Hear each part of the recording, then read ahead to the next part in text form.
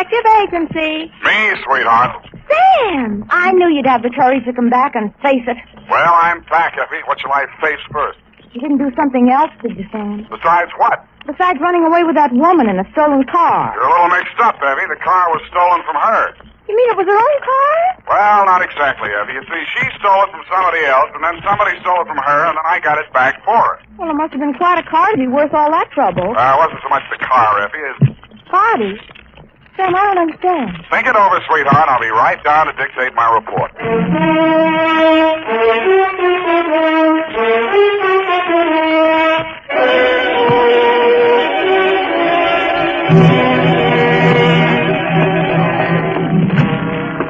Oh, Sam, look at you.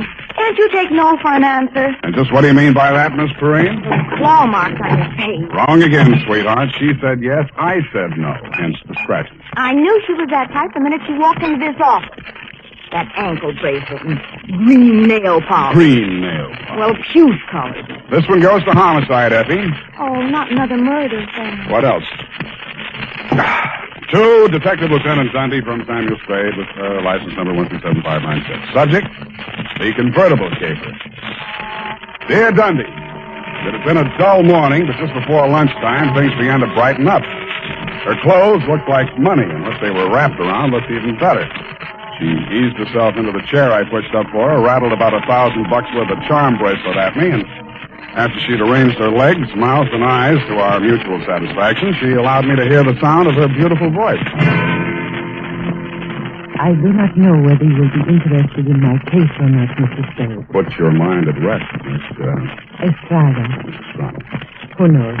Perhaps I am merely a waste of time. My time is your time, as we say in the States, Mrs. Estrada.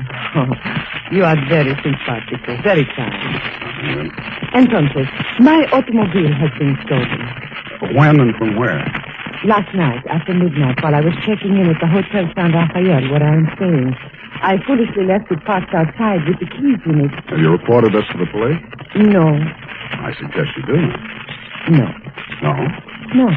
Well, why not? Because I stole it from another. Oh, I see. No, but you do not yet know all. If the police find the car and notify the one from whom I stole it, then that one will know that I am in San Francisco. And that's bad. Ah, he's asking that. If he finds out I am in San Francisco, then he will come here and kill me. That is why I must recover the car rapidly and without the police. You will be glad to help me. Be very pleasant, Mrs. Estrada, but hot cars are not exactly in my line. You wish that I don't think anybody would murder you just for stealing his car. Oh, not for the car, no. Already he tried to kill me once, twice, 3 times.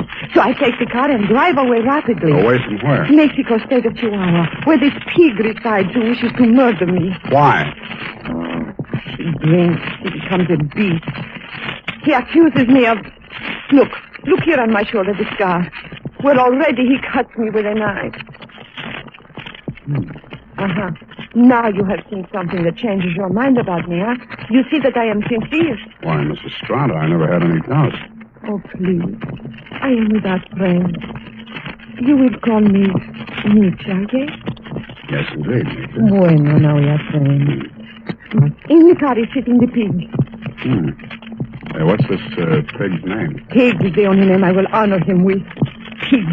Pig. Yeah, what make of car is it? Leonza. You know this kind of car? Yeah, it's a foreign car. I've seen a few around. This must have set the pig back several $1,000. Huh, he steals everything. Listen, my darling, please notice. Around here is pink with blue fenders. Not anymore. That's the first thing a car thief changes, the paint job. Any other distinguishing marks? Distinguishing marks? Yes. I will think. It has a radio. You don't say. And it has 2 windshield wipers. Well, I'll buzz around, Meetcha. If I find anything, I'll let you know. My fee is... Yes. Yes, that is something else. I have no money. Oh, that's great. That's just great. But I am sincere. You said so. Look, my darling, take this. It is worth very much. See? This little charm alone. Platinum set with diamonds. Worth very much. You will keep it until I pay you, eh? Adios, guapo. Hasta la vista. She thrust the charm bracelet into my hand, bit me on the ear, and departed. I put a Band-Aid on it, ran some cold water over my head, poured myself a stiff slug of bourbon, and examined the bracelet.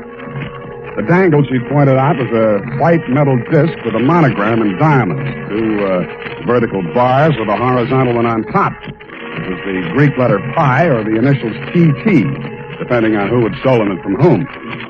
I knew it was at least worth my fee. I dropped it into my pocket and went out. My first stop was over on Mission. The sign on the building says, Masterpiece Auto Painting, Joe Rembrandt, proprietor. Sam, long time no see. Hello, Joe. Got something you want painted? No, but I think you may have painted something I want. Sam, you know me. They drive them in the front. We spray the paint on them and push them out the back. No questions asked. That's quite a turnover, Joe. Yeah, we're going big time. Got the exclusive now for the syndicate work in the hill. Is that right? Yeah. What are you looking for, Sam? A murder car? Could be. It's a custom job, foreign car, Dowser. Here's what it looks like. Yeah, convertible. Sure, come in this morning. Two-color job. Which two colors? Canary yellow body, baby blue fenders. Yeah, quite a car, Sam. Quite a snazzy heap. Heap, huh? Yeah. Is that what you want to know? It was. Happy Herman Heap was one of the biggest used car thieves in the city. As I got off the streetcar in front of Happy Herman's lot, a flash of canary yellow paint caught my eye. I strolled down between the rows of cars and found it. Yes, sir. Heap's the name. Happy Herman Heap. Every car on this lot is in perfect mechanical condition. Take your choice. Kind of hard to choose, Herman. There's so many here. Yes, sir. It takes a heap of heaps to make a heap a heap. Yeah. That yellow job with the blue fenders there? Oh, yes, sir, but the motor in that car, it does need some work. Now, over here... Does it run? Oh, yes, it'll run, but over here... This is more what I want. Let me try. Sounds all right to me. Oh, idling, yes, but needs some work in the transmission of the differential. Mind if I drive it around the block? Well, the mechanics are just about to work on it. Besides, I'm afraid this car is more than you'd care to invest. Well, let me try it out anyway. Here, I'll leave a deposit. I reached in my pocket for Meech's charm bracelet. He took one look at it, and his expression changed. Well, why didn't you say so? No deposit is necessary. The car's yours. Drive it as far as you like. Thank you, Herman Heap.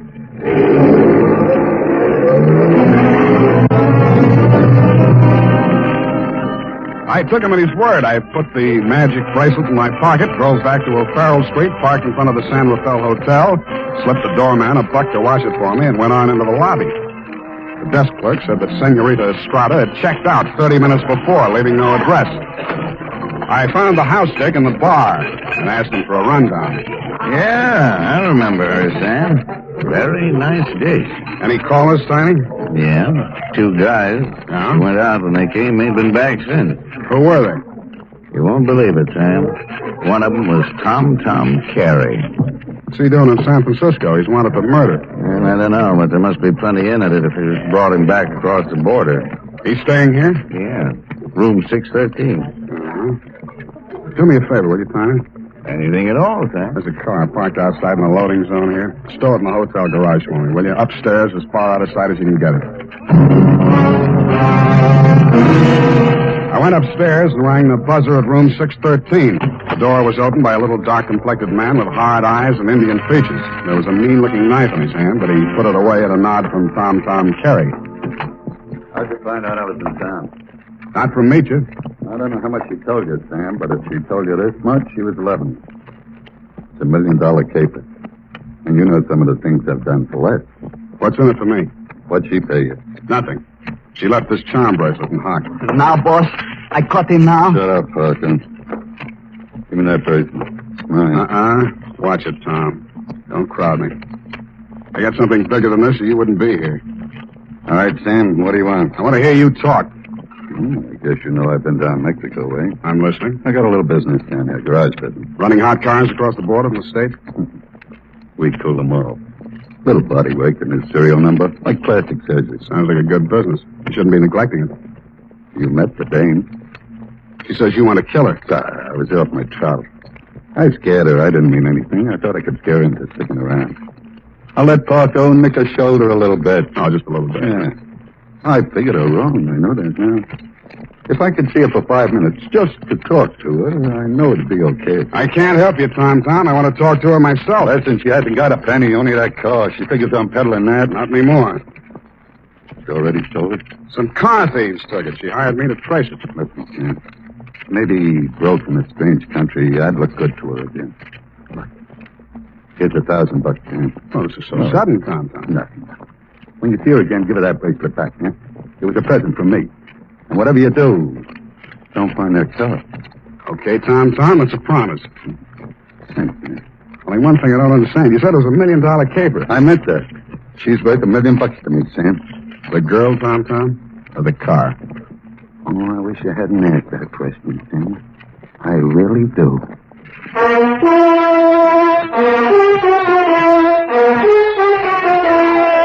And now, back to the Convertible Caper. Tonight's adventure with Sam Spade.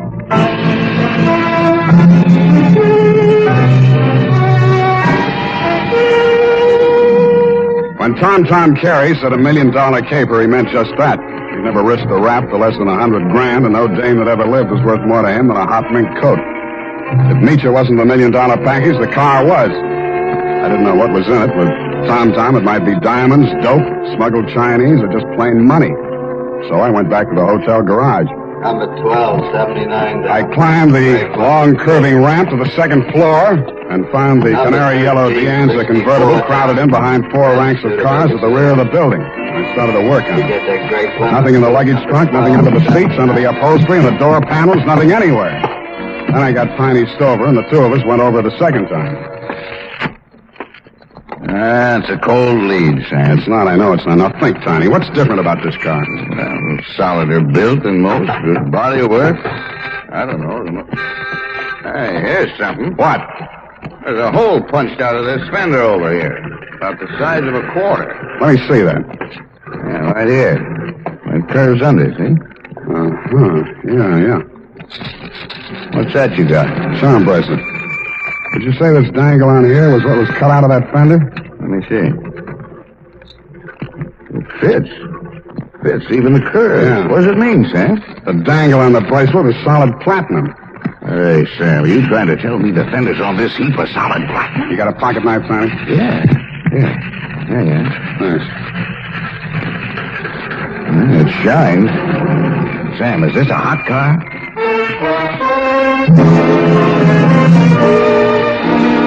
I didn't answer him. I didn't have to. He looked from the gray-white gleam of the bracelet charm at a square of paint I'd scraped off the fender and answered the question himself. Meach's Convertible was convertible in more ways than one. It was about the hottest car in San Francisco as of that moment. After I'd left the garage, I tried to phone Tom, but he wasn't in. I had an uncomfortable feeling he was out looking for me. He was. As I stepped out of the phone booth, there was a rush of air past my left ear. A knife stuck in the wood less than an inch west of us. I came out in the street and found to see him duck around the corner into an alley. I ran after him. I collared him and stood him up against the wall. Let me go. I cut you down. What do you know about that car? What do you know about that car? Come on, talk, or you get more of this. I don't know nothing. They don't tell me nothing. Where's Meacher? I don't know. Meacher don't know nothing either. Only Tom and... Tom and who else? I don't talk no more. They cutting you in? I don't need no cut. The boss, he pays me good. 40 pesos. Sometimes more. Work for me and I'll cut you in. I cut you to pieces. The boss treats me good. Sure, you do all the dirty work. There's any trouble, you'll take the rap. What means rap? They put you in a little room and squirt gas in you. You fall dead. Gas? Tom do this? He does indeed. Venga. Come, I take you to see the man. Su nombre es Felo. I think he will be very happy to see you.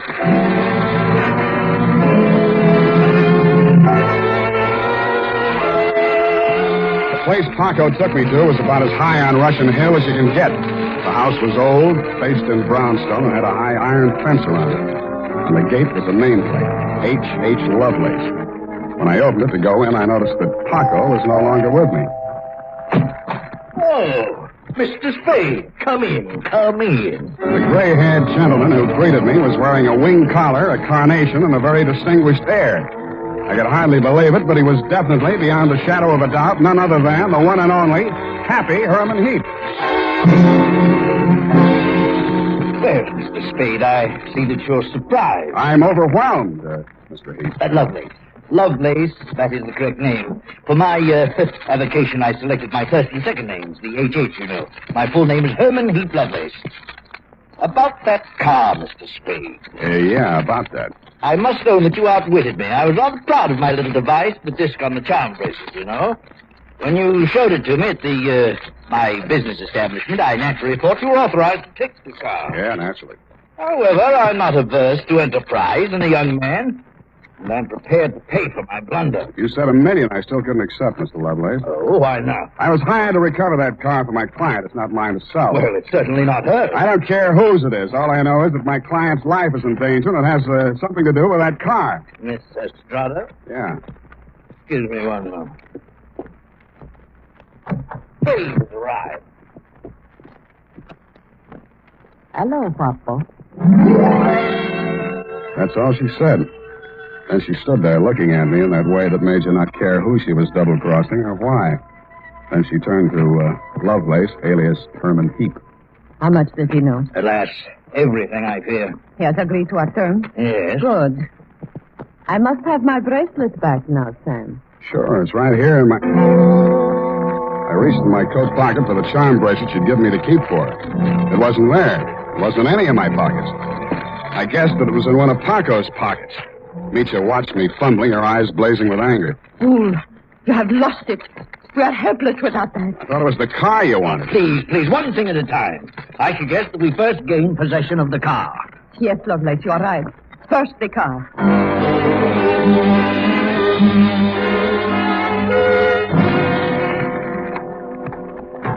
Ah, yes. This is the car at last. A princess in vulgar raiment, but still a princess. No royal coach carrying a king to a coronation ever held such riches. Hi, you talk too much. Oh, I do. Well, take your place at the wheel, Mitya. We shall drive out of here into a splendid future. After you, Mr. Spade. No, Mr. Heath. After you. Yes. Ironic, isn't it, that with all my varied interests, I've never learned to drive a car. Será tu poco, viejo. You seem kind of shaky, Mitya. You sure you can handle the car down the ramp? I'm very good driver, Guapo. Mitya, stop! Put on your brakes. There's a man coming up the ramp. Figg!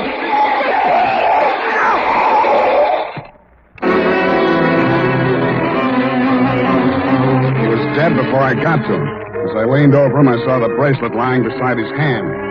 I picked it up and walked back to the car. Mitya and Herman Heap Lovelace were sitting in stony silence, glaring at each other. Is he dead? Yeah. Was the bracelet on him? I didn't look. Lovelace, go and frisk him. Must I? It's very distasteful to me. Come, Mr. Spade. You fool. We trust this detective. Go on. Very well. Get in, Sam. Get in. We leave him here. What's the matter? Is something wrong? Oh, nothing at all. Come back here! This is an outbreak! I mean, Rick! Come back here, I say!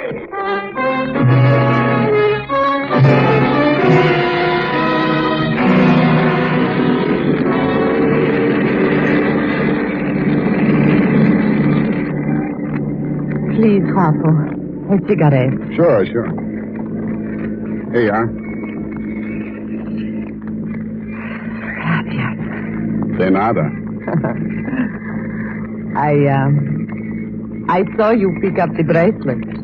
I meant that you should share with me. That is why I gave you the bracelet in the first place. I liked you. Couldn't have been because you were safe as long as Tom didn't know where the bracelet was, and if you had to kill somebody for it, it would be me. Please, querida, what does it matter now? We are together, we have the car, we have the bracelet, and the pig is dead. That's what worries me. Oh, surely you do not think I meant to kill him. Of course not. Your foot just slipped. You stepped on the gas by accident. Yes, that was it. It won't stick, sweetheart. Not with me. But with the police? My story won't help you. I don't know enough. Oh? Then I tell you everything. I was with Tom for a year. I hated him 365 days. I tried to run away. Always that Paco came after and brought me back. Then, Senor Lovelace came with the car. Senor Lovelace had much money, but he could not take it from the country.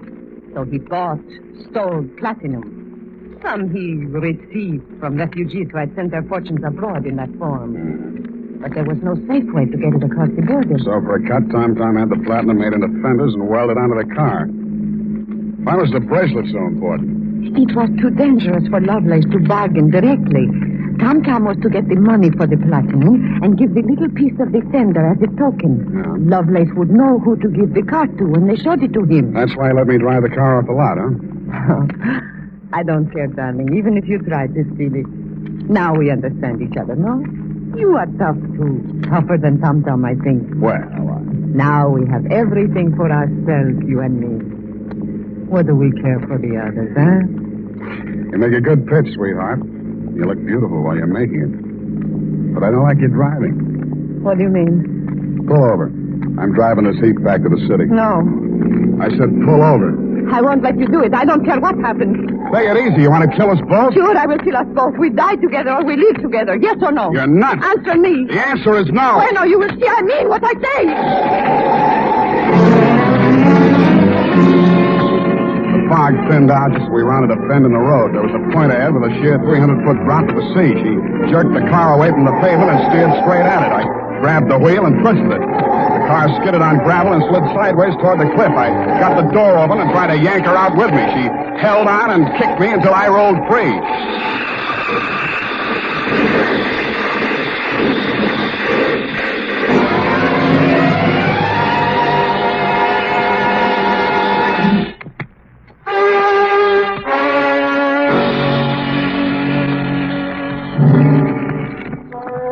She didn't look very beautiful when I saw her for the last time. And the flashy convertible was a pile of junk. Very expensive junk, but junk all the same. I understand the federal men have confiscated the platinum and are holding Lovelace for questioning. I doubt if he'll crack. Nobody can embarrass a used car salesman. Period. End of report. Sam, do you really like this racket we're in? I hate it. So do I. But don't let's ever go into any other racket. It's a promise, sweetheart. Why, I'll never know. No need. Good night, Sam. Good night, sweetheart.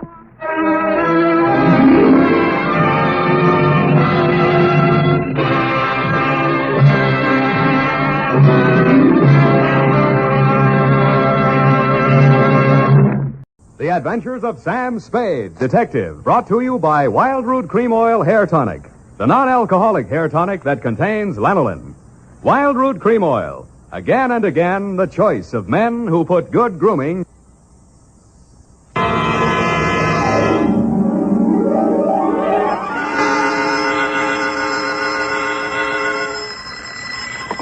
Sam Spade Detective Agency. Me, sweetheart. Oh, Sam, I got it.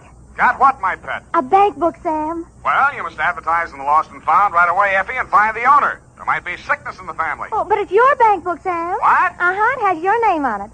Samuel Spade, account number 4. It's a forgery. Somebody's trying to pin something on me. Lock it up and don't touch it until I get there. Oh, all right. Did you make a lot of money on this one, too? Got the check right in my pocket, $500. Oh, Sam, we're making more money than a movie star. Well, almost. And all honestly, too. 600 last week and 500 this week. Yeah, how about that? And Life gives a 3-page spread to I Spy Molten. But we mustn't let it turn our heads, Effie. No. We gotta stay in there pitching. I'll be right down to pitch my report on the Adam Figg caper.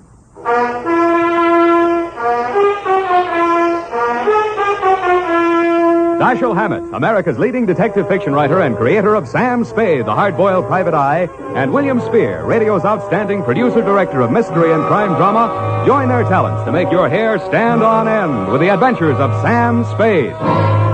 Presented by the makers of Wild Root Cream Oil for the hair. You've heard the saying, you never know until you try. Well, you'll never know how handsome your hair can look until you try Wild Root Cream Oil. See for yourself how neatly and naturally Wild Root Cream Oil grooms your hair. Note how effectively it relieves annoying dryness and removes loose, ugly dandruff. You can get Wild Root Cream Oil Hair Tonic in either the big economy-size bottle or the handy tube. Or you can ask your barber to use it on your hair. But by all means, try it. Don't delay. Get it today. Wild Root Cream Oil. Again and again, the choice of men who put good grooming first. And now, with Howard Duff starring as Spade, Wild Root brings to the air the greatest private detective of them all in The Adventures of Sam Spade.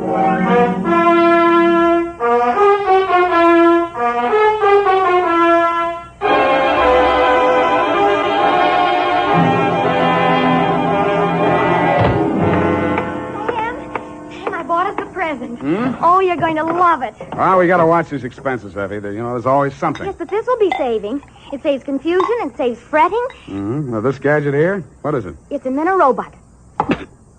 A what-a-bot? It's for busy men like yourself, Sam, so you don't have to burden your mind with petty details. You see, it has this dial on it, right here. And you drop these little cards in this slot. Mm-hmm. You don't have to worry about that. That's for me to take care of. Oh, good. Then, when you come into the office, and supposing you have an appointment with Mr. Jones at 2 o'clock, and you forgot about it, you just dial 2 o'clock, and the little card pops out. And it says Mr. Jones on it. How do I remember to dial 2 o'clock? Oh. Well, maybe it's in the instruction book. But anyway, now go ahead, Sam, please.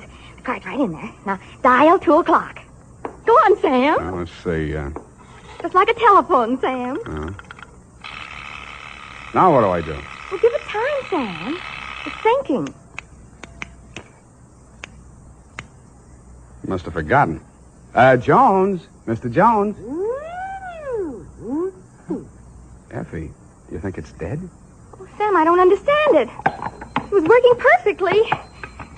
Well, I'll take it straight back first thing in the morning. You'll have to. It'll never find the way itself. You got your book, sweetheart? Yes, Sam. I don't understand. It was working perfectly. Well, it's all right, honey. It doesn't matter. Date October 5, 1947, to Hillary Exxon Esquire from Samuel Spade, license number 137596. Oh, honey, it's only a memo robot. Subject, the Adam Figg caper. Dear Mr. Exxon, October 2nd in San Francisco was one of those days that you see blown off the calendar by a gust of wind in the movies to denote the time is passing. It was a day for scraping off the minutes with a fingernail file and wondering whether the display ad I'd paid for in the classified section of the phone book wasn't just a waste of money. It certainly wasn't the day I'd expect a leprechaun to walk into my office. He said his name was Adam Figg. He said he was the butler at Exxon Manor in Los Nidos. The limousine, Mr. Spade, is waiting to take you away. We mustn't keep them waiting, must we? Of course we mustn't.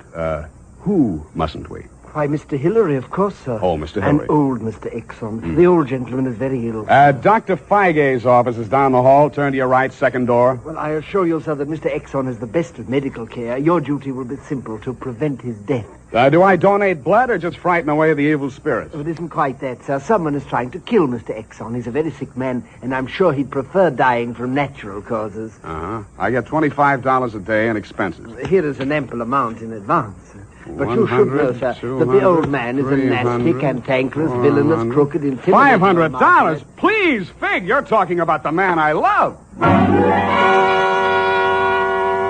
Los Nidos was at least an overnight caper, so on my way out, my lovely and charming secretary, Miss Perrine, handed me a brown paper bag which contained A, one pair of socks, darned, B, one shirt, ironed, and C, the apple which she always polishes for me the night before.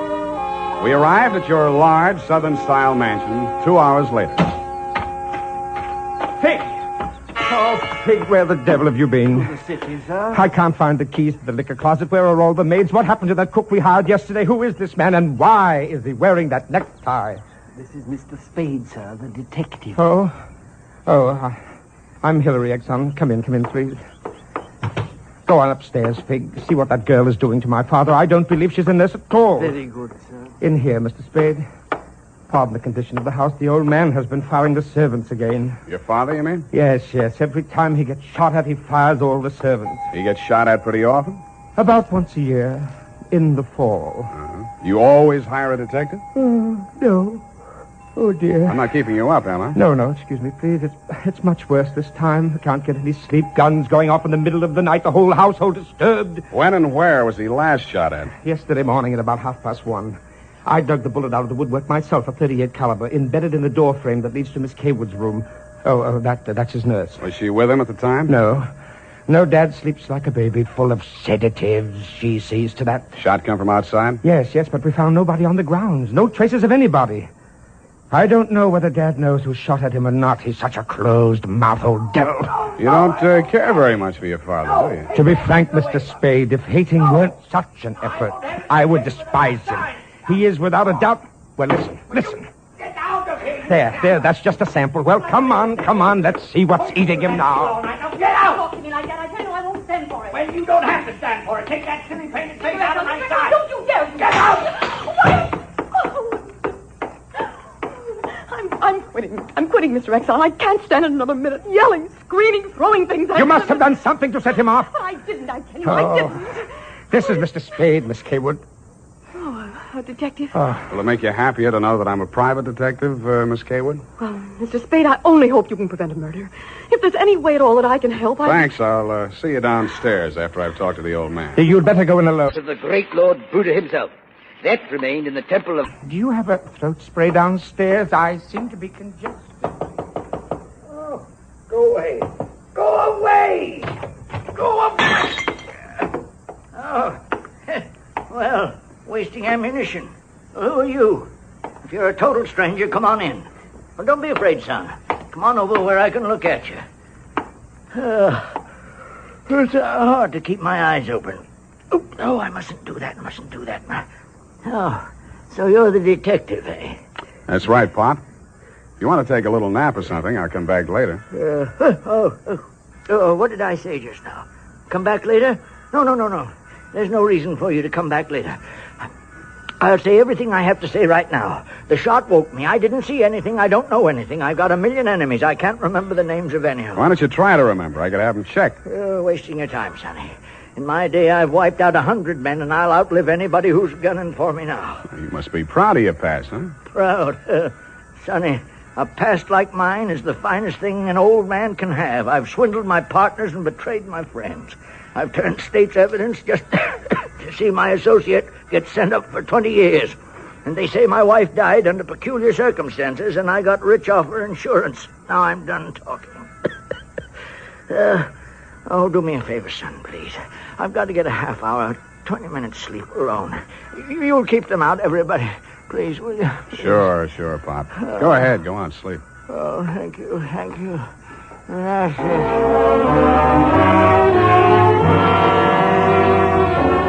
He closed his eyes, rolled over, and fell into a heavy sleep. I stood there a moment, looking down at the frail, wasted old body. Then I cased the room. In digging the bullet out of the door, Hillary had done a good job of ruining any chance there might have been of proving the direction it had come from. I strolled out on the balcony. It was a pretty night. I lit a cigarette and took it in. Then I heard a door open and close softly behind me. Nurse Kaywood was at your father's bedside. She was filling a hypodermic from a small vial of bluish liquid. He didn't awaken when she jabbed it into his arm. Then she saw me standing in the doorway.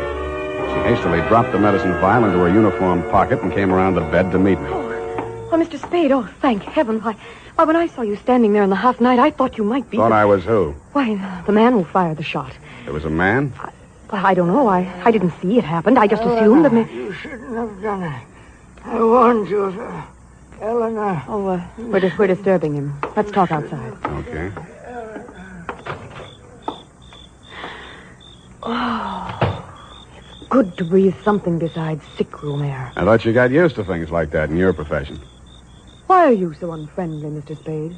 Nurses are human, aren't detectives. Try me, sweetheart. Oh, I know what you're thinking of me.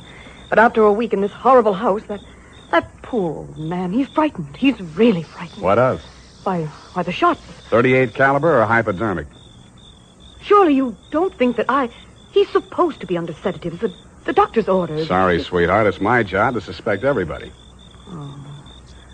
Can't you forget your job, even for a moment? Sure. If you don't mind the fact that I know you're a liar, that I'd make book you didn't come here primarily as a nurse, and what's worse, your act's not even convincing. Is it that bad, Sam? Yeah. Almost bad enough to be good. Come here.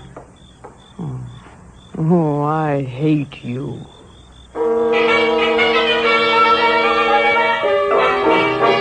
It was a very satisfactory love scene for both of us. For reasons of her own, Barbara wanted to keep me out of that sick room for a while, and she did. For reasons of my own, I wanted to get that medicine vial out of her uniform pocket, and I did.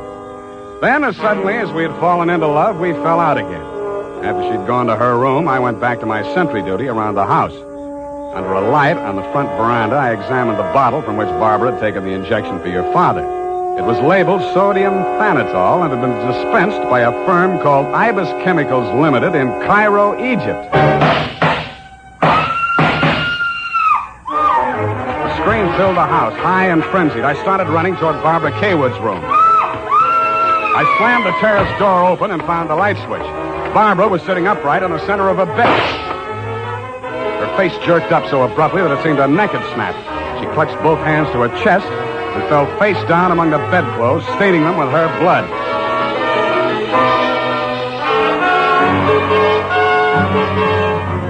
I don't know whether I went through, over, or around the screen that stood between her room and the old man's. I circled Exxon's bed. He lay on the floor on his side facing the window. I went outside. A .38 automatic lay on the ground a few yards away from the building. I put that into my pocket and listened. No shadows moving. Nothing. Then he was on me before I could be sure he wasn't a medium-sized tree. Break your back, be the light. The warm stuff on my cheek might have been the thing's blood or mine. It gathered me up and bent me back and tore at my throat. Then I remembered that hands are stronger than fingers. I started with his thumbs.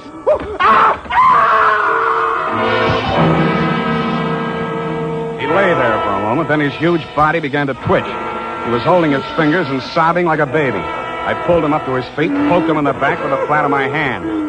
I followed him through an opening in the hedges and down a long, pitch-dark lane toward the lights of a squat brick house set on the top of a slight rise. As we approached it, a door opened and light streamed out onto the porch. The tall man framed in the doorway was the last person in the world I expected to see. Ah, Marcus, you brought it. Oh, master, very delightful service, but how much pain in fingers. Always complaining, Marcus. Welcome, Mr. Spade. Come in, my dear fellow. Come in. I've been expecting you. The lost family fortune by blackmailing me.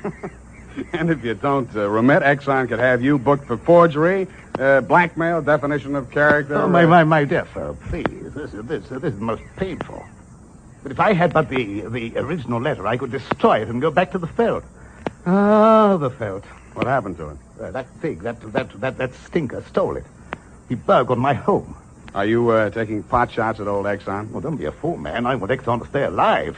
I must find out some part of his life which will have an exchange value that will cancel out what he has on me. By the way, old thing, you met Miss Kaywood. Mm-hmm. At the present moment, she's milking me for $150 a day. Oh? She's supposed to goad the old man by whatever means necessary into talking about his past. And that information she is to bring to me. Well, that ought to be easy. Exxon brags about his past. Now, so far, I've learned that Hillary Exxon stole 2 heifers at the livestock show in Abilene in 1906. I feel for you, Captain. That wouldn't get much on the current market, would it? My dear fellow, I've a proposition to make to you. Should you ferret out anything that would be of value to me, I'll reward you handsomely. Well, maybe something can be arranged, Captain. Good, excellent. May I have your word on that? Well, there isn't much time, Captain. I'd better trot on back. I'll show you to the door, sir. And let me warn you, Mr. Spade, for your own good, should you ever hear the thrum of Ibis wings, run, flee. I assured him that I would heed his warning, bade him good night, and started back down the lane in the direction of Action Manor. Business was going on as usual. There were no shots this time, only the scream. When I got to Barbara's room, you and Adam were standing at her bedside trying to quiet her down. Well, Mr. Spade, is this the way you guard the house against intruders? Where have you been? Ask Adam. What does he mean by that, Figg? I'm sure I don't know, sir. I've not left the house.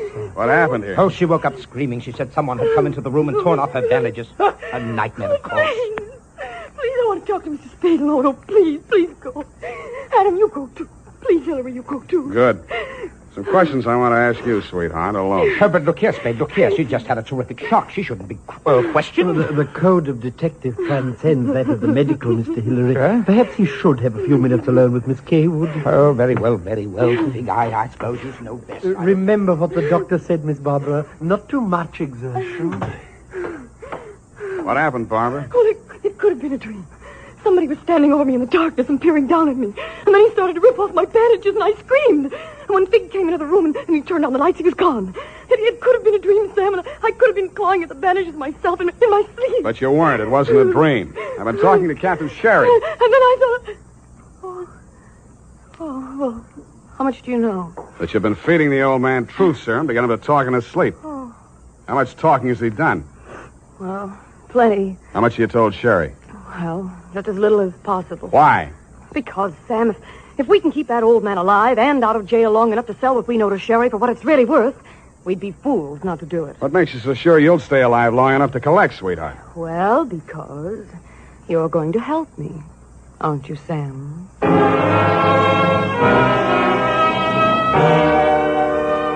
So I helped her, but not for the reason she thought. I made a lot of noise leaving her room and going to mine. Going back, I didn't wear any shoes. I slipped into a clothes press in her room so quietly that even she didn't hear me. I left the door slightly ajar and waited. Time passed, and I was stiff from standing still. It happened at about 3 a.m.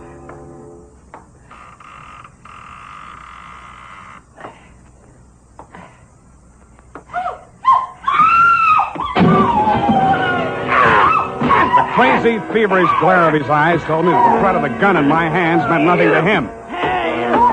I jumped to his side, twisted the knife away from him, picked him up in my arms, and carried him, kicking, clawing, and swearing, back to his bed. He lay there, breathing hard. Then he smiled. You're a smart one, Sonny. You had me figured out the first time you came in here, didn't you? Not quite, Mr. Exxon. The gun under your window was the clincher. That gun? Sure. I had it under my pillow all the time. I got tired of shooting into door frames. Look, you're dying, Mr. Exxon. There's no use trying to make up stories now. You're right, Sonny. I knew that nurse would sit up in bed after I fired tonight. And then I let her have it right through the screen. Why? You know why, well or not. She was doping me up and sneaking in here at night, listening to what I was babbling about. Maybe you weren't saying anything important, Mr. Exxon. I might have, Sonny. I might have. 14 years ago, I killed my wife. I wanted to carry the secret to my grave.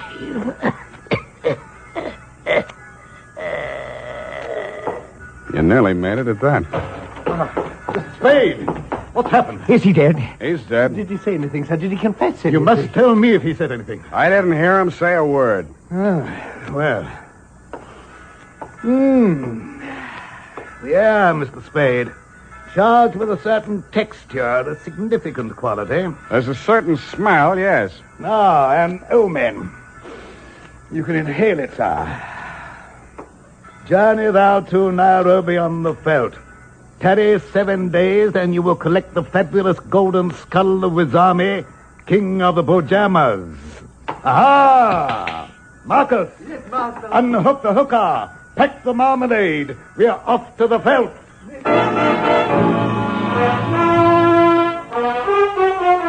Just then, a flock of birds broke across the horizon, screaming. There must have been thousands of them, but not ibis, Mr. Exxon. Vultures. I suppose if you're going to pay any attention to omens, it's a good thing to know your birds. Period. End of report.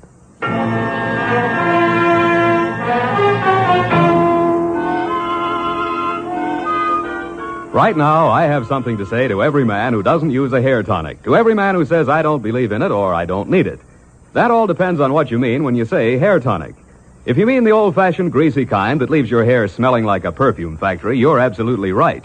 But remember, Wild Root Cream Oil Hair Tonic is nothing like that.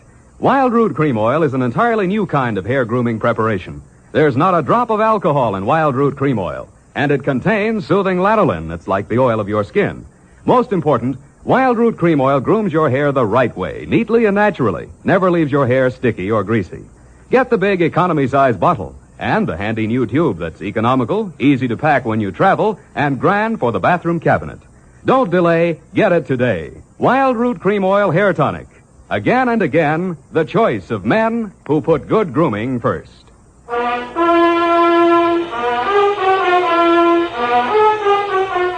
Well, Effie, The memo robot works after all. told you it would. Yeah, it just takes a little time, sweetheart. Oh, read the card, Sam. Now, you see? You'd know you were supposed to see Mr. Jones at 2 o'clock. Isn't it wonderful? Well, this card doesn't even mention Jones. Huh? What does it say, Sam? Well, it says, journey thou to Friskin's drugstore, wager $5 on Ira W. in the third at Belmont Park. Oh, Sam, it's psychic. Tarry but a moment. Yes? Thou wilt lose $5. Oh, good night, Sam. Good night, sweetheart.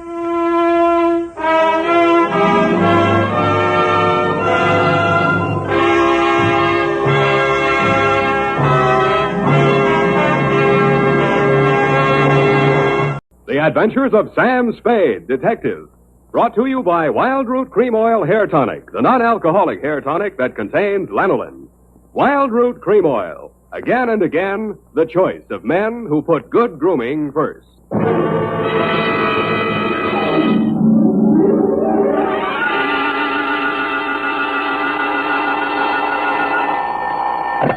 Sam Spade Detective Agency. Hello, sweetheart. It's only me. Oh, Sam. Why so modest? Women, Effie.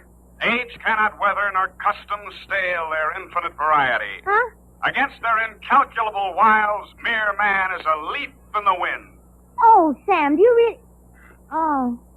Who was she and how windy was it? Cyclonic, Effie. We had to close every window in the house. But If you will just contain your natural feminine curiosity for a few moments, I'll be right down to dictate my report on the bow window caper.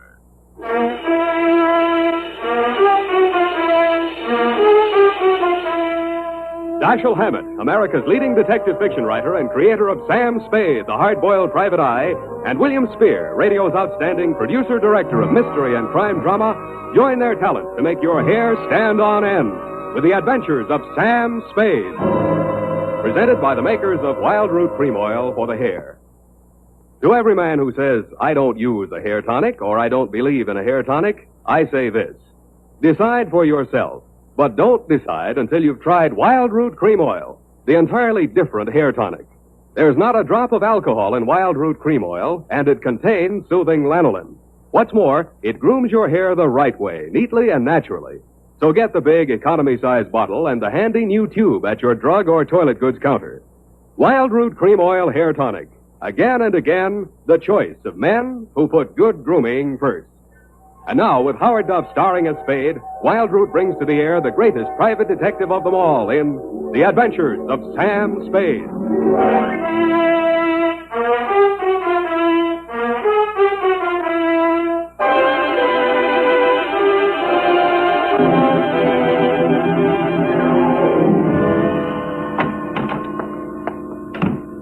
Sam, what's a bow window? A bow window. Bow window is a bay window that you look into instead of out of. Look into instead of out. Oh. Oh, Sam. Get your book, Panther Girl, and slink on in. What was he trying to see through the bow window? I mean, whose house was it? Her own. But if it was her own house, then why would she It look... just goes to show you, darling, what some women will stoop to. It does? There was a low window. Oh. Well, whenever you're ready, Sam. Date November 10. 9th. Correct. 1947. To Dr. Helmut Ries. I was right for once. Yeah. From Samuel Spade, license number 137596. Subject, the bow window caper. Dear Dr. Ries, I know that this report will not make pleasant reading for you, but you paid for it, so here it is. As far as I was concerned, it all started on Thursday morning when you called at my office. From your story, I gathered it had been going on for some time. You will say these are merely the actions of a jealous woman, Mr. Spade. But I assure you there's more to it than that. It must be a carefully thought-out plan to ruin my career, my whole life. In what way, Dr. Reese? She spies on my private consultations. Insults my women patients. I can no longer even keep a nurse for more than a week at a time. Scenes, hysterics, outbursts of violence. I cannot continue my work under such conditions. Well, why don't you give her a divorce? Why, no. This is not her desire. If it were, it would be simple. No, she wants to bring me to ruin. She wants to see me on my knees in front of the populace. Why? That is what I want to find out. Why? Doctor, I think you ought to take this case to a head doctor. I have consulted a psychiatrist. He examined her. She's perfectly competent mentally. So you see, there's here already some mystery.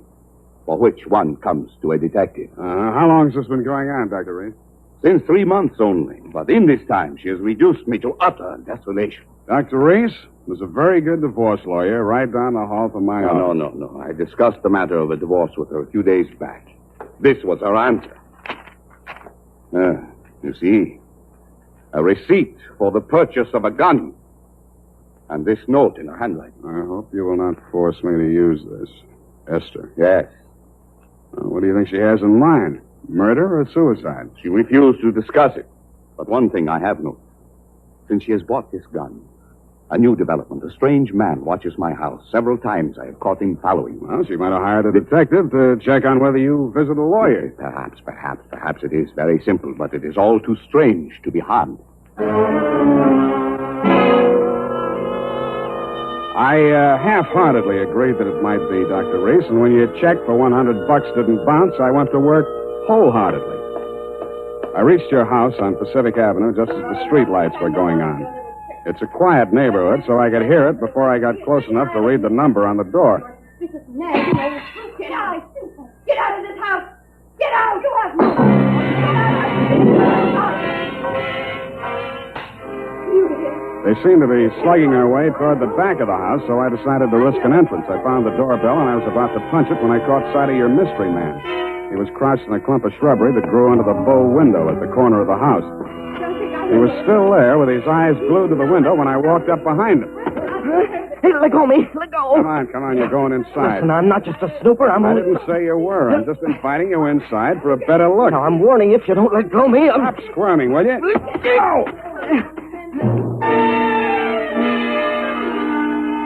The kick he landed on me wasn't according to the Wrestling Association's rules, but I let him get away with it, mainly because I couldn't move for 3 or 4 minutes, and by that time he disappeared down the street. When I recovered my faculties and staggered back to the door, I didn't bother ringing the bell. I just walked in. The hen fight was still going on somewhere in the upper reaches of the house.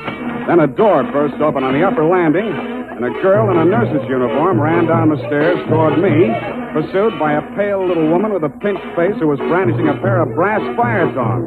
You brushed past me, Dr. Reese, and headed off the pursuer. Esther, stop this! Stop this at once! Have you gone crazy? Give me those fire tongs. Give them to me. What's the matter, Helmut? Afraid I'll mar your light of love's beauty? What started this? I caught her creeping about the kitchen. She was going to poison my food. Explain to you, Mrs. Reese. The doctor... Oh, don't bother explaining, Miss Robbins. These morbid fancies of hers. Don't think I don't know what goes on in that office.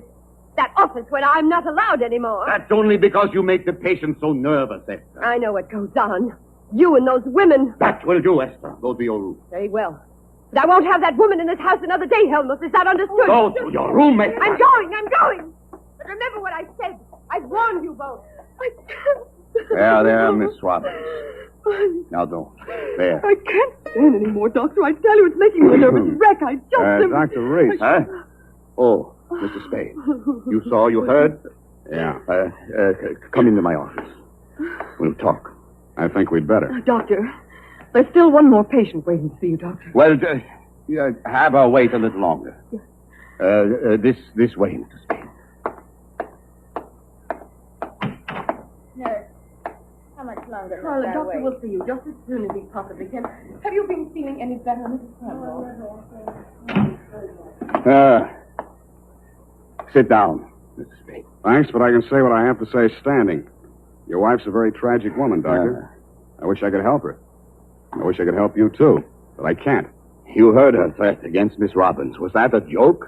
There's nothing funny about jealousy. But there is this man who watches the house. And the gun she bought. I collared him outside just now. Oh, well, did you get him to talk? No, but I wouldn't worry about him if I were you. And about that gun. The Constitution says every citizen shall have the right to bear arms. Even Parnell Thomas can't do that. Mr. Spade, I've not yet told you all. Oh, Doctor, I'm Yes? sorry to interrupt, but this patient, she's been waiting for more than an hour. Well, who is she? Mrs. Cavanaugh. Cavanaugh. I don't know. Who? Well, has she been here before? Of course, last week. Here's her card. Oh, yes. I'd better get it over. Send her in. Yes, Doctor. And Doctor, I'm resigning. I'll finish the day, of course, and then I'm through. I'm sorry. Yes, well. Very well, Miss Robbins. I can't say that I blame you. Good luck. Goodbye, Doctor. Well, I'll be going along myself now, Doctor. No. You must hear me out, Mr. Spade. I've not yet told all. If you'll just wait until I have seen this patient, please, Mr. Spade, please. Okay, I'll wait outside. Oh, I beg your pardon. I beg yours. Come on in. So, you're leaving the doctor's employ, nurse? I am. Well, Mr. Spade, how does it look from the grandstand? Messy? Mm-hmm. You don't mind if I finish cleaning out his desk? Go right ahead. Thank you. What's the matter with Esther, anyway? I could sum the whole thing up in a single 5-letter word, shall I? You have. Are you going to walk out on him? Aren't you? Yes. Yes, I am. Oh, but Esther isn't jealous of your type. If you don't mind my mentioning it. I feel heartened to think that you noticed I was different. Oh, I did, Mr. Spade. I really did. You don't seem particularly nursey to me, either. I'm not. My, you have a fast pulse, Mr. Spade. Yes, I've been feeling very weak the last few minutes. I need care. Oh, you know, you don't eat enough apples, Mr. Spade. Well, I guess I finished. Oh, there's that old contact. I wonder... Mr. Spade, will you tell the doctor I've left and thank him for me again? Aren't you going to see him before you go? No, I'm not. He'd only begged me to stay, and it's simply out of the question. Oh, the poor guy. I just don't know what I'd do if I were in his place. For you, Mr. Spade.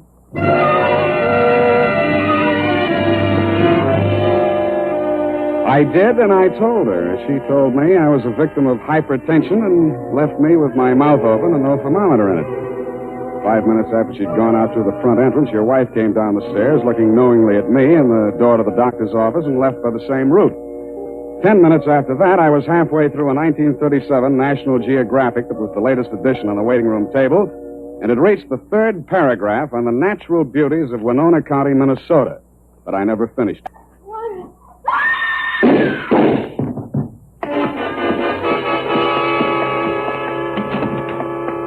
The first thing I saw when I entered the room was Mrs. Cavanaugh, your patient. Why? Why did he do it? You, Doctor, were standing over her, nervously twitching off the rubber glove from your right hand. You tested her throat for pulse, then listened to a stethoscope. It was purely a formality. One of the .38 caliber slugs had entered the right temple. The other had torn through the base of the skull. How did it happen? I don't know. I had completed the examination and walked over there to put my instruments away. When I turned back, she had a gun in her hand. Before I could stop her, she pulled the trigger. Suicide, of course. Why? Well, I just told her the truth, that there was nothing I or any other doctor could do for her. That she had perhaps a month, perhaps less. She had suffered great pain, of course, for some time. Uh-huh. You saw her shoot herself, you say? Yes. The gun, she took it out of my desk drawer. I'd removed it from my wife's room earlier today. I see. Well, Doctor, this is the neatest suicide I ever saw. No powder burns, and from the way she's lying, she must have shot herself in the direction of that window, at least 10 feet away. She screamed before the shots were fired and had time to fire a second bullet into her head and throw the gun across the room before she fell. Well, Helmut, at last it's happened, hasn't it? Esther, leave this room. I told Helmut one of the husbands would catch up with him. Pretty, wasn't she? I don't remember this one.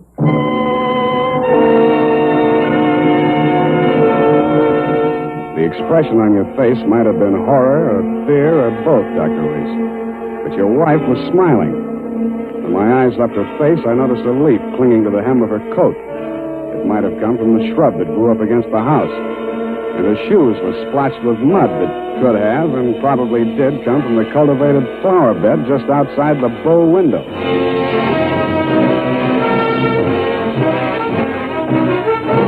The makers of Wild Root Cream Oil are presenting the weekly Sunday adventure of Dashiell Hammett's famous private detective, Sam Spade.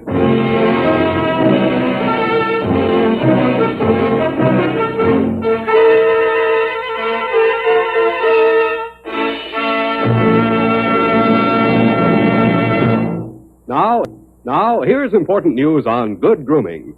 Better than 4 out of 5 users of Wild Root Cream Oil say they prefer Wild Root Cream Oil to all other hair tonics. Here is new and even more conclusive evidence that Wild Root Cream Oil is again and again the choice of men who put good grooming first. So if you want the well-groomed look that helps you get ahead socially and on the job, listen. Recently, thousands of people from coast to coast who bought Wild Root Cream Oil for the first time were asked, how does Wild Root Cream Oil compare with the hair tonic you previously used? The results were amazing. Better than 4 out of 5 who replied said they preferred Wild Root Cream Oil. And no wonder. It gives you the advantages that men consider most important. Wild Root Cream Oil grooms your hair neatly and naturally, relieves annoying dryness, and removes loose dandruff. What's more, non-alcoholic Wild Root Cream Oil is the only leading hair tonic that contains soothing lanolin. That's like the oil of your skin. So ask for Wild Root Cream Oil. Again and again, the choice of men who put good grooming first.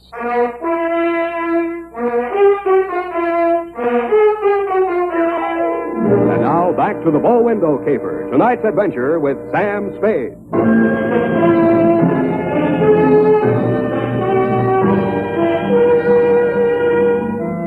Obviously, there were 2 equally good suspects in the Kavanaugh murder. Either your wife had killed her in a jealous rage, or you'd killed her with your wife's gun to frame her for the murder. I decided to let the police worry it out and went home to bed. The morning headlines were a bit of a surprise. Nurse sought in shooting of mystery woman. Item. The cops had found Celeste Robbins' fingerprints all over the murder gun. And item. Mrs. Kavanaugh, the murdered woman, had given a vacant lot as her address, and her body was lying unclaimed at the morgue. I decided to pay her a visit.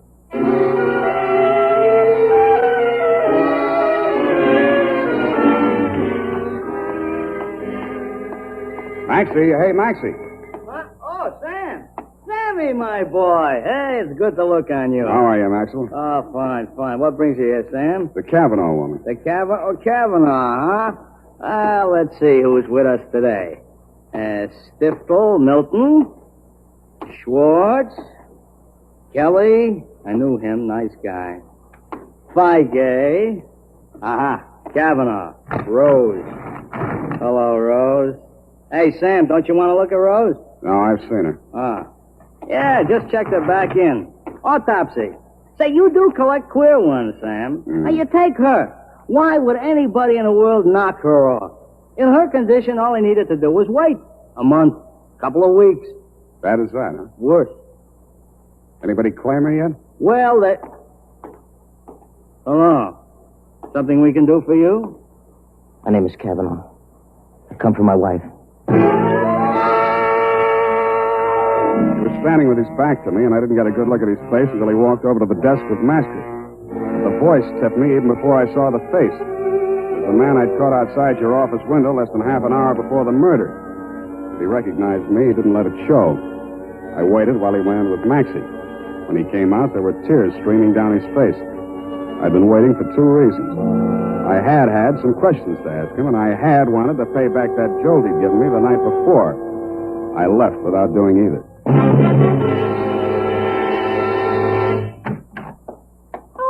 Hello, Sam. Oh, sweetheart, any calls? Lieutenant Dundee of Homicide, Yeah. Dr. Reese, Mm-hmm. and there's a girl waiting inside.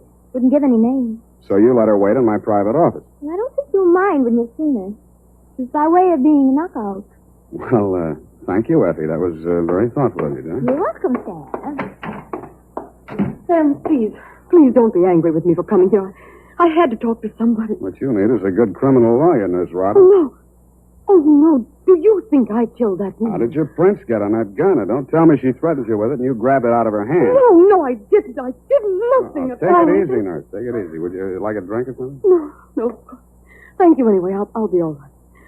Well, she came in from shopping 3 days ago. Just as nice as pie. And she came creeping around. You know how she is. And she said, I bought something today. It's lovely. And with that, she hauled this gun out of her handbag. And so, to humor her, I took it and I looked at it. That was foolish. It certainly was foolish. Nickel-plated, ideal surface for fingerprints. And I remember she was wearing gloves. struck me as peculiar at the time, but I'm so stupid. I didn't think of it until just now. Everything's a little peculiar about this caper. A woman who was dying anyway gets shot. Nobody even seems to know who she was. Doesn't make sense. No, it doesn't make much sense. What should I do, Sam? Give myself up? I think you should. Yes, I thought you'd say that. All right, phone the police. You got a lot of courage. Sure you don't want to drink? No, thank you. I'll be all right. I'll be all right. Homicide. Dundee. Dundee, Sam Spade. I got the Robbins girl here in my office. She wants to check in. Oh? Well, tell her to forget it, Sam. Reese's wife just made a full confession.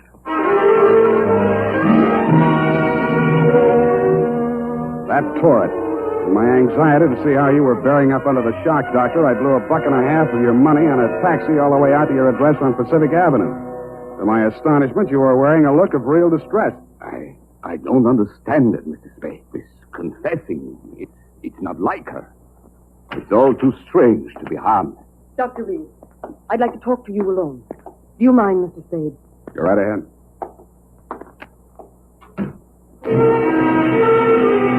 I strained my ears outside your consulting room, but all I could hear was a few vague murmurs.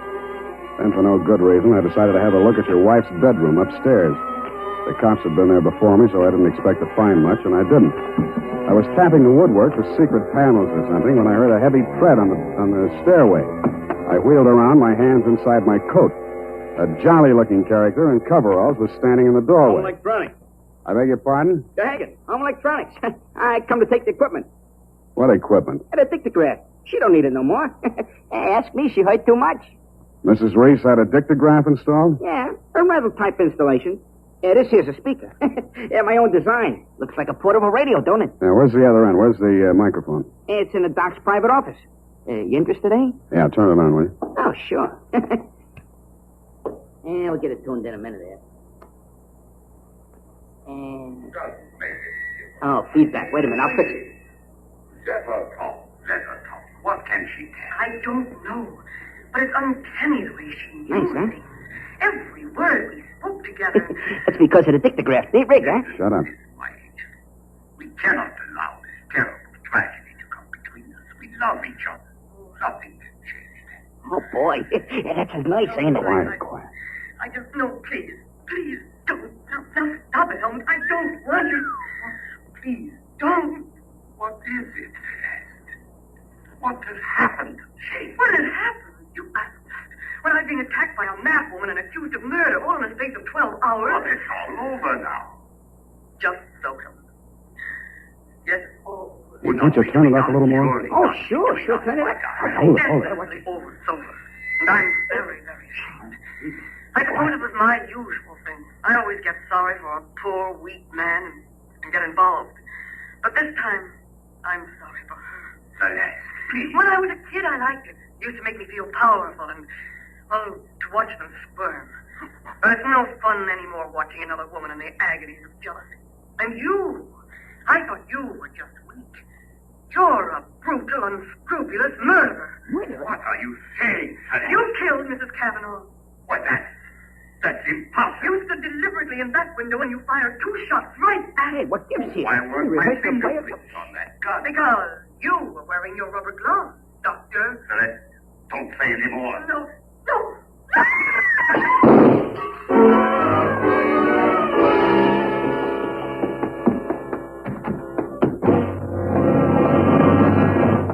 Here, help me. Help me get his shirt off, Mr. Spade. He's been shot. Who shot him, you? Through the window, the same man, the one who watched the house. Hold this tourniquet tight, please. Nothing. A flesh wound. His aim was bad. Yeah, too bad. Cavanaugh, you still out there? You got nothing to worry about. He's still alive. I missed him. Give me a hand. Come on. That's it. I missed him. That was lucky. You're taking the rap for your wife's murder, too, if you're a better shot. He did it. He killed my wife. I was at the window. I saw him. What I don't understand is why his wife confessed. She loves him, Mr. Cavanaugh. You should understand that. I guess that's what happens to love when it gets crossed up. Why didn't you tell the police what you saw? They'd have hung it on me. She was a stranger to everyone else. I'd been quarreling with her, suspicious, acting like a maniac. She never told me. She must have been going to one doctor after another, trying to find one that would give her one ray of hope. In pain all the time, too, and never letting on. Never. Even after that first visit she made to Reese's office, I didn't tumble. I thought she was meeting him on the sly. And I followed her both times. That last time I carried a gun. I might have killed her if what I suspected had been true. I'm very sorry, Mr. Cavanaugh. I didn't realize. You're pretty late with your regrets, Doctor. I don't quite figure either. Maybe the prison psychiatrist can. Dundee homicide. Dundee, tear up Mrs. Reese's confession. Come on over and get the doctor. Dr. Reese? Yeah. Oh, by the way, he accidentally shot himself in the arm. Isn't that right, Doctor? What? So, yes. Accident. Why didn't she tell me? Why didn't she tell me? I don't know, Cavanaugh. Women, sometimes they make too much sense, or we don't make enough, or maybe we're all crazy.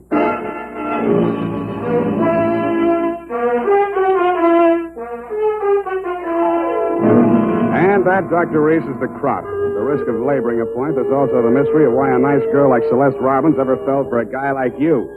You'll have plenty of free time to think it over between now and the trial. If you find the answer, drop me a line. Period. End of report. You know, Sam, that's Celeste. I like her. I wish we could do something for her. Well, I've already thought of that, Effie. Oh? What are you going to do, Sam? Write that up, sweetheart, and I'll write you a happy ending. Here's how you can find out whether the hair tonic you're using today is giving you what you ought to get in good grooming. Ask yourself, does my present hair tonic groom my hair neatly and naturally, or does it leave my hair sticky or greasy? And does it relieve dryness and remove loose dandruff too, or does it do just a halfway job? Unless you can honestly say that your present hair tonic does all that for your hair, you owe it to yourself to try Wild Root Cream Oil right away.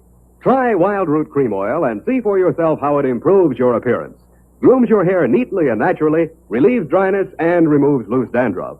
It's non-alcoholic and contains soothing lanolin. Get the big economy-size bottle and the handy new tube that's easy to pack when you travel and grand for the bathroom cabinet. Don't delay. Get it today. Wild Root Cream Oil Hair Tonic. Again and again, the choice of men who put good grooming first.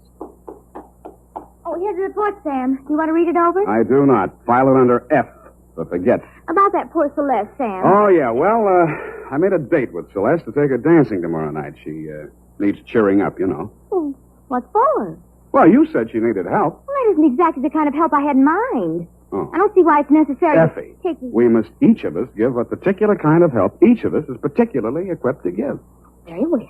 She used to make over men just to get the other women jealous. That she did. Aren't other women silly to allow themselves to get jealous when they know just what she's up to? Idiotic. Just idiotic. Sure thing. And go home, Effie. I'm a lousy dancer. Oh, very well. Have fun, Sam. Good night, Sam. Good night, sweetheart.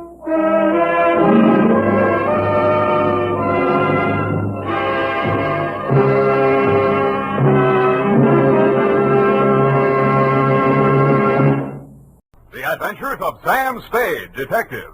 Brought to you by Wild Root Cream Oil Hair Tonic, the non-alcoholic hair tonic that contains lanolin. Wild Root Cream Oil. Again and again, the choice of men who put good grooming first.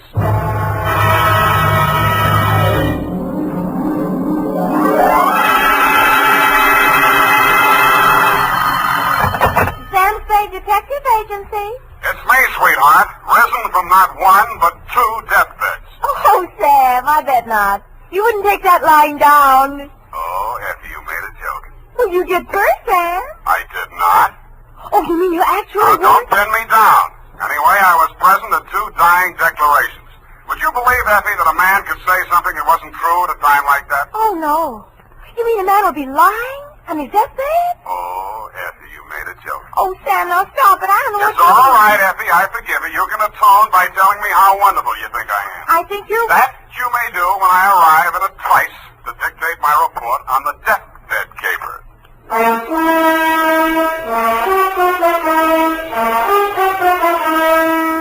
Dashiell Hammett, America's leading detective fiction writer and creator of Sam Spade, the hard-boiled private eye, and William Spear, radio's outstanding producer-director of mystery and crime drama, join their talents to make your hair stand on end with the Adventures of Sam Spade. Presented by the makers of Wild Root Cream Oil for the hair. Tell me, mister, How many times a day do you have to comb your hair? Not many, I'll bet, if you groom it right first thing every morning with Wild Root Cream Oil. For this famous hair tonic grooms your hair neatly and naturally and helps it to stay that way throughout the day. Wild Root Cream Oil also relieves dryness and removes loose dandruff. With Wild Root Cream Oil, you don't have to keep combing your hair every 2 minutes. That is, unless your gal can't resist running her hands through it. Get Wild Root Cream Oil Hair Tonic. Again and again, the choice of men who put good grooming first. And now, with Howard Duff starring as Spade, Wild Root brings to the air the greatest private detective of them all in the Adventures of Sam Spade.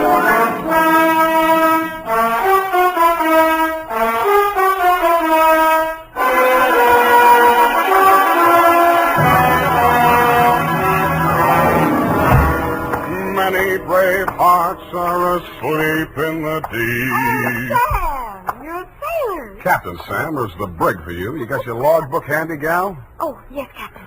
So beware. But that's awful deep.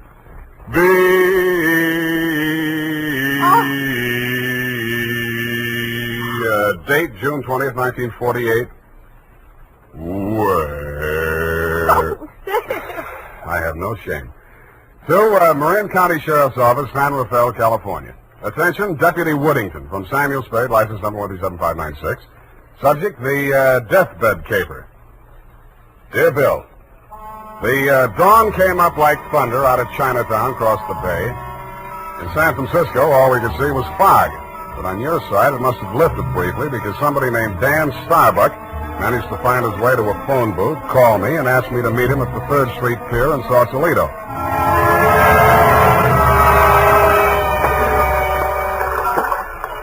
I didn't see him when I first got there. I didn't even see the pier. It was too foggy.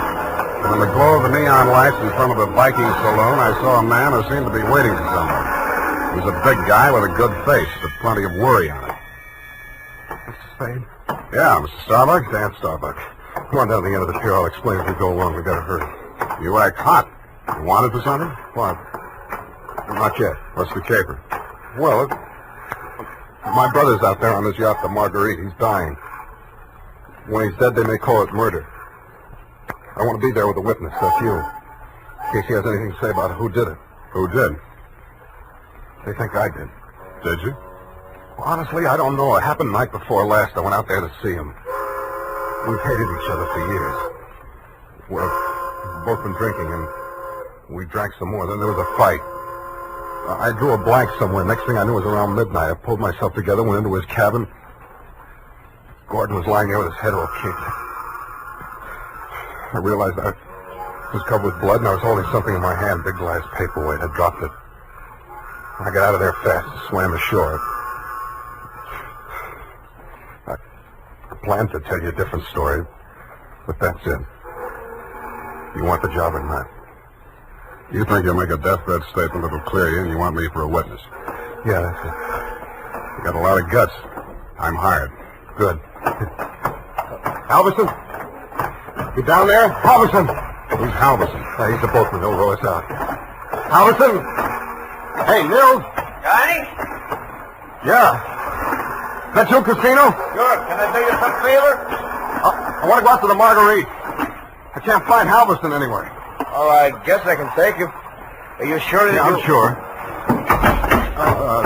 Sam Spade, Del Casino. He's the bosun of the Marguerite. Glad to meet you. Thanks. Any fun at Danny's? Hey, listen, Danny, you sure you want to go out there? Any reason why you shouldn't? Well, it's up to him. In his place, I would be on a freighter from China, way out there where the fog is more thicker. No, it's all right, Casino. I know what I'm doing. Well, your friend, you excuse me, your name? Spade. You pardon me, I better ask. The police don't want you for nothing? Not yet, but don't make book on it. Push us clear, Danny. All right.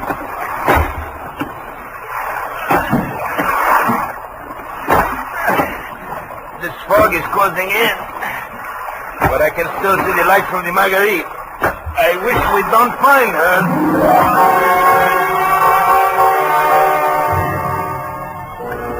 But we did. She was wearing clam diggers, an off-the-shoulder T-shirt, and was leaning against the rail as the dinghy pulled past the police launch and nestled in under the ladder of the yacht.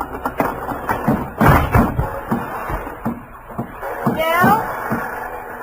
Well, is that you? Yes, Mrs. Starbuck. Who is that with you? Keep quiet. Well, what are they saying ashore about... Oh, I thought you... You're Mrs. Starbuck? Yes? I'm Sam Spade. I'm from San Francisco. I'm a detective. Your brother-in-law's in the boat. You captured him? He wants to come aboard. He wants to... die. He's hoping your husband will say something to clear him before he dies. Is there any reason why he shouldn't come aboard? Oh, there's every reason in the world why he shouldn't. The police are in there with my husband right now. Yeah? The doctor says there's a possibility that he may regain consciousness long enough to make a dying declaration. Mm-hmm. If he's face to face with Dan, there's no telling what he'll say. I wish Dan wouldn't... My husband is dying. Dan? Yeah. What's he say? I don't know, but I think you'd better come aboard.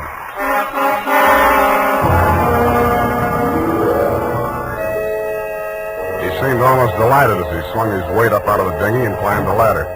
Del Casino, the bosun, followed, wearing a puzzled expression that turned to fear as we entered the cabin.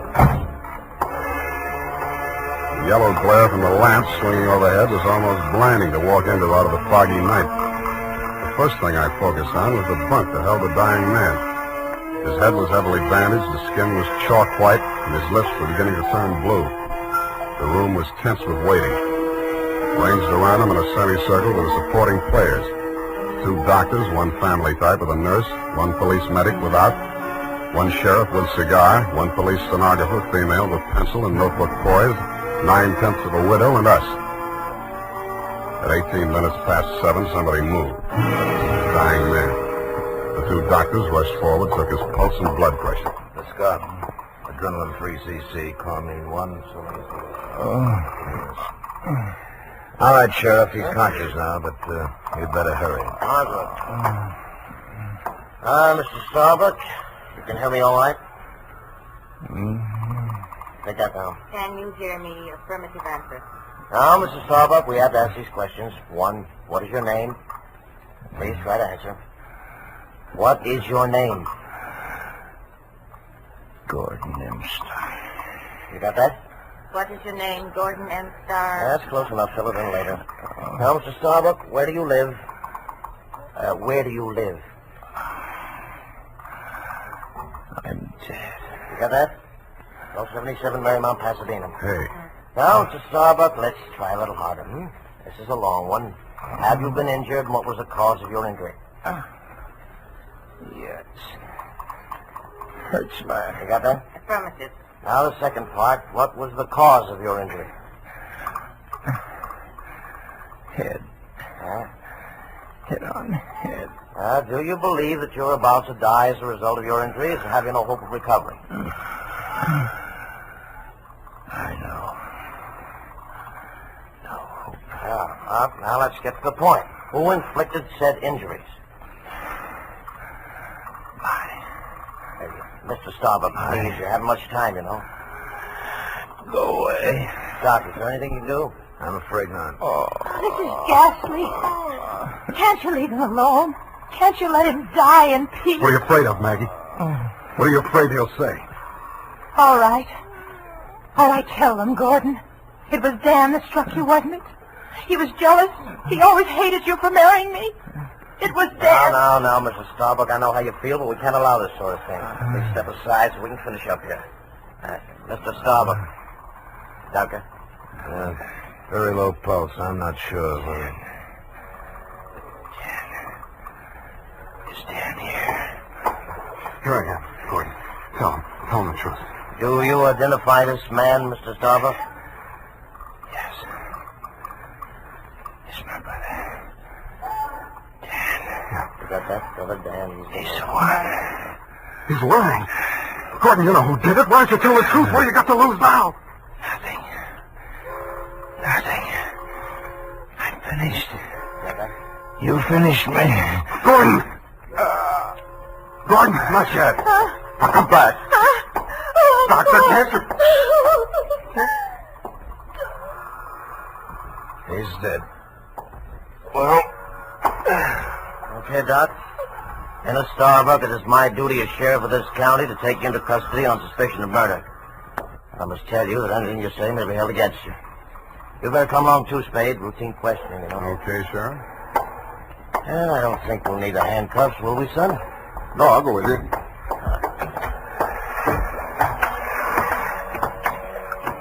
Yes, indeed, son. It's always smart to come along quietly. Yeah. Oh, this is the fellows. Hey, Sam, come back here. Use your hand.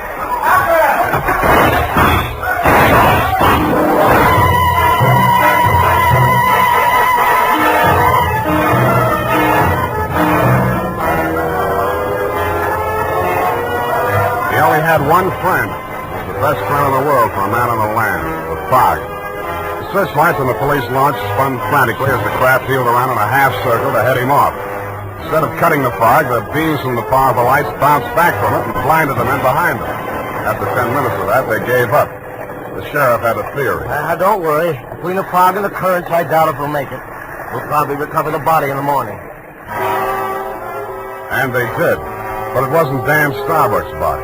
It was the bosun, Del Casino. And he was found in Richardson Bay, adrift in the dinghy from the Marguerite. Somebody had creased the skull with the same type blunt instrument that had been used on Gordon Starbuck. But Del hadn't lived long enough to make a dying declaration.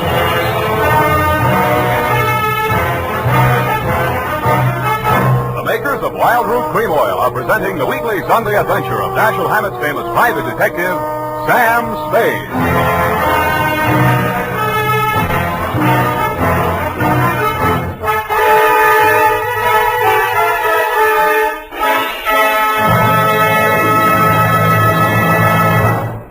Now, here's important news on good grooming. If you want the well-groomed look that helps you get ahead, socially and on the job, listen. Recently, thousands of people from coast to coast who bought Wild Root Cream Oil for the first time were asked, how does Wild Root Cream Oil compare with the hair tonic you previously used? The results were amazing. Better than 4 out of 5 who replied said they preferred Wild Root Cream Oil. And no wonder. It gives you the advantages that men consider most important. Wild Root Cream Oil grooms your hair neatly and naturally, relieves annoying dryness, and removes loose dandruff. What's more, non-alcoholic Wild Root Cream Oil is the only leading hair tonic that contains soothing lanolin that's like the oil of your skin. So ask for Wild Root Cream Oil Hair Tonic. Again and again, the choice of men who put good grooming first. By the way, smart girls use Wild Root Cream Oil too, and mothers say it's grand for training children's hair.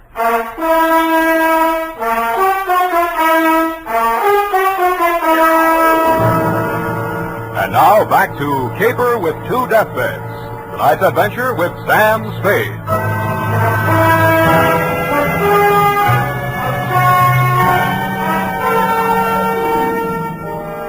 The police theory of the Del Casino killing went something like this. Casino had shoved off in the dinghy to join in the search for Dan Starbuck, had rescued him, and been maced for his pains. Also found in the dinghy, but not as yet worked into the police theory, were 2 items. 1, a waterproof wallet containing the seaman's papers of one Nils Halverson. 2, a tattoo mark on the right bicep of the deceased. A small heart with a name in it, Maggie. The brand new widow of the same name was waiting in my office when I got there the following afternoon. Hello. Hello to you, Mrs. Starbuck. What can I do for you? Mr. Spade, I know very little about the ethics of your profession, and... Well, are you still working for Danny? If you mean, do I know where he is, the answer's no. Oh. I hoped you'd say that. Why? Because I want you to work for me. Need a new bosun? You needn't have put it quite so crudely. No, I needn't. Since your work is confidential, I'll admit I've done a few things that... Well, it's all too true. My first mistake was marrying Gordon Starbuck when I didn't love him. And I should never have let myself fall in love with Dan. I certainly should have known better than to let Del fall in love with me. What about Nils Halverson? And me? Well, hardly. No. Nils Halverson was employed by my husband for various odd jobs whenever we put in at Sausalito. Mostly he'd row the guests out to the ship. He rowed Danny out the night my husband was killed. At least I think he did. I didn't actually see him. Where's Halverson now? I don't know. He goes off on drunks for days at a time, but I have a feeling that someone has paid him to disappear. He might have overheard something. Hold on a minute. You're going too fast. Are you, working up to a confession? Oh, no. It's just that I'm afraid a great injustice may have been done to Danny. After all, Mr. Spade, a man who's dying, I don't see how he could be altogether in his right mind. Do you? The law says he is if he knows his name and address. A deathbed accusation is the strongest evidence a lawyer can shove at a jury. You can't cross-examine a dead man, and most people have the quaint idea that a man on his deathbed is a lot more truthful than he was when he was hale and hearty. Then you think Gordon may have been lying? Could be, or wool gathering, or picking up some of the lines you were feeding him. Oh, I was just afraid he might die before he... You see, I thought I might shock him into saying yes or no. He could have said no, couldn't he? Well, make up your mind. Oh, all I know is it's on my conscience now. If we could find old Halverson and force him to tell what he knows. He's a very strange man. He's devoted to me. If the police find him before I do, he might refuse to talk out of a mistaken loyalty. To you?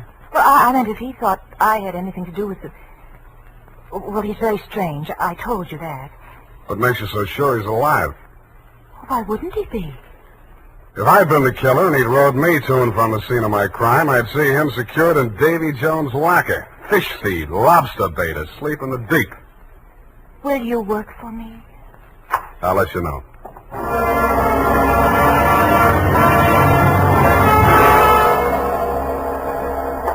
I didn't have time to get tattooed, but the rest of me was marinated enough. On my head, I was wearing a dirtied-up yachting cap. And the rest of me, I was wearing a pea jacket, dungarees, and sea boots. I was also wearing clamshell number 5 as I rolled up to the Viking saloon. Well, what did it be, mate? Akavit and vodka. Have you seen my cousin? Your cousin? Who's your cousin? Prince Value? No, my cousin Niels Halverson. Niels Halverson. Oh, no. You're Neil's cousin, are you? Yeah. Well, coming from the old country? Yeah, Minnesota. By you, Minnie. Well, no, he'll be right glad to see you there. Where is he? I don't want to say this too loud. Yeah. Bend over there. Yeah? He's in trouble, you know. Oh, yes. I got him holed up down below. Oh, yeah, come on. Well, by golly, I sure been glad to be going to see my cousin Niels. Niels Halverson. Drop the axe and get Jones. Hey! Okay, Joe, I'll take over from here. Easy. Okay, Danny, my boy. I got his gun. But watch him now, watch him. He's full of smorgasbord. Well, Spade, you're the one person I didn't expect to see. But I'm very glad to. Yeah, I wish I hadn't found you. I wanted to find somebody else first. Halverson? Yeah, he's here. Want to see him? That's what I came for. And under here. Watch your head, low bridge. Yeah, here we are. Where? The boathouse under the pier. Halverson used to hole in here to sleep off his schnapps. Where's he now? Over here. Uh-huh. Yeah, he's going to be a long time sleeping this one off. He's been missing since that night. Nobody knew he was here till last night. I headed for the saloon when I swam ashore. Joe hid me out here. He could still talk then. What did he say? I wrote it down here. Well, it's no help. Let's see it. That's just a jumbled word. Marguerite. Merry Christmas drink. My beautiful Helga. Row, row your boat. Now throw me back. Row me back. $20 good and drunk. Fog rolling in. Good and drunk. Gonna be 5 days, no business. Oh, my head. Paint the boat. All crazy stuff. $20. You give him $20 to row you out? I didn't even see him. I swam out. My loving brother wouldn't have let me on board if he'd heard me arriving like a gentleman. $20. Did you frisk him? No. I'll have a look. Oh, I don't... Hey, wait. Huh. Real soggy, but a 20. Now, look here, I'm sticking to my story. I swam out there. I didn't give him that 20. Maybe you didn't. Maybe you didn't. You gotta believe me. I didn't even have $20. That's why I got... Shut up. What's the matter with you? What are you gonna do? Come over here, Dan. What? I don't believe a word of your story, and even if I did, it wouldn't make any difference. What are you... Shut up. You're going to stop talking and listen for a while. I stuffed a gag into his mouth and muscled him over to a piling and handcuffed him to it. He didn't even look surprised. He just stood there staring at me as if he'd lost his last friend in the world. But I wasn't looking at him as much as I was listening to those footsteps on the boards overhead.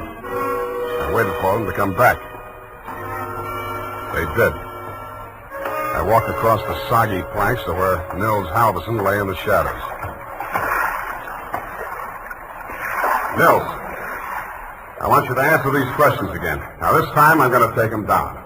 You get lots of $20 and lots of drink. Now then, I know you don't feel so good. You don't have to talk if you don't feel like it. Just nod your head for yes and shake it for no. Okay, Nils? That counts in a court of law as long as there's a witness. Okay.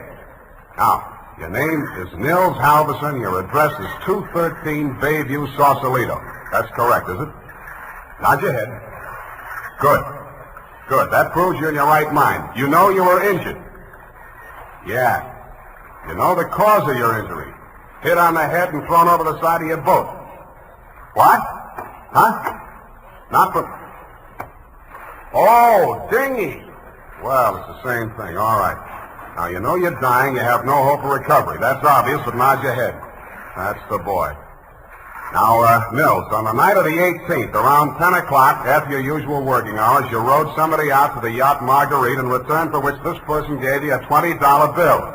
This person is also the person who killed, who inflicted your fatal injuries. It is. Now, the name of that person, if you can possibly speak even in a whisper, so there can be no mistake. Can you hear me? Just say it close to my ear. Yeah? Yes. Yes, I got it. That's all. Now, I know you don't write, Nils, but make your mark here. Come on, I'll guide your hand. There. Now we're going to take... Nils. Nils. Well, anyway. All right, Maggie. Come on in and join the party. Don't try anything. The light's on you. I'm a better shot than you, and if there's a ruckus, the whole saloon will be down on us. They're all friends of Danny's, too. Stop there. Toss the gun. Okay. What's the matter, Angel? You look kind of scared. No. Just disappointed, that's all. Don't give up so easy, sweetheart. I always wanted to take a trip around the world. We might go on the Marguerite. Together. Yeah, sailing into the sunset, sleeping with our deathbed statements under each other's pillows. Yeah, I see what you mean. I guess it wouldn't work. How much for yours, and what do we do about him? Dan? I'll take care of that. Throw it in with a deal. Okay. But I want it in writing. A little statement to the effect that I can keep under my pillow. Fair enough. All I want from you is a little statement from you to this effect. That you, Marguerite Starbuck, employed Nils Halverson to row you out to the yacht on the night of the 18th, that you there overheard a quarrel between your husband and brother-in-law, and that taking advantage of said brother-in-law's inebriated condition, you sneaked up behind your husband, hit him with a paperweight, and decamped, leaving the murder weapon in Dan's hand. You then started back to shore in the dinghy, and realizing that the only witness who could testify you were aboard that night... All right. All right, I'll sign it. Okay. We'll have plenty of time to put in all the legal decorations later. I'm afraid we won't, baby. You're going to be spending all your available time at Tehachapi and points west. What are you talking about? You just made a full confession in front of a witness. You heard it, didn't you, Dan? Every word. Oh, we're fighting. Honest. An honest man. Well, I did tell a fib. Now, this is really going to hurt, I'm afraid, Maggie. You see, we didn't actually have any deathbed statement to match yours. No? No. Nils Halverson was a good deal too dead to have made a deathbed statement just now. He's been stiff for 12 hours.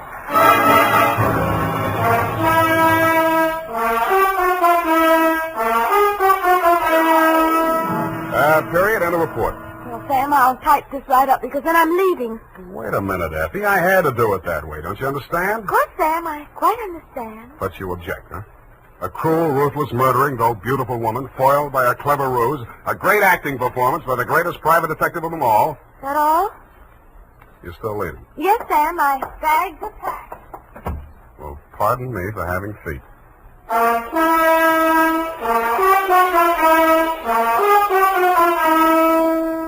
There's a reason, men. In fact, there are 5 big reasons why more men every day are turning to Wild Root Cream Oil for well-groomed hair.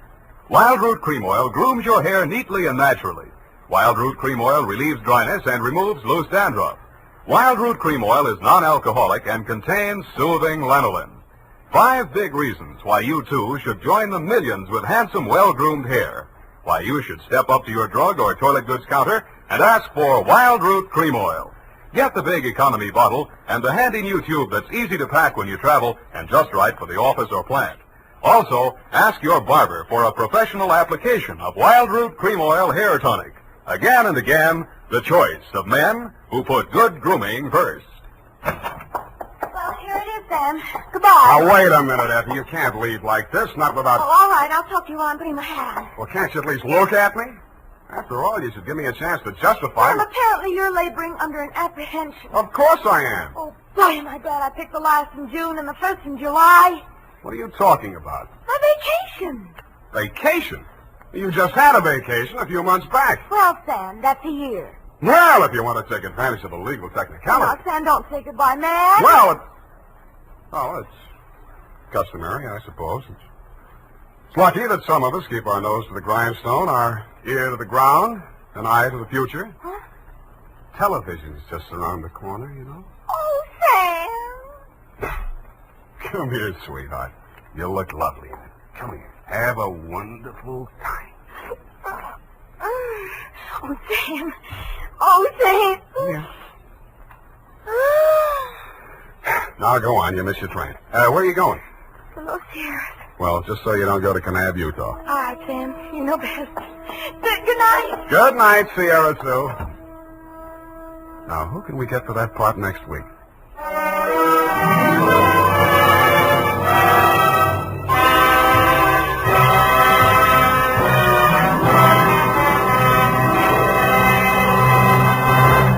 The Adventures of Sam Spade, Detective, brought to you by Wild Root Cream Oil Hair Tonic, the non-alcoholic hair tonic that contains lanolin.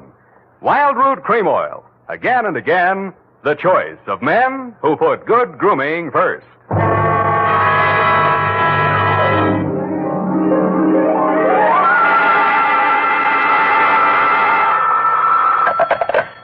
Sam Spade Detective Agency. Are you still there? I believe that interpolation is hardly rhetorical, Mr. Spade.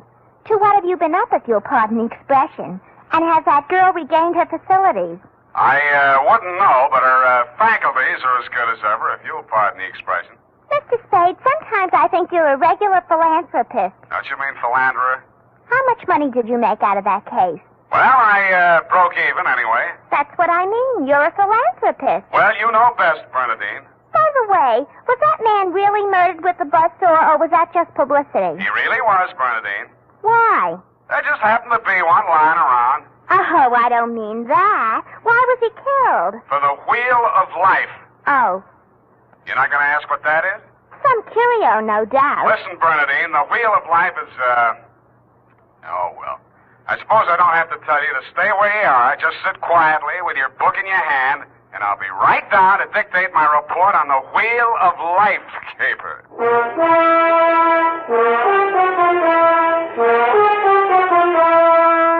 Dashiell Hammett, America's leading detective fiction writer and creator of Sam Spade, the hard-boiled private eye, and William Spear, radio's outstanding producer-director of mystery and crime drama, join their talents to make your hair stand on end with the Adventures of Sam Spade. Presented by the makers of Wild Root Cream Oil for the hair. Come on, mister. Give the gals a break. Treat them to a look-see at a really handsome head of hair. Neat, well-groomed hair, the way yours is going to look when you spruce up with Wild Root Cream Oil Hair Tonic. Famous Wild Root Cream Oil grooms your hair neatly and naturally, relieves annoying dryness, removes loose, ugly dandruff. So, how about it, men? Why hold off any longer when now's the time to get Wild Root Cream Oil Hair Tonic? Again and again, the choice of men who put good grooming first. And now, with Howard Duff starring as Spade, Wild Root brings to the air the greatest private detective of them all. in the Adventures of Sam Spade.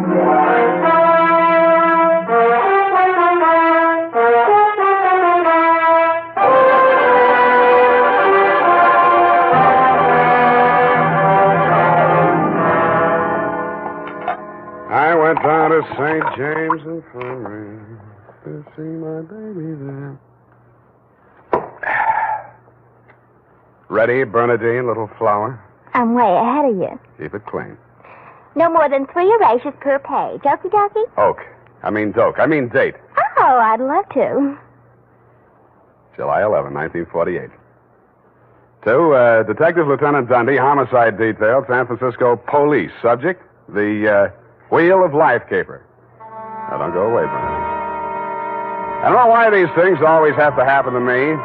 Under private detectives in the San Francisco Classified Directory, they're listed somewhere in the neighborhood of 60 agencies, several with large display ads. But somehow she managed to find me. It's all so strange, Mr. Spade. I hardly know where to begin. Well, the beginning is always a pretty good place to start, Miss O'Farrell. Yes, the beginning. It was like waking out of a nightmare you can't remember. Everything seemed out of proportion. Even the buildings along the street seemed to be leaning at a crazy angle. And then I realized I was traveling down a hill. I looked wildly around for something to help me get my bearings. And there was a street sign, O'Farrell, stuck in my mind, so I gave it to your secretary when she asked for my name. Uh-huh. What's your real name? I don't know. I don't know who I am, where I came from, or where I'm going. Mr. Spade, I'm so frightened. Now, wait a minute. A lot of people suffer from temporary loss of memory. Most of them recover. But amnesia is a sickness, and I am not a doctor. Oh. And you won't even try to help me? Well, I can give you the name of a good head doctor right here in the building. There's also missing persons. Oh, but I'm not a missing person. I'm right here. Yeah, I mean, where you aren't, somebody might be missing you, n'est-ce pas? But the police... Oh, I'd rather not. I might be wanted for some crime. How do I know? You sure you want to find out? Oh, yes, I do. It's terrible not knowing. But I want to find out for myself. Can't you understand that? What do you think I can do for you? You might save my life. From what? I'll try to tell you exactly how it happened. First, I looked at my watch. It was 3 minutes past 10. The cable car stopped at the corner and a man got on.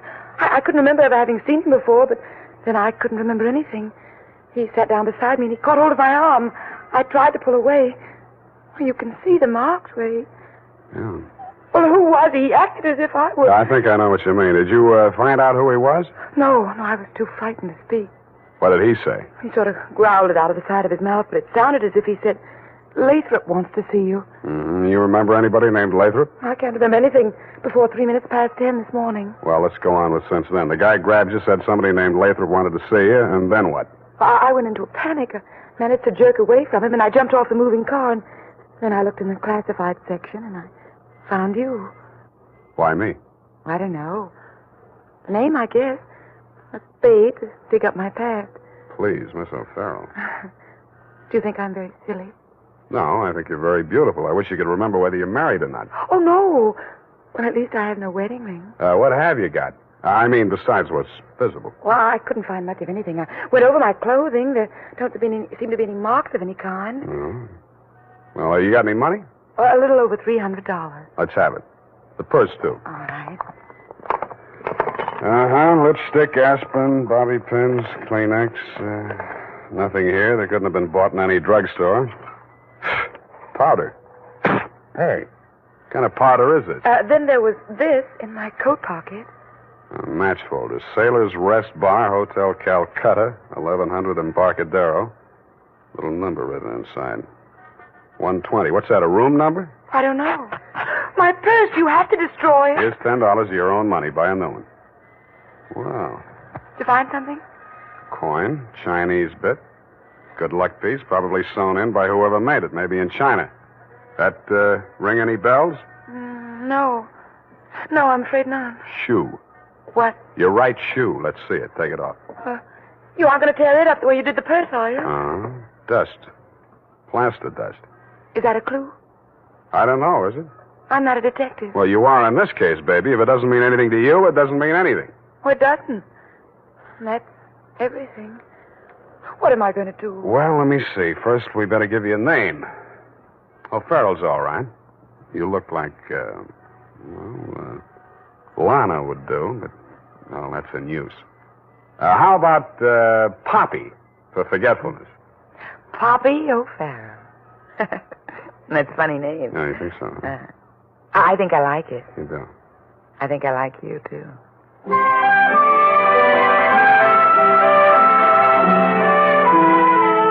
I liked her, too. There may have been blanks in her brain, but the rest of it figured.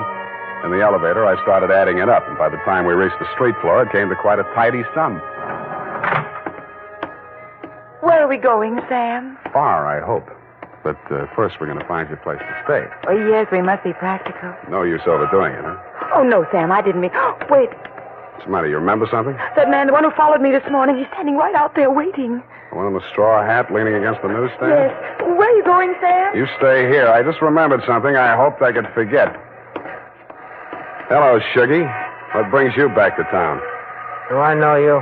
That doesn't matter. I know you. The name you were using when you blew this town was Shuggy Bellows. You wouldn't take the risk of showing your face here again unless the caper was worth it. You got a big nose. Keep it clean. You've been tailing that girl all day. Why? Dame? What dame? Who's Lathrop? I don't remember. Okay, I'll give you a chance to think it over. Hey, officer! You dirty shamus yelling. No, no, you don't. Here, what's going on here? Break it up. Oh, Mr. Spade. Is this fella giving you trouble now? Yeah, what kind of a beat are you pounding here, Clancy? Letting a cheap drifter like this walk around with an armpit full of gun? Or are they handing out permits to characters like these this day? Well, no, how about that, son? Have you a permit now? And a gope copper. Oh, so, one of them clever lads he is. Well, come along, me bucko, before I lose me temper and give you your lumps now. Okay, I'm coming. That's better now. Much obliged, Mr. Spade. I'll pay you for this, Shamus. And a goop to you, too.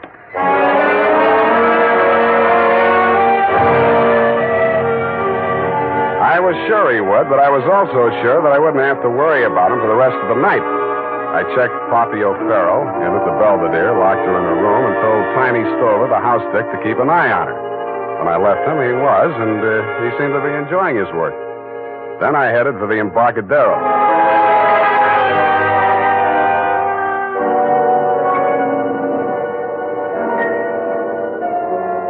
I found the Hotel Calcutta, but I couldn't find the lobby. There wasn't any. It had been squeezed out by the Sailor's Rest Bar. So I tried the bosun-type bartender. Howdy, mate. You got business aboard? Yeah, where do I find the purser? Hey, one to shore. All the officers want to shore except the janitor. He's passed out in his bunk. Oh? How about the passengers? You're in the thick of them right now. They spend most of their time and their money right here. Which one belongs to 120? You a dick? Yeah, but I got $10. Well, what I can tell you ain't worth it, but thanks anyway. He stayed in his cabin. I only saw him at once. That's when he went ashore. I says to the deck steward, that's room clerk to you. It was a general. He says, name of Korolenko. I noticed him because he was a real creep, see? 6'4", a solid brass. His head stuck up in the air, and he didn't move nothing from his stern to his shoulders. A real Frankenstein. Do I keep it then? Yeah. Do I get a look at his room? Yeah, sure. Go ahead. Who's stopping you?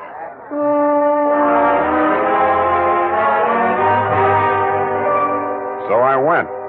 Nobody stopped me until I opened the door to 120. Then I stopped myself. It was an inside room with one small window and an air shaft, but it looked as if a flurry of snow had blown in. The floor and the rest of the flat surfaces were sprinkled with a fine, dirty white powder. It wasn't snow, it was dust, plaster dust, like the stuff I'd found in Poppy's handbag and on her shoes. I shook the place down, not expecting to find anything. I didn't until I opened the wardrobe.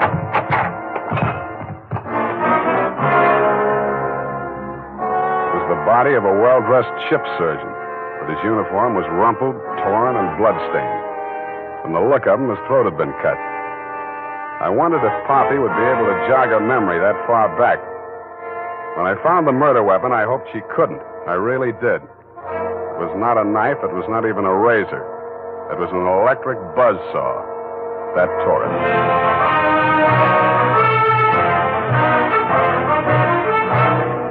The makers of Wild Root Cream Oil are presenting the weekly Sunday adventure of Dashiell Hammett's famous private detective, Sam Spade.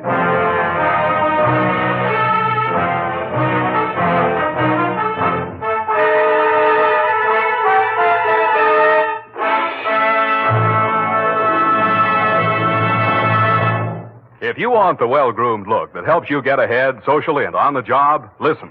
Recently, thousands of people from coast to coast who bought Wild Root Cream Oil for the first time were asked, how does Wild Root Cream Oil compare with the hair tonic you previously used? Better than 4 out of 5 who replied said they preferred Wild Root Cream Oil. And no wonder. Wild Root Cream Oil grooms the hair neatly and naturally, relieves annoying dryness, and removes loose dandruff.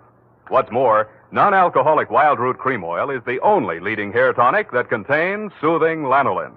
So ask for Wild Root Cream Oil Hair Tonic. Again and again, the choice of men who put good grooming first. By the way, smart girls use Wild Root Cream Oil, too. And mothers say it's grand for training children's hair.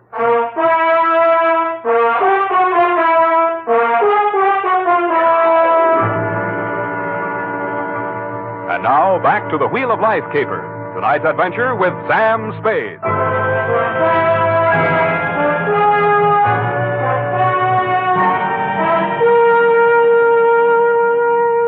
Times being what they are, I could use a little publicity. And so could you, Lieutenant Dundee, what with the elections coming up and you with no promotion all these years. This one time, I got it instead of you and wished I hadn't. The morning papers called it the Buzzsaw murder and went on shamelessly from there. Horror killing related by Private Eye. Stan Slade, ex-Pinkerton man, mum on mystery woman. Elderly sleuth dodges photographers, denies hotel visit, was in bed with Apple and good book, says Peeper. There wasn't a word of truth in it, mainly because nobody could get at the facts. I wasted most of the day down at headquarters trying to find out what name Shuggy Bellows had been booked under. Then I dropped in at the Belvedere. Poppy had checked out. I decided to go back to my office and drink poison. I hardly got the desk drawer open when a sobering influence walked in. It was a Mr. 6'4" of solid brass. The Frankenstein who had been described to me by the bartender as the occupant of room 120. Excuse me. I am Korlienko. Please, I shall sit down. I am so heavy. Make yourself at home. Oh. Mr. Spade. Slade.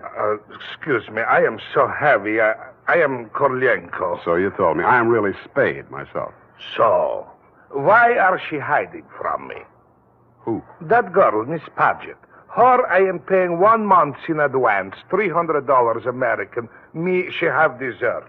I am not rich, only moderately wealthy. But you understand, it's not question for money alone. That ship's doctor, he was most kind to me. He cared to me even after I arrived. Now he are dead for his pains, his dirty trick. Yeah, I know how you feel. Now, if you'll take it a little easy, I think we'll get farther. You say this girl's name is Paget, and she traveled with you. From McCloud, where she is the Florence Nightingale for Portuguese hospitals, forcing me to employ her, all others being Chinese nuns. That figures.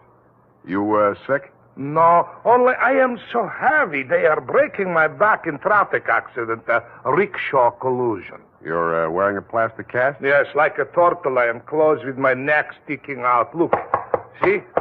Now it is better as before. The ship's doctor trimmed the rough edges with buzzsaw. Buzz, buzz, buzz. I can walk. But it's like suit from armor, for which I alive. Look.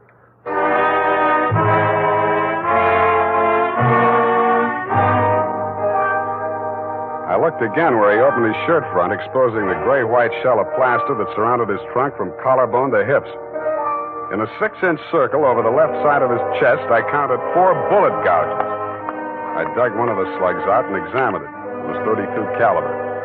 The plastic cast, which was molded to the shape of his body, was no more than 1 inch thick. I didn't see how it had stopped the slugs, but it had. About then, the parts of Korolenko that were not held rigid in the cast began to tremble violently. Why are they doing this? Why? To a virtually helpless man. Why, Mr. Spade? Why? Where did you have that cast put on? Don't I said Macau? The Portuguese hospital there? The same. They are hanging me up with the neck and plastering me. Comes great pain, they put me to sleep from anesthetic. I are waking up in ambulance arriving at shipboard. Why you wish I should tell you my operation? More important things we should be discussing. I think so, too. I think Miss Paget and her friends had something they wanted to smuggle out of Macau and into San Francisco, and You're it. Oh, excuse me. I am not comprehensible. Look, I mean, while you were out with the anesthetic, they planted the goods, whatever they are, in or under your cast. Oh, that is why I am so heavy. The wheel. The The what? The wheel. Look, I'll show you. He hauled a manila envelope out of his overcoat pocket and waved it in my face. I took it over to my desk and fished out the contents. It was a set of X-ray films. 3 of his spine, showing the fractures, 4 of the skull, 3 I couldn't figure out, and 1 of his rib cage, only something new had been added.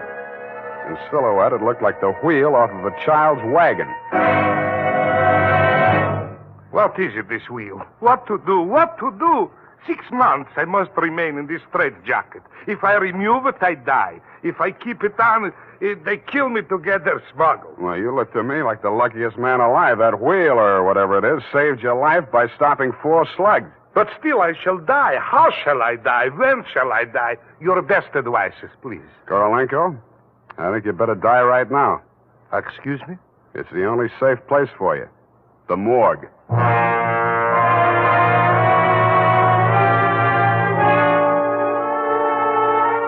I called my friend Maxie the morgue man, gave him pitch number 137596. He agreed to play along. An hour later, I stood on the curb, head bowed, hat in hand, as the morgue wagon drove away into the gathering mist. Straight facing the way, What do you want, Shuggy? I want to blast this gun straight through you, and I will if you give me any excuse at all. You sound like you mean that, Shuggy. You're getting smart, Shamus. Now get going.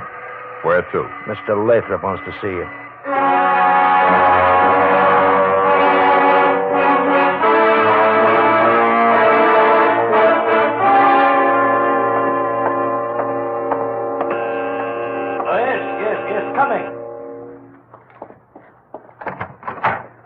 Shuggy, dear boy, you've not failed me this time. This will be the fabled Mr. Spade, eh? Come in. Sit down, Mr. Spade. We'll talk. Tell your Gunsel to get that pistol out of my ribs. Oh, yes, indeed, Sugar. You mustn't overdo it. And get him out of here. I'm tired and nervous, and my price goes up $1,000 every minute he's in this room. When I get to 10,000, I kill him. Then the price jumps to 100 to take care of me on a murder rap. I should ought to plug you downstairs. Come, Sugar, don't be ungracious. You wait in the other room now. Okay, it's your party. I'll get mine later. Oh, dear. His bite's much worse than his bark, Mr. Spade. Don't start boring me so early in the evening. I came here to talk about the wheel. Oh, so you know about the wheel. I do better than that. I've got it. That may well be, but do you know what to do with it? I got 2 possibilities. I can turn it over to the cops and you with it, or I can sit on it until it hatches. A quaint conceit, sir.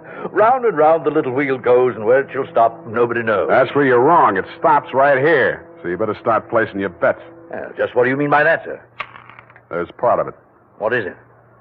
It's one of the slugs you gunsel through at Korolenko. I got 3 more just like it that I dug out of him before he was carried to the morgue. Well, an advantage, I'll admit, but hardly worth your while to take advantage of. Don't be too sure of that.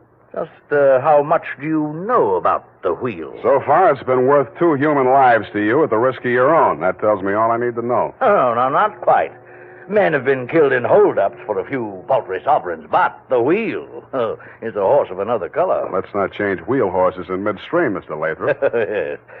You must understand that the wheel has no absolute definitive value. Monetarily speaking, the British Museum might pay close on to £5,000, hot as it is, for the privilege of returning it.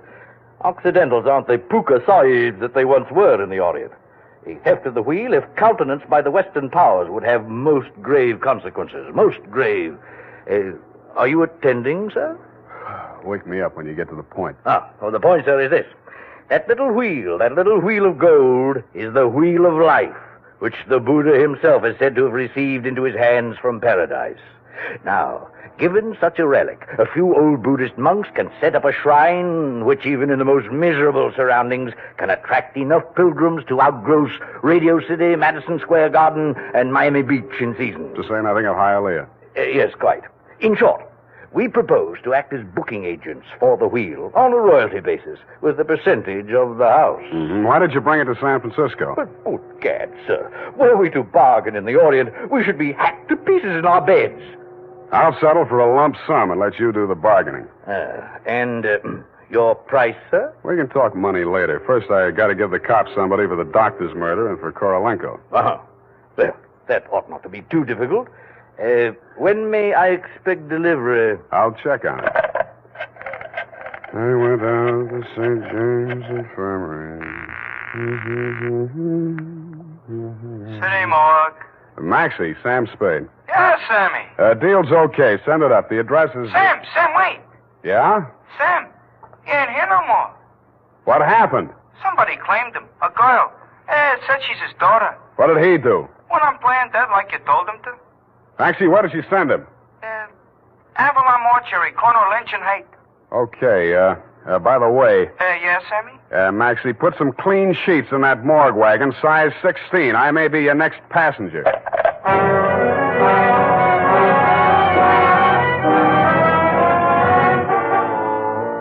At the Avalon Mortuary, the night watchman let me in. He said Mr. Korolenko's daughter had brought an overnight bag and was keeping a vigil by his bier in slumber room number 7. I approached on tiptoe. Just as I reached the door, I heard the most terrible sound I've ever heard. It was a buzzsaw biting into plaster. How deep, I didn't like to think. I did the first thing that popped into my head. I grabbed up a lamp from a console, smashed the bulb, and plunged it into a vase of flowers. As luck would have it, slumber room number 7 was on the same fuse box. As luck would not have it, I was facing a desperate woman in the dark. I hugged the carpet while she emptied her gun. I hoped she didn't have a spare. I forgot about the buzzsaw. The room lighted up momentarily from the lights inside my head, and I staggered back against the wall. I waited for her to get her bearings again. There was no hope of me getting mine. Then I heard a big, hollow thud. The whole room shook, and the lights went on.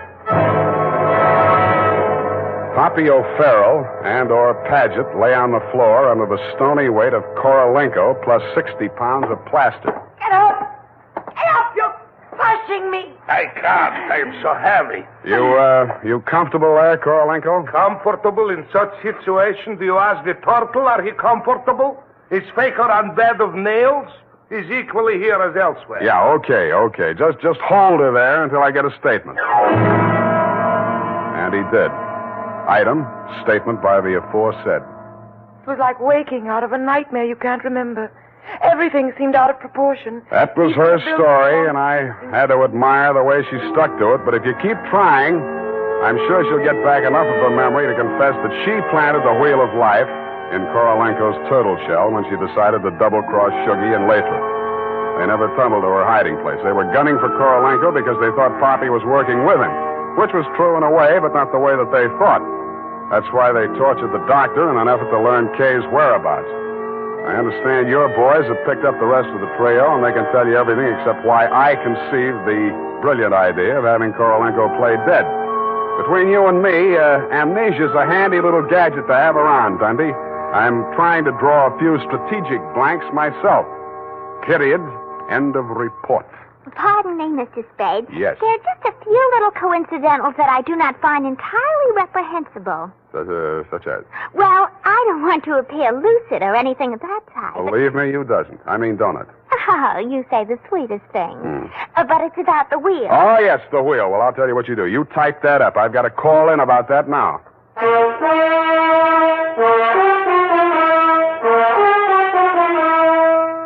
Tonight, when you're making out your must-do list for tomorrow, why not include a reminder to get Wild Root Cream Oil for the hair? Honestly, man, you'll be delighted with the neat, natural way Wild Root Cream Oil grooms your hair. The way it relieves that annoying dryness and removes loose, ugly dandruff. Just try it and see if I'm not giving you a good steer. Make a note right now to call at your drug or toilet goods counter for Wild Root Cream Oil. Get the big economy bottle and the handy new tube that's easy to pack when you travel. Also, ask your barber for a professional application of Wild Root Cream Oil Hair Tonic. Again and again, the choice of men who put good grooming first. Did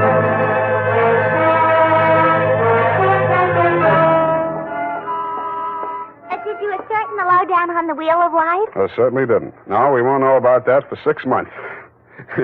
Because definitively, definitely, that plaster cast has to stay on him. Doctor's orders, you know. Oh, but I won't be here 6 months from now. You can say that again. But I won't be here 6 months from now. Stop repeating yourself.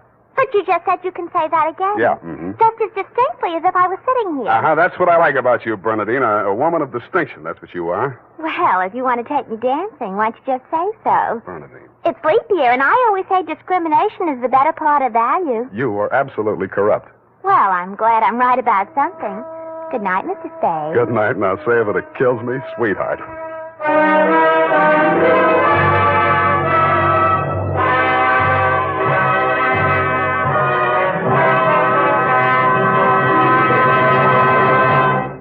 The Adventures of Sam Spade, Detective.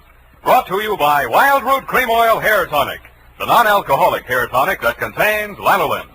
Wild Root Cream Oil. Again and again, the choice of men who put good grooming first.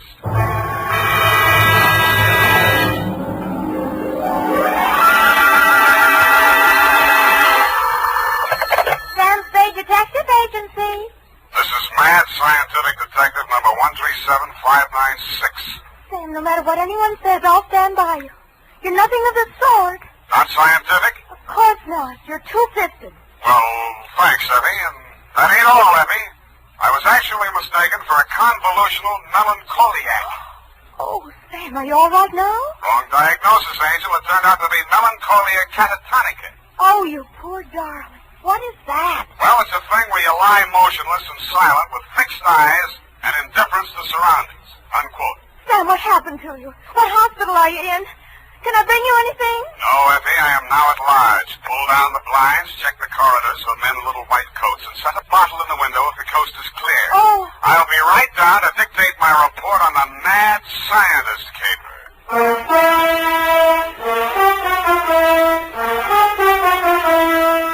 Dashiell Hammett, America's leading detective fiction writer and creator of Sam Spade, the hard-boiled private eye, and William Spear, radio's outstanding producer-director of mystery and crime drama, join their talents to make your hair stand on end with the Adventures of Sam Spade.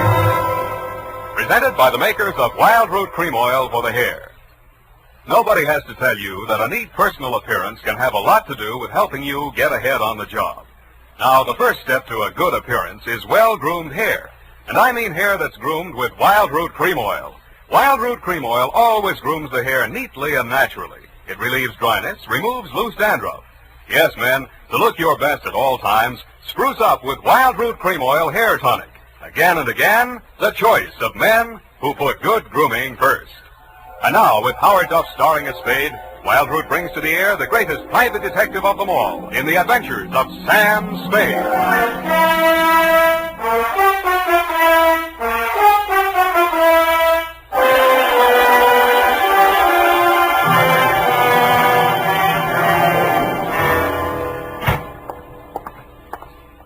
Effie!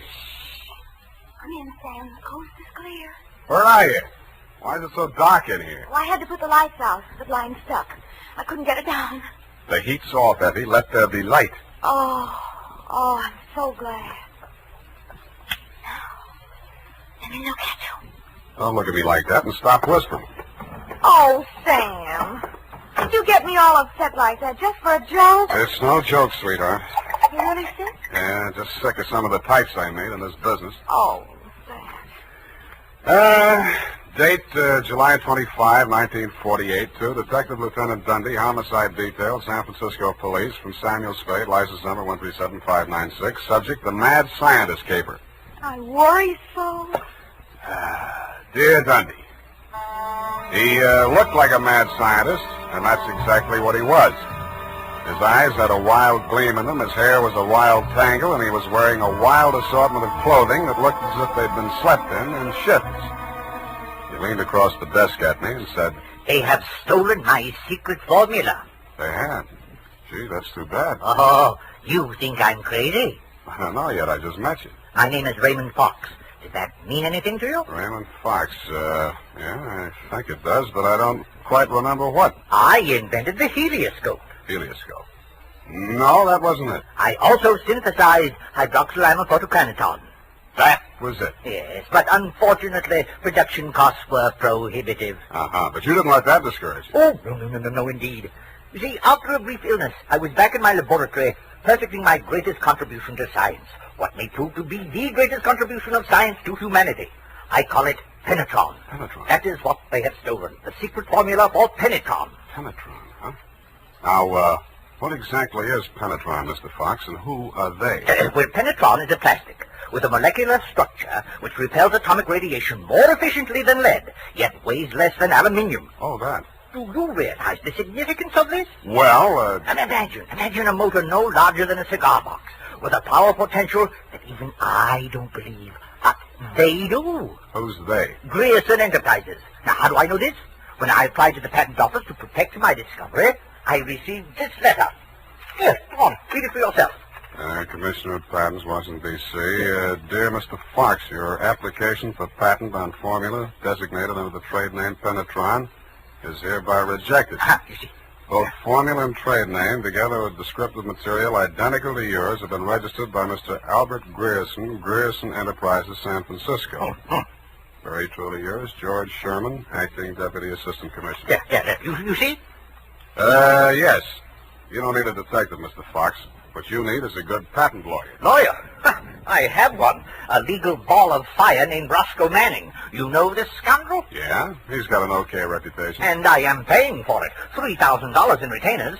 And now he tells me he can do nothing. Insufficient evidence, he says. What is this outfit, Grierson Enterprises? Yeah, a snare in a delusion, with rented furniture, unscientific ventilation, and dirty work at the switchboard. Mm-hmm. How did they get hold of your formula? Well, it must have been while I was ill. They came and took it away. Out of your laboratory? Oh, well, what did it matter? Where? I've got to start someplace. Start with the man. I promise you he's a crook. If he steals from me, he's stolen from others. If we can prove that, then I have a case. Well, I can't promise you anything, Mr. Fox, but I'll see what I can do. Will $100 be enough for your retainer? Too much. 25 now, and the balance if I can do anything for you.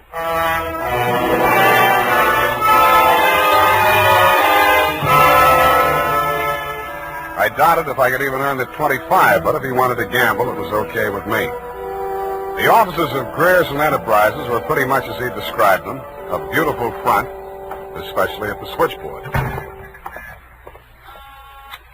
Grierson Enterprises, good afternoon. No, Mr. Grierson's out of town. No, I don't know when to expect it. I'll be right with you. That's good news. Grierson Enterprises?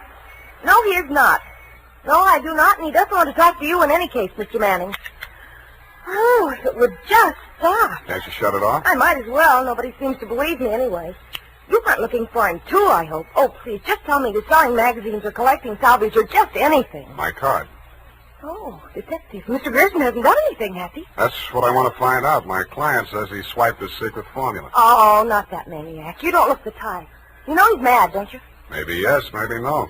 Personally, I'm crazy about money. Mad money, pin money, or dirty money. Your employer didn't happen to leave any lying around, did he? No, but he has a charge account at a bar downstairs in the building, and it's nearly 5 o'clock. Could you cross-examine me there? I thanked her as gallantly as I could under the circumstances. She said, wait here, I won't be a minute. And while she was gone, I made a quick frisk of the office. The file cabinet was empty.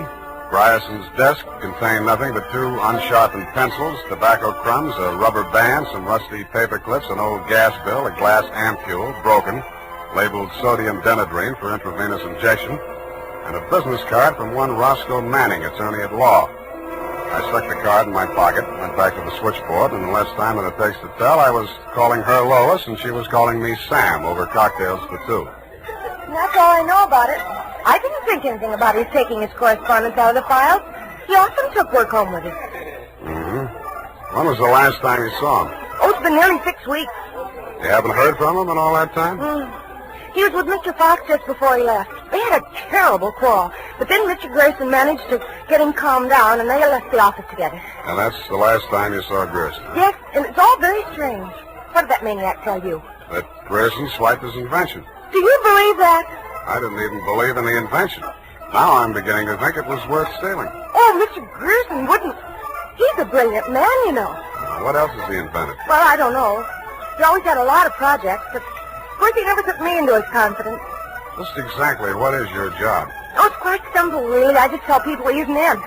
Yeah. Look, sweetheart, you really mean to tell me it never occurred to you that there might be something slightly fishy about Grierson Enterprises? I know. Why should it? Because there's a smell of red herring up there. It's in the air. You mean Mr. Grayson, the cook? Well, what does that make me? Worry that out on his time. Drink up.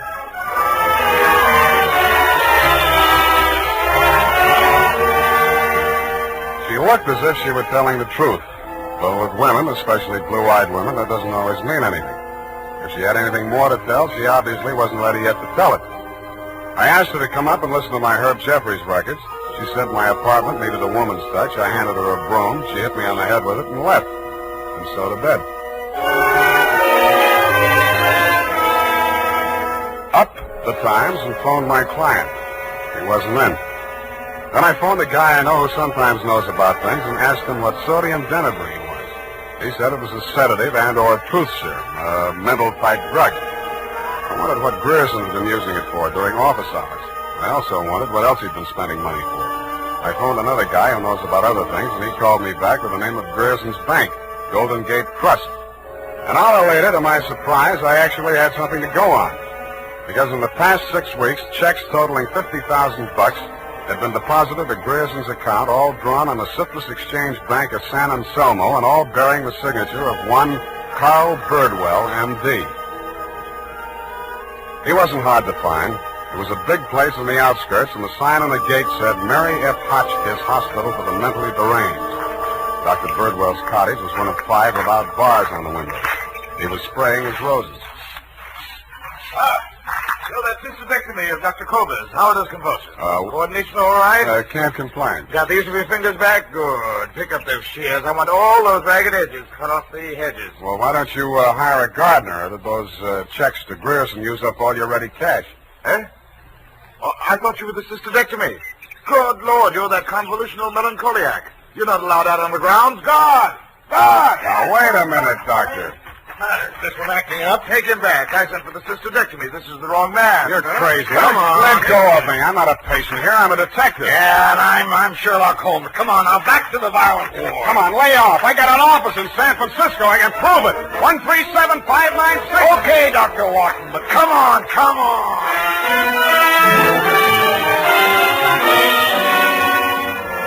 And in more time than it takes to tell, due to the guard's jiu-jitsu, I was disrobed, straitjacketed, and rolled into a wet sheet. A full-fledged inmate of the Mary F. Hotchkiss Hospital for the Mentally Deranged, which is exactly where I belong for having taken Mr. Fox's $25.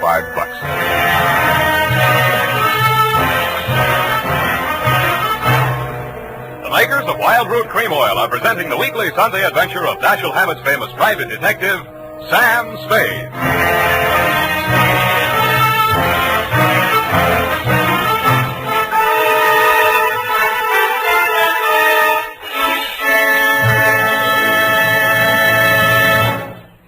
If you want the well-groomed look that helps you get ahead socially and on the job, listen. Recently, thousands of people from coast to coast who bought Wild Root Cream Oil for the first time were asked, how does Wild Root Cream Oil compare with the hair tonic you previously used? Better than 4 out of 5 who replied said they preferred Wild Root Cream Oil. And no wonder. Wild Root Cream Oil grooms the hair neatly and naturally, relieves annoying dryness, and removes loose dandruff. What's more, non-alcoholic Wild Root Cream Oil is the only leading hair tonic that contains soothing lanolin. So ask for Wild Root Cream Oil Hair Tonic. Again and again, the choice of men who put good grooming first. By the way, smart girls use Wild Root Cream Oil too. And mothers say it's grand for training children's hair.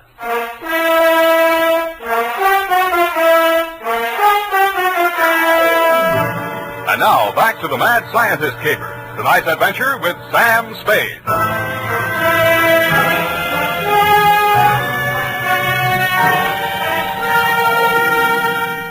I have been shot, stabbed, slashed, pistol whipped, and sapped into unconsciousness. But until you have spent a night rolled up in a wet sheet, Dundee, you don't know what punishment is. You feel hot and cold at the same time, too miserable to sleep, too exhausted to stay awake. And after 4 hours of it, you just give up and join the crazies pushing up the daisies. There's only one thing I can say in favor of the Mary F. Hotchkiss Hospital for the Mentally Deranged. They get the patients up early. By 6:30 in the a.m., I had been rolled out of the sheet. By 6:45, I had thawed out enough to be taken out of the straitjacket by an orderly. I was glad to be out of it because it was very heavy, and that gave me an idea. I picked it up and swung it. In less time than it takes to tell, I was in the orderly's uniform, out of the violent wing, and shuffling up the walk through Dr. Birdwell's rose garden and through his cottage door. Good morning, Dr. Birdwell. Good Lord, who let you in here? What do you want? I was trying to tell you yesterday when I was so rudely interrupted. Hey? Oh, yes, the detective. Did you say Grierson sent you? I didn't say that. I'm afraid you'll have to be absolutely specific or I can't help you. All right. My client is an inventor who claims that Mr. Grierson stole a formula from him, got a patent on it, and stands to profit to the tune of about $1 million. The last two items check. I don't know whether Grierson's a crook or not. He's into you for $50,000, so you might know. This inventor. Pale eyes, contracted pupils, big mop of hair. That's a fair description. Fox. Raymond Fox. He's a patient, escaped from this hospital. That man, Mr. Spade, is a homicidal maniac. If you'll jog your memory, you may recall the case. Sacramento, 1935. Sacramento. Wait a minute. Chemistry professor, lab explosion? That's the case. Two of his colleagues, whom he irrationally suspected of stealing the formula for the explosive he used to blow them up. You sure they didn't? The man was adjudged hopelessly insane. He must be returned to us. He may murder Grierson, he may murder you, but he will commit a murder if he remains at large. Perhaps more than one murder. You must help us, Spade. Like you, Doctor, I can't help unless you're absolutely specific about a couple of things. Your connection with Grierson, for instance. I invested in Grierson's firm. Uh-huh. How did Fox meet Grierson? He was allowed a certain degree of freedom here during his rational periods. I guessed that he went through my papers or overheard one of my conversations with Mr. Grierson. Mm-hmm. Do you know he retained a lawyer? Huh? Manning, smart patent lawyer. You must think Fox has a case. Oh, surely not. Grierson thinks so, too. You've talked to Grierson? No, but I've examined his bank statements. The bank allowed that? I told him I was Grierson's attorney. The point is, Grierson is broke. Why? Because he's paid out every penny you gave him to the order of Roscoe Manning, attorney at law. And you know what I think, Doctor? Yes? I think Raymond Fox is crazy like a fox.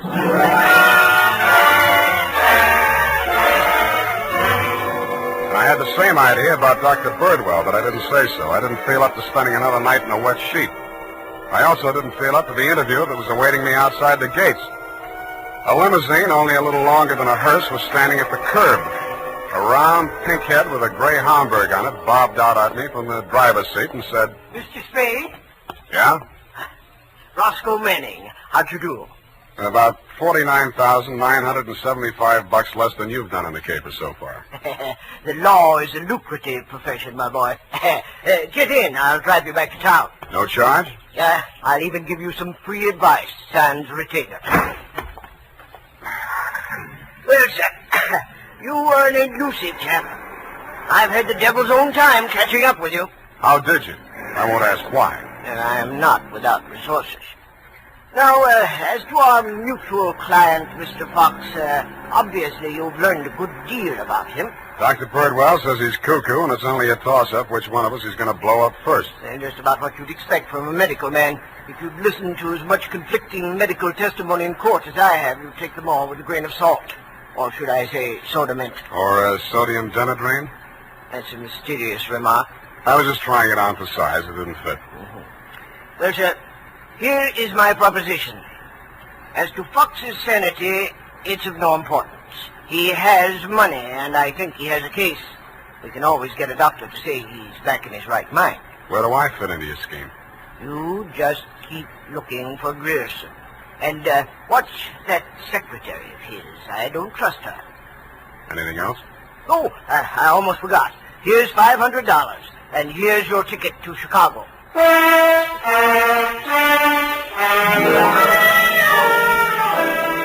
don't know why, but somehow I got the impression that Mr. Manning was trying to get rid of me. He should have used that ticket to Chicago himself. We stopped at Sausalito for breakfast, and the condemned man ate a hearty meal.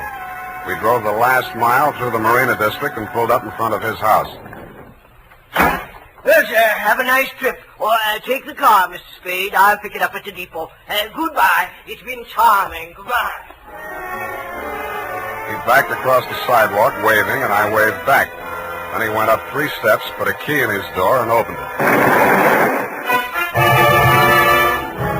It didn't do much damage to the house, but all the king's horses and all the king's men couldn't put Roscoe Manning back together again. I got out of the car and just made it up the steps when it happened again. I hated the look, but I did. For the limousine had been parked with me in it was a smoking heap of scrap metal. I then headed for the nearest phone booth and, pausing only to inspect it for mines and booby traps, dialed the number of Grierson Enterprises.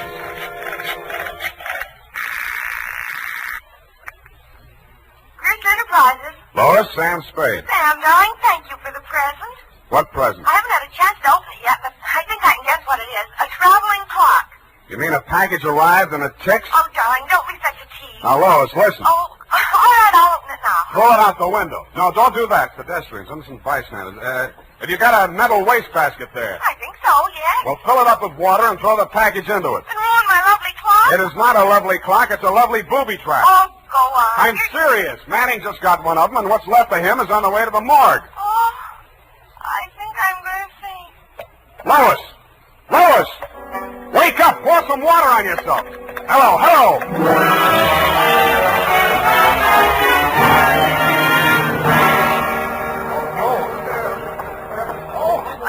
Let me through here. Come on, let me through. Lois. Lois. Oh, you're okay. Glad of that. All right, she's all right now, you people. Come on, get out of here. She's all right. Come on, get up. You're not hurt. What happened? It exploded in the water. At least you had sense enough to do what I told you to. Oh, this is a new dress. Now look at it. It looks fine. Here. Put this coat around you. I don't think that was a very funny joke, Sam. Neither do I. Now, try and forget your clothes for a minute. And try and answer a few questions for me. There isn't much time. Sam, what is it? I want you to be very sure of this, Lois. Try and remember accurately. How many people has Grierson seen since he opened this office? Well, not very many. It was hardly ever in. It's strange. Now that I think of it, I can only remember 2. Mr. Manning and that mad scientist man, Mr. Fox. Yeah, did you hear any of the conversation between Grierson and Fox? He just screamed at Mr. Grierson about how his invention had been stolen from him. Then it sounded as if they scuffled, and all of a sudden Mr. Fox calmed down. Mm-hmm. When they came out, his eyes looked funny, as if he'd been hypnotized. Yeah. What does Grierson look like? Oh, he must have been quite handsome at one time. He's sort of like Gregory Peck with a mustache, only fatter and balder and older. Mm-hmm. I wouldn't have put it exactly like that, but I can see what you mean. But you've never seen him. Don't make book on it, but I think I have.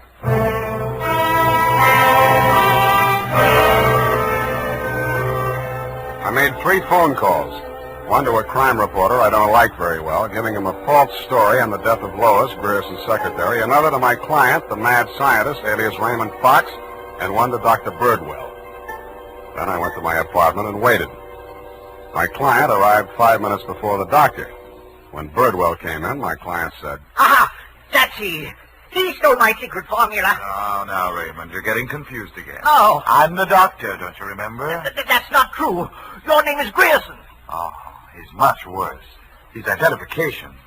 Now, you must try to remember, Raymond. Nobody's going to hurt you. But you'll be much sicker if you don't remember. But I do remember. I remember everything. Do you remember setting the bombs at Manning's house and the one you sent to Mr. Grierson's office? No. Grierson isn't dead. You're Grierson. No, Grierson isn't dead. Only that poor girl. No. She didn't steal my formula. It was you. Oh, you're trying to mix me up. I'm trying to help you. Now, roll up your sleeve. I'll give you something to quiet your nerves, and we'll go back to the hospital. Put it away, Doctor. You've helped them enough. Huh? Now, look here. This man is my patient. He needs medical attention. I won't argue with you, but I think you'd better get it from some other doctor. Right now, he's making more sense than you are. Just keep on the way you're going, Spade, and I'll have you back in that wet sheet. I did it once, and I can do it again. Sit down. You got delusions of grandeur. Stop shaking, Raymond. I said you're making more sense than he is, and I can prove it. You think you're very astute, don't you? No, I'm stupid, but I'm lucky. I should have tumbled the whole caper when I found that you'd invested 50,000 smackers in Grierson Enterprises. When I found out that Raymond was an escaped patient, I should have tumbled to what that Denadrine file was doing in Grierson's desk. I should have known then that you and Grierson were one and the same person. I told you. When I discovered that you'd paid Manning all that shakedown money, I should have known you were planning to knock him off and everybody else who could identify you. But it didn't work out that way. I got out of the car before it blew up. Dumb luck. And you can identify me as Grierson? I don't have to. Oh, God. Surely you're not counting on Raymond's sanity to that extent. He can't even remember that I was his doctor. Can you, Raymond? You're trying to mix me up. You stole my formula. I didn't kill them, did I, Mr. Spade? Now lie down on the couch and relax, Raymond. Don't worry about a thing. Well, Doctor, what now? You relax, too. Okay, Lois, come on in. What? Lois! Why, Mr. Grierson, have you been sick? How dare you? How dare you ruin all my plans like this? You stupid girl! Okay, that's enough. Come on, get back there. Get back. Sorry, sweetheart. I didn't mean to let him get that close to you. What were you trying to do? It was an experiment, just to see what would happen. It did. So that's the way you scientific detectives work. For a hard-boiled chap, you have the vaguest way of doing things I ever heard of. Well, plans are all right sometimes, Doctor, and sometimes just stirring things up is all right if you're tough enough to survive and keep your eyes open so you see what you want when it comes to the top or something. Spade, Dundee. I'm at home. I've got two homicidal characters here, one sane and one insane. Now, if you can tell the difference, I'll let you give the story to the papers.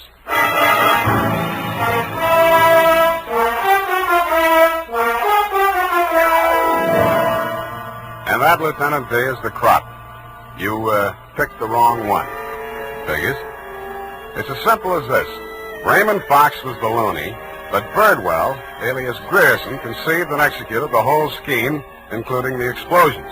Don't worry about Fox. He's now back at the hospital working on a new secret formula. I don't know what it is, but it might be an anti-truth serum, because that's how Birdwell got the Penetron formula, by using truth serum on the mad scientist to make him talk. Anyway you figure it, he's crazy like a fox. His enemies are all dead or on their way, and he's as snug as a rug in a bug house. Period. End of Looney Tunes. Well, of all... Well, just imagine. Well, it takes all sorts to make a world, I guess. Well, I guess you never spoke a truer word, Effie, but don't forget a stitch in time saves 9. Don't feel too badly about it, Sam. Better late than never. You took the words right out of the horse's mouth, but it's later than you think, Angel. Type that up, Angel, and while you're at it, see if you can think up a way to teach an old dog new tricks.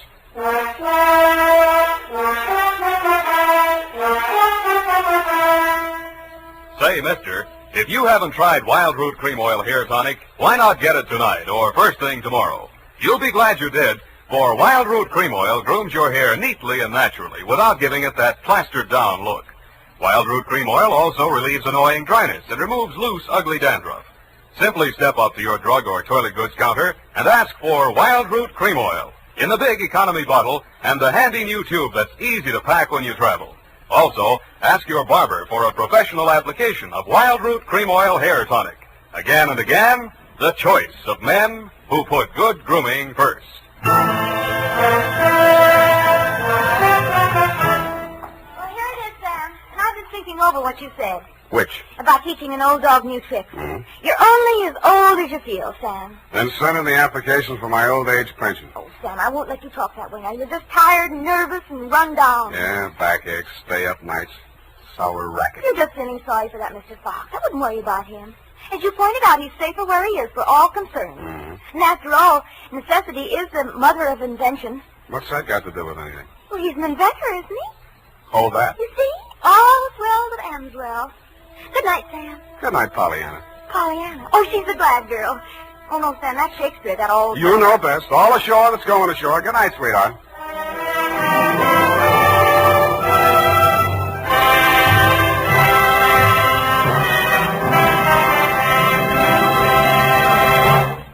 The Adventures of Sam Spade, Detective. Brought to you by Wild Root Cream Oil Hair Tonic, the non-alcoholic hair tonic that contains lanolin. Wild Root Cream Oil. Again and again, the choice of men who put good grooming first. Sam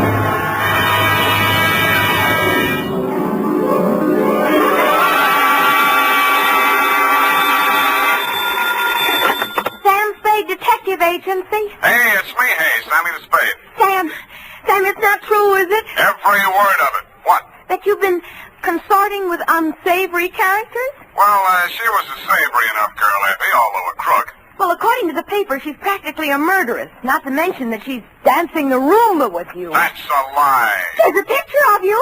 Virginia Vale, gangland glamour girl, caught at the Club Iberia in barefoot Roomba with private eye. It was not a Roomba. It was a bambuco. Oh, Sam, not over the phone. Boom, I can't stop it. Boom, boom, boom, boom. Stay where you are. Boom, boom, boom, boom. I'll be right down to dictate my report on the Lawless capers. Boom, boom.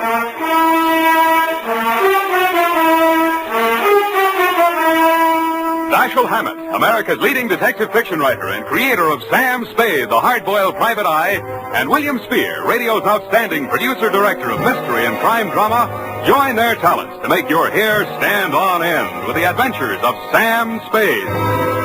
Presented by the makers of Wild Root Cream Oil for the hair. Say, have you gotten acquainted with Wild Root Cream Oil yet? Tell you what, mister, if you haven't, even if you don't use any hair tonic at all, why not ask at your drug or toilet goods counter tonight or tomorrow for the brand new 25-cent Get Acquainted bottle of Wild Root Cream Oil. You like the way Wild Root Cream Oil grooms your hair neatly and naturally, relieves dryness, and removes loose dandruff. You never dreamed one hair tonic could do so much. So give it a try. Get the generous new 25-cent bottle of Wild Root Cream Oil. Again and again, the choice of men who put good grooming first.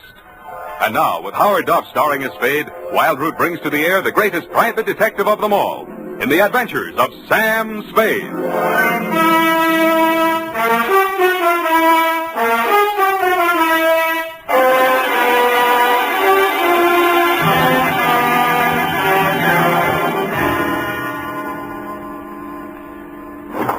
I think I'm getting it now. You even lost your shoes. Ready, sweetheart? Yes, Sam. No questions? No, Sam. That picture in the paper doesn't mean a thing, Effie. There was nothing between Virginia and me. Just wasn't room. Well, that bambuco, you know, that's the way we dance it. Authentic. Sam, I troubled to call my girlfriend, Edna Mae Schwartz, who is an instructor at Arthur Murray's. Mm-hmm. I quote, "The partners exchange graceful nods in the center of the dance floor and then separate. Well, as the senorita provocatively leads the pursuing caballero through a series of gay whirls, turns, and figures." There you see, provocative. But he never catches her, Sam. Well, I have my shoes off. That gave me the advantage. You know best, Sam. Well, that clears that up. Date? August 29th. I will give the date. Fill it in. That still doesn't explain your operating on the wrong side of the law. Down, Effie. This goes to John M. Lawless. A known gangster. What else? From Samuel Spade, license number 137596. Dun, dun, dun, dun, dun. Boom. Well, thank you, Effie. Subject, Joe Morales. Dear Johnny. You hired me yesterday morning, but the real start of it was back in 45. Flashback. San Francisco was just recovering from VJ Day, and crime was practically at a standstill because your number one competitor in the West Coast mobs had just been rubbed out, and you were on trial for same. Nothing about the trial made any sense. The tea-time chatter in the better pool rooms was that you were taking the rap for your worst enemy, Joe Morales. What made even less sense, the lawyer defending you was Joe's brother. So I wasn't a bit surprised to receive your check for $25, together with an invitation to be in the third row of the courtroom when the jury returned the verdict. I was. The defendant will please rise. Step forward, please. Have you anything to say why judgment of this court should not be passed upon you? Yeah. It's a bad beef. The judgment of this court is that you, John Lawless, for the crime of manslaughter, having feloniously run down, run over, and killed with a certain automobile the deceased person named in the indictment, and having subsequently departed the scene in violation of the hit and run statute, are hereby sentenced to a term of 3 to 10 years in the state prison of the state of California. You didn't even look at the judge while he was dishing it out. Your eyes were on the man sitting directly in front of me. The man you were supposed to be taking the rap for. The man you deliberately planted me behind, Joe Morales. I wondered what that meant. When the judge brought down his gavel, I found out. You came up the aisle with a deputy on one arm and your lawyer on the other. He seemed upset about something. I'm sorry, Johnny. I did the best I could. They've given me the judge I asked You for. passed on the jury, you cheap shyster. Okay, just wait till you get my bill. Shut up. Now, wait a minute, Sheriff. I want to speak to a friend. Hey, Johnny, hurry up. We got a train to catch. Hey, you, Joe. Yeah, Johnny? I got just this to say to you. I'm going up, but I'm not staying, see? If I'm not paroled out in 3, I'll break out. Either way, I'll get you, even if it means a murder rap. Oh, now listen, Johnny. You heard me, Spade? Yeah, Johnny, I wish I hadn't. Well, Johnny, we gotta go. Okay. Don't forget what I said, Joe. So long, Sam. Good luck, Johnny. Hey, Sally. Yeah, Joe? You hear what he said? I know. He's gonna knock me. This guy's a witness named Spade. Spade, my brother Sally. Salvador Morales. You may have heard of me. Yeah, if I'm ever up in a hit and run, remind me not to hire you. Come along, Spade, where we can talk quietly. Just over here. My conference room. Look, we got nothing to talk about. Oh, yes, we have. Watch it. I just got this suit pressed. Yeah, right in here. Sally, is it all over? How did it come out? Where were you? In here, I couldn't force myself to stay out there. What did he get? 3 to 10. 3 to 10, is that... Oh, I mean, how terrible. How terrible. Best I could do. This is Sam Spade, my dear. It's Virginia Vale, Johnny Lawless's fiancée. The San Quentin widow. Well, how's tricks, Virginia? Why did they bring you here? Maybe they know. He's a witness. Witness? To a threat Johnny made against my brother's life. My own client. What's funny? Ask your brother. That threat would even get you a writ against him to keep the peace. What do you mean, Sam? Sweetheart, threats don't mean anything in law unless they're backed up by some action.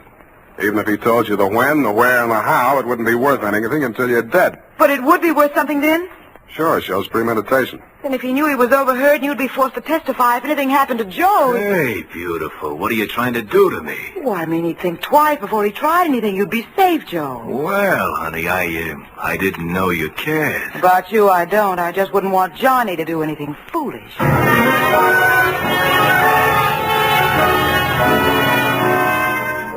End of flashback. That was 3 years ago. A lot of big news has broken since then, but the only items that interested you in San Quentin were printed on the inside pages of the local press. Item: Virginia Vale, your fiancée, got herself engaged to Joe Morales, your worst enemy.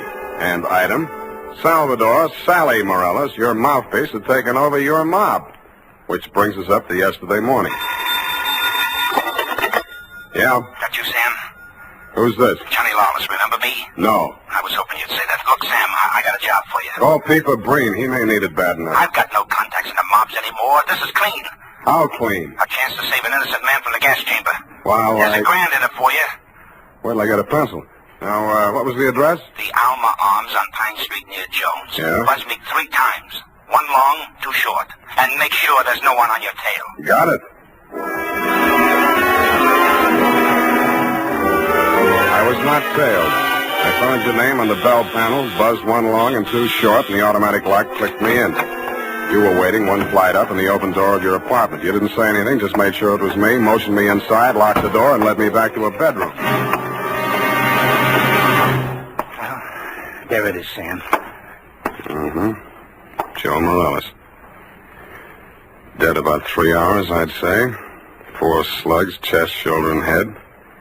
Looks like amateur work at professional aims for the belly, or did you mean it to look like an amateur job? Would I be sapping up to drop him in my own apartment? Besides, he's my lawyer's brother, and I might need Sally again. Why did you call me? Well, you heard what I said to Joe after the trial. Who told you that, Virginia? Yeah, but she didn't have to. Didn't I ask you to sit there? Oh, that's one thing that worries me. Look, let's go in the other room, huh? I feel like a drink. Well, here's my pitch, Sam. I checked out of San Quentin yesterday morning. I didn't have a mark against me. The warden himself put my case before the parole board. He called me the ideal prisoner. Shall we dance? Okay, Sam, okay, but a man can change a lot in 3 years. So can a woman. Virginia met me at the gate and we drove into the city. We didn't have a thing to say to each other. The way I felt by the time the ride was over, Joe could have her and welcome. I had other plans. Such as? Well, the parole board was getting me a job with a mining firm, a surveyor. I took a course up at Quentin. You seriously expect me to swallow this line of guff? Listen, you don't get fat making a living on the mace. Take half of these guys you hear telling the world what wonders they are at puffing boxes, knocking over joints, and the rest of the lays. Yeah, not half of them make 3 meals a day at it. Then what chance has a guy without a regular racket? And, brother, that's me. I'll buy that for now. Let's talk about that dead body. All right. Well, I called Joe on the phone this morning, see, and I told him to meet me here at 3 this afternoon. I wanted to tell him, forget about what I said about how I was going to get him. Not that I wanted to write off that rap I took for him. But if he was scared, he might come gunning for me. I might have to break parole to defend myself. About Virginia, like I told you, we got nothing to talk about. Yeah, it was beautiful while it lasted. So he was due here at 3, huh? Huh? Yeah. I was held up. As a matter of fact, I was with my lawyer at the time. Sally? Yeah, I phoned the building and told the superintendent to let Joe in, and then I got here about 4:15. But I didn't find him until just before 6 when I called you, Sam. How come? Well, I just didn't look in the bedroom. I figured he got tired waiting and left, you know. Yeah. Mm-hmm. Well, look, Johnny, assuming your story is true, and if it isn't, you ought to be ashamed of yourself. Who do you think did it? Well, that depends on why. If it was somebody gunning for him, it would depend on what's going in the mob since I've been in Clinton. You know more about that than I do. If it was somebody trying to frame me... What do you mean, trying? Hey, wait a minute. I got a phone homicide. You must have known that when you called me. Yeah, that's why I ripped the wires out. That's cute. That's very cute. Oh, that makes you look real good. Look, Sam, look. I'm not asking you to do anything extracurricular. Sure, you have to yell cop, but you'll do it over a pay station downstairs. And by the time anybody can get back up here, that stiff will be out. It will. Well, how's that going to be done? I got a friend in the undertaking business. Met him up at Clinton. He just installed a new crematorium. You should have called him first. I did, but I can call him off. You're stir-happy. Look, Sam, how about it, huh? So the cops come in tonight, tomorrow. Who cares? Not Joe, the weather he'll keep. What do you say, Sam? What do you say? I say you're probably bluffing, that you got no way of getting rid of the stiff, but on the outside chance that you might not be bluffing, I'll swing along with you for a couple of hours. If I don't turn up anything by then, the deal is off. Okay, that's fair enough. Yeah, but this isn't... Hey! Sorry, I gotta do it.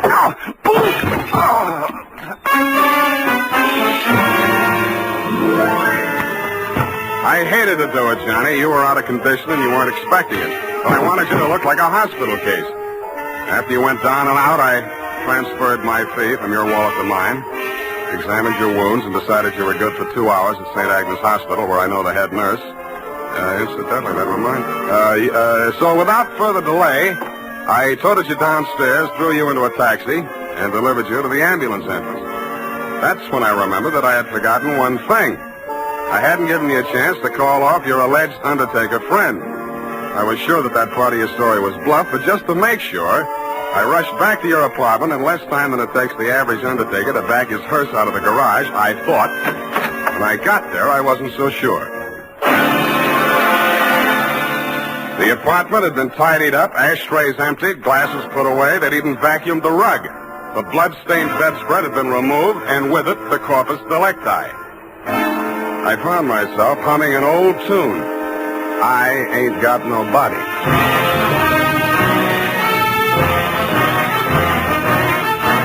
The makers of Wild Root Cream Oil are presenting the weekly Sunday adventure of Dashiell Hammett's famous private detective, Sam Spade.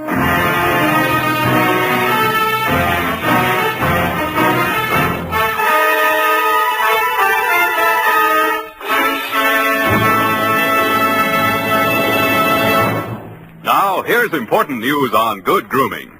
If you want the well-groomed look that helps you get ahead, socially and on the job, listen. Recently, thousands of people from coast to coast who bought Wild Root Cream Oil for the first time were asked, how does Wild Root Cream Oil compare with the hair tonic you previously used? The results were amazing. Better than 4 out of 5 who replied said they preferred Wild Root Cream Oil. Remember, non-alcoholic Wild Root Cream Oil contains lanolin. It grooms the hair naturally, relieves dryness, and removes loose, ugly dandruff. So if you want your hair to be more attractive than ever before, get the generous new 25-cent size of Wild Root Cream Oil, America's leading hair tonic, on sale at all drug and toilet goods counters. It's also available in larger economy bottles and a handy new tube. Get Wild Root Cream Oil. Again and again, the choice of men who put good grooming first. By the way, smart girls use Wild Root Cream Oil, too, and mothers say it's grand for training children's hair.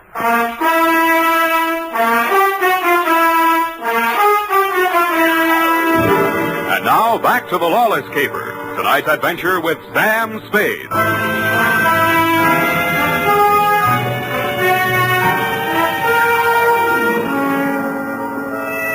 most murder cases, there are too many suspects, too many motives, and too many clues from the very beginning. I'd been on this one 3 hours, and I succeeded in turning up no suspects, no clues, and the most shameful thing of all, I had lost the body of the victim. I consoled myself with the thought that he was in no condition to tell me anything anyway. But then neither were you, Johnny. You'd checked out of the hospital, no forwarding address. But in a gin mill down on the Mission, I found a character with the unlikely name of Porky Grout. Porky is theoretically alive and will tell all he knows about anybody, which is plenty, for 2 fingers of rye. I gave him a handful. Easy. Joe Morales mob. Yeah. They dusted this town. They moved to Las Vegas 5-6 months ago. How come Joe stayed in San Francisco? Oh, him and his brother had a beef with each other. That's Sally Morales, the lawyer? Yeah, the mouthpiece. Not too close. What was it all about? Oh, that dame, Virginia Vale. After she and Joe framed Johnny Lawless on that hit-and-run job, they disagreed on methods of administration. Not so close. No. So she and Sally team up. And Sally uses his business connections to pull off this big combine, you see? Yeah, I heard of it, Las Vegas. How do I get to Sally? My throat's dry. I can't hardly talk. Hey, Riley, put out the bottle. And bring an Airwick.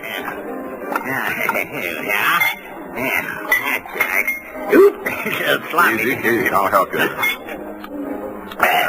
Great, huh? Great stuff. Not too close. Now, when do you want to get to him? Tonight? Right now. Let me see. The dame don't dance to nothing but rumba music, and she don't drink nothing but imported French champagne. Yeah. Furthermore, she don't go nowhere where she don't get her picture taken. And he don't dare take a drink in a place that pays him protection. Well, this being after hours, there's only approximately one place they could be at. That's the Iberia out on Van Ness. Thank you and good night, Porky Grout. If your friends won't tell you, I will. What? Please don't bother to answer.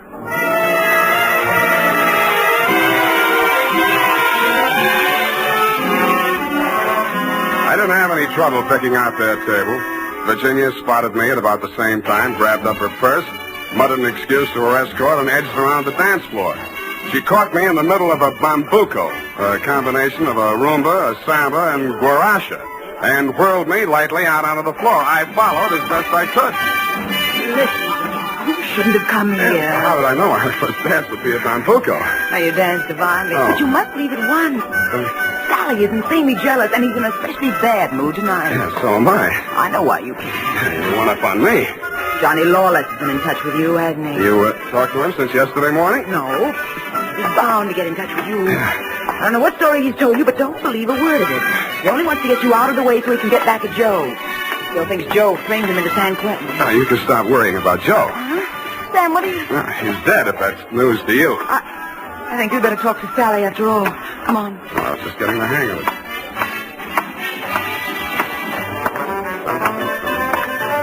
Well, my dear, so you've met another old friend.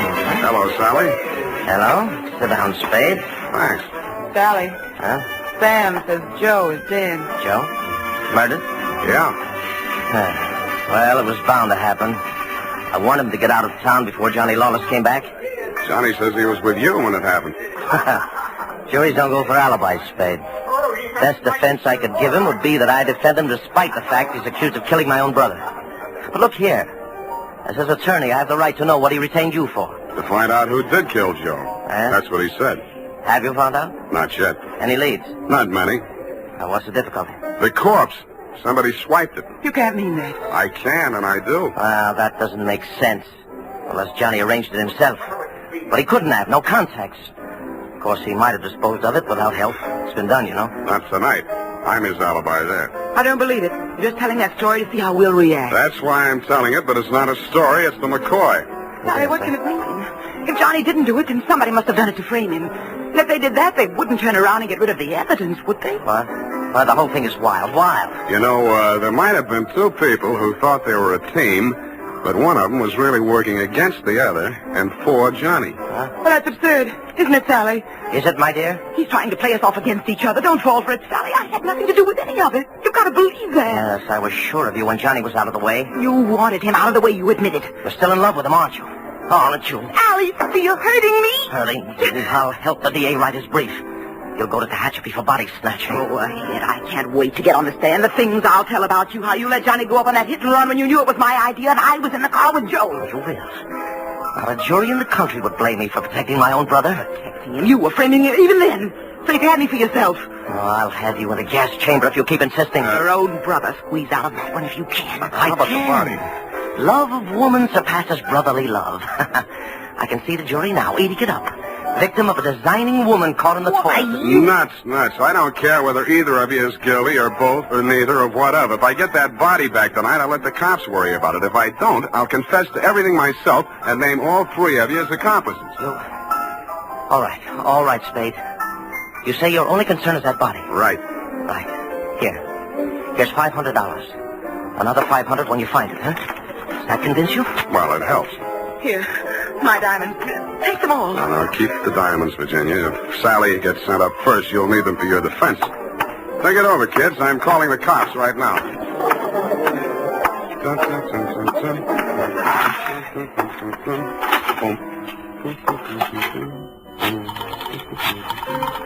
guess 1 foot back.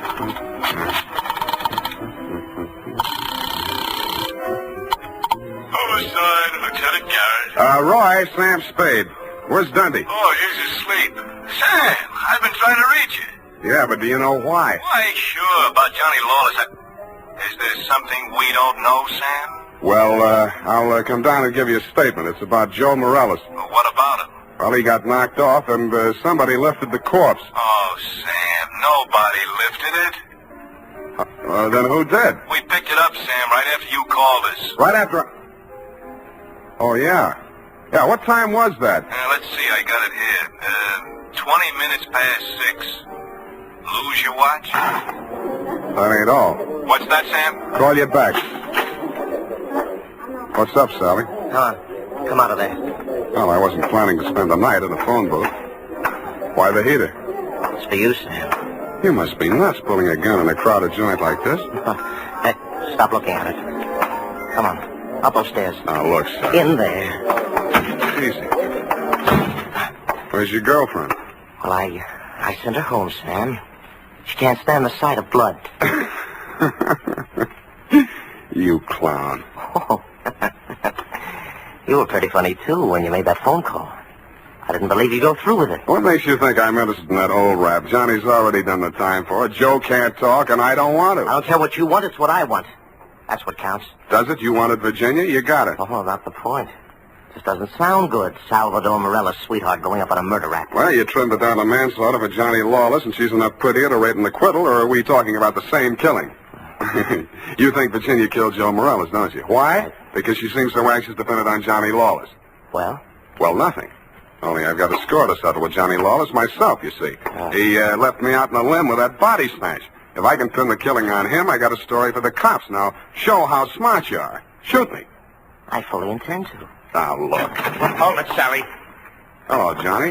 Hey, you can do it yourself, Johnny. I was going to do it for you, but you can do it I don't get it. He's trying to pin that murder on you, Johnny. Like you pinned that old hit and run on me? It's not the same, Johnny. Joe's killing is worth life if you're lucky. I never had much luck. Let him have it, Johnny. What have you got to lose? Well, you want me to... No. Step back, Sally. Okay. He dead? Yeah. You planned it different, didn't you, Johnny? Yeah, but I might as well get two for the price of one. Yeah, I planned it different, but I don't seem to care anymore. Well, then you won't need that. Huh? Sorry, Johnny. By the way, I'd like to thank you for keeping me in the clear. How come? That phone call you made the homicide using my name. Without that, I might be going up with you. How'd you figure it? Nobody but you had anything to gain by making that body seem to disappear. You knew I wouldn't check with the police till I'd made a try at locating it on my own. You knew I'd use the disappearance as a handle to shake what I could out of Sally and Virginia. You knew they'd suspect each other because I had you alibied at the time of the body snatch, and that would start them screaming accusations at each other. Did they say enough to send them up? Yeah. Yeah, I don't know how much will stick, but enough. They both admit Joe did that hit-and-run job I was sent up for? He and Virginia together. So she was with him. 3 years ago, I wouldn't have wanted to know that. Now it sounds good.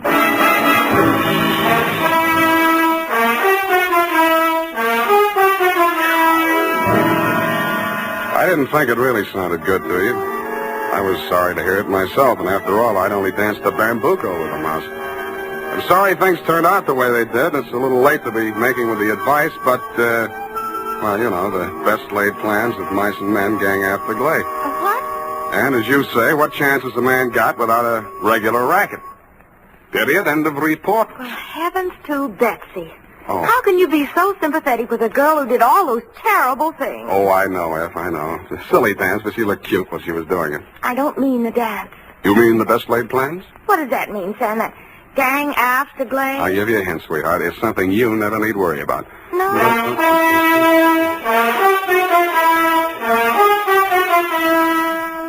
Here's why, men. Here's why Wild Root Cream Oil is again and again the choice of men who put good grooming first.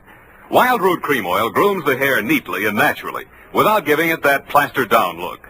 Wild Root Cream Oil relieves annoying dryness and removes that loose, ugly dandruff.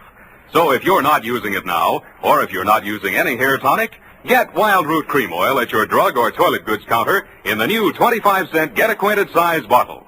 Also, ask your barber for a professional application of Wild Root Cream Oil Hair Tonic. Again and again, the choice of men who put good grooming first. Well,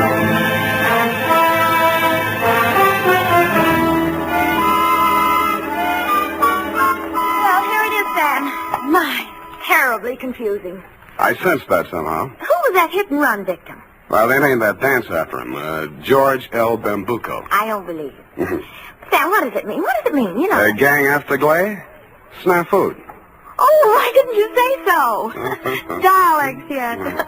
Good night, Sam. Good night, sweetheart.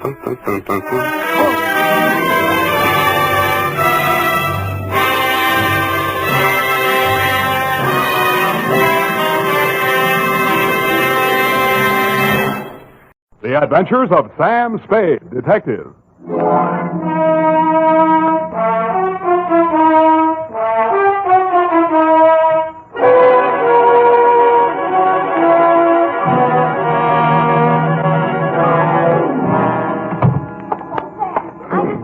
On the phone. She works in the sleep shop, you know, next to the knobby knit. Yeah. And she says they advise their nightmare customers to put a heating pad under the kidneys. Oh. And instead of milk toast, just a little bead of broth and some warm wine.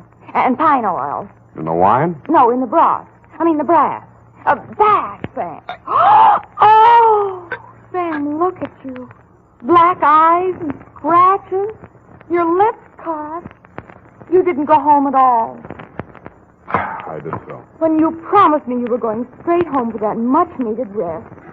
And all the time you knew you were going straight to some sordid bar and get into a brawl. I even bought these things from the sleep shop. Next door to the knobby net. To Detective Lieutenant Dundee, Homicide Detail, San Francisco Police. Medical authorities agree that lost sleep can never be made up. From Samuel Spade, license number... 137596. Fatigue is cumulative. Subject, the Insomnia caper. Dear Dundee. Honest, Lieutenant, this is how I got into that mess last night. Honest. I've been feeling a little rocky for 2 or 3 days. There was nothing much wrong with me, but as my secretary, the ineffable Miss Perrine, said... Sam, what you need is a good night's sleep. Which, Lieutenant, is how I happen to be at home, in bed, at 10:30 in the p.m., wearing a sleep shade, earplugs, and quiet pajamas. At 10:45, my right arm went to sleep. I turned over. That's when one of the earplugs fell out. I tore off the sleep shade, dug the plug out of my other ear, stuck my head under the pillow, and was just beginning to drowse off, but...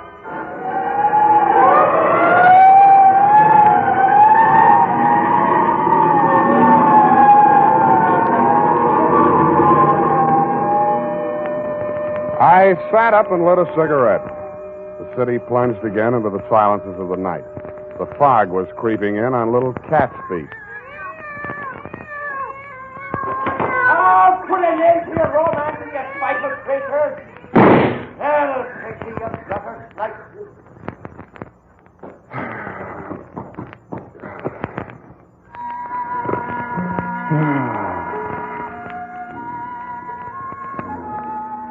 Then all was peace and quiet again in Post Street.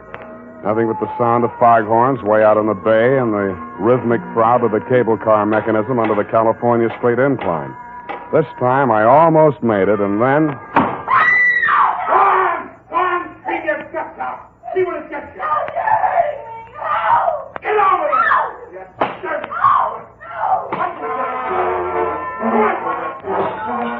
I went over to the window and peered out. The room was on a level with mine in a building just across the alley. I had had occasion to scrutinize said room and its occupant on happier occasions. She was young, red-haired, and also had a nice profile, which I had observed in silhouette against the window blind when she did her nightly setting up exercises. I now observed that she had a boyfriend, and he seemed to be angry. Not wishing to pry into her affairs, I closed my window. Drew the blind, went back to bed. It was stuffy with the window down, but quieter. I actually fell asleep. I dreamed I was home in bed and somebody was knocking on my door. How true.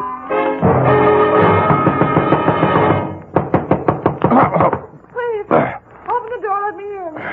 Who is it? Effie? Yes. Okay.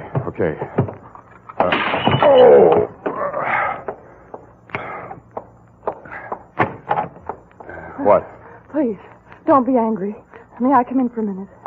You're in. Oh, thank you. I know this seems peculiar, a perfect stranger. I saw you in the window. That makes us even. I have the apartment across the alley. Yeah, I know. And you saw him strike me. No. Well, you must have heard. I heard a lot of stuff breaking. Well, my ship models, he threw them all over the room, broke them to bits. They weren't especially valuable, and besides, they were presents from him, so... Now I get it. Now, you came here to tell me all about your collection of ship models. I think that's real neighborly of you, Miss... Doreen Dubar. Yeah, well, it was nice meeting you. Drop in again sometime, and I'll show you my collection of trout flies. Please, don't send me away. I'm deathly afraid of him. His name's Dan McCrae. He's a merchant seaman. His boat just got in today, and... Yeah, but why me? Well, I've seen you in the window so many times, I somehow felt I knew you. That's foolish, I suppose. I don't even know your name. Look, sweetheart, if you think you're going to rope me in as a witness to that lover's quarrel... Oh, please, no. It's more than that. Believe me. I can't tell you everything, but... Why tell me anything? Okay, I'm sorry. Pardon me for living. I know it's wrong of me to want to stay alive. I don't want to be hard-hearted about it, but if you're really afraid of the guy, you ought to go to the cops. But you don't understand it. Doreen, are you in there? Dan Badger, no doubt, from the game of the same name. Open this door!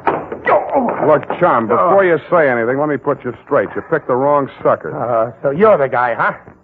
The old lady said you was good-looking in a cheap sort of way. Well, I think I'll fix that part of it right now.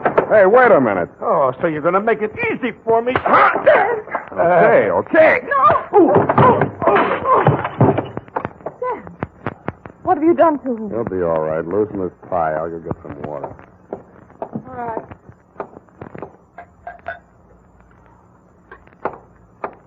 Is he coming around? Oh, where'd she go? Hey, Dan, wake up. Come on. Swallow it. What'd you hit me with? Where's Doreen? She dissolved. Come on, get up. Okay, Shepard. This is your round. Who? Not that it matters, Danny boy, but who? You're Frank Shepard, ain't you? You stupid. Can't you read? The name's on the door. Spade. Here's my card. Huh? A detective. What was she doing here? Her story was that she was running away from you. Now beat it, will you? It can't be too fast for me. I'm sorry, Spade. I've been at sea too long, I guess. The old lady over there told me Doreen was seeing the sky every night. Channel fever or something. I blew my top. Yeah. No hard feeling, Spade? Forget it. But when you do catch up with that guy, Shepard, watch your left. You telegraph it.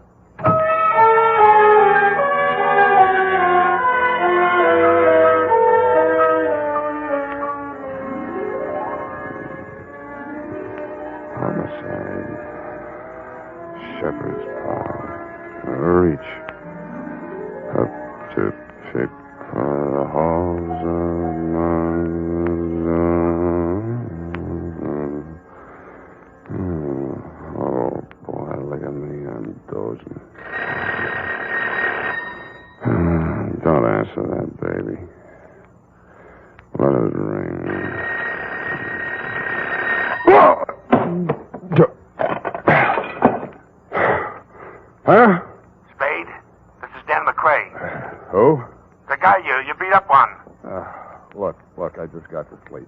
Call back tomorrow. Better yet, don't call. Listen, you gotta listen to me. I found Shepard.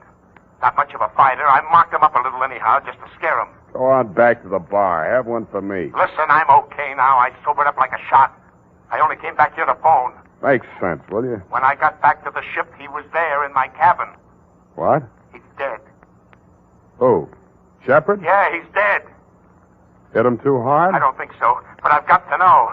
You're a detective. Now, look, I haven't got much money, but... Then start earning some. This is going to cost you.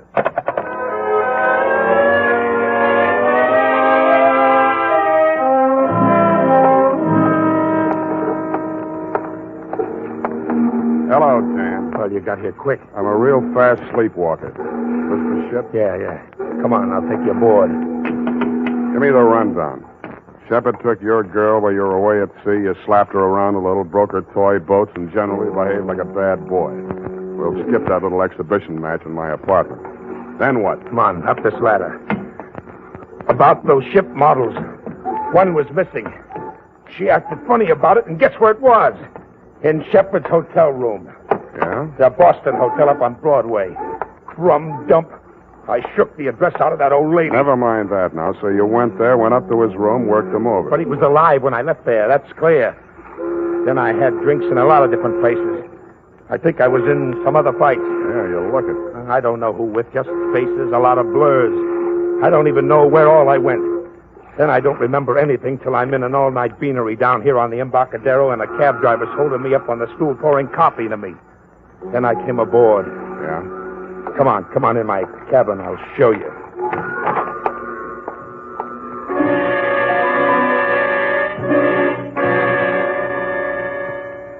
There were a few bruises and ring marks on the face, but they'd been cleaned up and smeared with methylate. I know you're not supposed to touch anything until homicide gets there, Lieutenant, but this one had obviously already been tampered with, so I didn't think you'd mind if I rolled him over just enough to peek at the back of his head. There was a tiny cut on his scalp near the base of the skull, not more than 1/4 of an inch long. It had hardly bled. I frisked the pockets. In his wallet, $38, identification card, Frank R. Shepard, Boston Hotel, San Francisco, and a snapshot of Doreen sailing a model Chinese junk in a pond someplace. In his cigar case, cigars. Around his middle, a tooled leather belt with hammered silver buckle. It was a popular type Hickok belt, but something about the buckle didn't quite figure. The prong of the silver buckle wasn't silver. It was tempered steel. And instead of being pointed, the end was flattened out and ground to a sharp cutting edge. There were 2 notches on either side of it that didn't look like they'd been put there for decoration. I took the belt off, rolled it up, and put it in my coat pocket. Well, what do you make of it? You touch it? No. Why? A man falls forward, not back. The cops will say he was killed someplace else and brought here. Then I'm in the clear. Yeah, unless they form a theory that you brought the body down here to dispose of it. Then why didn't I? Maybe you lost your nerve. Maybe you sobered up. How? What killed him? I don't know. Maybe internal injuries, maybe a head injury, or both from that beating you gave him. Maybe he just dropped dead, heart attack. That's for the police medical examiner to find out. You mean you're going to call the police? I have to. But I called you to... I thought you could clear me before... Now, wait a minute. You told me yourself you drew a blank. You don't know where you were or what you were doing. What are you going to do? Call the police. No, wait. Yeah, I suppose you have to. I do. You first. Yeah. I must say you're taking it pretty well.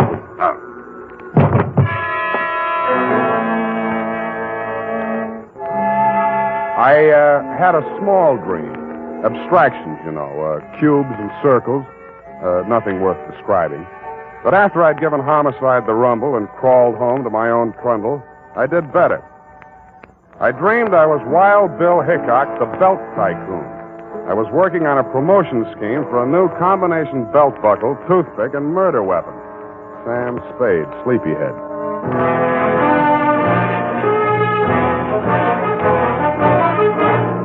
The United States Armed Forces Radio Service is presenting the weekly adventure of Dashiell Hammett's famous private detective, Sam Spade.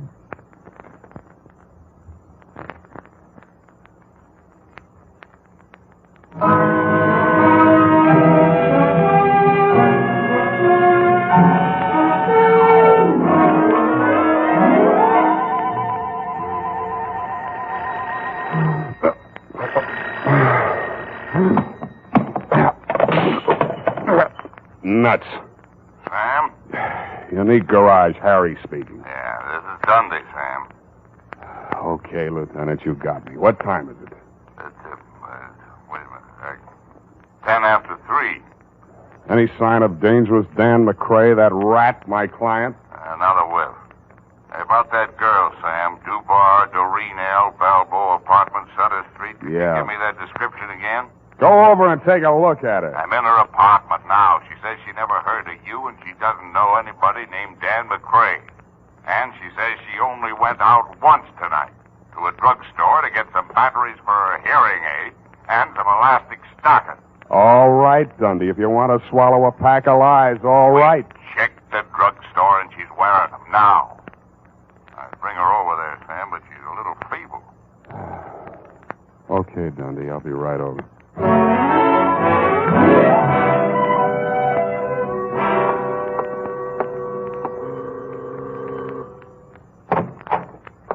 Hello, Dundee. Come in, Sam. I want you to make sure, Sam, this is the apartment. Yeah. That's my window just opposite. You can see the bed that I just got out of to come over here in response to your untimely call.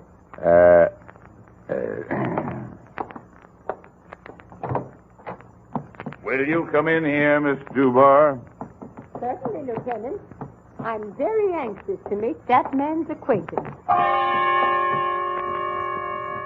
She was about 65 years old with a pleasant, motherly face, gold-rimmed bifocals, hearing aid, and snow-white hair. Over her shoulder, I could see into the kitchen. Sitting at a table facing away from me was an old man. In front of him on the bench were 3 ship models in various stages of disrepair.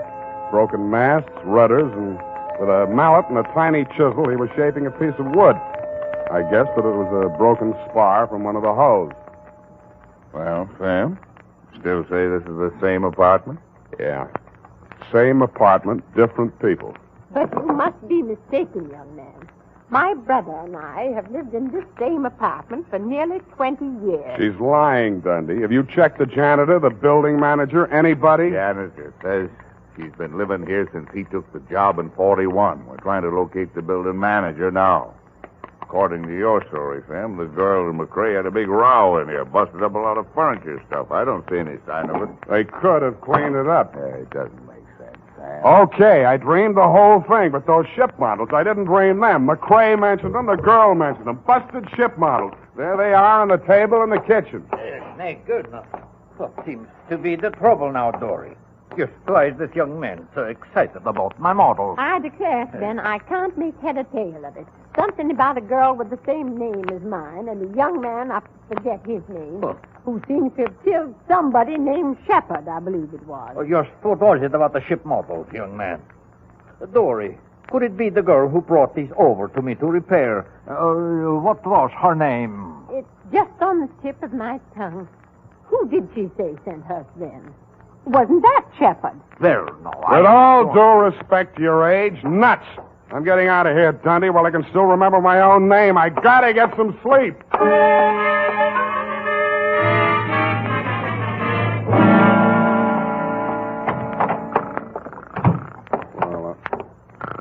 Hey, wake up. Oh, Sam. Get out of my bed. I'm sorry. I was beat. I didn't know where else to go. You can go to jail. Their beds don't have inner springs, but it's a free floss. Listen, I had to make that break. It would have been a murder rap for sure. You mean your memory came back? I had a funny feeling I'd seen that guy Shepard somewhere before. And just before I slugged you while we were standing there in the companionway, it came back to me. That guy Shepard, he came aboard ship yesterday when we docked. He flashed a badge on the gangway watch and asked to see the ship's carpenter. The one that made those ship models for you? Yeah. But don't you see? Manslaughter is one thing, cop killing is another. This ship's carpenter, what's he look like? Oh, thin, around 65. Lame. Talks like a Swede. City morgue. Maxie, Sam Spade. That stiff-tagged Shepard? Shepard, yes, Sam. Just got him back. I think it's all there. Those autopsy boys. Careless. What killed him, Maxie? Puncture wound. Base of the skull. Small, sharp instrument. Anything new in his ID? Well, Shepard seems to be a phony handle, Sam, but it'll have to do till Rita comes along. Sergeant Polehouse let it drop that the boys at his hotel thought he was a detective. Uh-huh. The funny thing about Sheppy boys, Sam, no belt, no suspenders, very loose trousers. How'd he keep them up? By the time I got to him, it didn't matter. I figured he wore a belt, and somebody swiped it off him. That's an interesting theory, Maxie. I'll see what I can do with it.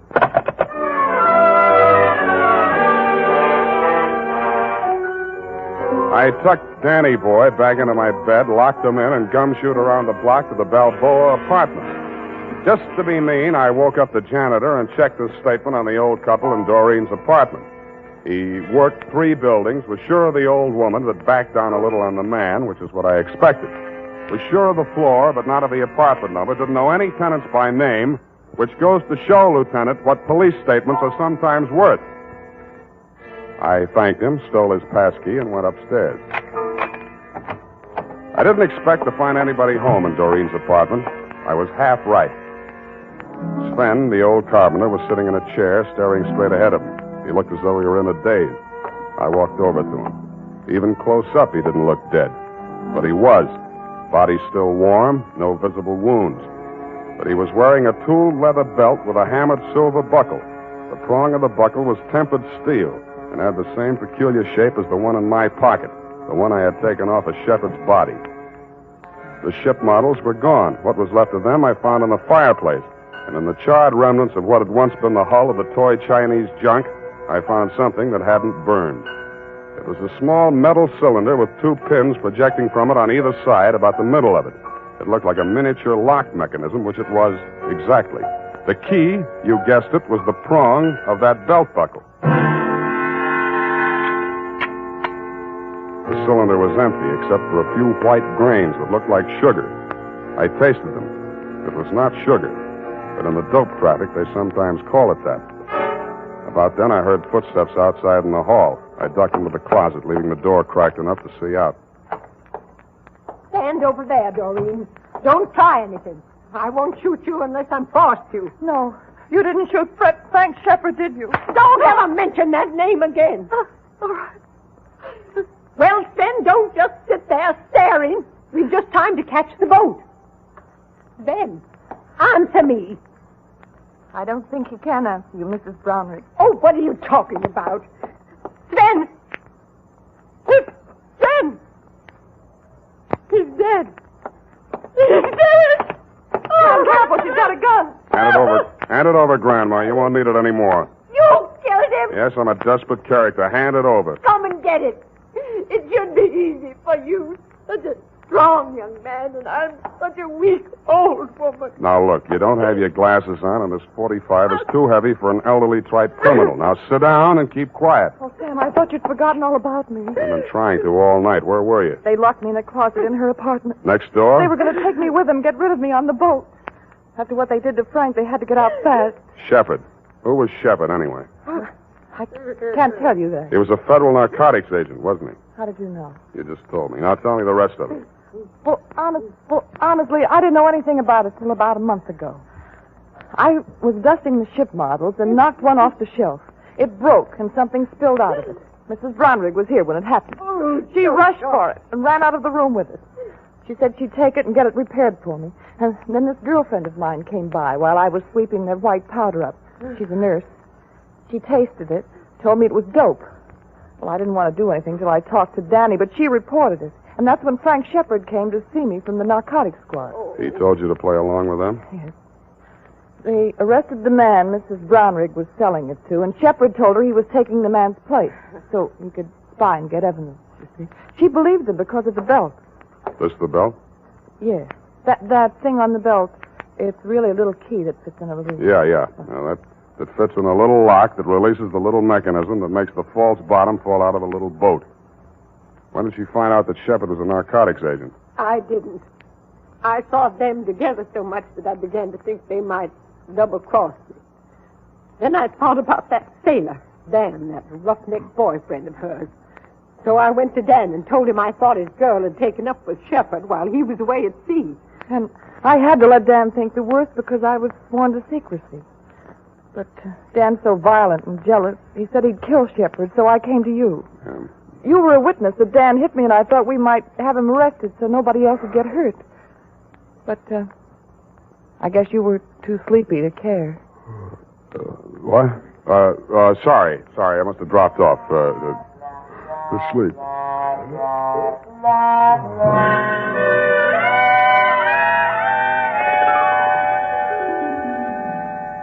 Period. End of report. But, Sam... Yes, Angel? Didn't you arrest that terrible old Mrs. Earwig?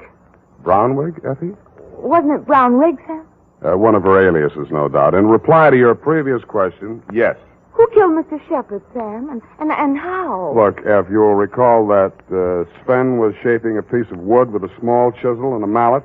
The fatal wound, you recall. Oh, and who killed Sven? Sit down. I want to have a serious talk with you. Oh. No, over here. Yes, Sam. Stop twisting your handkerchief. Yes, Sam. Effie, sometimes I think you've been a detective secretary too long. Warps the outlook. Sam, are you trying to tell me that my services are no longer required? See, that's what I mean. You jump to conclusions. As in the instance of the death of Sven. I only asked who killed him, Sam. Exactly. Did it ever occur to you that some people, especially old, feeble people, just die? Yes. Quietly? Sitting in a chair sometimes? Yes. Sometimes in bed in their sleep? That'll never happen to you, Sam. Check. But it did happen to Sven. Perhaps the excitement of his criminous activities, fear of discovery, his impending flight were too much for his heart. On the other hand, it might have just been old age. Of course. The point is, Effie, it does happen. Never in detective stories, only in real life. Mm-hmm. Well, I guess that's all. Good night. Sam, you're not sleepy. Nevertheless, I'm going home to bed. Oh. Well, good night, Sam. Good night, sweetheart.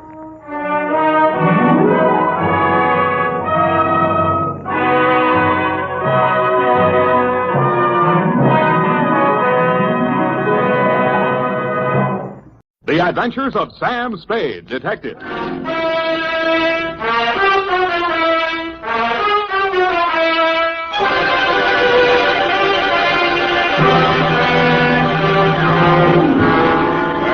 Date, fill it in. To Detective Lieutenant Dundee, Homicide Detail, San Francisco Police, from Samuel Spade, license number 17596. Subject, the Betrayal in Bumpus Hell. Red Gillis was a raw-boned poke from the border country. He was a stranger to Bumpus Hell, but he was no stranger to trouble. He jogged his Pinto down the narrow main street, not liking what he saw, and reined up in front of the sheriff's office. He dismounted and slapped the trail dust off his Levi's. Then he hitched up his gun belt and ambled inside. He looked at the heavy-shouldered, blue-jowled man behind the desk, and he didn't like what he saw. Neither did the sheriff, Rance Blaggett. State your business... I can do it better than that. State your business and get out, he snarled. Red smiled thinly and drawled, I'm looking for my brother. And what be your name outside of Red? Here, I can do that better than that. And what be your name outside of Red? Red Gillis's hand slid toward one of his six-shooters as silently as the sun coming up over the butte. Gillis, he sneered. Red Gillis from the Tonto Rim. That's pretty good. The sheriff's muscles tightened like steel springs and pulled him erect. Ain't no Tonto Rimmer welcome hereabouts in Bumpus Hell, he cursed. That was real good. And then the slap of 4 hands on leather was followed by the simultaneous roar of 4 6-guns. Hey, wait a minute. The sheriff... I know they're in there. Well, who is it? The sheriff is just... Mr. Spade. Miss Kelton next door. Right in the most exciting part. Mr. Spade, now see here. I won't take no for an answer. It wouldn't be neighborly. What is it, Mrs. Kelsey? Never you mind, come along. What are you up to here, anyway? Who, me? Oh, nothing. I'm just relaxing with an apple and a good book, I that's don't all. see no apple, and the only reading matter I see is some Western trash. Trash? Now, come on. There's trouble on the 3rd floor. Well, there's trouble in Bumpus Hell. Don't you swear at me. I'm not... I know my duty, and I know your duty. Now, come on. Get moving. Ouch. Okay, let go my ear. And that, Dundee, so help me, is how it started. Effie had just read a book called How to Relax, and it said there that Western stories were relaxing, and that's how I happened to be at home at 10 p.m., writing herd on a copy of Sheriff and Outlaw, rip-roaring adventures of the Old West. But Bumpus Hell hath no fury like my neighbor, Mrs. Kelsey. I left Red Gillis and the sheriff face to face and vice versa, eyes flashing and guns ablaze, and followed her meekly up to the 3rd floor.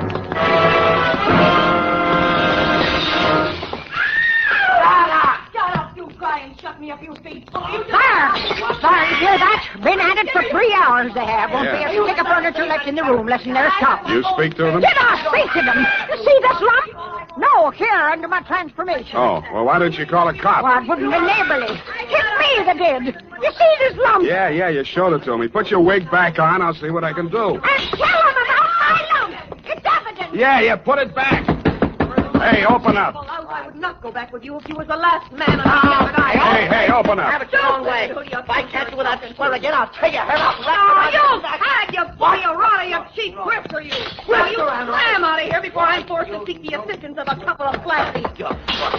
Do not try anything fancy behind my back, you big slob. From now on, you and me is strictly on the cool beaty. Well, you on principle. Hey, let go of me. Don't throw it. Hey, wait a minute. Don't I remember you from someplace? No, I'm only being neighborly.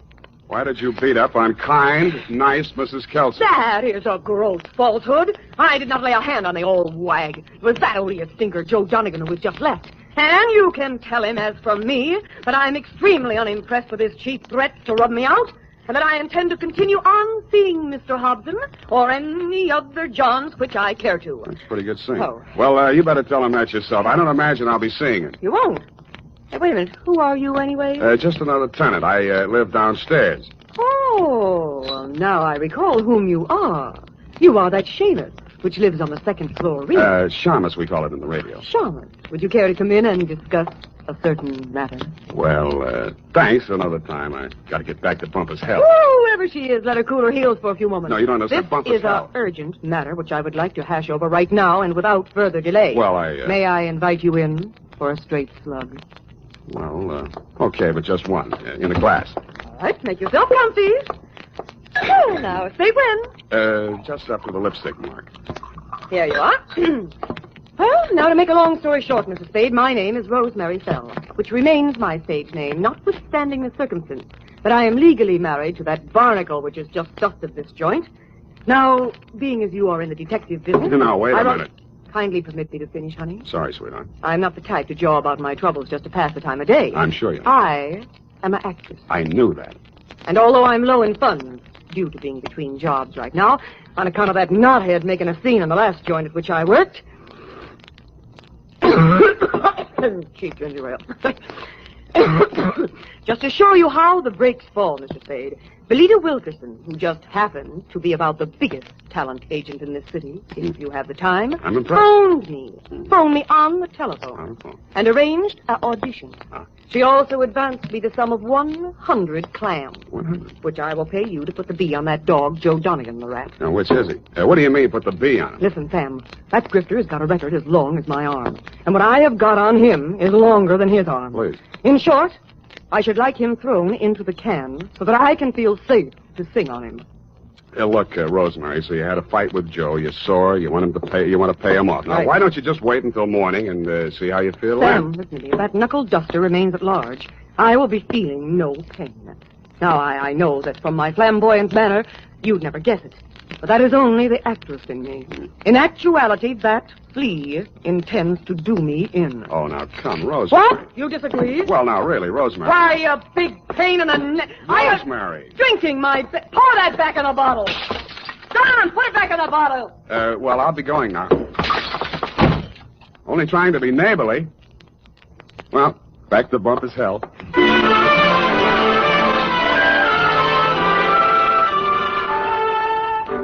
Rance Blaggett, the smoking Colt still gripped in his hairy fists, suddenly pitched forward like a fallen Joshua tree at Red Gillis's feet. Red leaned over with a thin smile playing at the corners of his mouth, not liking what he saw, and lifted the badge off of Blaggett's cowhide vest and pinned it on his own. Bumpus' hell had a new sheriff. Hey. Then I heard it. It sounded like a man sneaking up a fire escape. I went over to the window, raised it, and looked up. I didn't like what I saw. An overcoated figure reached the third-floor landing and stood silhouetted against the lighted window of Rosemary's apartment. He was about the height and weight of that rat, Joe Donegan. By the time I'd rolled out the window onto the fire escape, his right hand had come out of his coat pocket. Donegan! Donegan, watch it!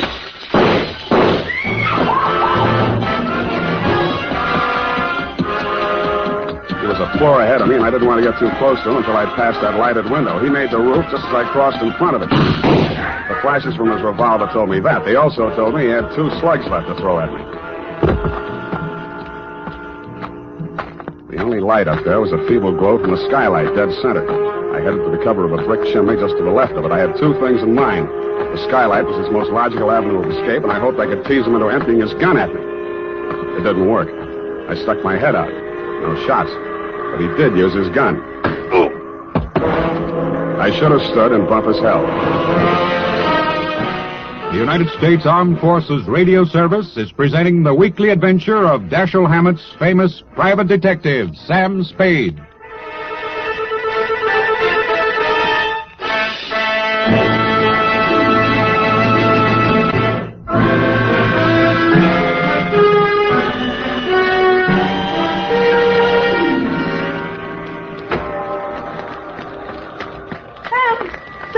What did that rat do to you, the dog? Sam, speak to me. Here, come on. Send an Indian to Sutter's Mill. Tell the governor the sheriff of Bumpus hell is turning in his bag. Listen, honey, you've got to pull yourself together. Now, come on. These delirious Trumans will get us no place now. Come on, Sam. Yeah, I guess you're right. Come on, now, do not rush things, honey. That was quite a clip he gave you. Yeah, where were you? I was combing my hair out of the window. Yeah, and he was on the fire escape, not 4 feet away. Not a very good shot, is he? No, he isn't. Oh, Sam, look at your poor little head. Here, now, let me kiss it and make it well. Wild root. Yeah, see how it gets me ahead socially and on the job? Oh, well, now, what next, Sam? Rosemary, I am going to the top now. My dander is up. Let's have a moment of silence while I put through a call to Lieutenant Thomas Dundee of Homicide. It took your boys less than an hour to locate Joe Donegan and haul him in, Lieutenant. Rosemary's charges were not enough to hold him on attempted murder, and all I could identify was the back of his neck. But you were good enough to bag him anyway, so Rosemary and I could relax. I went downstairs to bed and started Chapter 4. Aha. Red Gillis didn't trust Curly Mallard, the foreman of the Crooked S. Aha.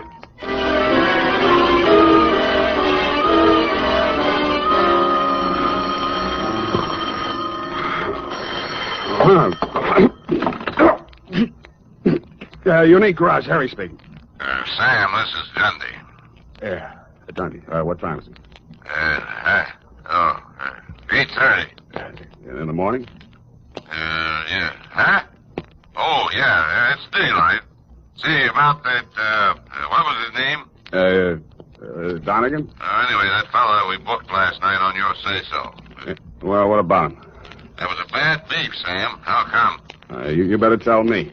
Man was alibied, Sam. When did that happen?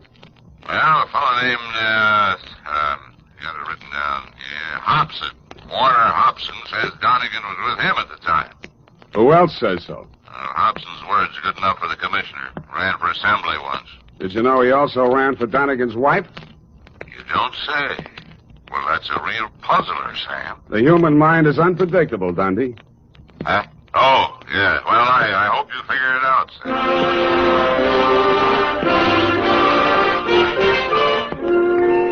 While I was shaving, I thought and thought. I wondered what Red Gillis would have done if such a situation had cropped up in Bumpus hell. A thin smile began to play around the corners of my mouth as I climbed the stairs to Rosemary's apartment. When I got there, I didn't like what I saw. It was a note pinned to the door. It said, "Dear Sam, I have been called to do another audition. If anything crops up, you can reach me at Graystone 34292.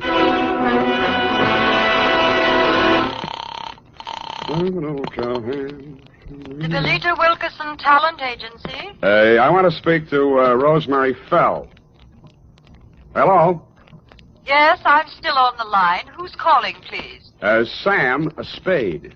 I'm sorry, Mr. Spade. Miss Fell can't come to the phone. Who's in charge there? This is Miss Wilkerson speaking.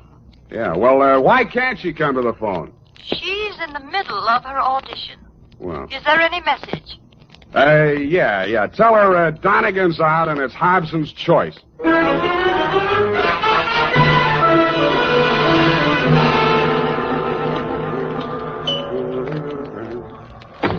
Yes? Mr. Hobson? Yes? My name is Spade. Oh, yes, Mr. Spade. Come in. Why did you phony up that alibi for Rosemary's husband, Mr. Housen? Huh? Oh, because I knew he's not the man who fired those shots at her. Were you there? As a matter of fact, I was. Would you like to hear about it? I would. Well, first, I'd better tell you a little about myself.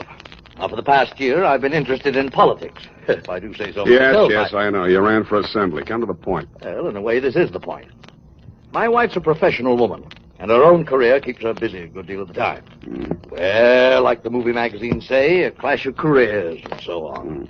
That's how I happened to take up with Rosemary. I didn't know she was married, and of course, when I found out, I dropped her like a hot potato. Potato. And then she started blackmailing me. Did you know about that? I still don't. Well, I think I can convince you. Go ahead. Well, I received a series of threatening phone calls from Rosemary, and I finally decided to go to Donegan and tell him the whole story. Oh, he was as mad as a wet hen. Wet hen? Well, he said he'd stop her, and I believed he was the right man to do it. Well, last night he phoned me. He said he'd had a little caucus meeting with her, and assured me I'd had no more trouble. But no sooner had I hung up that phone when she called again, making another outrageous demand. I decided then and there to take things into my own hands. So happens I'm a crack shot, and I knew that I could come close enough to frighten her without actually hurting her. You were laboring under a false impression. Huh? Oh, yes.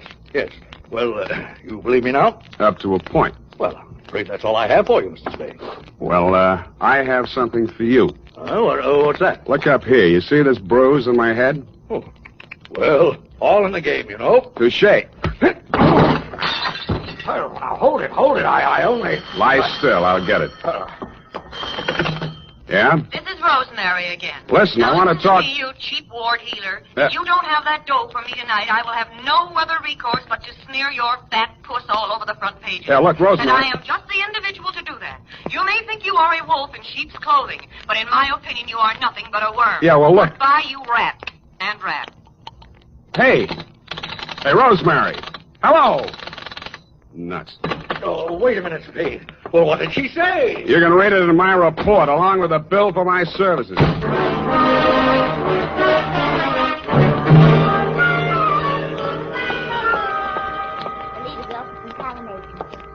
No, I'm so sorry she isn't in. You do that, sugar. Hello there. Likewise. Are you talent or just interested? I could be. In the meantime, is Rosemary Fell still here? Did she have an appointment today? Yes, honey. I called this morning. She was here then. You must be mistaken, darling. The office didn't open till noon today. Yeah. Could I talk to Miss Wilkerson? She isn't here just now. Oh, she never gets in till 1. Not until 1. She's over at KQW cutting a transcription for our new show, Goal of the Golden Gate. Oh, no. I mean, Gale of the Golden Goat. Don't you mean Gale of the Golden Gate? That's it. Girl of the Golden Gate. You said it, and I'm glad. Well, anyway, she isn't here. Good morning, Maggie. Any calls for me? Oh, yes, Miss Wilkerson, your husband... Oh, Miss Wilkerson, I was telling this gentleman you weren't here. Obviously, I am. Did you have an appointment? I talked to you on the phone this morning. Spade. Oh, Rosemary's friend. Well, you might call. She'll be out in a moment. What a distressing business that was last night. Rosemary tells me you saved her life. Well, that's a slight exaggeration. In fact, the whole thing was a mistake. Oh, really? I understood that... Oh, here she is. Rosemary, here's your friend. Sam, I ever glad to see you. Yeah. What's the matter? Plenty. Oh. Well, thanks loads, Miss Wilkerson. I hope the recording is better on this one. I'm sure it is, Rosemary. We'll call you when the client makes up his mind. Oh, well, thanks again. Come on, Sam. Goodbye, Mr. Spade. Goodbye. Sam, what is this new development that appears to be griping you? Why didn't you tell me you were shaking Hobson down? Uh-huh. And who's been feeding you this pile of gross falsehoods? Look, Rosemary, you may be an actress, but with me, your audition is over, and you did not get the part. And just what are your future intentions in regards to me? None whatsoever. I'm sorry I ever met you, and I'm going back to Bumpus hell. I went back to the office, swiveled my chair into a comfortable position, opened the February number of Sheriff and Outlaw to page 112, Betrayal in Bumpus Hell, Chapter 5, Stampede. It was disappointing. There was a lot of stuff about bawling cattle and dust clouds and Flo and Curly standing on top of a butte, not liking what they saw, when somebody yelled, Stampede. Red Gillis was riding ahead of the cattle when his horse stepped into a chuck hole and he sprained his ankle. Red or the horse, it didn't say which. But Red was lying prostrate in the path of the avalanche of tossing horns, not liking what he saw. Hold it a minute. Let's see. Continue on page 113. Learn to be a private... hello? Spade, this is Hobson. Come out here right away. Something terrible has happened. Such as? Rosemary is here, and I think she's dead.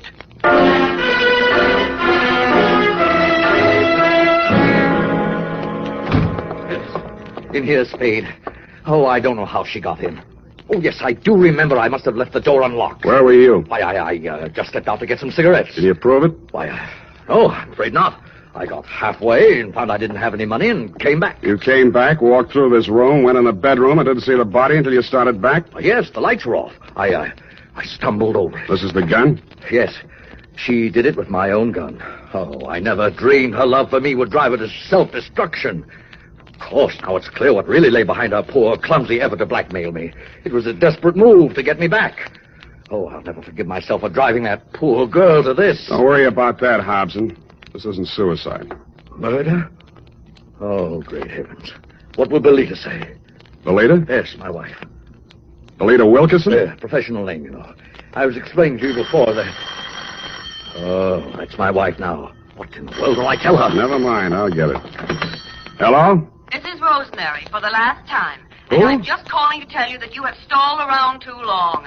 I have talked to your wife and told her the whole sordid pitch. Why she wants you back, I will never know. But I sold you cheap, and you weren't worth a cent more. I am a girl who does not like to do things halfway, but you were just too late. Goodbye, you fathead.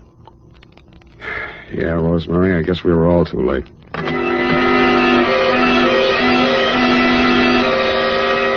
I called you, Dundee, and then, like the rat I am, made off with your prize suspect before you and your boys from Homicide arrived. We arrived at the Belita Wilkerson Talent Agency just as the boss was shutting up shop for the day. She had the recordings under her arm. All right, Belita, I'll take those. Well, what are you... Warner! Mr. Spade! Unlock the door, Belita. We're going back in. Warner, why are you... You'd better do as he says, Belita. Well, all right, but... Give me those keys. I don't... Inside, both of you. Where do you play these records? The recording studio is just through there, but you can spare yourself the trouble. I admit I tricked Rosemary into recording those blackmail speeches and then played them back over the phone to Warner. If trying to hold on to my husband is a crime, then I'm a criminal. Oh, now, Belita, my dear. Come on, stop that. We gotta get busy. I phoned the Hobson house, and you were still there, Dundee. You said it was an open and shut case against Hobson, and to deliver him at once or kiss my license goodbye. But when I told you my diabolically ingenious scheme, you said yes, you'd be glad to, because it was a sure way of getting rid of me once and for all. It took us nearly 2 hours to get things ready in Belita's recording studio. We took the parts of Rosemary's so-called audition records that we thought would fit the occasion and dubbed them onto a single side. We played it back once. Then I phoned you at headquarters. Homicide. Lieutenant Dundee. Spade, Dundee. Everything's ready here. Did you pick up Donegan? Oh, yeah. He's here. Donegan? Hold on. Okay, Belita. Start the record when I give you the nod. Yes, Mr. Spade. I didn't say it, Donegan. That's for you. Nice. Yeah, who's this? This is Rosemary. Huh? I forgive you for everything, but there are some things I cannot forget. You Rosemary, lied. it sounds like We have you. meant a lot to each other, but after what you have done to me, it is time you take through the nose. Rosemary, I didn't mean it. When I followed you to his house and you went right in like you lived there, I What just you went have done nuts. to me, it is time you paid through the nose, you rat. I am a girl who does not like to do things halfway. Listen, honey, but you're you not were going to just throw the too book late. at me, are you? I am just I'm glad to hear beginning your to voice. think I thought you were We dead. have meant a lot to Okay, each other. kill it. Rosemary, are you listening? Rosemary. Hey, no, she's still on the line. I want to talk to her. Take him, House. Wait a minute. Take him. Sam, Yeah, Dundee. congratulations. That was a brilliant piece of work. Hey, Sam, you still on the line? Yeah, I'll be all right, Dundee. I just fainted temporarily. Say it again, will you, pal? Yeah, as I was saying, congratulations on a brilliant piece of work. Wow. But I have never in all my years on the force heard of such a wild, insane, illegal, unethical, and downright cruel method of extorting your confession. Thank you, Dundee. I feel better already.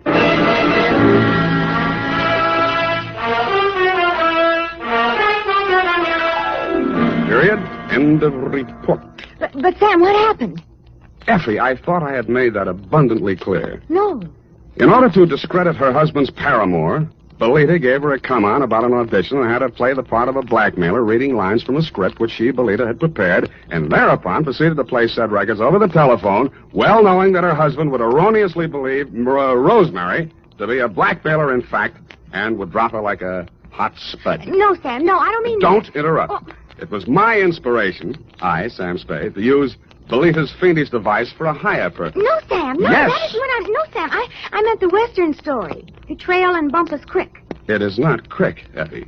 You can't say H over the radio, Sam. Oh, yes, you can. Bumpus Hell is the post office designation of a hamlet right here in California. It is? Mm-hmm. Well, anyway, what happened? Did Red Gillis ever find his brother? I didn't quite finish, Ev. Go type that up, and I shall.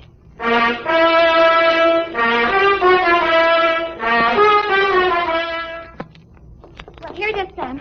Oh, Sam, what's the matter? You don't look at all well. Can't be. It didn't happen. It's a misprint. That's what it is. What, Sam? What? Maybe the writer was tired. Oh, Sam, it's only a story. That's what you think. Well, did Red Gillis find his brother? I won't tell. Oh, no, Sam, now don't be childish. Oh, well, all right. Remember the sheriff he shot on page 1? What? Yeah, it turned out to be the new schoolmarm. Oh, how ornery. A woman, huh? Night, Sam. Get up. Good night, sweetheart. This is the United States Armed Forces Radio Service, the voice of information and education. The Adventures of Sam Spade, Detective.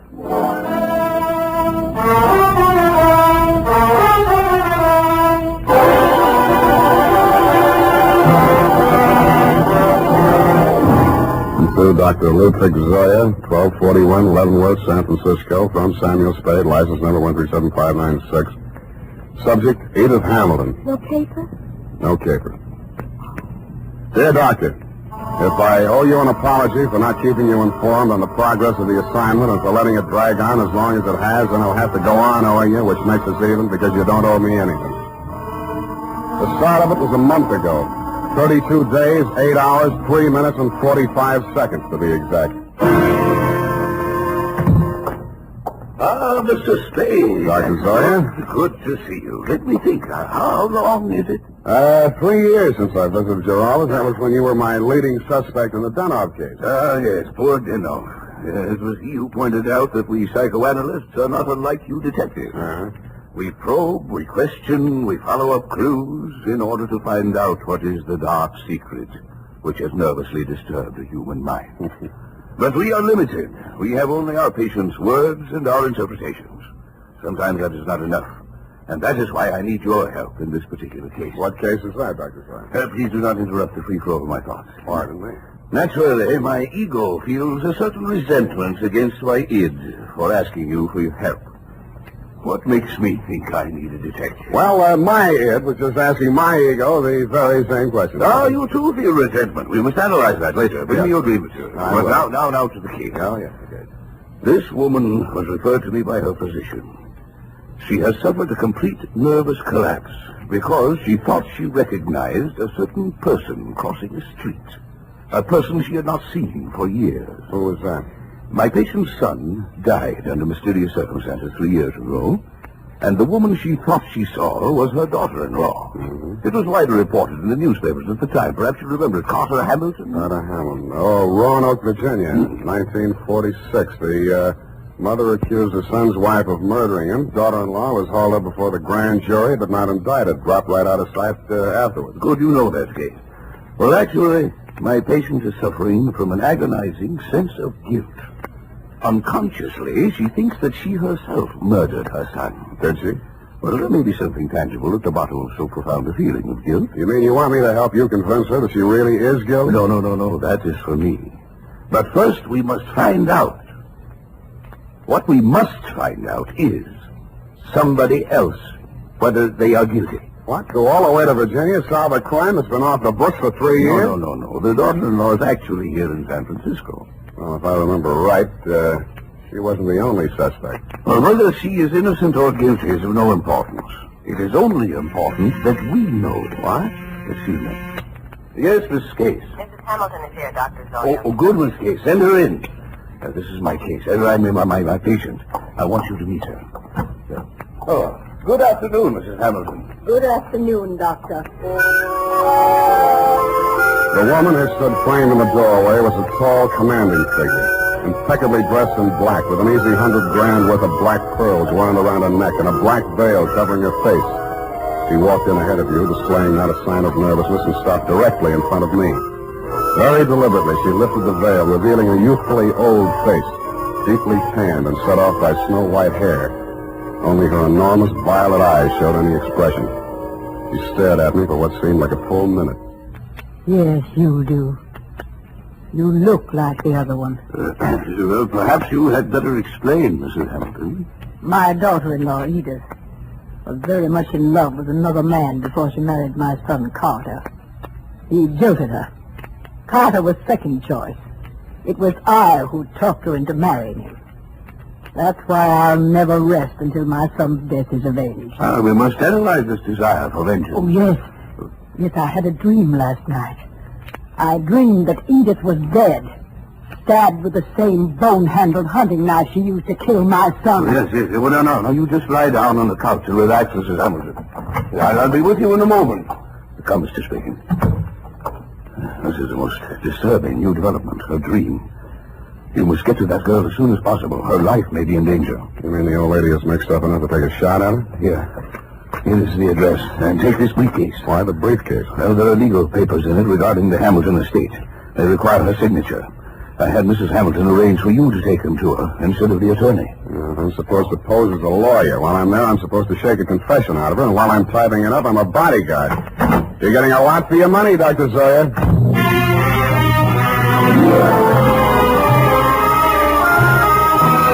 I spent the next hour or so in a newspaper morgue briefing myself on the old Hamilton case. The victim, Carter Hamilton, was the 28-year-old tail end of an old Virginia family whose blood was as rich as it was blue. The accounts of the killing were sketchy. At the old plantation, Carter Hamilton had been found one morning by his mother dead in bed of a stab wound. The knife was never turned up. Somebody had wiped everything in the room clean of fingerprints, which sounded like robbery until it was established that nothing was missing. The state was counting heavily on Mrs. Hamilton Sr.'s testimony in their case against the daughter-in-law. At an odd angle I'd forgotten. The old lady had clammed up in front of the grand jury, and the case was dropped for lack of evidence. Then there was a picture. She was the kind of a girl who looks her best in a riding outfit with her freckles showing, and then surprises you by looking even better in full makeup with her shoulders showing. Candid is the word that best describes her features. Large, widely spaced eyes, a generous mouth, and an expression of unaffected sincerity. It was with a certain reluctant eagerness that I kicked myself up Stockton Street to Pine, across Pine to Bush, and up 3 flights of stairs.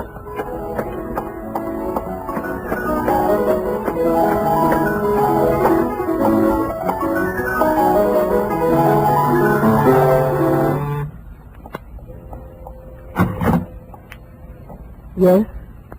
Mrs. Edith Hamilton? Yes. You must be from the attorneys. They wired me you were coming. Come in. Thank you. Not that I'm in hiding, but I'm curious as to how they got my address. Would you like a drink? Oh, not right now. Can I fix you one? In about 20 minutes, maybe. I'm still wondering how they located you?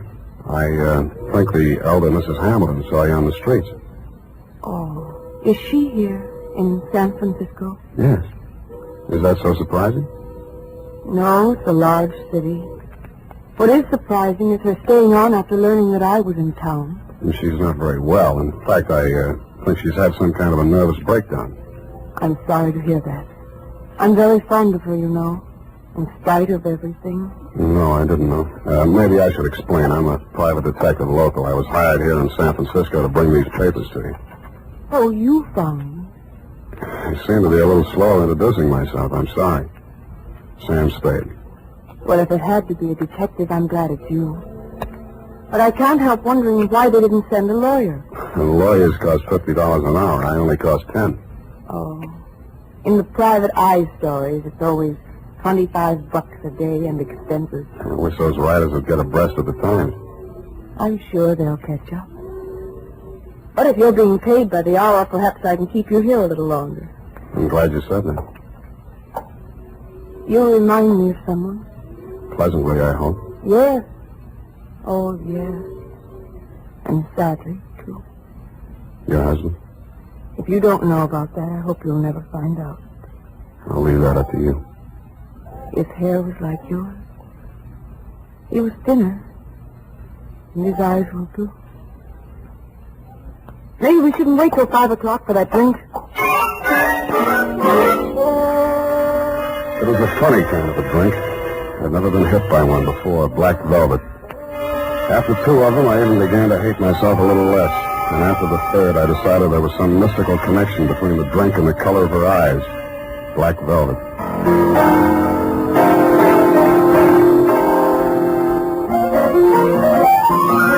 don't know much about music, but the way she went at the piano, you knew she wasn't afraid of it, and probably wasn't afraid of anything. The pieces she played were like her, bold and at the same time delicate. Simple, but with a web of complexities in the background. Brilliant, but always colored with sadness.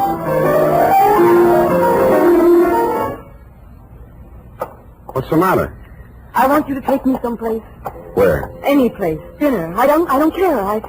I just want to go someplace with you. With you. Hey. What is it, Sam? I thought we were going out.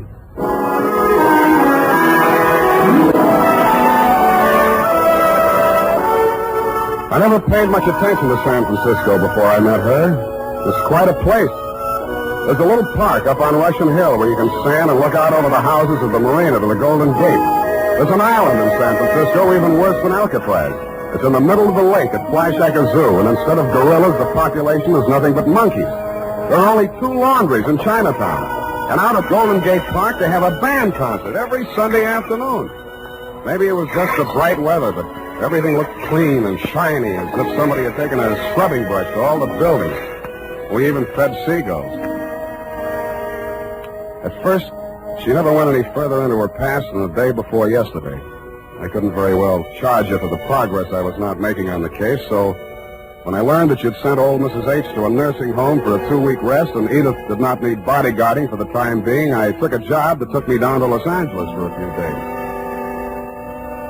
I was awful glad to get back, and not because I don't like L.A.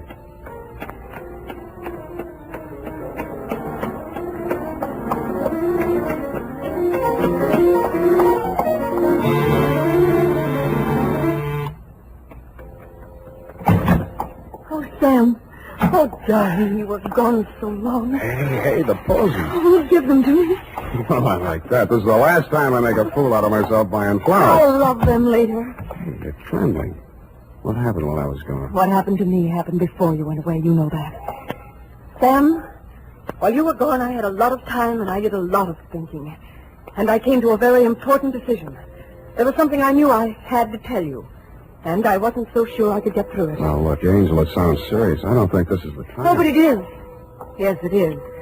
Here, take it before I change my mind. What is it? I wrote it all down. Sit here, facing away from the piano. And don't say anything until you've read it through. Oh, okay.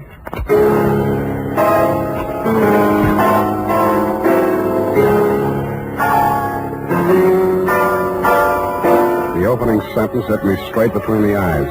It said, I, Edith Hamilton, of my own free will, make the following confession. It was addressed to the District Attorney of Roanoke, Virginia.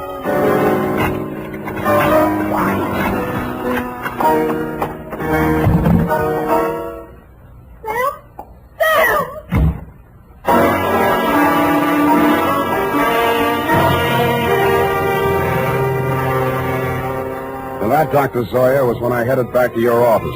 Not to have my head examined, it was too late for that, but to tell you that I was resigning this caper. On the way, I placed 2 ads in the classified sections of 3 papers. One under office space for rent and one under situations wanted. Ex-private detective desires position as night watchman, prison guard, asylum attendant, or any more pleasant line of work. And I really meant it. The United States Armed Forces Radio Service is presenting the weekly adventure of Dashiell Hammett's famous private detective, Sam Spade.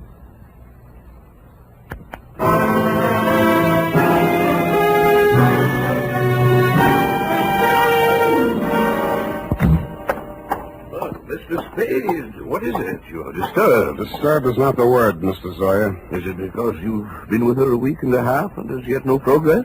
Let us analyze the situation. The whole setup has been rotten from the beginning. You send me to that girl under false pretenses. You tell me to worm my way into her confidence. One moment. Did I tell you this? How else did you expect me to get a confession out of her? Should have got the play when that old lady said I looked like a man Edith was once in love with. You thought she'd fall for me, didn't you? You thought I'd take advantage of it, didn't you? Well, you could hire somebody else to make love to her. I'm a detective, not a gigolo. So she did make a confession to you. Why do you say that? When a patient comes to a psychoanalyst for help, a situation develops which we call transference. Now, this means that the doctor represents to the patient someone in whom he can confide, to whom he can unburden himself, such as a parent or a loved one. Well, then let's don't go on with it. No. Well, at the moment, that is, what you feel toward me at the moment is what we call a negative transference. You wish to continue to make love to her, but you feel guilty about it, so you blame me. Well, what then? What are you driving at? In this love affair of yours, we have a similar situation. But what she feels for you only resembles love. It is transference. You resemble a former lover, and that is why it only took a week and a half for her to reveal everything. Oh, sometimes I think I am too ethical, or too old. Come now, why don't you tell me? You feel better. There's nothing to tell. She had it written down. I didn't read past the word confession. Well, what did you do with it? I destroyed it. I see. Well, no. Miss Case, what is it? Hamilton, she's...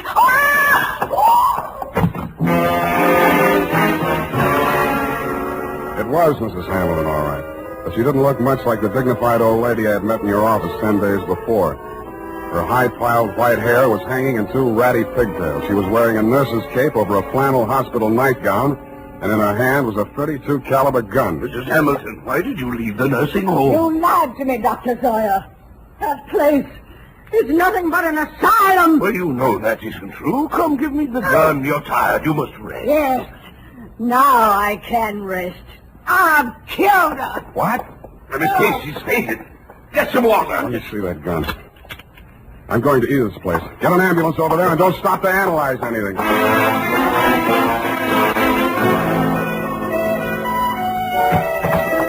Edith was slumped forward over the piano keyboard. She was barely breathing. The old lady wasn't much of a hand with a gun. 4 of the slugs had punctured the big studio window. 1 had torn a flesh wound in her shoulder. The other had penetrated the right side, just below the rib cage, and there was not much bleeding at the wound of exit. Her face was pale and the skin cold to the touch.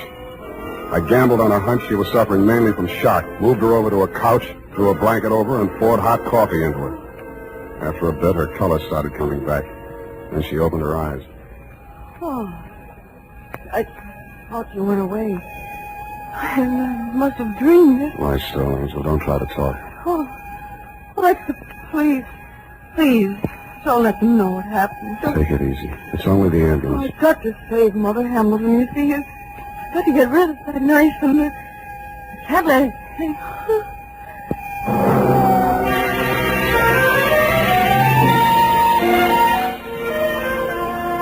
I rode in the ambulance with her. She was still unconscious when they carried her into surgery.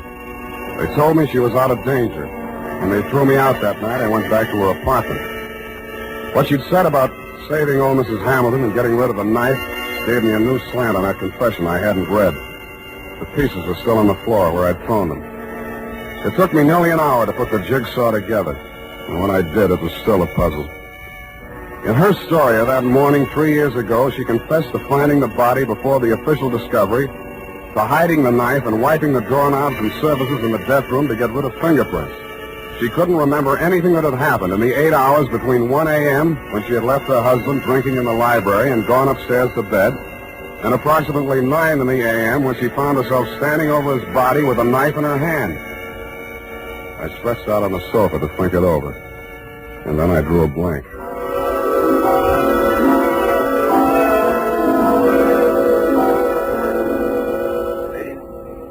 Mr. Spade, wake up. What? How did you get in here? Well, I've been reading that so-called confession. Very interesting. We must analyze it. You analyze it. I'm going to call the hospital. I've just come from there. How is she? Physically, nothing serious. Mentally, she's not so good. She keeps asking for you. Yeah? She thinks you can help her. Yeah, it's definitely there, the delusion that she's in love with you. What makes you so sure it's a delusion? Don't answer that. When can I see her?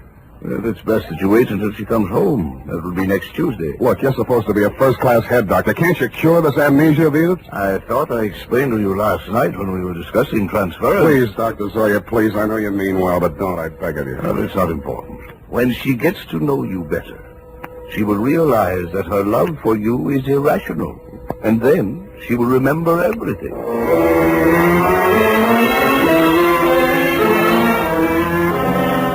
I kept myself busy like crazy until Edith checked out of the hospital. There wasn't much talk between us at first.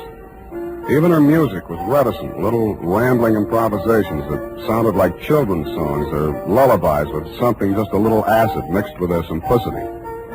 Then as the days went by and her strength and confidence started to return, her music became serene and graceful. It became like her as she sat there at the piano in front of a big window with its afternoon sun streaming down on the San Francisco hilltops, while at the same time the April fog bank started its nightly prowl in through the Golden Gate. And that was like her, too, and like her music. Brilliant, but with a touch of melancholy. And then one day it was all warmth and brilliance and she was smiling.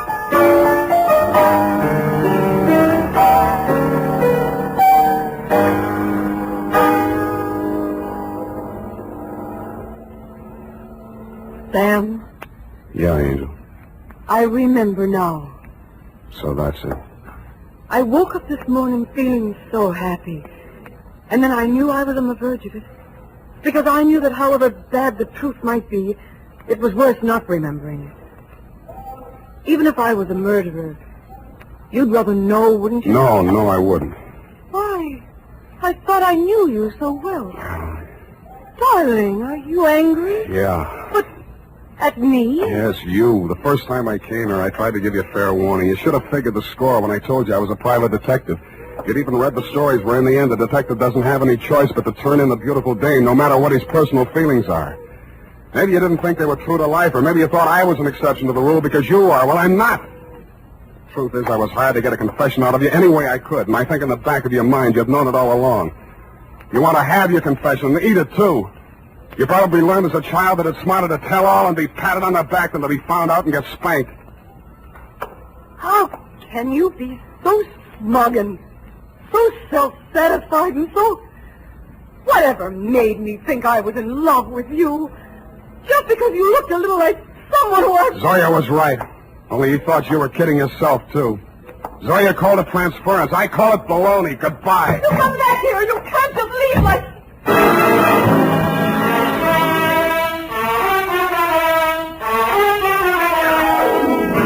And that, Dr. Zoya, is why I never heard her confession. It turned into a lover's quarrel.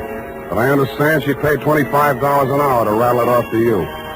I have before me your telephonic message. I haven't had time to analyze it, but at first glance I take it to mean that Edith was innocent of everything except destroying evidence. Motive, to spare her mother-in-law the anguish of knowing that her son was a suicide. I'm sorry, now that I know what her story was, that I didn't stay to hear her tell it. But that, as you would say, is not important. At least I cured her of that love delusion you were so worried about, even though it took a month to do it.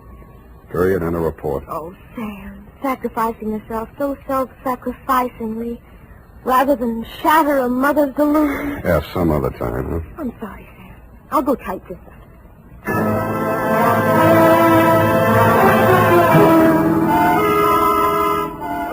Well, here it is, Sam.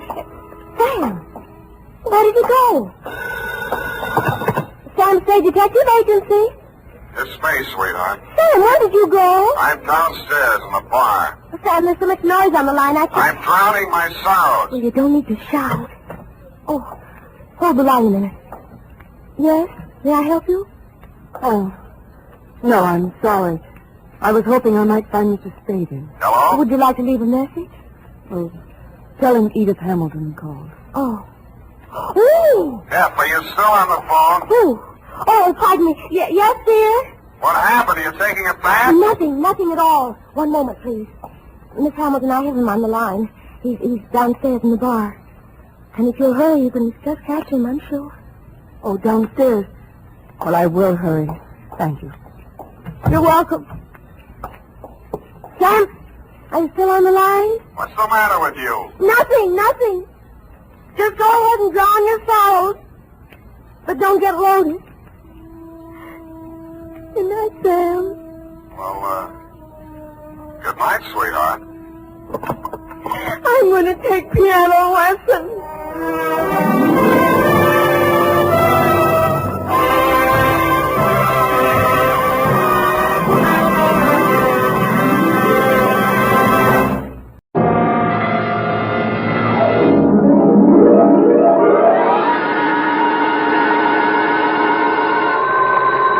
Sam Spade Detective Agency. Finitum est. Mr. Who? Finitum est. It is finished. Latin. Oh, Sam? What's left of me, sweetheart? Well, where are you? What happened? Who did it? Here, everything, and what? What? No, I asked you first. Sam. Now you're making sense. Well, did that Mr. Marchus get in touch with you? Demortuus nil nisi bonum. Oh, Sam, stop it. Second year Latin, F. Speak well of the dead. You mean he's dead? If you have tears, prepare to shed them now. This one ends up worse than Rigoletto.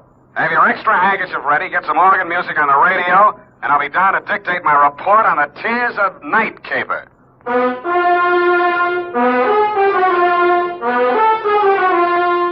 Dashiell Hammett, America's leading detective fiction writer and creator of Sam Spade, the hard-boiled private eye, and William Spear, radio's outstanding producer-director of mystery and crime drama, join their talents to make your hair stand on end with the Adventures of Sam Spade. Presented by the makers of Wild Root Cream Oil for the hair. You know, just a little Wild Root Cream Oil in your hair can mean a world of improvement in your general appearance. Just try it and see. See how Wild Root Cream Oil Hair Tonic grooms your hair neatly and naturally, relieves dryness, and removes loose dandruff. Yes, you'll be glad to discover that just a few drops of Wild Root Cream Oil make a big difference. So if you've never tried it before, get the 25-cent get-acquainted size and ask for it by name. Wild Root Cream Oil Hair Tonic. Again and again, the choice of men and women and children, too. And now, with Howard Duff starring as Spade, Wild Root brings to the air the greatest private detective of them all in the Adventures of Sam Spade.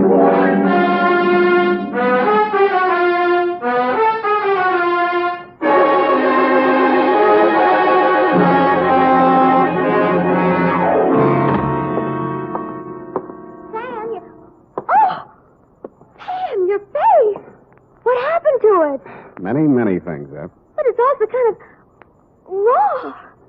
Oh, Sam. In time, Effie, my wounds will heal. Oh, I'll bet that Mamie Gagan had something to do with it. I could tell when she came in here that she was going to be... Demortuus nil nisi bonum. Huh?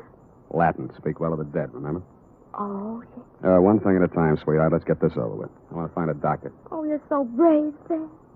Carrying on in the face of your face. Sure. You won't be satisfied until you just die for your profession. Yeah, well, if I do, nil nisi bonum, Effie. Nil nisi bonum. That means? Latin means, you have bony knees. Oh. Date, July 24, 1949, to Miss Daphne Arlington from Samuel Spade, San Francisco, license number 137596. Subject, the Tears of Night. Dear Daphne, I hope this will clear up a few things in your mind. I hope it'll let you know how you got where you are and what happened to put you there. It all has an illogical beginning, middle, and end. At 3, yesterday afternoon, my loyal secretary and confidant, Miss Effie Perrine, a doll, who has been rehearsing a Cockney play for television, flung open my office door and said, Miss Mamie Gagan to see Mr. Spade. I said, cooey. Miss Mamie Gagan looked everything the name implied, from her lately blonded hair to her genuine alligator shoes. I might add, she weighed in at approximately 160 and was in very good condition. You, Spade. I am he. Sit down, please. Ah, Don't you believe me? I hate gumshoes. They all stink. Something in your background. Perhaps as a girl. I'm just assuming that you were one. All gumshoes are nosy. They talk too much. That's why I don't like them. Here. For me? Who else, stupid? Oh. And it says, pay to the order of Samuel Spade, $100, signed Mamie Gagan, co-signed Johnny McCall.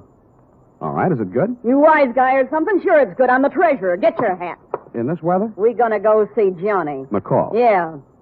Why are we going to see Johnny? Johnny wants you should do something for him. What does Johnny want I should do for him? Come on, Spade, what's the matter with you? He'll tell you. I just love to hear you talk, Mame, that's all. All this gassing ain't getting us nowhere. The boss is waiting. Gumshoes talk too much. Yes, ma'am. Well, maybe we do, but ours is a lonely profession. Mamie led me to a large Cadillac parked in a no-parking zone. She tore the ticket up and ate it. We got in and charged through traffic towards Burlingame. About a half a mile this side of the main highway, we turned off to the left, and pretty soon we were winding up a private road to a fine old colonial mansion. 2 or 3 private patrolmen were guarding the entrance. They all needed shaved. They kind of nodded as we went up to the front door. Naturally enough, it didn't open, but a peep shutter did. Yeah. It's me, Feely. This is the private peeper the boss wants to see. Open up. Okay. How are you feeling, Mr. Feely? Screw. All kinds of folks around. This way, Spade. How is it? Mamie, I got your peepers. Okay. Inside. Here he is, Johnny, flat feet and all. His name's Spade. They are not. I know. I picked him myself. Go on, beat it. I hate gumshoes. Boo. I don't mind Mamie. She's kind of bitter. Yes, she is. We did a lousy job on her hair last time. It's all streaky. Yeah, I noticed. Go on, sit down. Nice place, Johnny. Nice place. How's the growth? Oh, ain't as good as running beer, but them days are gone. I do all right. 2 crap tables, 2 faro games, a little roulette in the living room, but I have to be careful. Yeah, you seem to have plenty of muscle outside to keep you safe and comfy. Punks, all of them. But the best I can get nowadays, no good gunsels left. Guess they all got married and settled down or something. All right, Johnny, it's cool and it's nice out here. You make a living, and I got a check for $100. Why? Well, in my line, I don't generally have much use for a private eye. I don't generally like them. Neither does Mamie. But I can use one right now. Ever see this before? No? Well, it's a little bit of necklace. Necklace case. Called the Tears of Night or something. Yeah? And it's worth quite a chunk of Geetus. These 4 diamonds are good stuff. Dame named Daphne Arlington left it here a week ago when she went in for a plunge at the roulette table. She left it for a standby till she raised the cash. Oh, a screwy dame. You know, a widow with a lot of money. Boyfriend named Lenny Eppich. He paints or something. Well, she sent me a check today for the 5 G's she lost, and I just want you to take this thing back to her. That all? Yeah, that's all. I got my dough, she gets a necklace. You're a licensed bonded investigator, insured, it's safe with you. I couldn't trust any of my punks with it, and I don't like to be seen in public, so you just take it back. It's all very simple. Uh-huh. Now that you've told me how simple it is, suppose you give me the unexpurgated sequel. Did her check bounce? All right. You want a drink? There wasn't any check, Sam. She called me a couple of hours ago and said if I didn't have this thing back to her by tonight, she'd call a load of cops and come out here and tear the joint apart. Not such a screwy dame at that. You're stuck. You telling me. If she comes with cop, I'm closed for season. I'm getting old. Oh, you're not old, Johnny. Feely was running the table. I didn't know he'd taken this thing for security till we counted up. Stupid Feely. I should have pushed his mush in or something. Letting a dame like that make us a setup. Well, maybe you'll do better next time. Oh, ain't gonna be no next time, Spade. Well, here's her address. Here's the ice. Just take it to her, and I'll chalk it up to experience. You better get yourself a new boy at that table, Johnny. You telling me. You telling me. Well, bye.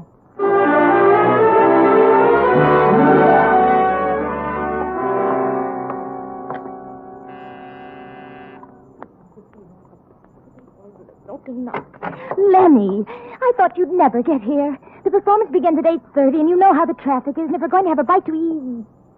You aren't Lenny. Where's Lenny?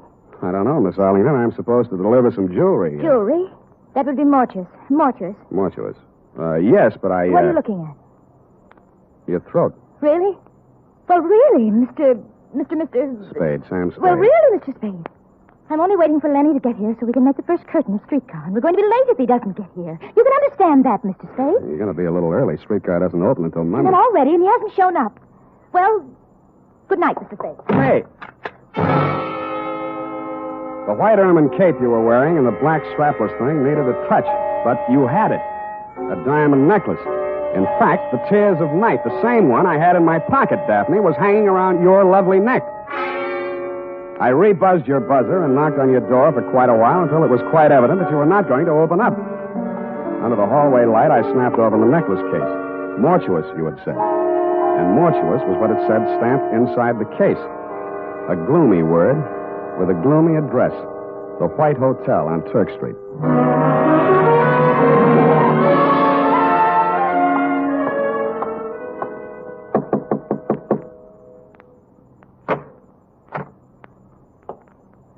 Hannibal Mortuus, at your service, sir.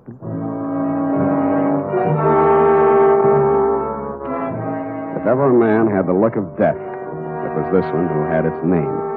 He was older than old, cadaverous, and in his skull-like head his eyes were white. He was wearing a flannel nightshirt. You find me a bit indisposed, Mr. Spade. The clerk at the desk said it was a matter of jewelry. Therefore, Hannibal Mortuus is at your service. Now then, sir, what is so urgent? I came to ask you about a diamond necklace. I found your name stamped on the inside here. House of Mortuus, most respected name in diamonds, as well as all the lapidary arts. Most respected. Fine jewels, and the name Mortuus is synonymous the world over. I am the last of 4 sons. But what continue, Mr. Spade? Well, I just want you to take a look at this.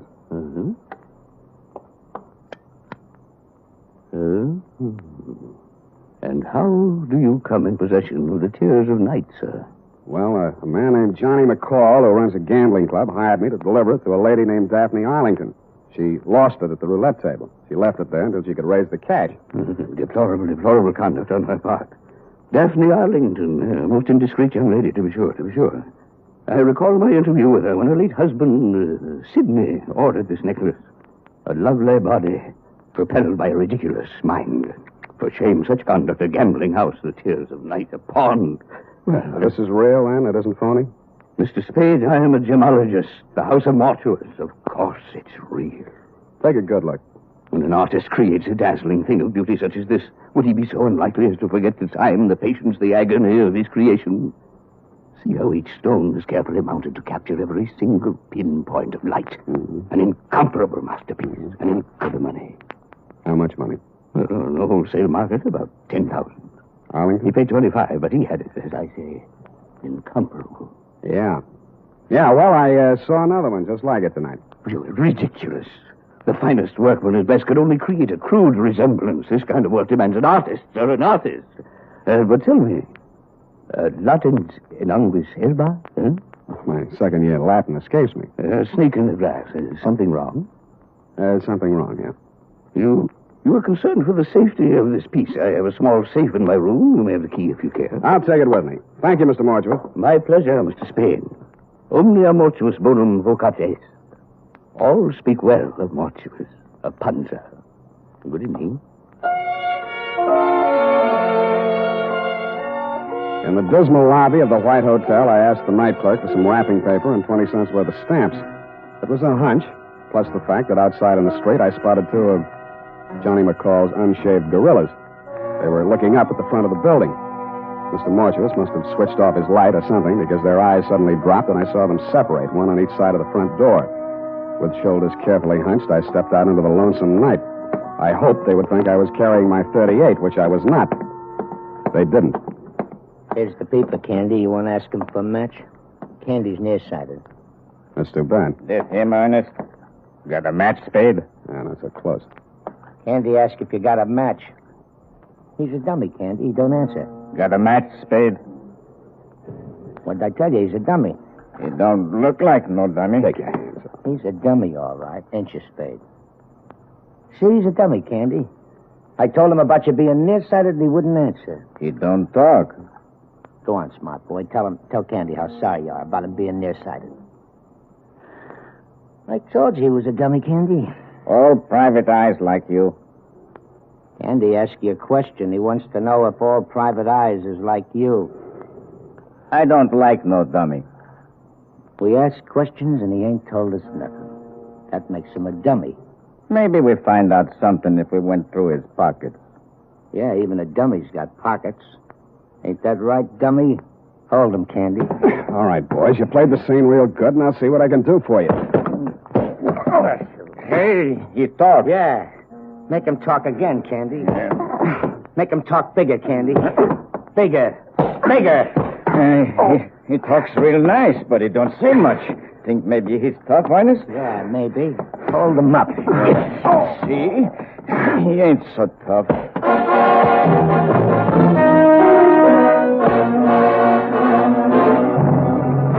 No, I wasn't. And I didn't feel like talking on that quiet little street where the only noise was my face pounding on their fists. I didn't have the necklace anymore, but they had to find out the hard way. The hard way for me.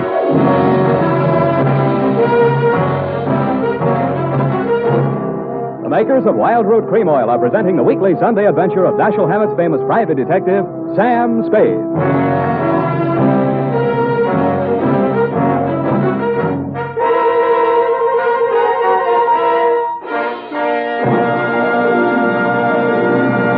Now, here's important news on good grooming. If you want the well-groomed look that helps you get ahead, socially and on the job, listen.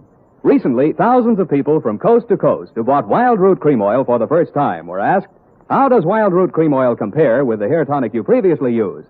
The results were amazing. Better than 4 out of 5 who replied said they preferred Wild Root Cream Oil. Remember, non-alcoholic Wild Root Cream Oil contains lanolin. It grooms the hair naturally, relieves dryness, and removes loose, ugly dandruff. So if you want your hair to be more attractive than ever before, get the generous new 25-cent size of Wild Root Cream Oil, America's leading hair tonic, on sale at all drug and toilet goods counters. It's also available in larger economy bottles and the handy new tube. By the way, smart girls use Wild Root Cream Oil, too, and mothers say it's grand for training children's hair. Get Wild Root Cream Oil. Again and again, the choice of men and women and children, too.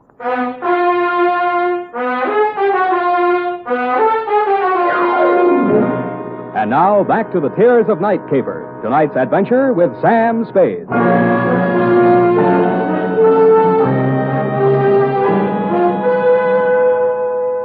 I remember trying to wake up a couple of times. I was dreaming that we were driving along in a giant Cadillac. Big Mamie was sitting on my lap. She was eating a diamond necklace and spitting out cherry pits, which Mr. Mortuus grabbed, looked at through his jeweler's glass, and then tossed into a roulette wheel. Then we had a blowout, and the whole car vanished with everybody screaming, "Demortuous, Demortuous." Somewhere around 7 in the a.m., I began to get a feeling. Several feelings, and all of them hurt. I had been dumped in the grass in a fairly nice neighborhood. In your neighborhood, as a matter of fact, Daphne. And 5 minutes later, I was climbing the steps to your apartment. I thought maybe you'd let me wash my face in your bathroom. Also, you seemed the logical one to question since nothing else made sense. You were sitting in a large chair. The drapes were drawn, the door was slightly open, and only the light from the hall seeped in. You had the phone in your lap. The receiver was off. My guess was right. You were looking at nothing. Oh, Mr. Spade, it's you. You came back. You've been in an accident. I don't think you'll need this. Oh, well then, Mr. Spade. Well then, I suppose you've met some people tonight who know a great deal about me. A gambler, a jeweler. Did they tell you about Lenny Etheridge? No. He's really a dear, Mr. Spade. Quite the nicest boy I've met since Sidney was killed in that horrible automobile accident. Sidney and I had so many things together.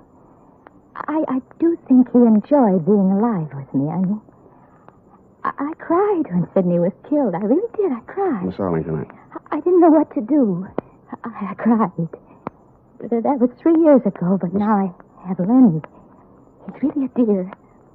I do think that Lenny will be a very prominent artist someday. I do. Lenny asked me to marry him tonight. He did? I've been very lonely since Sidney died. Lenny isn't interested in my money.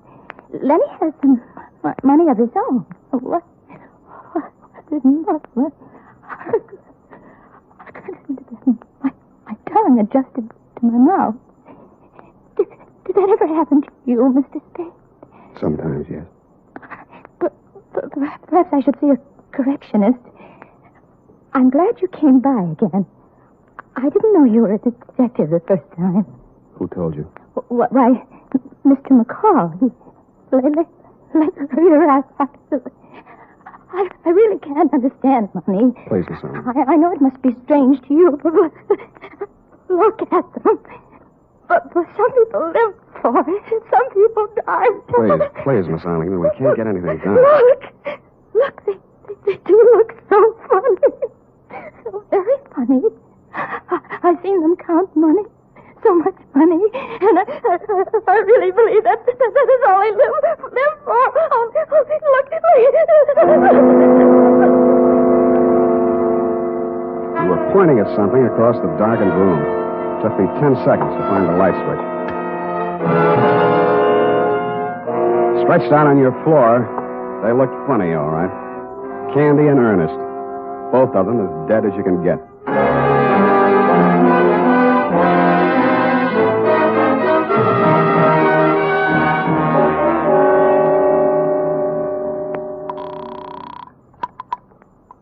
Hello, darling. Darling. I've been waiting all night. I knew you'd telephone and give me your answer. I knew you'd marry me. Your name, Lenny Eppich? What? Why, yes, but I was expecting... My name's Spade. I'm a private investigator. I'm calling from her apartment. Daphne's? Now, listen. There's been a couple of murders here. Murders? She's had quite a jolt. She's going to need you and all the help she can get to bring her out of it. I've called homicide, and it might be pretty rough for her. I'll be right over. Bring a doctor. Right. And a lawyer. I'm afraid she'll need one of those, too. I've got a good one. We'll be there. Thanks, Mr. Spade. He showed up about the same time the crew from homicide got there. Your fiancé's a good guy. He talked fast and urgently, as did the doctor and lawyer he brought with him, and through their combined efforts, you were removed not to police headquarters, but to the private hospital in which you are now a patient. It was obvious from the powder test that you could not have fired the .45 which ended the lives of Candy and Ernest. It was also obvious that the murders had been done elsewhere. But who had done them remained to be seen. Spade, I've been expecting you. Come in, sir. I've been amusing myself with your chessboard. Sit down. Oh, you've had a hectic night. Yeah, your boys were pretty rough. Candy and Ernest, two men of another world, Mr. Spade, not our world. Allow me to apologize for that action. I want more than an apology, Mr. Mortuus. And if that's my gun and it looks like it's got a hair trigger, and if you'll pardon me for saying so, your hands are a little shaky. I underestimated you, Spade. Such an ingenious method of protecting the tears of night. Why, sir, by the simple expedient of placing it in an envelope and mailing it to yourself from my hotel lobby, you hired as guardians the entire United States Postal Service, not to mention the armed forces. Thanks. What happens now? We wait for the mail. Just tell me where I'm wrong, will you, Mr. Mortuus? McCall wanted me to get caught with it. He didn't know it was real. You'd made a phony for him. Only you found out it wasn't phony when I came to your place. Then there was a double cross. If you can bear my vanity, I have invented a new word. Triple cross. It has a ring to it, Oh. Including Mamie? Mamie and her friends have been very valuable to me, but I must necessarily exclude them from sharing the profits. Mamie knocked off Candy and Ernest? Abetted by the last of the House of Mortuus. You planted them in Daphne's place. Mamie and I. A crude touch, I thought, but it had a purpose. I happen to know that Mrs. Arlington has for a long time been on the verge of a nervous breakdown. With 2 cadavers in her living room, she was very unlikely to discuss a bogus necklace with the police. And I doubt very much if she knew she was wearing the original or the imitation. Flighty girl. That's the lousiest thing the House of Mortuus ever did. She walked in and found it. If you had merely returned the real necklace to her, it would have been simple to make an exchange, and none of this would have been necessary. But I know. You just sit here and wait for the mail. We wait for the mail. What about your other playmate? I'm afraid I'll be sought for a murder or 2 or 3 this night. Mamie. She got it, too? Yes. Where are the police going to find her? Oh, in my hotel room, which I departed hastily once the room clerk had informed me of your ingenious method for protecting the necklace. I shot her there. You were cheap. Cheap, sir? I don't understand. A $10,000 necklace? It's not quite a king's ransom, you know. The tears of night are worth 5 times that. I'm afraid I misinformed you as to their value. I didn't want you to become suspicious. You are a really horrible, terrifying old man. I suppose you think you'll get away with it. I don't intend to get away with it. An old man, yes, but I intend to spend my remaining years... They'll pick you up before you get to the airport. I doubt that. I shall turn the tears of night into cash. And with a well-laden purse, I shall guarantee to elude the police over half the world. In 2 years, perhaps 3, they'll get me. But I'll spend the money, and... We have a visitor. Caution, Spade. I do shoot well. Answer it, tell them to go away. I'll be right beside you. All right. Open it. One side, Spade, I got a gun. Obvious. Mamie. I thought I'd find you here waiting for the mail. You dirty. You didn't do such a good job on me. Caution, my dear. I have a gun, too. Everybody but me. I can last long enough to let you have it. Not so good, my dear. Your loss of blood has made you groggy. Still good enough. Well, It was almost a photo finish. He kind of leaned into the wall with a pained and amazed look on his face, then he seemed to try to walk. Mr. Spade. Mr. Spade, sir, I believe I've been shot. I'll need a little assistance. I can't seem to hold my feet, sir. I can't seem to hold my feet. It was an awkward plan at best. The mortuus nil nisi bonum, Spade. Or if your second-year Latin escapes your memory, speak well the dead.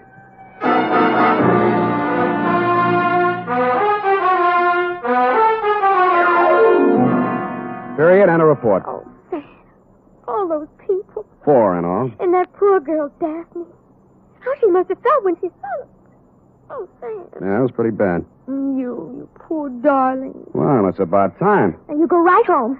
In fact, I am going to take you home. Yeah? Then what? Well, You are a registered nurse, maybe? well, Go type that up. I am completely well, and when you return, we shall Indian wrestle. certainly, Sam. And now, listen to this. Shopping note. Tonight or tomorrow, get a family-sized bottle or handy tube of Wild Root Cream Oil, America's favorite hair tonic. Oh, good night, Sam. Good night, sweetheart.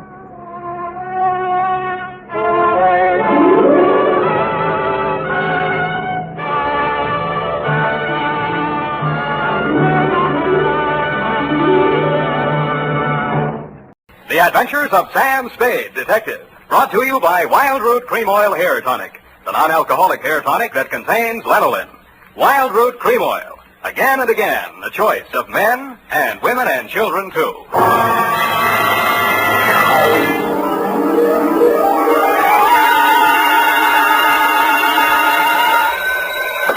Sam Spade Detective Agency? Me, sweetheart. Oh, Sam, I'm so glad you called. Why? I don't know. I always am. Was it a good case, Sam? I didn't like it. Where are you? Morgue, San Mateo. Oh, was somebody killed? Yes? Well, do you know who did it? Yep. That's good. No, that's bad. Bad? Believe it or not, F, I wish I didn't know who killed who. I don't understand. Oh, Sam, you sound so downhearted. Well, I'm sorry. I'll try to loosen up. Stay where you are, sweetheart. I'll be right down to dictate my report on the champion caper.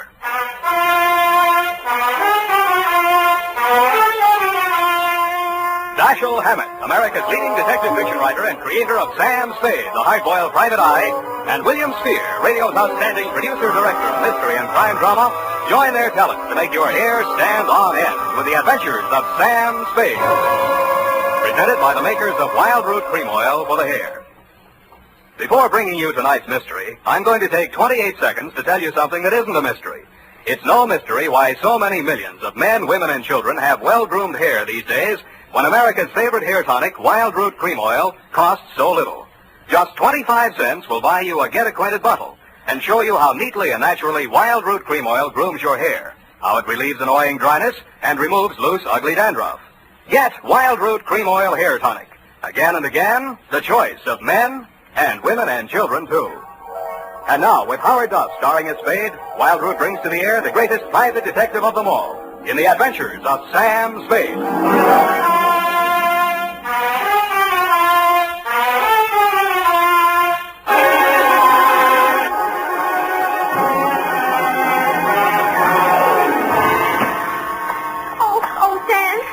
I read the afternoon paper. I don't understand it either. Stop that. Really, after all this time, you'd think I'd be acclimatized to all kinds of human storms. I've got my pencil already. And myself again. I'm ready, Sam. Sam, date? Date August 7th, 1949. To whom, Sam? Jack Manelli. To Detective Lieutenant Manelli, Homicide Detail, San Mateo Police. From Samuel Spade, license number 13756. Subject. Are you listening, Sam? Subject, the champion caper, Jim Manelli. You were there for the end of it, and I was there for the start of it, which is in the reception office of Elliott Champion's brokerage house in San Mateo, and where I first met Mildred Champion. Remember that old salve, how a woman in love is always beautiful? When I went in, I had no idea she was in love and no idea she was beautiful.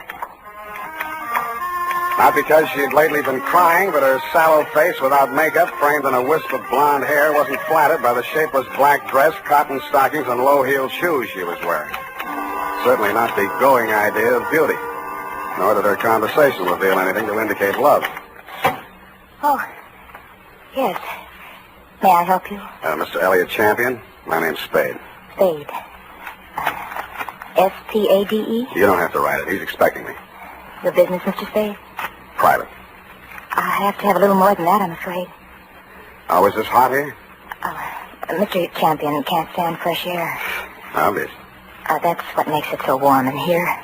I'm sorry. Yeah, it is hot. Just flip the switch and tell him I'm here. Well, what is it, Mildred? I was just going out. Mr. Spade is here. It says you're expecting him. But I don't find him listed in your appointment book. Don't be an idiot. Send him in. Send him in. You may go in now, Mr. Spade. He always like that? He's nice today. Sorry, Mildred. That's your name, isn't it?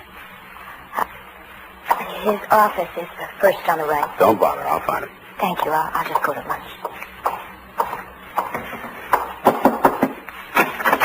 Mr. Champion? Well, don't just stand there. Come in and shut the door. What I have to discuss with you is private. I don't want that snoopy niece of mine listening to our conversation. She's out to lunch now. But does she listen in often? All the time. Why? She didn't know who I was. I outsmarted her there. I called you from the drugstore on the corner. I don't want anyone to know who you are while you're here. Oh, now, where did I put that lighter? Behind the inkwell. Oh, yeah. I'm a dangerous man to play games with. Doser's found that out once, and if he keeps this business up, he's going to find it out again. No games? You're dangerous.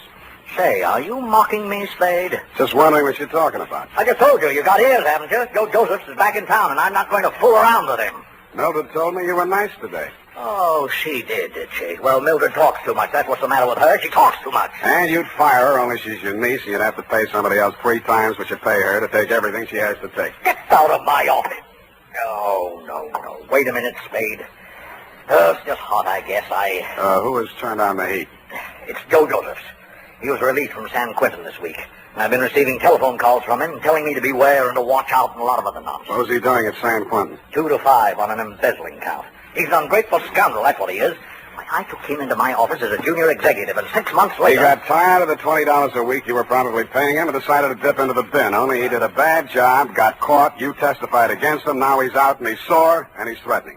And every time you yell cop around this town, there's always some snoopy reporter hanging around the sergeant's desk. Ain't that the truth? Listen, Spade, I've got $500,000 tied up in this business, and I don't want anybody thinking I might get knocked over by some loony with a grudge. And that's why you didn't tell the police?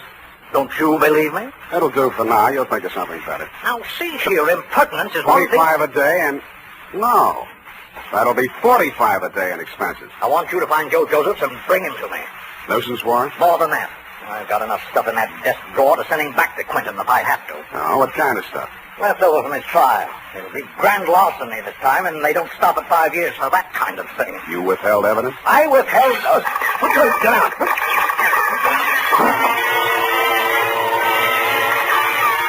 My back was only 8 feet from the window, and it came through from the other building across the court. The silencer either ruined the marksman's aim, or he was just a bad shot, because out of 6 tries, he didn't connect with a thing but the desk lamp and a wastebasket. By that time, Champion and I were both on the floor, Champion on top of me. I kicked out to get loose, and he kicked me back. I gave that up and twisted around for my gun. Across the court, a window was open about 6 inches, one corner of which was full of a dark-sleeved hand and a gun arm. I fired at it from what is known as number 6 position. It's him! It's him! Get him, Spade! Get him, Spade! What do you think I hired you for? I didn't bother to answer him. I went through the window, onto the fire escape, and over to the next building. I did more. I went in that building, which was apparently vacant, down the stairs, and started out the back entrance. Hey, Billy, watch it, will you? What's the big hurry? Hey, he came out of this building. Which way did he go? Who came out of what building? This building, right here, just a second ago. Here? Yes. Who? Him. Who? The guy who just ran down What'd these he look stairs. like? Well, he... Oh, what'd he look like? I say, what'd he look like? Huh? Who? What? Where? Thanks. Don't be mention it, Curly, anytime. I couldn't tell her what he looked like because I hadn't seen him. After a careful search of the building, which revealed nothing, I decided my suspect had eluded me for good, and I returned to the office of Elliot Champion. He was sitting on his green leather chair, wearing an expression to match. Missed him, huh, Spade? What does Joseph look like? Oh, I've got a couple of snapshots here somewhere. Yes, here. Let's have a look. I was later to regret having those snapshots of my person. They showed a tall, thin-faced, haunted-looking guy, an old-looking 28, good face, shock of black hair, and dark eyes. I've seen plenty of crimes, embezzler type, and he wouldn't have been cast in a part in my movie. There was nothing about him to indicate that he'd embezzled $2,000 or used a silencer on a gun. I dug 238 slugs out of Champion's wall and went down to the street. Spade! Oh, Spade! He was a heavy-set man in a dirty white Panama hat and seersucker suit that didn't fit him around the middle. Just a minute, Spade, just a minute. He crawled out of a black sedan, jammed a cigar in his mouth, and began sweating. He needed a shave. He'd always need a shave. Hot afternoon, ain't it? Yes, it sure is hot. Sure is a hot afternoon. Here, my card. Lemuel Drigger, Confidential Investigations. Guess I should ought to have some new ones printed up, huh? I guess you should order, Lem, and change the name while you're at it. Huh? Didn't the commissioner bounce you 9 years ago for rolling a pack before you did the booking? Oh, let bygones be bygones, Spade. I'm in business for myself now. How's business, Lem? Punk. Try another racket, Lem.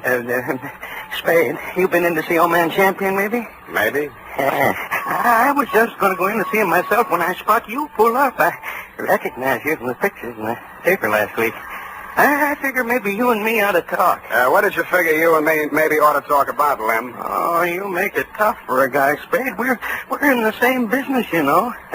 What you going to see him about? So long, Lem. Hey, wait a minute. I'm an old gumboot, huh? A fat old gumboot who couldn't get a trick as a housekeeper or tail in a punk, is that it? Okay, Spade, okay, you're full of vinegar now, but just you keep my cards. You'll want to see Lem Drigger before it's all tied up. You'll want to see me. Screw, Lem. But he was right. I did want to see him because when I got down to the Chronicle office and looked up a morgue on the Joe Joseph trial, the first thing that jumped out at me was the name Lemuel Drigger. Lemuel Drigger, private detective who had been employed when Mr. Champion had become suspicious of Joseph's account irregularities, and who, together with Mr. Champion, caught Joseph's red-handed, and who willingly offered his testimony the same at the trial which convicted Joe Joseph to San Quentin for 5 years. The file also gave the name of Joseph's lawyer, a man named Anthony Speezer. The phone book showed an apartment address on Geary. That's you, Aggie? Hold on a minute. I was just trying to get dinner over before you showed up, but I guess I'm late tonight. Who are you? Mr. Speezer? That's right. My name's Spade. I'm a private investigator. I'm trying to locate a former client of yours, a man named Joseph. Come in. I was expecting Aggie, but come in. Thanks. I always fix my own dinner, poached egg and half and half. Ulcers. Name Spade? Yeah. Want an egg? No thanks. I'm on duty. Mind if I finish? It's up to you. Who's your client, Spade? Elliot Champion. Joe Josephs is back in town, and he's been making telephone threats and throwing 38s around. 38, huh? Mm-hmm. You know where he is? Joe was a nice kid, but a calendar job. Born with one war going on, a depression on deck, and another war in the hole. Makes a difference. The calendar got him. Everything was against him at the trial, too. I couldn't do anything. He thought I let him down and told me so. He got real sore when they read the book at him. Certain Champion and that private dick, Lem Drigger. Drigger and everybody else said he was railroaded. You were his attorney? I know, but he didn't have a chance in a million of beating that rap. He thought I ratted when I took the guilty plea in court's mercy, all for a lousy $2,000. Well, he's done his time and he's out now. He hasn't gotten in touch with you? Nope. No threats? Nope. Have a right to you from prison? Nope. Any idea where he'd be in town? Nope. Is it possible he has a mother? Nope. Then I guess I leave you to Aggie. We play records. Aggie used to be a violinist. Well, it's up to her. Spade. Spade. Yeah? If you find Joe, tell him where I live. I'd like to see him. Why? I don't know. Maybe I just want to see what 5 years in the pen does to a kid like that. Yeah. I'll bet you do.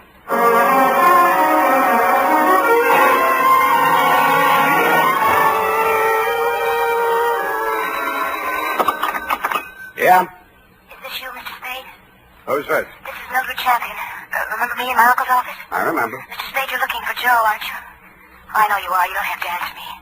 I think I can help you find him. I must talk to you right away before something terrible happens. Please come out to the house before something terrible happens. It's right in the corner. I got out to the house as fast as I could, but not before something terrible had happened. The front door was open and all the lights were on, and Elliot Champion was lying at the foot of the stairs in the front hall, holding his lapel as if it would get away from him. Hey, don't touch me. Don't try to move me. It's in my lungs somewhere, and I never thought.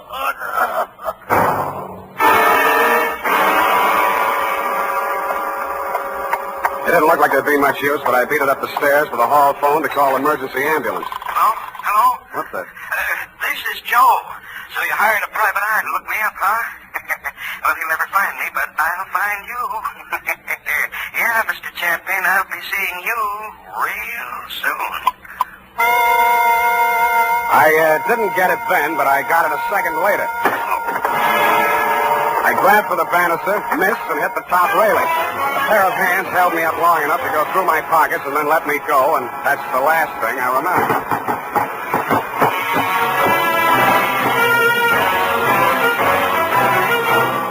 The makers of Wild Root Cream Oil are presenting the weekly Sunday adventure of Dashiell Hammett's famous private detective, Sam Spade.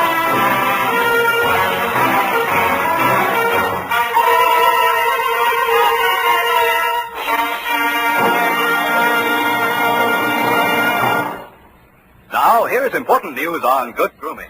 If you want a well-groomed look that helps you get ahead, socially and on the job, listen. Recently, thousands of people from coast to coast who bought Wild Root Cream Oil for the first time were asked, how does Wild Root Cream Oil compare with the hair tonic you previously used? The results were amazing. Better than 4 out of 5 who replied said they preferred Wild Root Cream Oil. Remember, non-alcoholic Wild Root Cream Oil contains lanolin. It grooms the hair naturally, relieves dryness, and removes loose, ugly dandruff. So if you want your hair to be more attractive than ever before, get the generous new 25-cent size of Wild Root Cream Oil, America's leading hair tonic, on sale at all drug and toilet goods counters. It's also available in larger economy bottles and the handy new tube. By the way, smart girls use Wild Root Cream Oil too, and mothers say it's grand for training children's hair. Get Wild Root Cream Oil. Again and again, the choice of men and women and children too.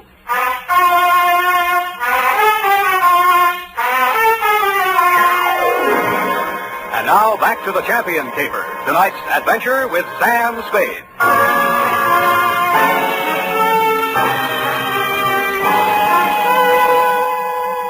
The neighbors had complained of gunshots, which was fortunate for me. I still might have been lying at the bottom of those stairs in Champion's house, Lieutenant, if you hadn't walked in, applied first aid, asked me my name, and listened to my story. You considered the threatening phone call after my client's death as a cover-up and promptly sent out a general alarm on Joe Josephs. I took an aspirin and a taxicab for home. Halfway uptown, I discovered the pictures of Joe Josephs were missing from my wallet. And that is why I was absent at the medical examiner's inquest this morning. Instead of going home, I went out to San Mateo, jimmied the lock of Champion's office, and violated City Ordinance number 352B. My dead client's desk revealed one important item. An income tax voucher dated August 17, 1944, noting him delinquent. Then I found another important item, same for 1943. His secretary's desk was even more interesting. What I found there led me to 1, call her home. Result, no answer. And 2, to revisit Attorney Speezer. I found him poaching another egg. All right, I'm here. It's late, Aggie. What's the idea? Unless it's Beethoven, I don't... Oh, Spade. Aggie ever show? Yeah, left early. Has to work tomorrow. Oh, it's too bad. What's with you? Still looking for Joe? Yep. Any leads? Wish I could help you, Spade. Elliot Champion was shot and killed in his home tonight. No. That all you have to say? Joe do it? Maybe. Well, You don't seem scared for a mouthpiece Joe didn't like. if you mean should I be next, no. I'm not scared, Spade. The kid should realize that this time I liked him and did all I could. You've been here all evening? Aggie? Could you prove it? Yep. You may have to. Did you know Mildred Champion was married to Joe Josephs? Yeah. How'd you know? It's a secret. I found his marriage license in her desk drawer. Nosy, huh? I found something else. Champion didn't pay his income taxes all the time. A lot of people are like that, Spade. Me, Lem Trigger testified against Joe at the trial, so did Champion. Mildred worked in the office, but she didn't testify. Wife can't testify against husband. Real good story, Spade. But what about Joe? Champion had something on Lem Trigger, and Trigger had something on Champion. Joe's in between. You tell me, huh? Huh? All right, I'll tell you. It's all about a green kid hired into a brokerage firm to be framed on a phony embezzling charge to cover up a tax delinquency. You want to finish it? I can't. I don't know it. You've got ideas, though. Yeah, Spade, you're right. I've got ideas. And all of them make me sick inside. That kid stood there and told me he was innocent. He said it 1,000,000 times if he said it once. And he told me he thought Champion was short with the income tax people. And if Champion was short, he could phony up a book and get a worn-out private detective like Trigger to testify that there'd been a fraud, and Joe takes the rap. If that's what happened, they did it pretty good. Did you mention anything like this at the trial? Surmise is not admissible. There was no way to investigate it and no way to prove it. Joe was a nice kid, Spade, and he told a good story. I've been fooled a lot of times. What do you think? I haven't met him yet. All right, he's done his 5 years. He came out, and now they want him for killing the man who sent him up. His whole life's gone. And for what? Spade, I hope you don't find him. I hope nobody ever finds him. But we did find Joe Joseph, Lieutenant. He was right under our noses all the time. When I called you, you told me to come on down to the morgue at the county hospital. We both stood and looked at Joe Joseph's. It's a funny thing, Sam. We had an alarm out for an hour on this guy. We've been looking all over for him, and he turns up right here. Only he's dead. He's been dead since last night, about 7. 7? Same time Champion was killed.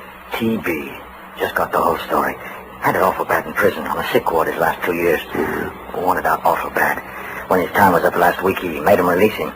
But he wound up here, died in the hospital. He looks awful young to be a con and all. I don't know, Sam, he's just a kid, isn't he? Up until then, you had some kind of case against Joe Joseph. But when the medical examiner reported that my client had been shot with a .32, the rest of it began to fall into place.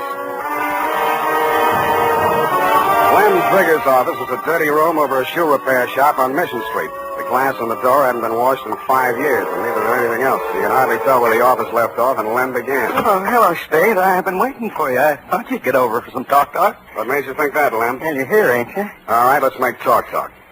Did the silencer ruin your gun? Huh? Come on, I want it all. Hey, you phoned tonight after Champion was killed. You've been phoning him right along saying it was Joe. No, just a minute, Spade. We're in the same racket. You shot at him with a silencer on your .38 this afternoon to make it look real good. You can't prove anything. I didn't kill him. One slug out of your gun will match that up. Every cop carries a .38. You were a cop once. Now, Spade, you got this all wrong. You because you thought he'd called you in for protection. He called you in once on another job. Listen, I know what you're thinking, and but this was so bad you had to drum it up, didn't you? Joseph was released from prison and it was a natural, only it didn't work. Champion called me instead, and you tried to shake me down. Well, I only thought we could kind of work together. Make it a good thing. I told you once you should try another racket.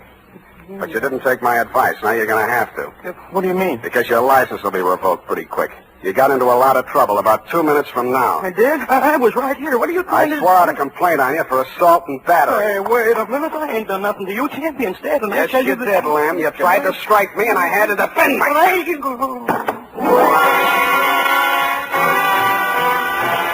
And I did make out a complaint, Lieutenant. I phoned your office, and 2 of your men were on the way out to pick him up when I heard a footstep outside the door. I knew who was there and what she was there for, and I did the only thing I could think of at the moment. And it was lucky I did it. Her own .32 was in her hand when she came in the door. She looked at me, and Lem's smoking gun in my hand, looked at him stretched out on the floor, then she looked back at me. The gun fell from her hand, and she began to cry. Hello, Mildred. I wanted to do it. I came here to do it. I know. Why? Why did you? To stop you. Why? My bullets went into the ceiling. He's just knocked out. No, he ought to be dead. Dead. No. Not anymore, Mildred. You tricked me. You knew I was coming here. And you know he should die. You know it. That won't bring Joe back. How many real tramps have you met in your life, Mr. Spade? Lots. And some who just thought they were. Well, you met the genuine product yesterday. My uncle, for example. He stole money from himself and made it look like Joe did it. I know about that. And this one, why didn't you let me kill him, too? Why? When I went over to see him in the hospital the first time, I knew he was dying. He had that look in his eyes, helpless. And he knew what they'd done to him, and he couldn't do anything about it. But you figured that you could. So you killed your uncle when you found out Joe died, and you came here to kill them. They killed him. They killed Joe and they sent him to prison. 5 years I waited for him to get out of that awful place. I waited to hold him in my arms and tell him it was all over. 5 years I waited to help him forget his hate, my hate. 5 years I loved him so much every day. Oh, easy. And then he came back to me the way he did. Those pictures were all I had left of him after 5 years of waiting, loving him. Now he's dead. What can you or I or anybody do about what they've done to him? Look at me, Mr. Spade. Go ahead, look at me. I'm not what you'd call beautiful. I'm not even very pretty. Nobody would ever look at me twice. Well, Joe looked at me, and he loved me. Now he's dead, and I'm dead inside. I'm dead inside, and I'll be glad when I'm dead outside.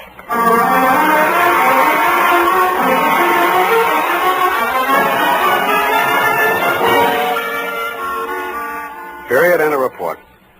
Oh, they were so unhappy. Yeah. Add a notation that I won't be around for the coroner's inquest. Sam, you can't do This report, when duly notarized, should be admissible as testimony. I'm going to get out of town for a few days. Sour racket. And now, listen to this. Later this evening, if you happen to stroll down to the corner for cigarettes or ice cream, why not also pick up some Wild Root Cream Oil Hair Tonic? Your whole family will like the way Wild Root Cream Oil grooms the hair neatly and naturally, relieves dryness, and removes loose dandruff. And ask your barber for a professional application of Wild Root Cream Oil Hair Tonic. Again and again, the choice of men and women and children, too. Here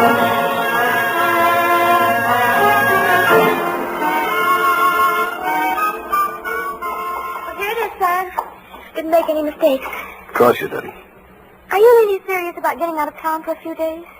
I am? The world's too much with you, huh, Sam? Effie. I know it's torture, Sam, but it seems kind of appropriate right now. I don't care if she did kill those two men. I feel sorry for her. What's that got to do with poetry? Well, it's kind of poetic justice. Oh. Why did she dress the way she did in that black dress and low heels? A form of penance, I guess. A mourning, absence of her missing lover. Lover? Yeah, no. Look, you'll have to type it all over if you keep that up. But, Sam, it's all so beautiful and tragic. Yeah. And you watched it all happen with such understanding. I'm so proud of you. Oh, Sam. Come on now, come on. Dry up and go home. Good night, Sam. Good night, sweetheart.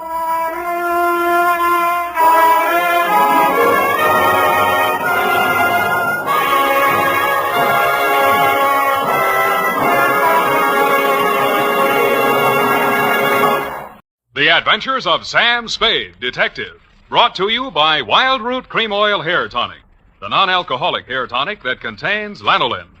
Wild Root Cream Oil. Again and again, the choice of men and women and children, too.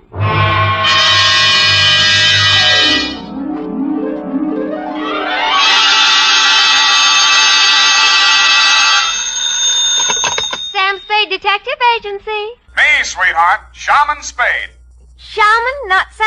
An old Indian word signifying wise man. And it's true, Effie. I'm a lot wiser man than I was yesterday at this time. Oh, really, Sam? Really, little papoose. Put on some war paint, a few turkey feathers, and your best open-toed moccasins. Where are we going, Sam? Why, to Ted's teepee for a rousing repast of ground corn and dried buffalo meat. Oh, well.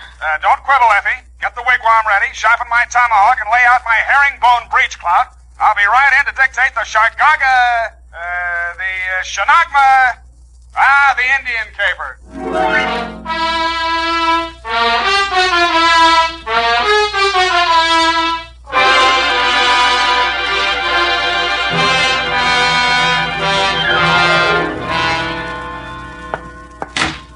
From the land of the sky blue water, they brought a captive maid. Red Wing!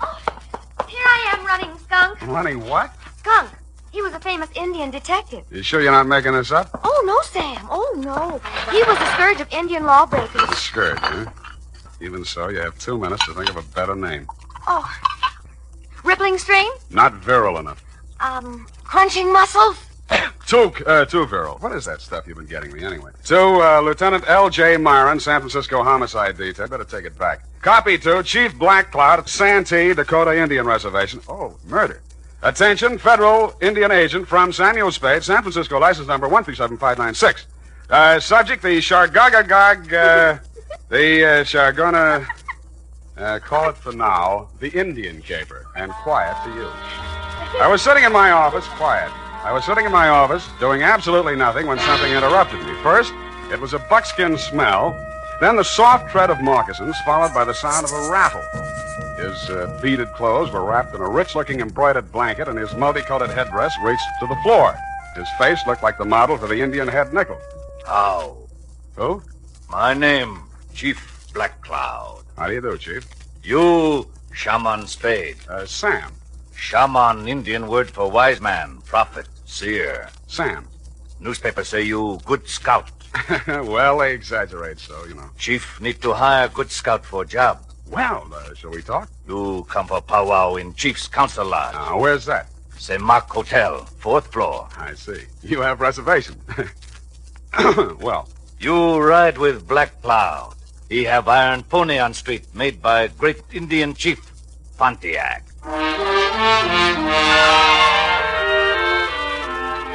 And he actually had a council lodge at the St. Mark, 4th floor. Outside the door of his room, 2 braves were standing, arms folded. One of them was the first Indian I'd ever seen with hair on his chest. We entered the room. Indian file, of course. The chief had apparently brought in his own decorator. The walls were covered with hanging animal skins. A weathered canopy of thatch hid the ceiling, and on the floor, genuine hand-woven rugs. No expense had been spared. In one corner of this room stood a full-size teepee. 2 squaws shuffled out of it. What else? The young one glided forward and handed the chief a long Indian pipe. Shaman Spade, this fairest Indian maid of all. Only person in world important to Black Cloud. Name, Little White Lilac. How do you do, Little White Lilac? It's nice to have you here. She wise, educated girl. Graduate Smith College. Nice. All squaws out. All squaws out. Squaws no good at powwow. Well, you know best, Chief. Now we powwow. You get paid well. Chief Black Cloud owned 130 oil wells near Tulsa. Oh, Oklahoma, huh? Not Oklahoma. Indian land. Union mean nothing. Union temporary thing. I see. Indian here long before white man. This is true. And Indian will be here long after white man. All right, Chief, all right. Chief Black Cloud come to San Francisco Village 5 days ago for a powwow with big engineer. Anybody I know? His name, Clarence Hobart. Engineer for Arundel and Amaskig Consolidated Engineering Company. Fine Indian name. We have powwow 4 days.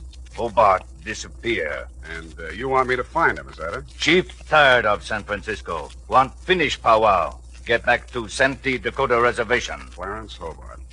Okay, I'll see what I can find out. Good. One moment, Shaman Spade. Sam. Chief have something you guard for few days. What's this? This beaded wampum belt. Ancient relic of Nipmuc tribe. Nipmuc. Here in Tipi Semak, too many light-fingered chambermaids and bellboys. You want me to hold on to this for you? Yes. Wampum of great sentimental value. Woven by ancient wise man Tani Luka. Tells interesting story in history of tribe. Guard it well. Haven't lost a wampum yet. Is that all, then? One more thing. We smoke pipe of friendship. All right. I smoke. Here. Now, you smoke. To friendship. Now I know what happens if the bag of Lucky Strike doesn't bite.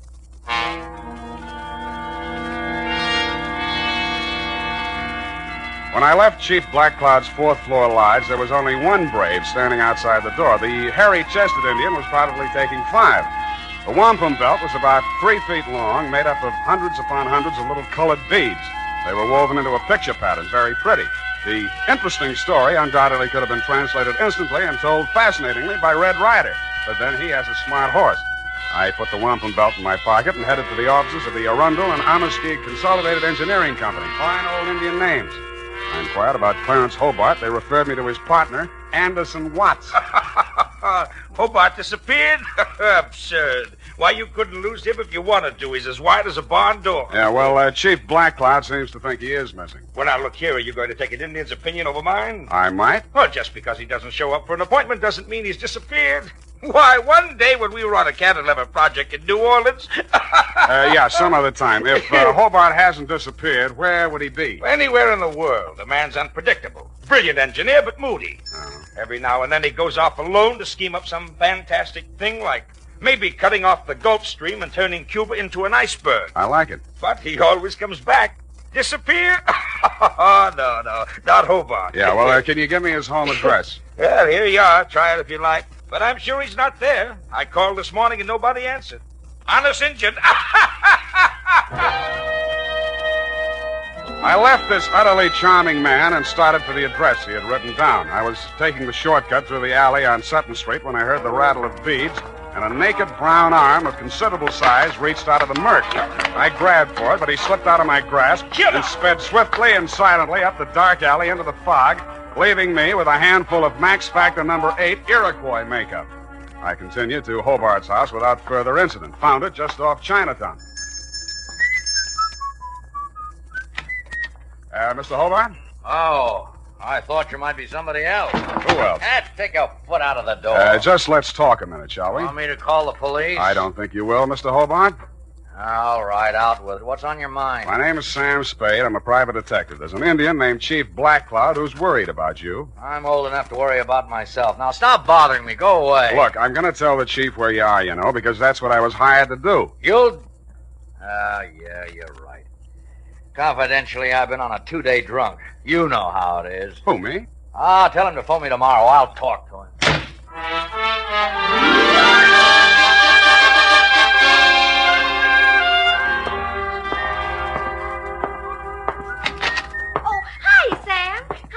Hello, what are you doing here today? This is your day off.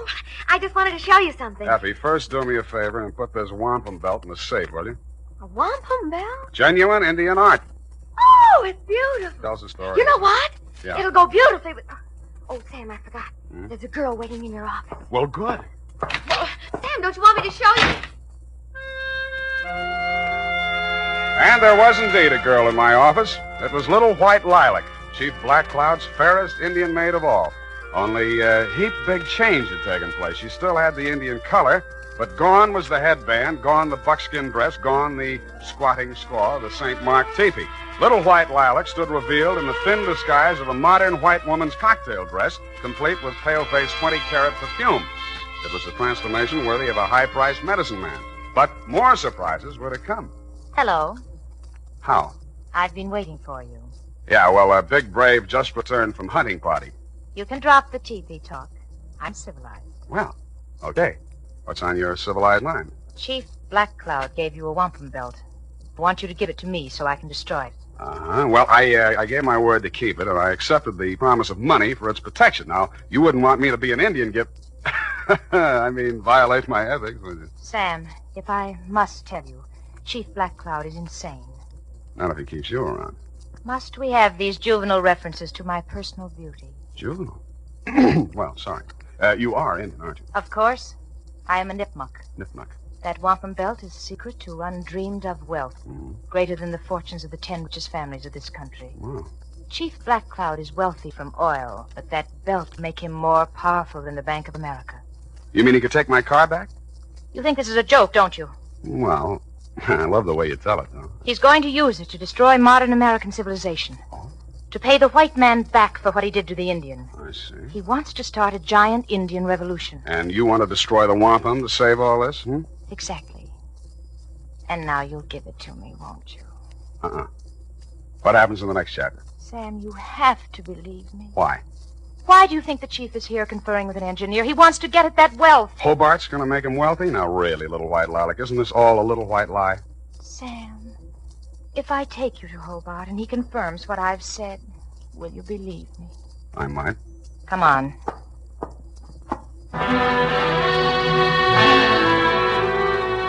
She took me by the hand, and she led me out of the office and up and down several streets until we arrived at a frowsy-looking brownstone. We entered, still holding hands, and came to rest in an apartment that looked just recently occupied. I guess that's what it looked like, because you couldn't tell much. It was being lit by either one 10-watt frosted bulb or by fireflies. This is the place. Yeah, a little dim in here, wouldn't you say? I like dim places. Yeah. Mm-hmm. Where's Clarence? I'll get him in a minute. First, Sam. Yes, Lila. You've been so nice. I have? I want to find some way to thank you. I'll wait while you look. I can start by kissing you. Please, Sam. Oh! The kiss was great. In fact, it blew the top of my head off. After this, there was a free fireworks display, followed closely by a giant roar that sounded like Niagara Falls with a cold. It was a short feature, followed by a long period of dark, black silence. When the curtain came up again, I was lying in an alleyway. I was stiff and cold, my head throbbed with pain, my brain was a jumble, my suit was torn and dirty, my patience was at an end, and my anger with Little White Lilac knew no bounds. I went down to the office and changed clothes and get a drink. The phone was already ringing when I opened the door. Sam Spade. This Chief McCloud talking from St. Mark Tipi. Yeah. What's on your mind, Chief? 10 minutes ago, bellboy delivered to Chief McCloud box. Inside box is scalp of Engineer Clarence Hobart. I hung up the phone, fell into my chair, snapped on the lights, and fell out of it again. My office had been massacred. The place had been ransacked thoroughly and looked like the morning after a Comanche smoker. And you guessed it, my safe had been drilled open. The ancient and valuable Nipmuc wampum belt was gone. At this point, I decided what Chief McCloud needed was a detective. Now, here's important news on good grooming.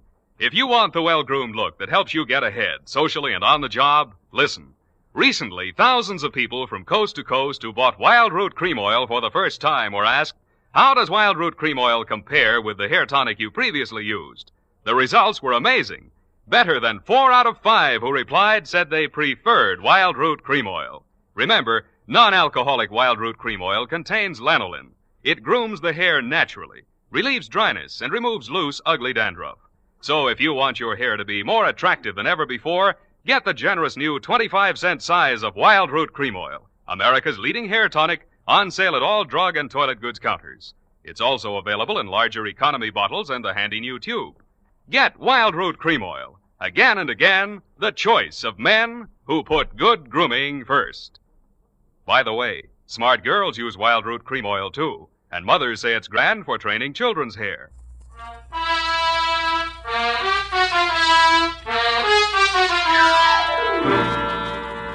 And now, back to the Chagagagog, Manchagagog, Shabanagun, Gamog caper. Tonight's adventure with Sam Spade.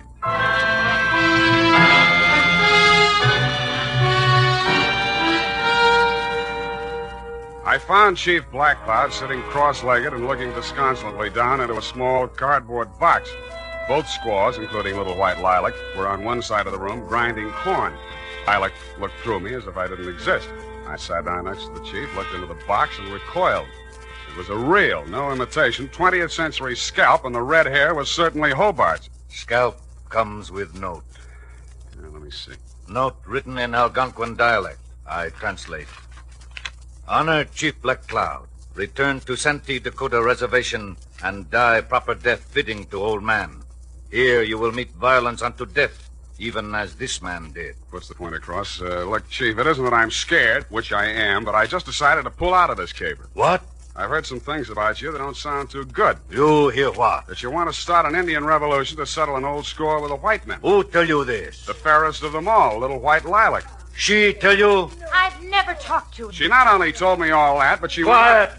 Spade, when did Little White Lilac tell you these things? She came to my office today. That's a lie. I never left this hotel. We will see. Kalanuka. Yes, Chief McCloud. Did Little White Lilac leave hotel today? Little White Lilac with me all day. Why, Never out of sight. Enough. Go away. Kalanuka speak with tongue of truth. Little White Lilac I have grown from baby. She also speak with tongue of truth. Somebody lied. Now, look, Chief, I know what I'm talking about. Chief does not need help of double-tongued man. Return wampum belt to me. I pay you. All right, I'll, Well? Chief. Chief, heard enough lies. Return wampum belt. Wait a minute. I got a small but biting bit of truth to relate. Somebody stole the wampum belt. Wampum belt gone? Somebody broke into my office, drilled the safe, and took it. You stole? It was stolen from me. Return wampum or you not live until sundown. I'll return it if I can find it. Then you can pay me off and we'll call it even.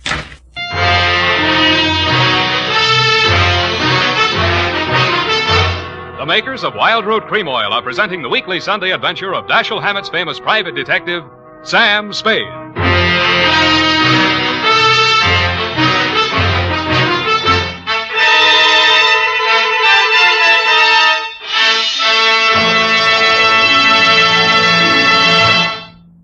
Now, here's important news on good grooming. If you want the well-groomed look that helps you get ahead, socially and on the job, listen.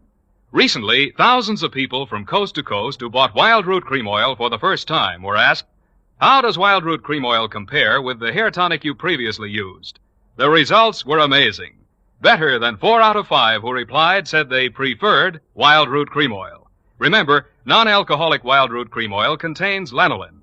It grooms the hair naturally, relieves dryness, and removes loose, ugly dandruff. So if you want your hair to be more attractive than ever before, get the generous new 25-cent size of Wild Root Cream Oil, America's leading hair tonic, on sale at all drug and toilet goods counters. It's also available in larger economy bottles and the handy new tube. By the way, smart girls use Wild Root Cream Oil too, and mothers say it's grand for training children's hair. Get Wild Root Cream Oil. Again and again, the choice of men and women and children, too.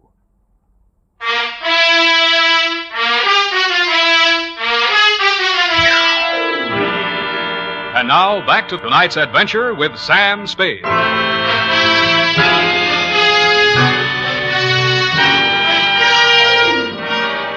I walked outside, muttering frightful white man's imprecations. Cutting through the hotel parking lot, I suddenly noticed the chief's iron pony made by Pontiac. There was a leather bag on the seat, sort of an Indian overnight case, and sticking out of it was a blood-stained tomahawk. This was of decided interest to me, and so were the rest of its contents. Somebody had a giant engineering project afoot because there were order receipts for such things as 2 LSTs, 4 underwater hydraulic drills, a diving bell, a dredging barge, and a steam derrick. Back again, eh, Spade? Yeah, back again, Mr. Watts. Still looking for the missing Clarence Hobart? Not anymore. Well, I knew you'd realize the futility of it. I found him. And I trust you found him in good health. Old Hobart, the bug on health. Why, once when we were in Cleveland... I think he's dead. It was the Ohio River Bridge, John. Dead? Did you say Hobart dead? Scalped, anyway. Mr. Watts, what was Hobart working on with the chief? Well, I don't know exactly. Well, let's go look at his desk file and see if we can find out. In the bottom drawer, under a lot of miscellaneous papers, we found a large manila envelope marked Black Cloud. It contained some topographical surveys of an area containing a lake. On the back of one of the surveys was written in fine print a series of 37 letters that looked like a whole group of Indian words strung together, or a code, or just doodling. It started out Chagaga something or other. I left Mr. Watts sitting in his office with tears in his eyes, a new role for him, and made my weary way back to my place of business. Effie was standing in the middle of the office with a shocked look on her face. Sam, look at this office. How did it get like this? Oh, my files and everything. Come on, I'll help you pick things up. And again, by the way, what are you doing here? It's still your day off. When you were here last time, I wanted to show you something, but you were so anxious to get to that girl. All right, I'm here, and I'll look. What is it? A new suede coat. How do you like it? The color is rust. Well, I suppose... Effie. What? What's that you're wearing as a belt? Oh, now, don't be mad, Sam. I just had to. It went so well with the coat, and when I saw it, I couldn't... Chief Black Cloud's wampum belt. You didn't put it in the safe. Now, Give Sam, it to don't me. Be mad, Give please. it to me. Wait right here. I'll be gone for half an hour, and then I'll come back and take you out to the best dinner in town. Oh, I should go home and change first. I had taken only 4 steps down the hall when somebody hit me from behind. I rolled, and he went with me. We fought a quick, quiet, and decisive fight. And at the end of it, I held him in an arm lock and led him back into my office. Come on. What happened, Sam? You're back early. I had an unexpected caller. Come in with me and take notes. Now, sit there. All all right. Now, who are you and what's on your mind? I'm nobody, and I got nothing on my mind. Spring, you're one of the braves that guarded the chief. Yeah? And you're a phony Indian, lousy makeup, and Indians don't have hair in their chest. All right. My name's Grit Hammett. I'm a cowpoke, and I should have stayed where I belong, out on the range. Well, why didn't you? Oh, once I said I'd do anything for that gal. Now I wish I hadn't. She brought me here. Why? Whether it had something to do with buried treasure. She was going to give me a big cut. Where is it buried? I don't know. She was going to tell me.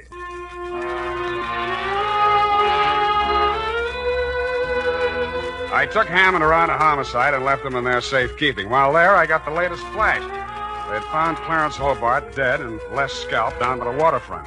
There were no clues except a blow on the back of the head and lipstick on his mouth, which was enough for me, having been through the same course myself. Then I proceeded to St. Mark, 4th floor. Little white lilac met me at the door. You can't see the chief. Why not? He's asleep. One side. When the chief sees what I've got, he'll wake up screaming his wampum. You have it? And with that, she pounced. I pushed her off, but she came back and got a hold of one end of the wampum and tried to pull it away from me, with disastrous results. The wampum came apart, and in a second was nothing but hundreds of beads rolling different directions all over the place. In fact, it was no more. Oh! What happens in Chief's council lodge? Chief cannot sleep. Well, I brought back your wampum, but now it's all over the floor. Wampum belt destroyed? Yes, it's destroyed, you stupid old man. You talked to Chief? Yes, stupid. You had the world in your hand. You didn't know it. You wanted it all for yourself, to tear down the earth. It could have been used to live. What are you saying? To live the way I'm supposed to live. Now nobody will have it, not even you or that fat engineer who wanted it. Little white lilac, shut mouth. I've been shutting my mouth all my life. You're a stupid, ignorant, disgusting old man. You'd be better off. His big hands were around her throat. He stood there, anger and betrayal in his eyes. Then his hands dropped and he turned away with tears streaming down his face. It was then that the fair Indian maid went for him with a knife. And that was my cue to step in with a pale-face weapon.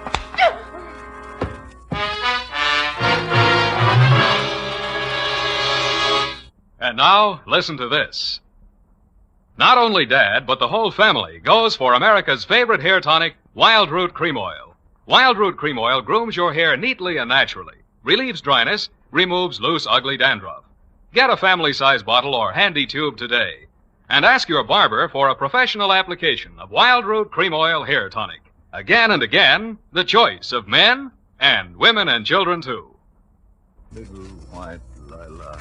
Yeah, well, I don't usually hit women, but don't feel too badly, Chief. She helped kill Clarence Hobart. Now, Chief, believe anything. Yeah, Chief, why did you want an engineer? Design woven in wampum describes location of hidden Nipmuc treasure. Many, many years ago, Nipmuc tribe live in Valley of the Berkshires. Discover only gold vein in east. Mine gold and keep for decoration. Kennebec Indians want gold. Start out on warpath. Nipmuc Indians bury gold. Move village. Divert stream into valley. Make lake. Gold there today, underwater. Where is it? That secret chief keep locked in head. Chief once had evil plan for gold. Now you forget.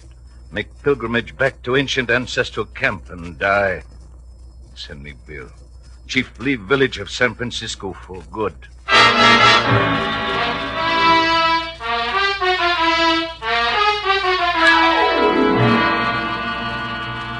Period. End of powwow. Oh, Sam, it's sad. It is, it is. Vanishing race. Mm-hmm. Just think, the days of the Colt and the Winchester are gone forever. But the day of the Remington is still with us. Go to it and type this up. Well,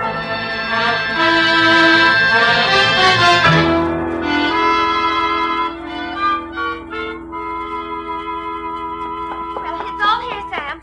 Except one thing. How did the bloody tomahawk get in Chief Black Cloud's bag? Little white lilac planted it there. If anything happened to the chief, she, as the only other living Nipmuc, would inherit the wampum. Well, she could have gotten the money by just waiting. Oh, shut up. Sam, you notice anything about the report? Yeah. Hey, you got the name of the caper right. The, Chargaga... Oh, what is it? Chagagagog, Manchagagog, Chabunamungamog caper. You've been going out with an elocution teacher. Oh, Sam.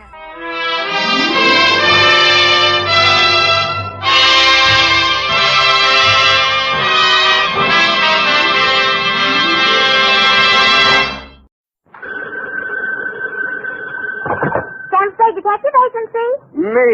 Sam, it's you. On the filter and in the flesh. Any messages, phone calls, letters, telegrams? Just the usual. A bill to the landlord and a notice from the telephone company. Well, dispose of them as usual. You sound awfully chipper. Have you been on a case, Sam? Did you make some money? Yes, I've been on a case. No, I did not make any money. Oh, your client got murdered before he could pay you? Wrong again. My client was a woman. She did not get murdered, and she could pay me. Huh? And she did.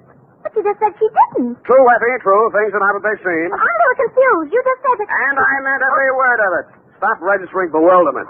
All is paradox. So, sharpen your pencils, straighten your seams, get out your notebook, and prepare to be confounded by the contradictions I shall contradictate to you during my report on the honest thief caper.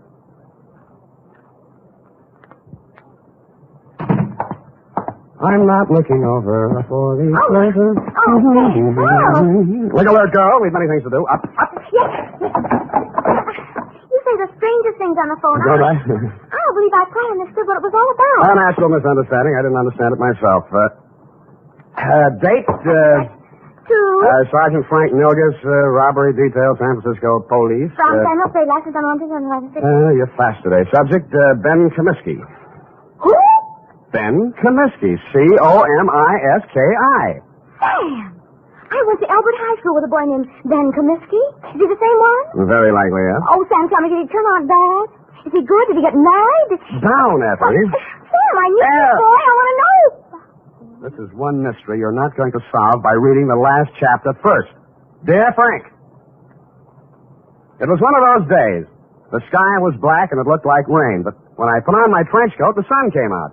At breakfast, it looked like I'd ordered fried eggs, and I wound up with pancakes. Also, I discovered I was wearing one blue sock and one black one.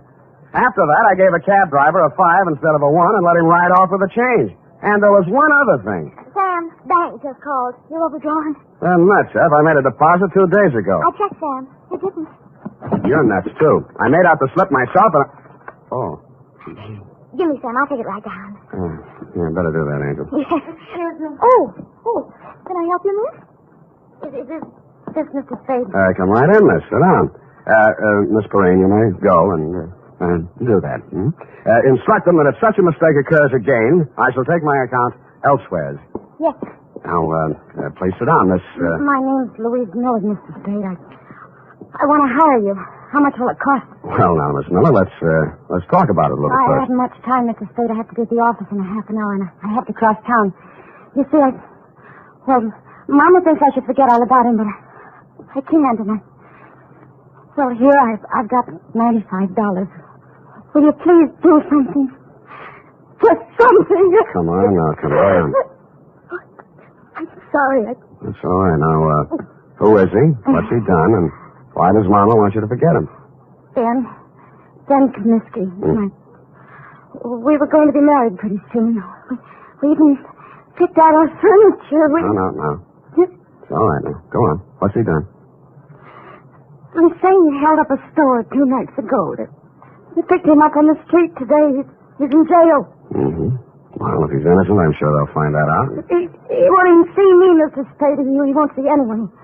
Ben's good and kind and sweet, and I love him, and I want to marry him, and I want you to find out why, what it's all about. Look, Miss Miller, I think you should be in the office of a good lawyer. I'm sure He doesn't want a lawyer. He won't even see the public defender. He doesn't want anything. Oh, please, Mr. Spade. I just want to die if Ben went to prison. I just want to die.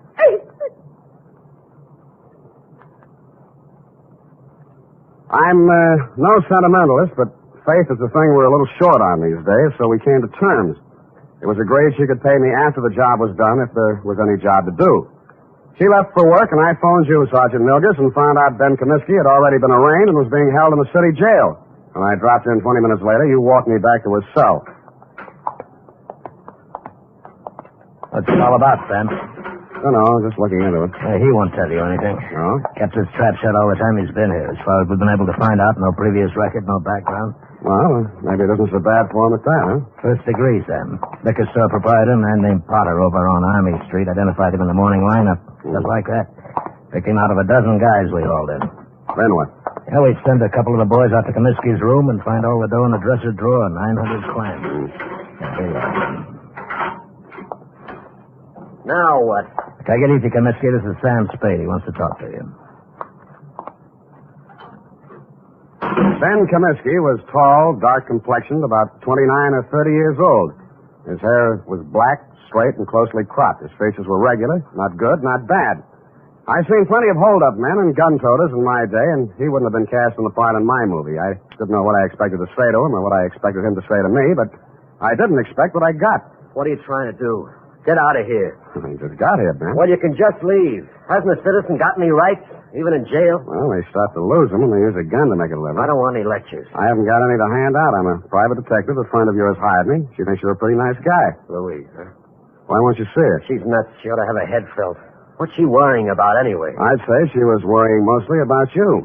And I'd say it's the sick kind of worry that gets into a girl when she loves somebody. She shouldn't. She's nuts. You said that. Did you rob that store? The guy who runs it says I did. I suppose I did. Why? For laughs. The complaint says you make $65 a week in an architect's office. You can eat on that.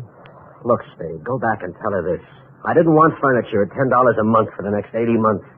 I didn't want a car the same way. I didn't want her working and me working and getting nothing but wrinkles. Tell her I got caught and to go and find a guy who can pay the way. Is that all? That's enough. You're charged with armed robbery in the first degree. That means not less than 5 years. I know it. Shut up about it. Why'd you turn down a lawyer? Haven't you heard, Spade? They're holding up my indictment. I'm a prize pigeon. They think maybe I knocked over 10 or 12 other places in town. Did you? Sure, but don't worry about me. And tell Louise not to worry about me. Got $1 million salted away, and I'm going to buy my way out through the DA's office. Okay. Have it your way, Ben.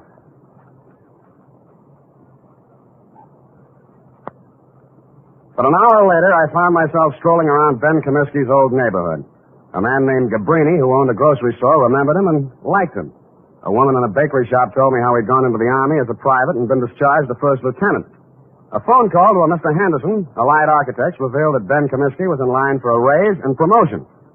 All in all, I was getting a composite picture that didn't look quite right. I decided to try his mother's place. It was on Lombard Avenue, a street that starts on the waterfront. According to the penciled note above the doorbell, it was out of order. The slot on the mailbox read, Mrs. Anastasia Comiskey. Yes. What is it, please? You're Mrs. Comiskey? I'm busy now. I fixed lunch for my son. He come back from Cincinnati. Please. Oh, Mrs. Comiskey, I'm here to talk to you about Ben. He's your son, too, isn't he? Yes. Ben is my son. Well, I'm trying to help him, Mrs. Comiskey. Why? He has no money. I have no money. A friend of his, Louise Miller, hired me. Oh, Louise, she's a foolish girl. Very foolish. Her heart should not be with Ben. I think he's a very lucky man to be loved by somebody like that. If not for her, Ben would not be in jail, in trouble. Oh, you don't want to help my son. She don't want to help him.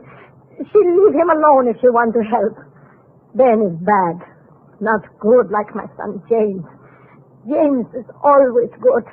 Times he's away, he sends me money. From what I hear, Ben's always been pretty good, too. Always one good son, one bad son. What's going on, Mom?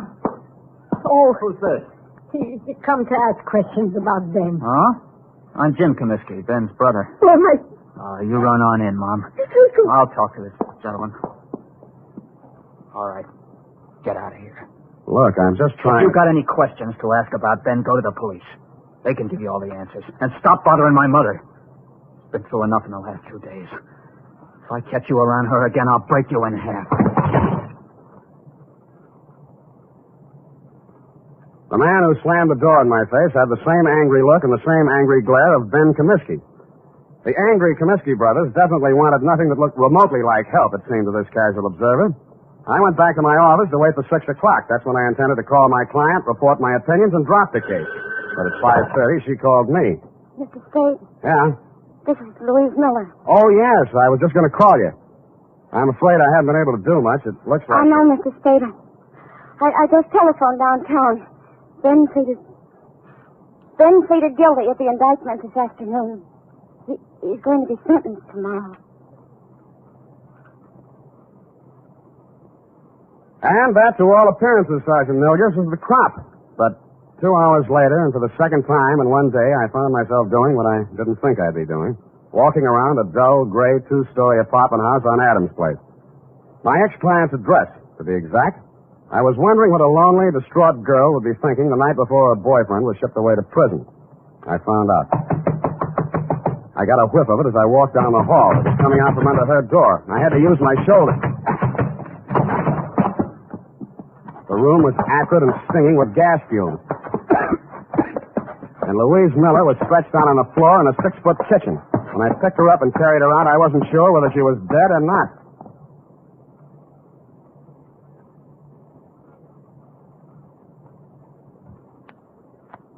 10 seconds after I'd found Louise Miller, I'd called a police ambulance, and in a matter of minutes, an intern was working over her with a pulmotor. Her breathing became regular, and her pulse picked up, but she was still unconscious. Lieutenant Kelsey of Homicide showed up and said it was obviously a suicide attempt, which is his kind of ingenious thinking. I thought not. If she were going to commit suicide, she wouldn't have called first to pull me off the caper. She'd have let an insignificant detail like that take care of itself. No, she was too strong to pity herself and too sure of what her intuition told her to believe even Ben Comiskey's confession. With that kind of faith, I owed it to her to poke around the ashes while they were still hot. I did, and turned up a live coal in a faded blue shirt and wrinkled brown pants. Bert Singleby by name and by vocation, manager of the Greystone Arms apartment. What kind of a girl was she? Oh, nice, clean, sincere. The kind mothers always want their sons to marry. Boy, I wish I'd listened to mine. Yeah, did you know her boyfriend, Ben Comiskey? Oh, salt hors d'oeuvre. I can't understand him pulling a hold-up like that. But then, the war did strange things to me. I guess it did. Well, I almost stayed in Europe and married myself up to a French doll myself. Yeah, I bet. But Sandra, that's my wife. She'd have hunted me down in Tibet. It was easy to come home facing music. Yeah, well, about Louise, you know any reason why she might commit suicide? Frankly, no. I met her in the hallway tonight, and she said, Mr. Singleby, she said, Ben didn't do that hold-up because I'm pretty sure I know who did. Well, I figure she's just keeping up a front. But if she did really know that Ben didn't do it, she wouldn't have turned on the gas now, would she? No, she wouldn't. Did she tell you who she thought did it? No, that's all she said. Quiet girl. Not like my wife. Now, Sam. Yeah, did you see or hear anything that might have been suspicious or unusual around her apartment tonight? Now, look, I don't want to go around breaking up any homes or spreading dirty gossip around. Unless it involves Sandra's relatives. Mr. Singleby, I promise you, sir, that I'll treat any information you give me confidentially as long as I can. All right. Now, listen. Sandra told me not to say anything because, it's a lot easier to rent a suicide apartment than a murder apartment. You know that? Confidentially, I'm a humanitarian. But if you tell anybody I said this, I'll just lie about it. I'll never tell a soul. Well, we were out of butter, see, so I had to run down to the store. Well, when I passed the mailboxes outside, a guy is standing there. He asked me which apartment Louise Miller was in, and I said 12B. What did he look like? Oh, let's see now. 5'10", medium build, tan suit, dark shirt, sort of wide-brim hat, kind of flashy. Mm-hmm. Wore 3 or 4 big rings, diamonds they looked like. 3 or 4 big diamond rings on each hand. The Iceman. Why didn't you tell all this to the police? Bert, who are you talking to? Don't you dare say a word about that poor girl. That's why. That is why. Sandra always says, keep your mouth shut and you keep out of trouble. But me, I don't know. I just love... Bert, stop talking too much and close that door. Yes, Sandra, dear. I'm closing it.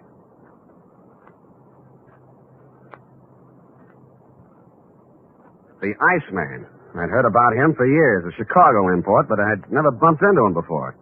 He'd been headquartering at the Red Spot Cafe, the kind of a place that Skid Row winos visit when they want to slum. It was dark inside, but I strode manfully to the bar. Yeah, something? The Iceman here? What do you want him for, huh? He's a friend of mine. You're a friend of whose? What are you giving me? You got bull written all over you from the top of your stupid head to the bottom of your flat feet. He had the tan suit, the flashy rings, the dark shirt, and the wide-brimmed hat. He stared at me with eyes that were icy and insolent. He rubbed the knuckles of one hand into the palm of the other as if he just ached for a chance to bruise them, which I was sure he did. 4 guys sauntered over to lean on the piano, and as ugly as they were, I knew it wasn't a barbershop quartet. 2 more left the bar and stood behind him, and a few others got up from nearby tables and joined the group. I should have brought my team, but I hadn't. You're a friend of mine, huh? Well, if it isn't Claude Bettering, the juvenile delinquent of 1940. Is that so? Now, you're a real brain. Who are you, Brainy? Sam Spade. Oh, now, ain't that a pretty name? You got something on your mind? I just wanted to talk with you about what you did to a girl named Louise Miller tonight. Never heard of her. Sounds cute, though. Girls are a lot easier to push around, aren't they, Claude? Call me Ice. Claude? Some guys are just as easy as some dames. Where have I been all night tonight, fellas? Here, Ice. You heard that, Spade? I've been here all night. Any of you guys ever hear of a Louise Miller? No. Yeah, sorry, nobody ever heard of her, see? Well, she has a lot of friends who have. The police, the people down at Mercy Hospital, and me. And none of us are going to forget her, or what happened to her, and who did it. Got something you'd like to do right now, maybe? Yeah, but I'll pick my time. All right. Enough of this cheap chatter. I don't want to be seen talking with you too long. I got my reputation to think about. Now blow before I take one hand out of my pocket and push your stinking face back through that door. You'll need both hands, Samson. Go on, you creep. Fellas. All right.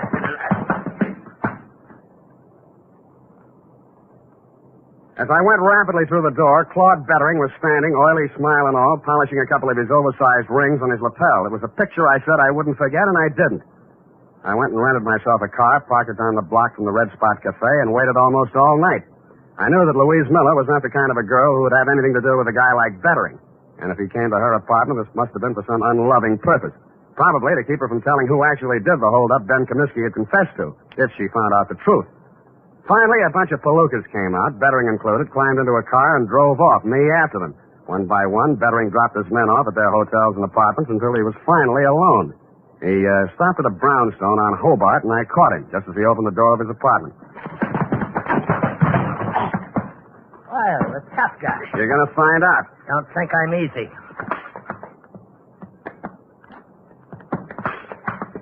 And he wasn't easy. He was 3 inches shorter and 25 pounds lighter, and wherever he had picked up his reputation for toughness, he earned it. But I never enjoyed a fight in my life any more than that one. I battled him to his knees and then to the floor, and he still wouldn't give up. You stinking creep. Why did you beat up Louise Miller? I didn't. Why? I didn't. Why? I didn't. Why? The apartment house manager identified you. He's a liar. Who did you do it for? Nobody. Who? Nobody. Who? You stinking creep. I'll push your face. Who? Who? Push your face.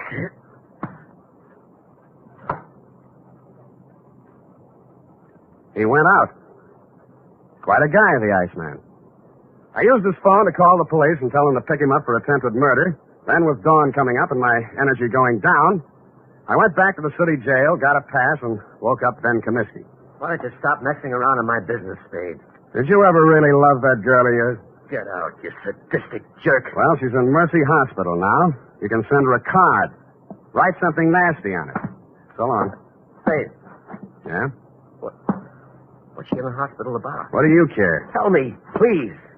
Somebody turned on the gas in her apartment and tried to kill her. It's nothing, really. Please. Who did it? Who did it, Spade? I think it was a guy named Claude Bettering. They call him the Iceman in certain circles. But why? That's what I'd like to know. Who's Bettering? I don't know. Your girl believed you were innocent, Comiskey, but you said you weren't. My guess is that somebody figured she knew something and tried to shut her up. I think Bettering was hired by somebody. Spade, look, I don't have any dough, see? But I want to get out of here. For one day. You know anybody to raise the bail? I won't skip, and I'll pay back anything you want. Why? I gotta see somebody. I don't think I can. Who do you want to see? My lousy, dirty, low-down, no-good brother. He hired Bettering? Who else? He did everything. He's always done everything wrong. He held up that liquor store, but he's on parole, a 2-time felony offender. One more rap and he'd go up for 20 years. I did this for him, yeah. Look at me. I did it for him, and he tries to kill my girl. Your mother said he was a good boy, hard-working, lived in Cincinnati. Me again. I told her all that. She believed it. I started a whole stupid lie and had to go through with it.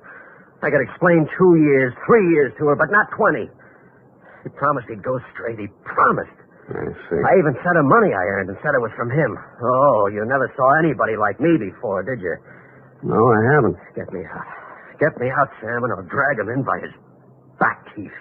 Thanks anyway, but I'll do it myself. Hey, let me do it. Let me do it, please.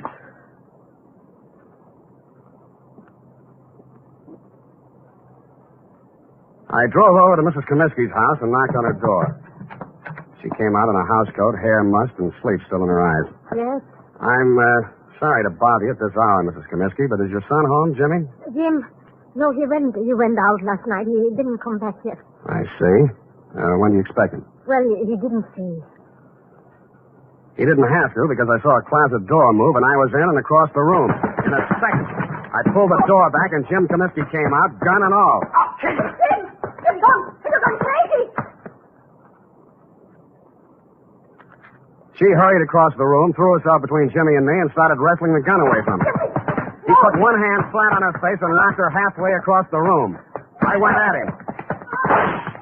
He shot, but it went into the ceiling. I didn't give him a chance to do it again. Don't. You held up the liquor store, didn't you? Yeah. And hired Bettering to kill Louise Miller? Yeah. And you're going to take your own rap from now on. Yeah. Yes, I will.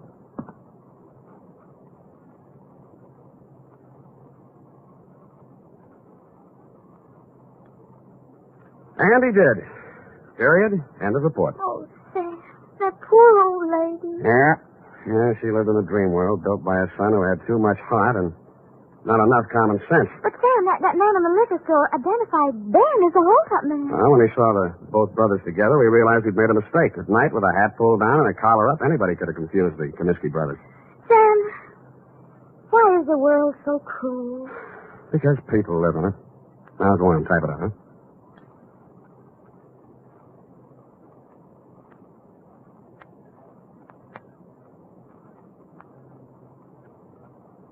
Well, here it is, Sam. And if you don't mind my saying so, it's a lesson to everybody. If you say so, Ed. Honest, Sam, I'm just infuriated.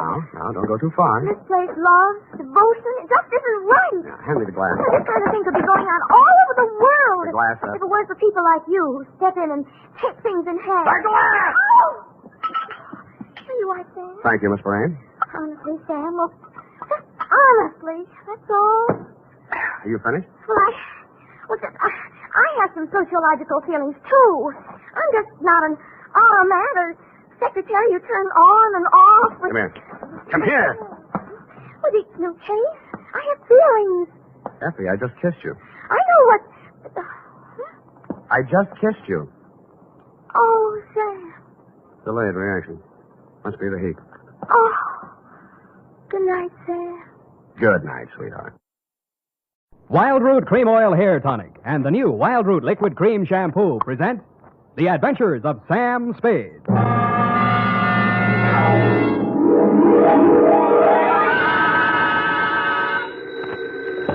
Sam Spade Detective Agency. Me, sweetheart. Oh, Sam. I'm glad you're back in town. So am I, Effie, so am I. Confidentially, I didn't think I'd make it.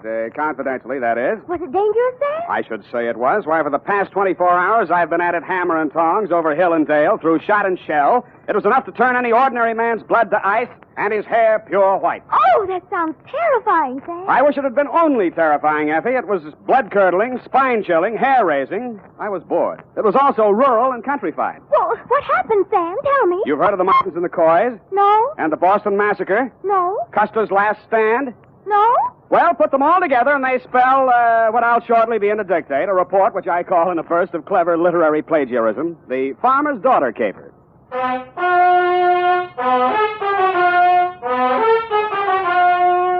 The Adventures of Sam Spade, Detective, starring Howard Duff. Produced, edited, and directed by William Spear. Presented by the makers of Wild Root Cream Oil Hair Tonic, the non-alcoholic hair tonic that contains lanolin. To look your holiday best, friends, be sure to use Wild Root Cream Oil, America's favorite hair tonic. Wild Root Cream Oil grooms your hair neatly and naturally, relieves annoying dryness, removes loose, ugly dandruff. What's more, it's non-alcoholic and contains soothing lanolin. Get Wild Root Cream Oil in a big family-size bottle or handy tube. Ask for it at your drug or toilet goods counter very first chance you get. For the holiday and all year round, use Wild Root Cream Oil Hair Tonic. Again and again, the choice of men and women and children, too. And now, with Howard Duff as Spade, Wild Root brings to the air the greatest private detective of them all in The Adventures of Sam Spade.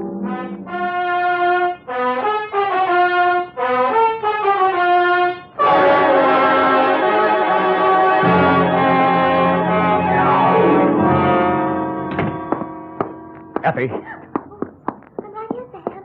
pull up all the shades. All right, Sam. Now, turn on every light in the place. But it's daylight. Do what I say. All right, Sam. Now, check the closets. But what for? For snipers. What do you think? All right, Sam. Nobody here. Okay. I guess it's safe to come all the way in. Oh. What's this all about, Sam?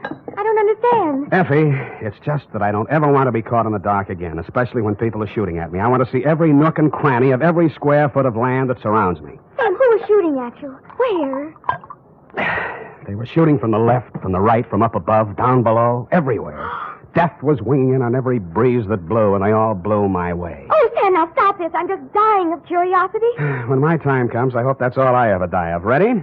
Yeah. Date this week, to Mr. Elliot Parson, Parson Drive Yourself Garage, 1618 St. Charles Street, San Francisco, 13, California. From Samuel Spade, license number 137596. Subject, the farmer's daughter caper. Dear Mr. Parson, I feel you have an explanation coming, one that you can pass along to your insurance company as to why the car I rented from you last week appeared as late as it did and in the condition it did. As you know, I rented said vehicle to drive to Middletown to bail a client out of the drunk tank.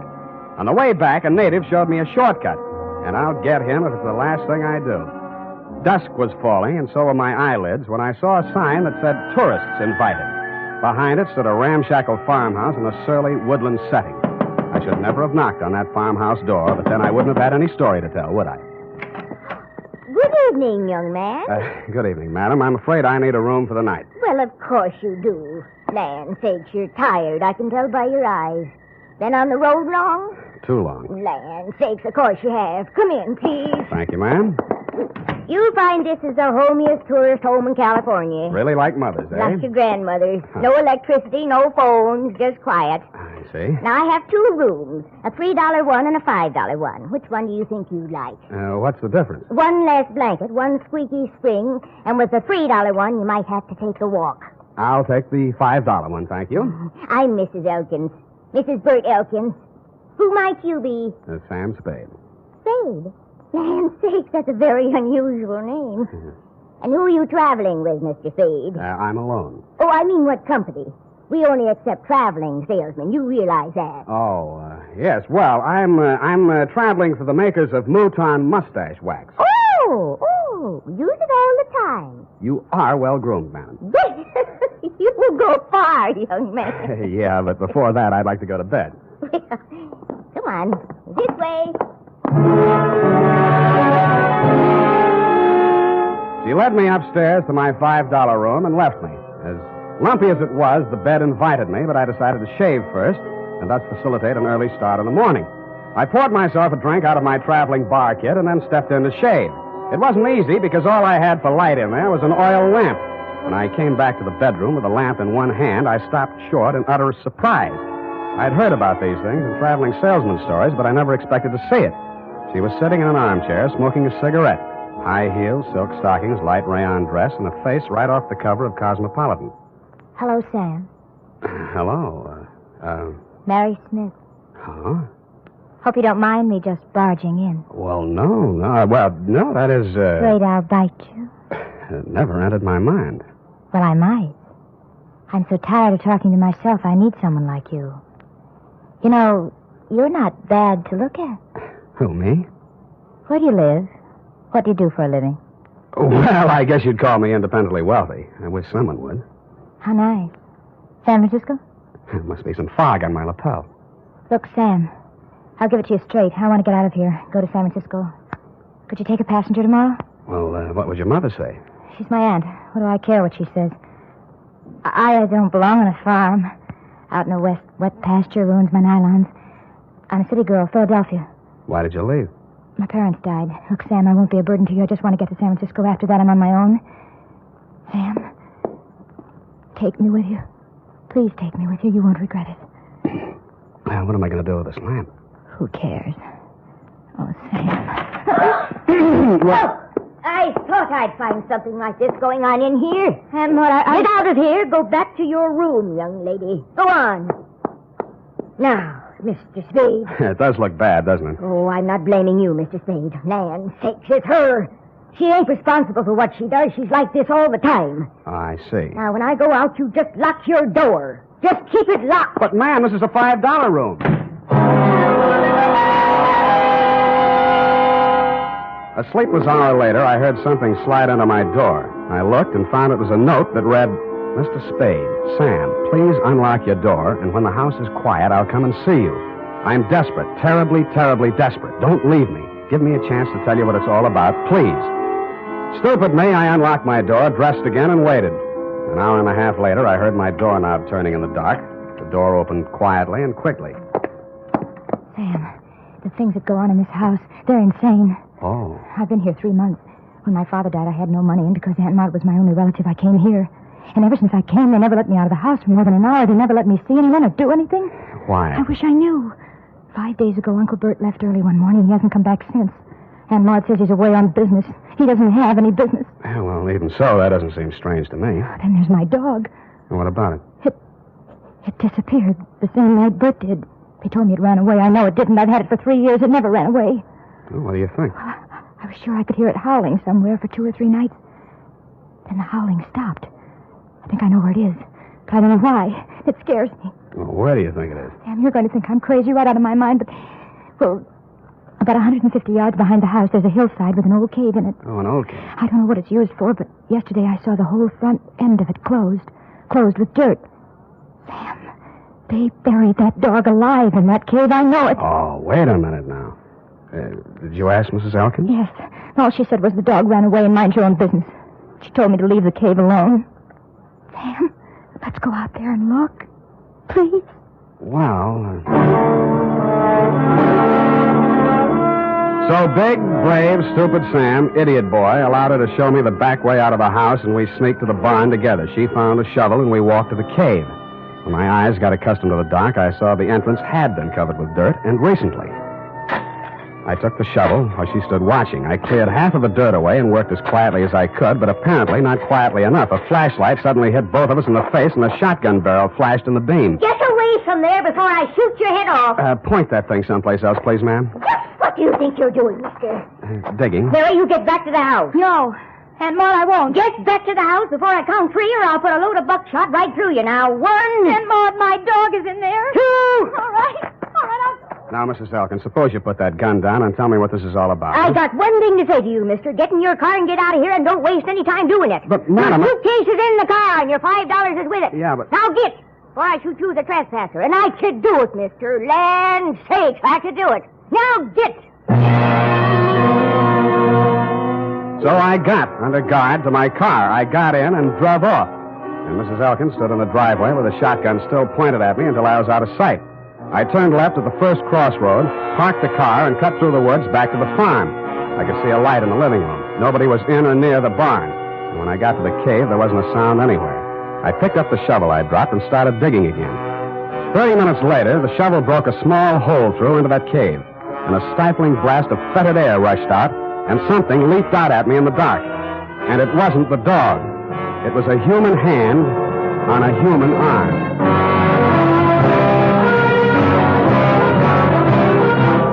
The makers of Wild Root Cream Oil are presenting the weekly Sunday adventure of America's favorite private detective, Sam Spade.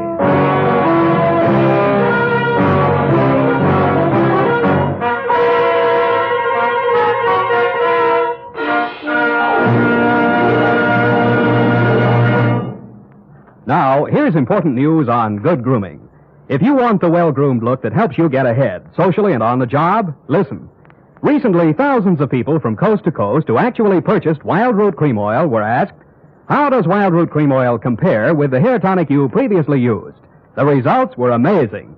Better than 4 out of 5 who replied said they preferred Wild Root Cream Oil. Remember, non-alcoholic Wild Root Cream Oil contains lanolin. It grooms the hair naturally, relieves dryness, and removes loose, ugly dandruff. So if you want your hair to be more attractive than ever before, get the new 25-cent get-acquainted bottle of Wild Root Cream Oil, America's leading hair tonic, on sale at all drug and toilet goods counters. It's also available in larger economy bottles and the handy new tube. By the way, smart girls use Wild Root Cream Oil, too, and mothers say it's grand for training children's hair. Get Wild Root Cream Oil. Again and again, the choice of men and women and children, too.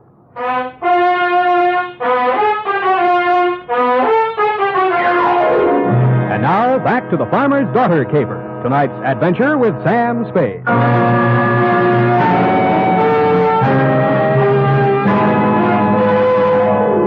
night already full of surprises. I should have been ready for the next one, but I wasn't. The loose earth, which had blocked the entrance to the cave, suddenly fell away, and I fell with it. Then I heard something like nothing on earth. Nails dragged across my face, taking skin and flesh with them. I twisted and went down, and something went down with me. The snarl became a voice. Bury me alive!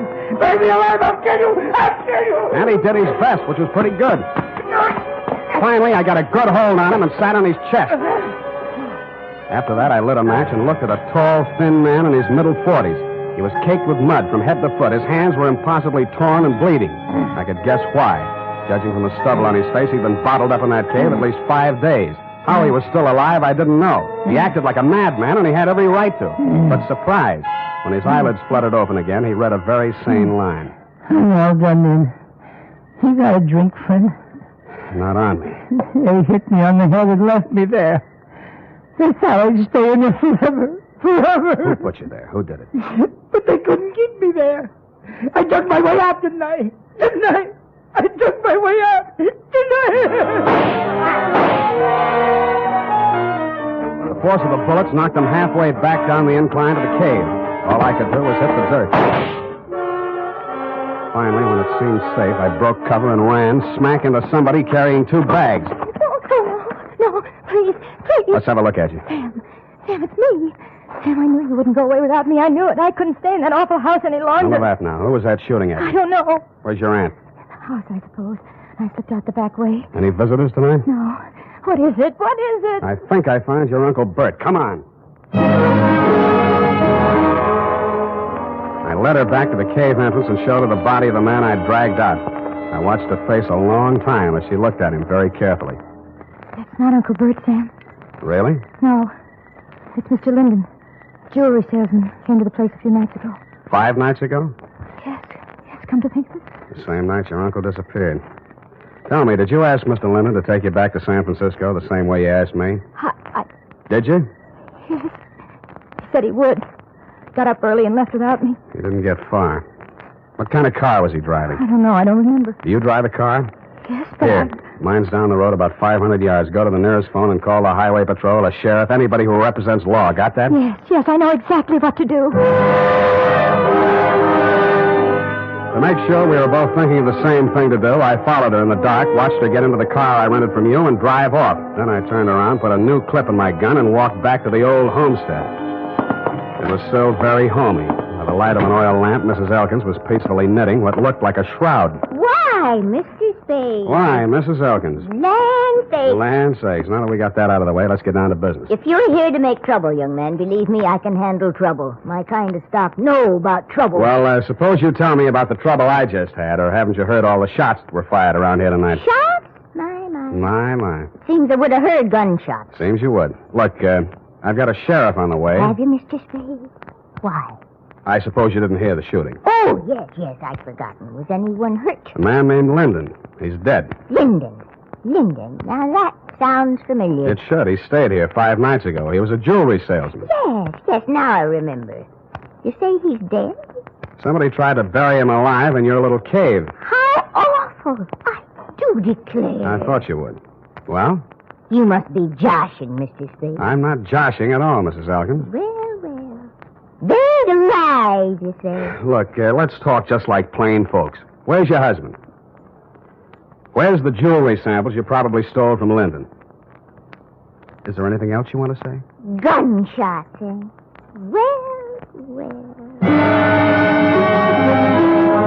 I left the sweet old thing knitting and rocking and made my way through the house looking for guns, jewelry, and killers. I got downstairs in time to see Mrs. Elkins disappear out the front door. When I tried to follow, I stumbled over the rocking chair, which is indeed a lucky thing for me. After a few minutes of silence, bravely crawling on my stomach, I followed the shadows of the house until they blended into the shadows of a large, hulking building, which happened to be the barn. Inside, I bumped my head on the radiator of the car. Naturally, I didn't find any keys in it, but I did find a familiar jewelry salesman-type mud-soaked corpse. I was trying to remember how to cross ignition wires. I heard the hum of a motor and saw 2 headlight beams swinging up the driveway. They lasted as long as any other lights. The car came to a lurching stop, and a thick-set figure in a Stetson hat stumbled towards me, tugging at a gun. That burned dog-blame cuff thing, Undo the flap. Oh, thanks. Huh? Put your hands up, whoever you are. You be the sheriff? You're dead blame right on the sheriff. You're dead blame right on the sheriff. Who are you? What's the idea of shooting the lights out in my car? My car. Oh, you Slade? Spade. Well, I'm Homer Pickett, sheriff of this county. The Homer? girl come, woke me up, said all sorts of funny things going on around here. Said there'd been a murder. Now, who's killed? What's going on, Stan? Sam. Well, for one thing, somebody's been trying all sorts of ammunition on me for size. You don't say. I do say, Mr. Sheriff. Why? Because I found a man in a cave who'd been left there to die. Want to look at the corpse? You can look at him right here. He's sitting in this car. So, yeah. How'd he get here? Somebody moved him here. Shouldn't have moved a corpse till the police examine it. I didn't move it. Huh? Now, listen closely. Listening? Huh? I found the man. He was still alive. Then somebody shot him. Shouldn't have moved him. Then they tried to kill me because I found him. When they didn't kill me, they decided to hide his body. Illegal. They probably intended to drive away and dispose of it so there'd be no evidence when an efficient, smart, alert, courageous police officer like yourself came around to ask questions. That sounds reasonable. Who's behind all this? Well, Mrs. Elkins threatened me once and tried to kill me once. More! Well, land say. Well, that's her, yes. I want to talk to her. Where's she? Roaming the countryside with a gun, no doubt. Well, let's clear all this up. See what it's all about.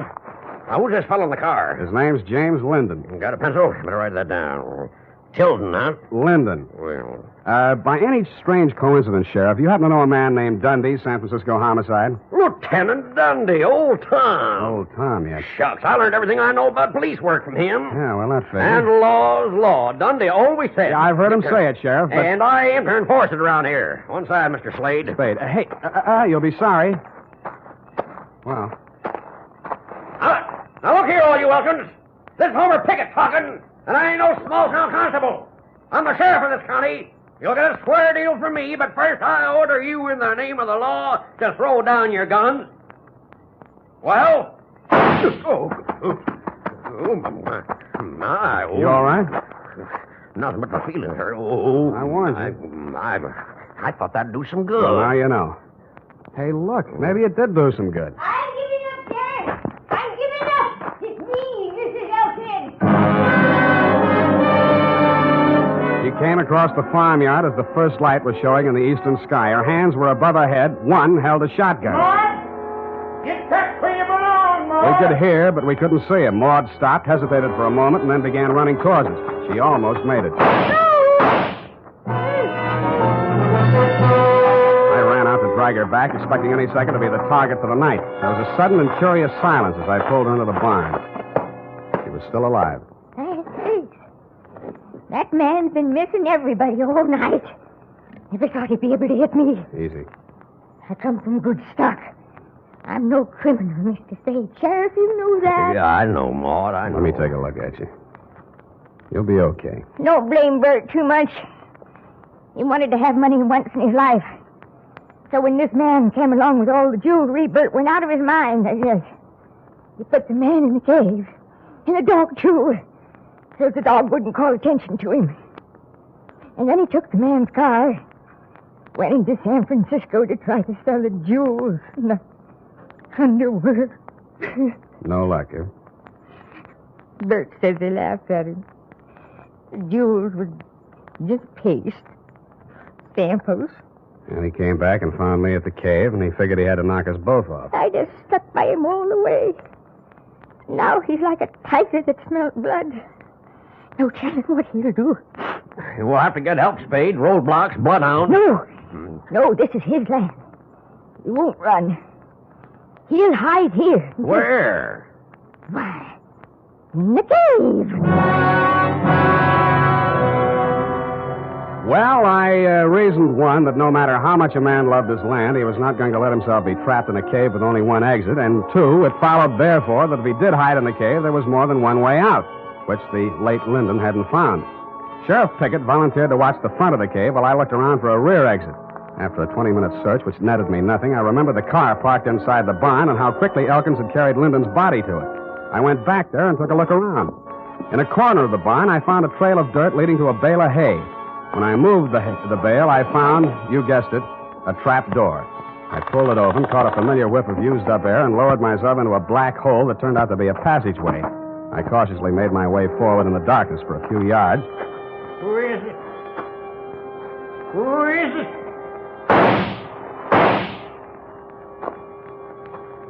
I pressed back against the dirt wall, listening to him approach. When I figured he was close enough, I threw a cloud of dirt toward him across the passageway. His gun flashed and lit up the whole place for a second, and I fired 3 times at the silhouette.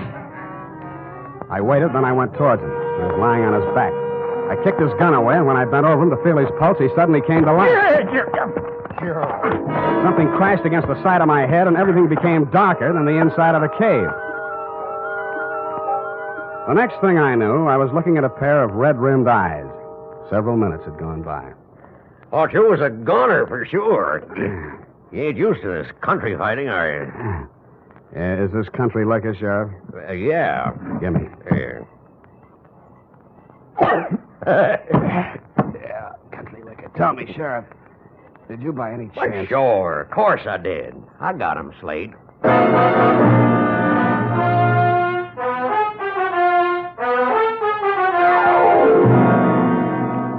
Period and a report. Sam, Hmm? do you mean to tell me you let a little country sheriff outdo you? Well, Effie, Homer Pickett's coming up for re-election next fall, and besides, you might think I was egotistical if I told you how it really ended. But your reputation. You're the greatest private detective of them all. And so I can afford to be generous. Now, not another word. Scoot, type that up.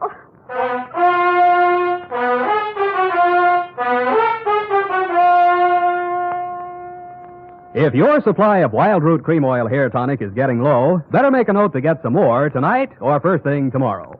Remember, Wild Root Cream Oil is the famous hair tonic that grooms your hair neatly and naturally, relieves dryness, removes loose dandruff. Always keep a big bottle or tube on hand. And ask your barber for a professional application of Wild Root Cream Oil Hair Tonic. Again and again, the choice of men and women and children, too.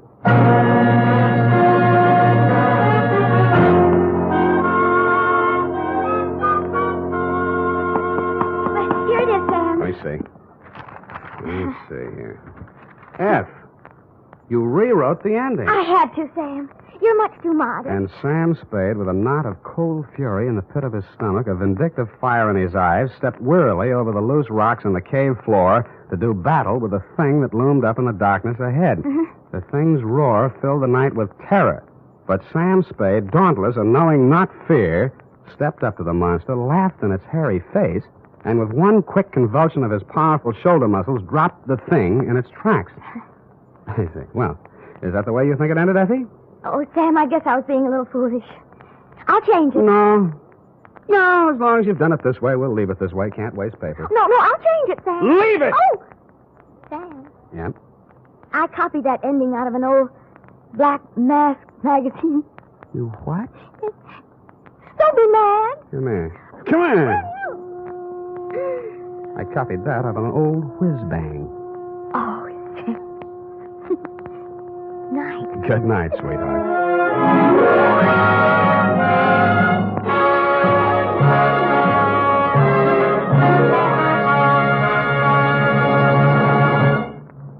The National Broadcasting Company presents The Adventures of Sam Spade, Detective.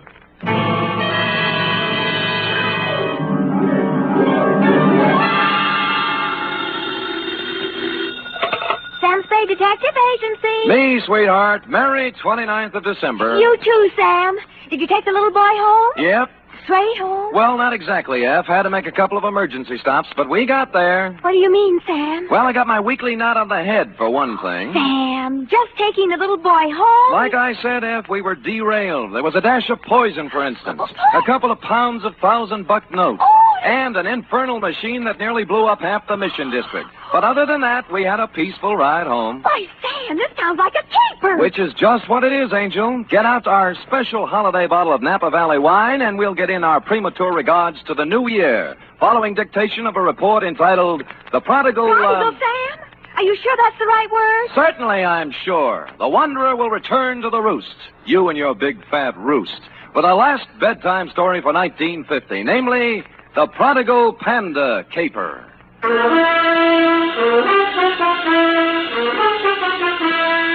For NBC, William Spear, radio's outstanding producer-director of mystery and crime drama, brings you the greatest private detective of them all in The Adventures of Sam Spade. Effie, Miss Perrine. Coming, Sam, Honey, I've been looking in the dictionary. Huh? Sam, you've fallen into the trap. Again? Prodigal. Here, now, see? Prodigal. Given to reckless extravagance. It doesn't mean wandering at all, see? Now, people think just because the prodigal son wandered that you... What are we talking about? Oh, the prodigal panda caper. How can a panda be given to reckless extravagance? Well, let me see. Oh, here. Definition 3, prodigal. Yielding abundantly, luxuriant. A panda? You mean one of those black and white? Oh, right. See note below. It says, you ready for the note below? Where's my pencil? Oh, all right, Sam, now, date. Show me 2. Master Roebuck Dozier, 2318 Delaney Street, City. From Samuel Spade, license number 137596. Subject, the prodigal panda caper. Right. Dear Roby, I'd spent a relatively pleasant day running down a case of slow pay in North Beach and, flushed with success, had returned to my office for a final check of the file. Underwood Helen, Usher Roderick, Varden Dolly, where the... Oh, Spirits Holiday.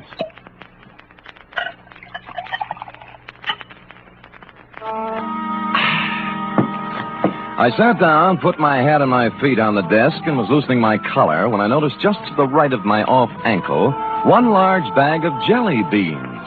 Sighting past it, I saw in the corner chair an open copy of a magazine featuring on the cover a blonde in a low-cut dress taking a .38 slug from a slack-jawed thug in the background under big red letters spelling out Thrilling Crime Comics. And behind all this, sound asleep, was you. Hey, Sonny. Hey, wake up, will you? Come on, Revelie's blowing. Huh? Oh. Hi. How long you been here? Oh, a long time, I guess. What's your name? Roby, short for Roebuck. Well, what can I do for you, Roby? I've been to the police. They wouldn't do anything. They said I should come to you. You mean you got a job for me? Yeah. Dangerous? Yeah. A hoist. You mean a heist? What was it? My panda bear. Oh, someone stole it? Yeah.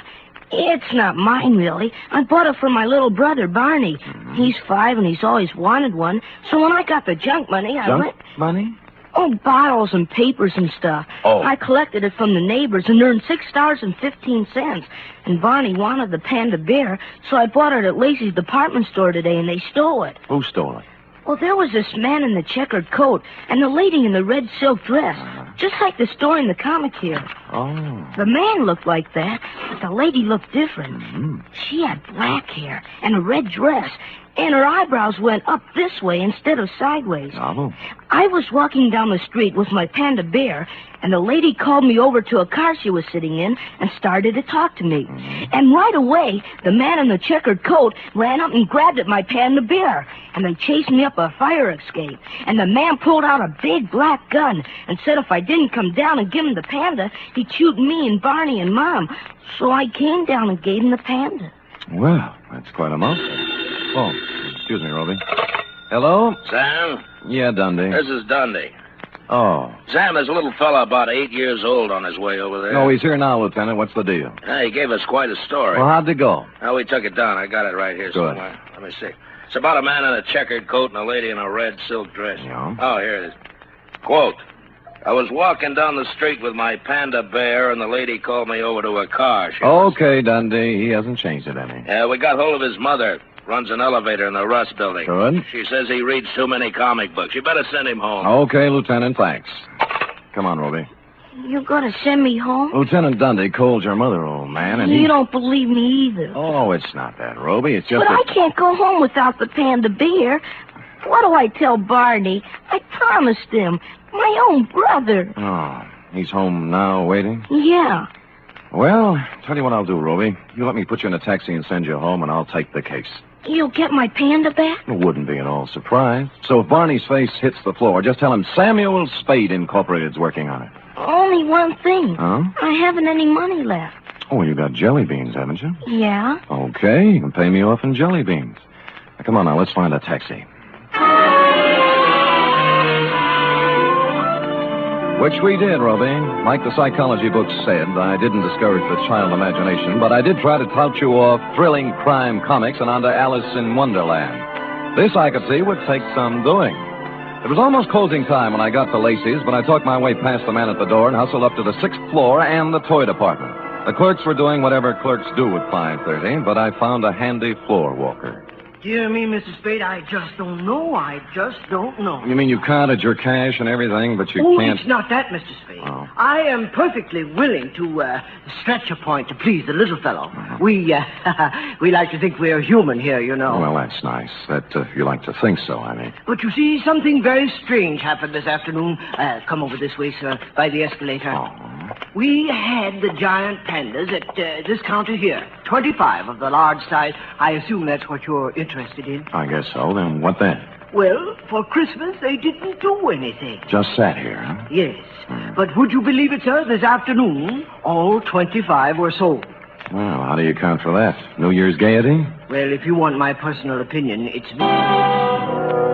An impressive panda bear, Rowdy. It was hard to figure out how you could lose anything that big, and harder still to figure out how I'd explain this kind of thing to people who stopped me on Market Street.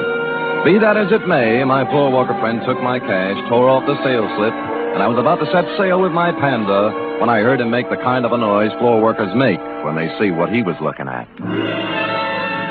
Miss Greenbar! Miss Greenbar! He pointed weakly, turned pale even by floor walker standards, and sagged to the deck. I turned in time to see Miss Greenbrier collapse at the top of the escalator and watched her come down, draped across 3 steps like the cover of one of your books of bedtime stories, Rowdy. She was the last passenger of the day, or so I thought. When I looked closer, I saw she wasn't a passenger. She was freight. At the lamp counter on the floor above, busily adding up receipts as if nothing had happened, was a dark type built along Dragon Lady lines. I'm very sorry, sir, but we closed. Thank you. I want to know about the girl who just went down the escalator. Miss Greenbrier? Yeah, notice anything strange about her? Why, is she ill? Yeah. Did she look ill? I thought there must have been something wrong. I said hello to her, and she didn't pay any attention to me. It was only a second ago. Where'd she come from? Around the corner. I think she'd been at the wrapping desk. She had. With a 10-size sheet of heavy brown paper, a batch of metered postage tape, and a shipping label addressed to Master Frankie Carson, 281 Avenida Ruiz, Havana, Cuba. Downstairs, I found my floor walker friend had come around and was bending over Miss Greenbrier with an impressive-looking gent with gray at the temples. Good heavens, it can't be. It just cannot be. That's all. I'm afraid she is, though. In Lacey's, it's unheard of. Why should she be? Good heavens, in my department, too. Excuse me, floor walker. Oh, this is Mr. Spade. He was with me when it... Oh, dear. I'm Dr. Kempthorne. I was exchanging some Christmas gifts when... Any idea what killed her? Well, it's pretty hard to tell without an examination, and I don't have my things with me. Heart, possibly. Natural causes? Well, of course. Why, do you have reason... There are more natural places to die than at the top of an escalator. And in my department at Lacey's, too. Good heaven. Well, who can say? Have to look up the girl's history. If she had a heart condition, well... Sure. Meanwhile, I'll call homicide. They've nothing better to do. For a minute, I thought I'd been reading too many comic books, Rowdy, but things settled down when they pulled out the records and found Miss Greenbrier had a heart condition of long standing, and the medical examiner wrote it off as natural causes. So, hoping you would consider a jelly bean bonus for promptness, I picked up my Panda and went. Outside, I'd gone about 10 steps when... Hi, Humphrey.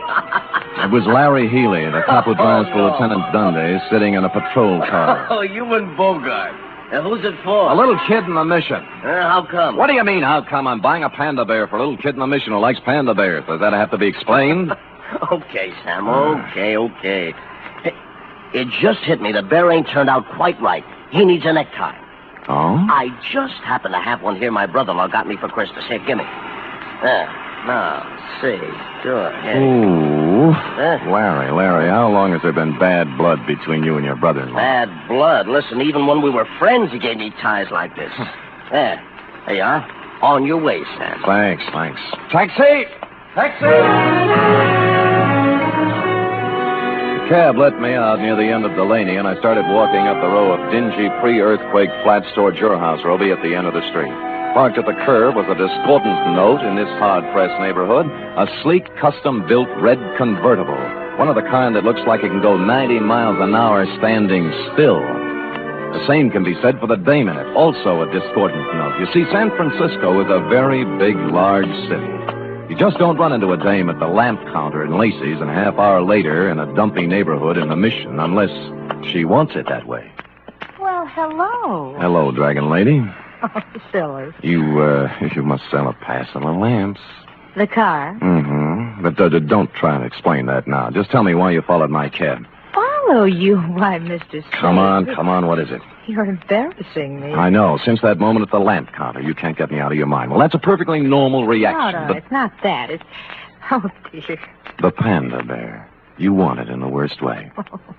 You're kind of attractive as men go, Mr. Spade. Could you give me a light, please? Sure.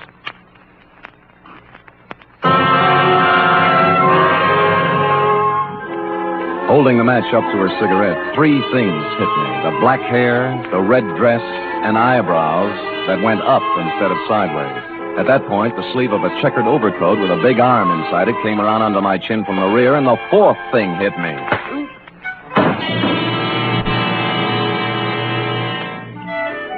How long I dwelled in Panda Land, I don't know, but it was real nice while it lasted. I was a panda, too, I remember, and I was going somewhere with a big overstuffed private detective under my arm when a lady panda batted her big brown eyes at me and began pulling my nose. She seemed to have a very, very high voice. Wake up, Mr. Spade. Reveling's blowing. Oh. I call Lieutenant Denny, Mr. Spade. It's on his way. Lucky. Over here. Good, Christopher, Sam. What happened? Well, it was this way, Dundee. I was walking down the street with my panda bear, and the lady called me over to the car she was sitting in and started to talk to me. And right away, the man in the checkered coat up...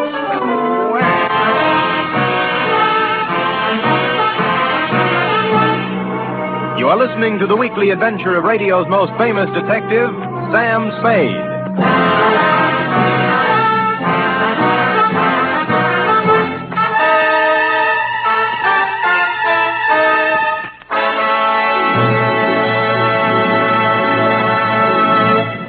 Van Heflin stars this Sunday in State Fair, another outstanding 60-minute production by Theater Guild on the air. Co-starring in this exciting broadcast is one of the leading families in show business, Jean Lockhart, Kathleen Lockhart, and daughter June. It's a gala New Year's Eve broadcast when Theater Guild presents State Fair. Sunday over most of these NBC stations also means another hour and a half with Tallulah Bankhead in radio's greatest spectacle, The Big Show. Among Tallulah's guests will be Ken Murray, Gloria Swanson, Margaret O'Brien, Jose Ferrer, and many more.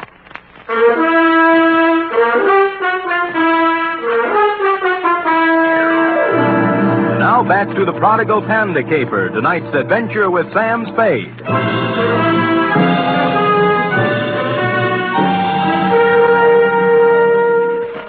It was a humiliating experience, Rowdy, riding back to headquarters in black defeat. But dear, good Lieutenant Dundee, however, was the soul of patience and understanding. What do you take me for, Spade, an idiot? Look, Dundee, all I want you to understand is that this dame in the hopped-up convertible... I've had 3 rides on that merry-go-round now, and I'm sick of it. The dame in a red dress and the guy in the checkered coat. They take your wallet? No. Your watch? Other valuables? No. Just my panda. Sam, are you trying to tell me there's a hot panda racket going on? Dundee, boy. Look closely now as I take off my hat. What? There. See? Now, as you know, my head ordinarily does not come to a point. But this protuberance was made by a gun butt, not by imagination. Oh, someone slugged you. I believe that, Sam, but this panda bear thing... Dundee. Yeah. What? Yeah. Yeah. You were saying something about my panda bear, Dundee. Yeah, maybe I ought to take it back. That dame at the store this afternoon, the one who sold him? Miss Greenbrier. Yeah. I just finished the post-mortem. No heart attack. She was poisoned.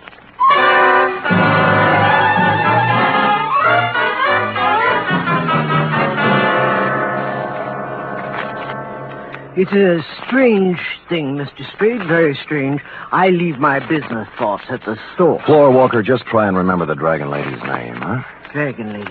My good gracious, I can't remember my own name. I'm so upset. Oh, now concentrate now. Look, dark hair, up-tilted eyebrows, red silk dress. Works in lamp department on 7th floor. I can picture her so plainly. Dark hair, floor walker. Dark hair. Upshot eyebrows. Eyebrows and the red dress. Yes. Red. Scarlet. Scarlet, that's it. Easy now. I got a list of employees right here. I'll tell you. Scarlet. Scarlet Townsend. Scarlet Townsend, that's the dame. Floor walker.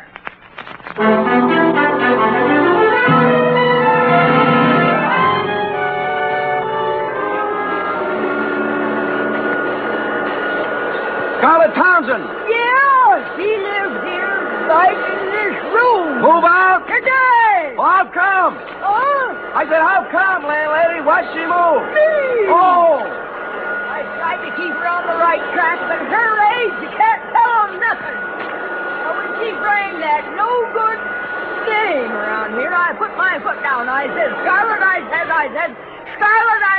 you're What's out. no good day? What's no good dame, landlady? Crystal McCall. Oh. Here, I found this just now as I was cleaning the room. Picture of Crystal McCall. Now, ain't that a swell way to have your picture taken? The name rang a bell, and so did the picture. Crystal herself and me all together. When I got around to the place, I made a startling discovery. Crystal was also the late Miss Greenbrier. Don't look at it all day, young man. When'd you see this girl last, landlady? This morning, she and a fella in a checkered coat come around to pick up Scarlet in a big red open car. Know the fella? Nope, never saw him before. But I'd sure know that car. Oh, you ought to see it. You're not telling me a thing, landlady. I have.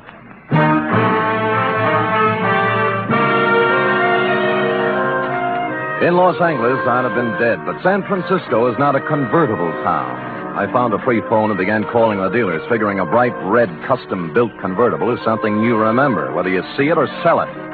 An hour of this got me nowhere, and I'd begun to wonder if the car had been smuggled up from the unmentionable side of the Tehachapi when the wind changed. Sold the yellow one a while back. Thanks, but near misses don't count, friend. But the buyer had it painted red. Special job. Well, you're improving. Who's the buyer? Kim Thorne. Dr. Kim Thorne? Right, Dr. Jules Kim Thorne. Lives on Motley Drive in Burlingame. That's the only red one I know. Great. That's the only red one I need.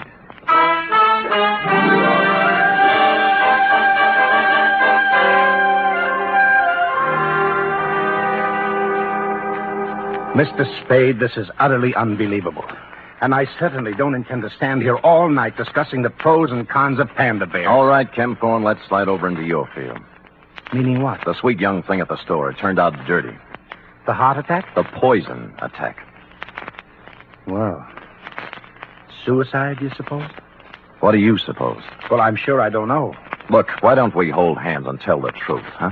You'd better run along, Spade. I've had about all of this that I intended. Look, the dead dame was Crystal McCall. Does that mean anything to you? No. The same Crystal McCall who was running around with a hood named Frankie Casella, formerly of New York, now of Havana, by Department of Justice request. This is all very interesting. What has it to do with me? She was riding around in your red convertible this morning, for one thing. That's a hot car, you know. I took a close look at it 2 hours ago and got slugged.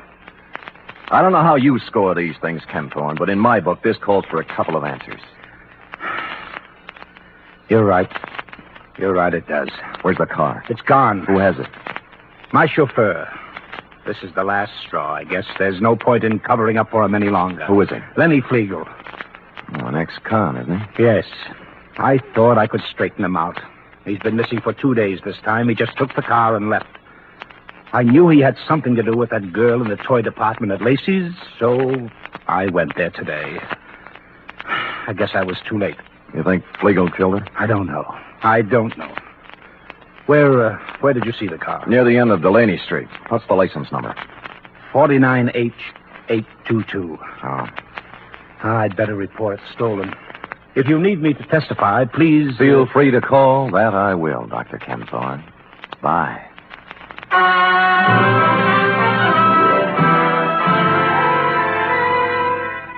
What I had in mind, of course, was to call Lieutenant Dundee and have him slap a 24-hour tail on the good doctor, but something intervened. Halfway down the walk to the street, my eye fell on a round plastic object about the size of a nickel lying in the grass. Clearly, the eye of a giant panda. Since two other eyes were obviously watching me through Dr. Ken Thorne's front curtains, I continued gaily on to my cab, drove up a half block, got out, and walked back. Just in time to see Ken Thorne pull away from the curb in his other car, heading towards El Camino and points north.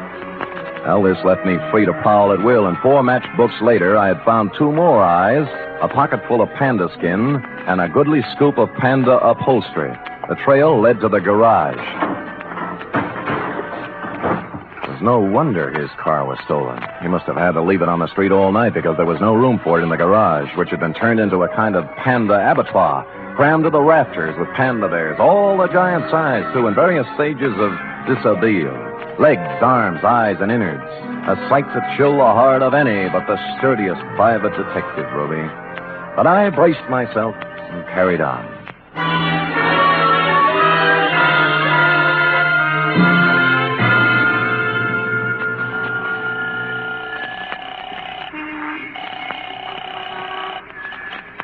Homicide, Dundee. This is Sam, Dundee. Sam, where you calling from? Phone booth in a drive-in on El Camino. Listen, the license number on the red custom job is 49H822. And the guy driving it is Lenny Flegel, an ex-con. Don't talk to me about that car. Larry Healy picked it up tonight going 90 on the Bay Shore. Great. Lousy. Why? What happened? Next time I see one of them panda bears, I'm going to spit right in its eye. So Larry pulls the guy down, and first thing he sees is the panda bear with a necktie. What about the dragon lady? She came second. All Larry can think of is the hot panda bear. Figures they stole it, so he takes it back to the patrol car to return it to the kid. No. Yeah. By the time he got the exhaust smoke out of his eyes, they were gone. Oh, what's that license number again? 49H822. You sure? Positive. I'm looking right at it. Oh, Sam. Dundee. Yeah. We're all at Anderson's drive-in on El Camino. Put it on the air.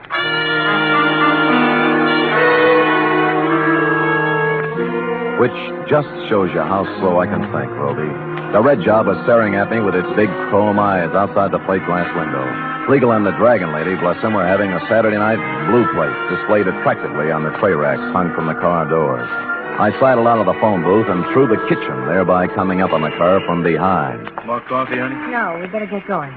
Plenty of time. Mind if I join you, Flegel? Huh? He reached and I pushed, and instead of his gun, he came up with half a hamburger. It was too harsh a light for the dragon lady to operate effectively, and by the time Larry Healy and the foul car pulled up, they decided to do it the easy way. You all comfy back there? Lovely, Larry. Flegel? Dragon lady? Shut up. What about the red job? What are you going to do with it? Larry? Oh, and pound it till the lawyers are through talking. Sam, you want to go by way of Delaney Street? Yeah. Okay. Why Delaney Street? Larry delivered the panda. Huh? Sure, to the kid, Roby Dozier. We'll have to go and pick it up. Lenny. Yeah. What's it worth, Flegel? 50,000? 100? The little kid's got it? Yeah. Oh, Carcelo will be disappointed, Flegel. With the tax force watching both him and Crystal, it looked like a safe way to get some of his dough out of the country club. Wasn't my idea. I hated him. I did 8 years for him, Spade. I could have killed him. Shut up, Lenny. I don't care anymore. The heck with it. Look, it wasn't me. The guy who's running things for him here is Dr. Kempthorne, but Crystal had the dough. He killed her. He took her to lunch today, Lenny! Go ahead, Lenny. So he poisoned her. Then what? She'd fixed up one of the pandas. He didn't know which. Stuffed it with bills, 80, 100,000, I don't know. Anyway, you'll find the money in the red car under the back seat. Under the seat? What are you talking about? It's in the panda. The kid's got it. Look, why do you think I'm telling you this, you stupid flatfoot? I fixed that thing for Carcelo myself after we took the dough out. What, kid? It's got a bomb in it.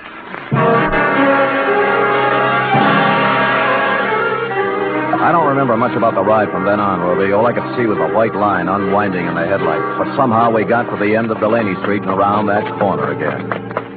Roby! Roby! Over here, in the alley. Roby, you hurt? No, just resting. Where's the panda? Well, I'm through with pandas, and so is Barney. Next junk money, I'm going to buy him an elephant. What happened? Well, a policeman brought it. Yeah? I started home with it when a car drove up, and a man with gray hair got out. Kempthorne. What then? Same thing. He grabbed it and got in his car and drove off. He's around the corner there playing with it. Go ask him. I don't care anymore. Around the corner? You mean he...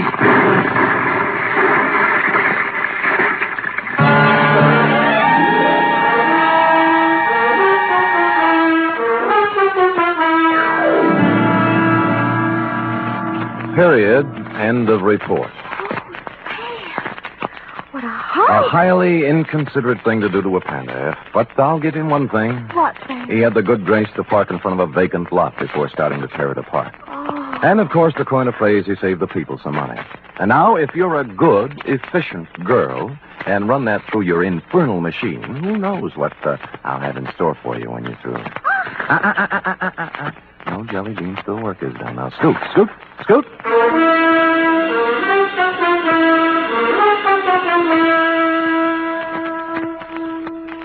Three chimes mean good times on NBC. Friday means another visit to that entertaining eat establishment, Duffy's Tavern. Archie, the manager, and his whimsical friends have cooked up another fresh half hour of laughs and typical Duffy's Tavern madness. And you're all invited. There's also another delightful adventure with Chester A. Riley, played by William Bendix, tonight on The Life of Riley. Keep your dial set to NBC for the very best in radio entertainment.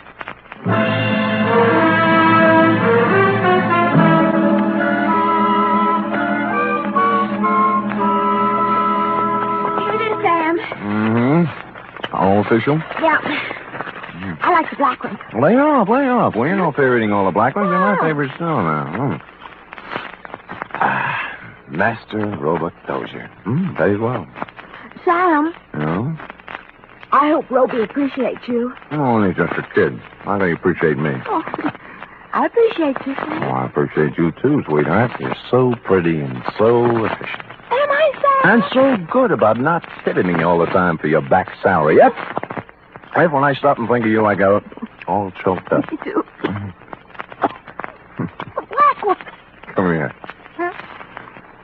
Angel, Yes? it's all yours here. The rest of the jelly beans. Happy New Year. Oh. Good night. Good night, sweetheart.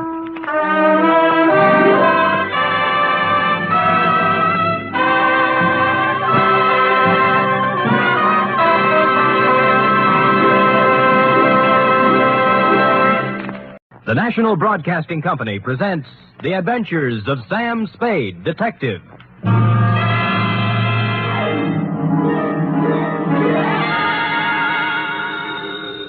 Sam Spade Detective Agency. Me, sweetheart. How was your vacation, Sam? Who said it was a vacation? Well, I thought you said you were going skiing for a weekend. With me, F, it's always work. Do you know you can get killed on skis? If you say so, Sam. Yes. Most people just break their legs. Most people pick some easy little slope, the cowards. But I know a ski run up near a town called Lucerne that's sudden death. I know a ski run called the Backbreaker. Really? How dull. And one they named Suicide Drop. Effie, stop trying to top me. You just can't. This was the deadliest ski country ever seen. You just sit there while I do a Christiania swing down Market Street, a Geländer sprung up the stairs, and a Telmark right through the door with a tail I took out of the deep freeze only last night. The Chateau McCloud caper.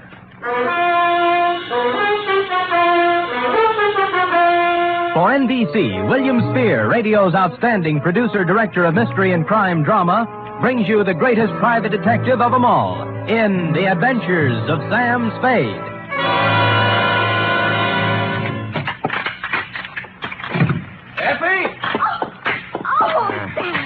Take off those skis. I just wanted to prove I could do it. I did a herringbone up the stairs. And those clothes. I'll just bet you've rented all those things, Sam. You were never in the snow country at all. So, you don't believe me, huh? Well, here, Doubting Effie, I brought you proof. And don't tell me I rented this. A snowball. Yes. Sam! A real snowball. Yes, I brought back 2 of them in a thermos box. Where's the other one? I threw it at a policeman. It was freezy, soaked with water and ice. Oh, Sam, you're wonderful. I can't believe that you had trouble this weekend. Oh, no? You cut that snowball open and you'll find a blood-stained bullet inside of it. And behind the bullet lies a tail. Ready? I'm always ready, Sam. Yes. Date, fill at M2, Sierra County Sheriff's Office, Lucerne, California. From Samuel Spade, San Francisco, license number 137596. Subject, the Chateau McCloud caper. Dear Sheriff, you run a neat little county up there at Sierra, and I hate to be snide, but when my train steamed into the cold mountain air of your lovely little village of Lucerne, I knew the chill of death was afoot. It had to be. The place was too beautiful to last. The background hills were right out of the Alps. The snow from Grandma Moses and the rustic buildings that snuggled under the mantle of white were just too cute for words. It was abnormally perfect. Something had to give. What?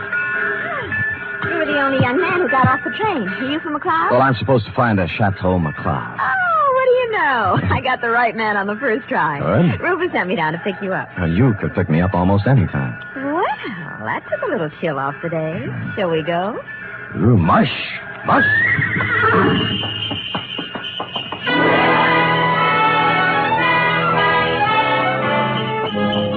We glided out of the station, runners squeaking on snow, the soft pat of hooves, and the jangle of merry bells. We had a bearskin lap robe. It was a short bear, so we had to move close. Her cheeks were apple red, and her silk brown hair flowed in the spanking breeze. Oh, it was a scene that will forever be etched in my memory. Rufus tells me you're an advertising genius. Well, I have placed a few ads in my day, mostly help wanted. Aha, don't kid me. He says you're going to put the McCloud canneries right on top with a new campaign. On top. You know, you're supposed to have a big name. Just 8 letters, Sam Spade. Oh? Well, I'm Rita Parker. Mm-hmm. I'm supposed to be Rufy's girlfriend. Of course, I think it's only to make his wife mad. But it's fun up here. Yeah, but this is my first trip. Oh, well, then you're in for a treat. That is, if abnormal psychology appeals to you. What does that mean? The McCloud guest register is always full of dynamite. Oh. For example, this weekend reads thusly. Rufus McCloud with half of the money in the world trying to get the other half. Good. His wife, who has an interlocutory to create. Mrs. Interlocutor. Yeah, Cora. Yeah. Her boyfriend, Paul Endicott, gigolo type. Charlie Allison, co-worker and friend to Rufus. He's a food technician or something dull. So. And then there's Tozier Svenborg, ski instructor, who comes down like a wolf on the fold. And people like that. Yes, well, I'll never remember all the names. I'm in the ad game, you know. It's initials to me. I call people, RL, TS, NTG, and, you know. Well, the names don't mean a thing. Just remember this. Every 30 seconds, duck. I beg your pardon?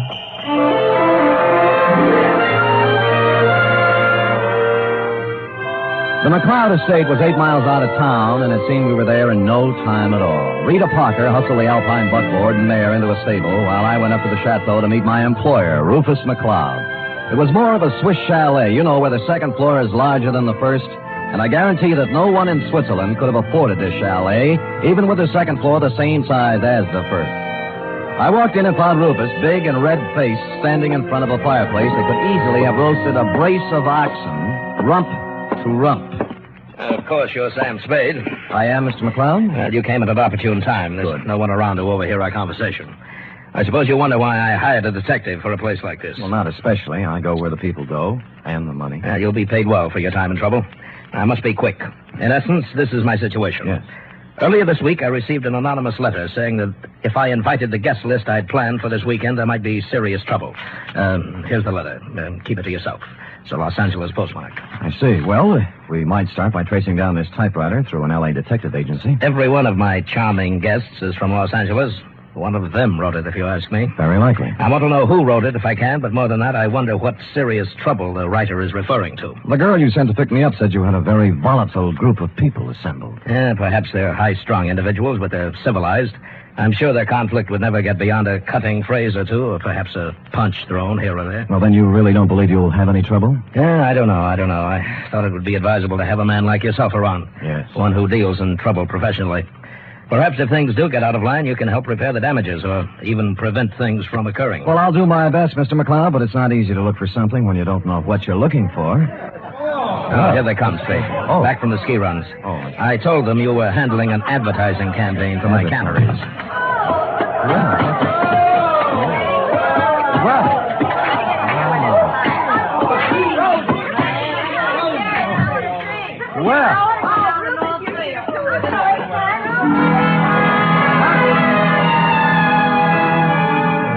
They came stamping in, pulling off gloves, unzipping parkas, and if it hadn't been for the grown-up dialogue, looking all the while like a group of carefree children, it was hard to believe that the chill of death was also in them even then. I couldn't keep my eyes off one of the particular members of the group, Mossberg ski boots, Chinese vermilion downhill pants, and a candy-striped parka, which she now pulled over her lovely head. The sweater she wore underneath was, I'm sure, designed for someone much smaller. A Dachshund, perhaps? Is this the advertising man you've been telling me about, Ruth? Oh, Mr. Samuel Spade, my half-wife, Cora. Half? Well, how do you do? Glad you came, Sam. We can always use another sport in the crowd. Hey, everybody, shut up! Introducing the incomparable, fabulous Mr. Samuel Spade. Hiya, Sam. I'll give him to you fast, Sam. Me, Paul Endicott, Rita Parker, Charlie Allison, Tosia Svenborg. Charlie's the one who doesn't ski. I'll take snowshoes any day. I can't get anywhere in snowshoes. You've heard, perhaps, of the tortoise and the hare? Rufus, ring for some drinks. Tom and Jerry's, hot toddies, coffee, God, something. Yeah, we're having hot buttered rum. The stuff's warming in the kitchen. Well, get it up, get it up. Right away, Cora. And as for the rest of you, ready? A 1, a 2, a 3. What? Oh, yeah. Old Main, shout till the rafters ring. Stand and drink a toast once again. Let every loyal Maine man sing. Oh, do-de-do-de-do. They took up the song with a gusto, lifting imaginary drinks into the air, and it was all very jolly. For a party that was supposed to be fraught with danger, this one certainly started out in just the opposite direction. The drinks came, and things got even merrier. Lunch was served, and afterwards I slipped into some outdoor gear and strapped on some skis. Everybody scattered different directions. Rufus McCloud and I skied to a place 3 miles away called the Halfway Cabin. Between the chateau and the cabin was a small lake called Royal Lake, completely frozen over. Rufus stood in front of the cabin, firing a .30-30 at a target set up down in the woods to the east. What do you see through the glasses, Spade? 2 bullseyes and nothing outside of the 8-ring. That's great offhand shooting at this range and standing on skis. Well, I can do much better than that. What's this? See that silver tip on that big Norwegian fur over there? Yeah? I'll cut it off. Hey, look out! What? Well, he came swooping out of nowhere, Spade. I swear he did. Well, I think he hit him. Who is it? It's Paul Endicott. No, he's up. Good. There's Cora with him. You told me nobody was supposed to be skiing in that area. Yeah, they're not. Well, here he comes, and he looks plenty mad. What do I care about him? He's just after Cora for the money I give her, that's all. Why you kill me, you stupid fool? You weren't supposed to be skiing there, Endicott, and it was an accident. Well, that was no accident. All right. Knock off the punches. You keep out or I'll throw one at you. Oh, that I'd love. Paul, now stop it. And the rest of you, quit acting like children. Your boyfriend threw a sucker punch at me, Cora, and even if he is my guest, there's a limit to hospitality. I don't call one punch and even trade for a 30-30 bullet. You aren't hit, so don't start crying. Rufus, I have the feeling you wouldn't mind if he were hit. You wouldn't mind at all. Paul, I've just decided I don't like you without a mustache.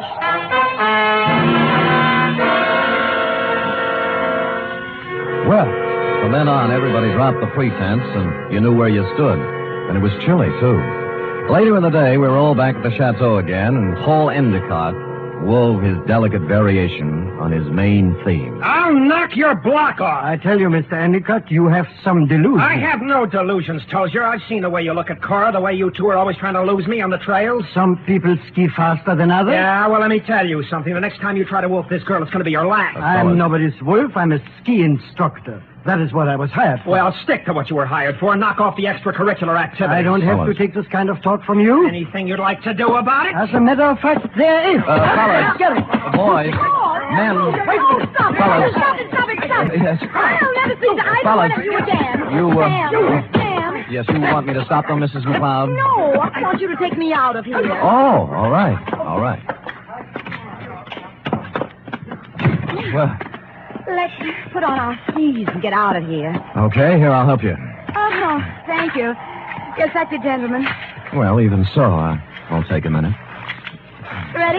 Yes. There we are. Now, where are we heading, Mrs. McCloud? Oh, I thought we might go out to the boathouse. It's on the southern tip of Royal Lake. It's only a mile and a half. Nothing. And my name is Cora. I'm not really Mrs. McCloud anymore. That's kind of rough on you, isn't it, bringing your new boyfriend around all of your ex-husband's friends? Well, I like it up here. Rufus likes to have me. They're not all against Paul. At least they weren't. But he's on the defensive so much, he's going to make enemies of all of them. Yes, he's off to a rousing start, I'd say. Do you know something, Sam? I don't care about Paul Endicott, really. Or Rufus McCloud, or Tosia Svenborg, or anybody. I just care about Cora McCloud. Well, now, that's a good, honest answer. You know, most people wouldn't be that frank. But, Sam, Yeah? I haven't known you long. Well, I like your style. Well? I could care about you.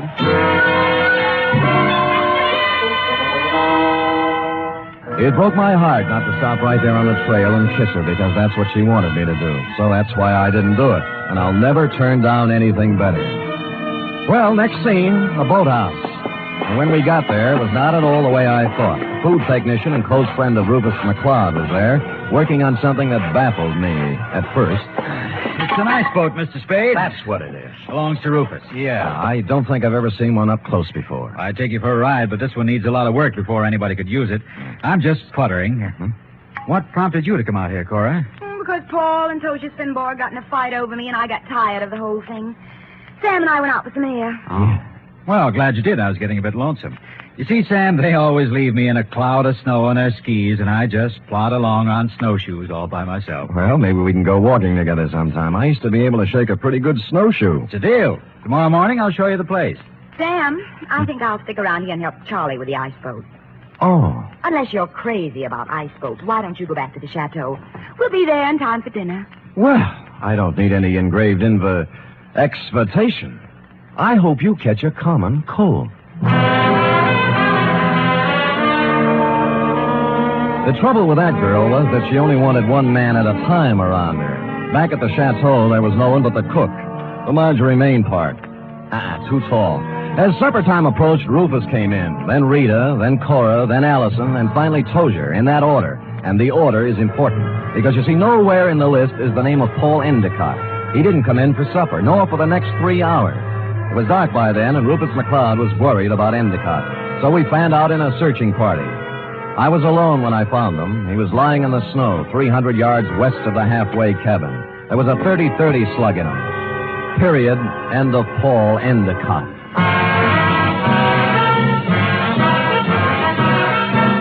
You are listening to the weekly adventure of radio's most famous detective, Sam Spade.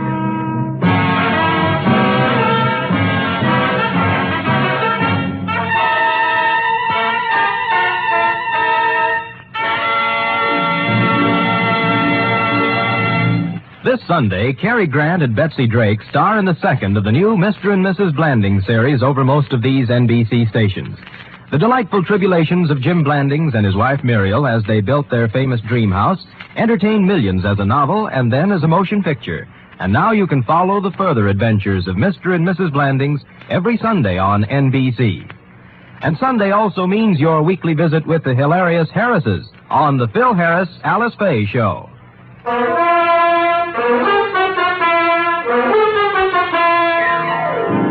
And now back to the Chateau McCloud caper, tonight's adventure with Sam Spade.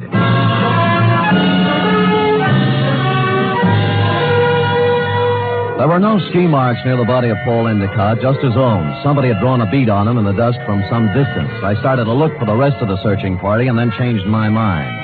If the body of Endicott wasn't found, the murderer might wonder what happened to it, get worried, and make a mistake.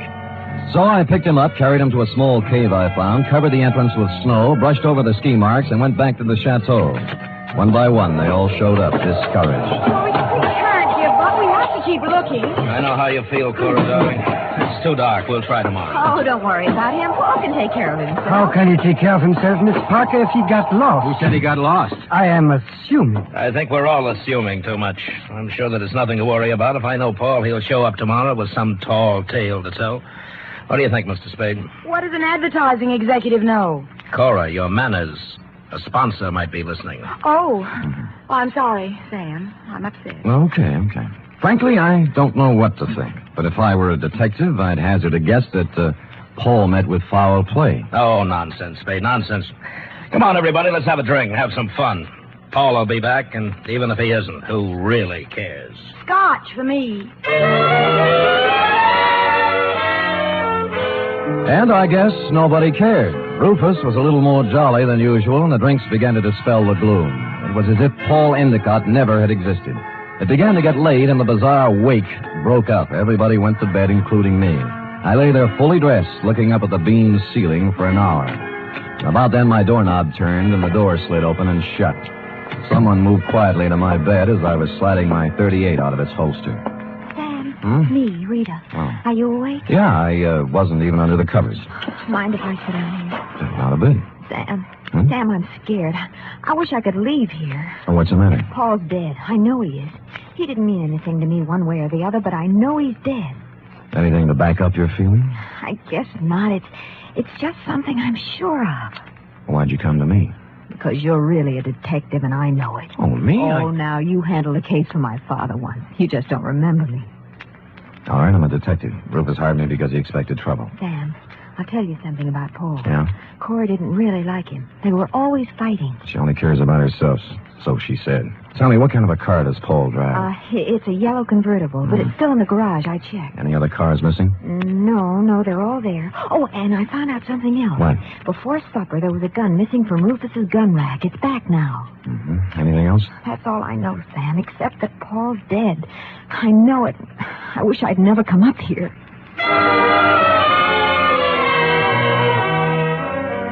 After she left, I dressed for outdoors and climbed through the bedroom window. It was still and quiet, and it was a quarter moon when I skied away from the chateau. I wanted to look the land over myself before the next day, when the clues, if any, were trampled into the snow. When I passed the northern tip of Royal Lake on the trail to the halfway cabin, I saw a new set of ski tracks heading into the woods where I'd found Endicott's body. I followed them, and they went right to the cave where I'd hidden him. And he was gone. I was standing there, pondering this, when I thought I saw something move in the trees to the west of me. I stood stock still. That was a mistake. A bullet splintered a tree next to me, and I shoved off as fast as I could. There was no second shot.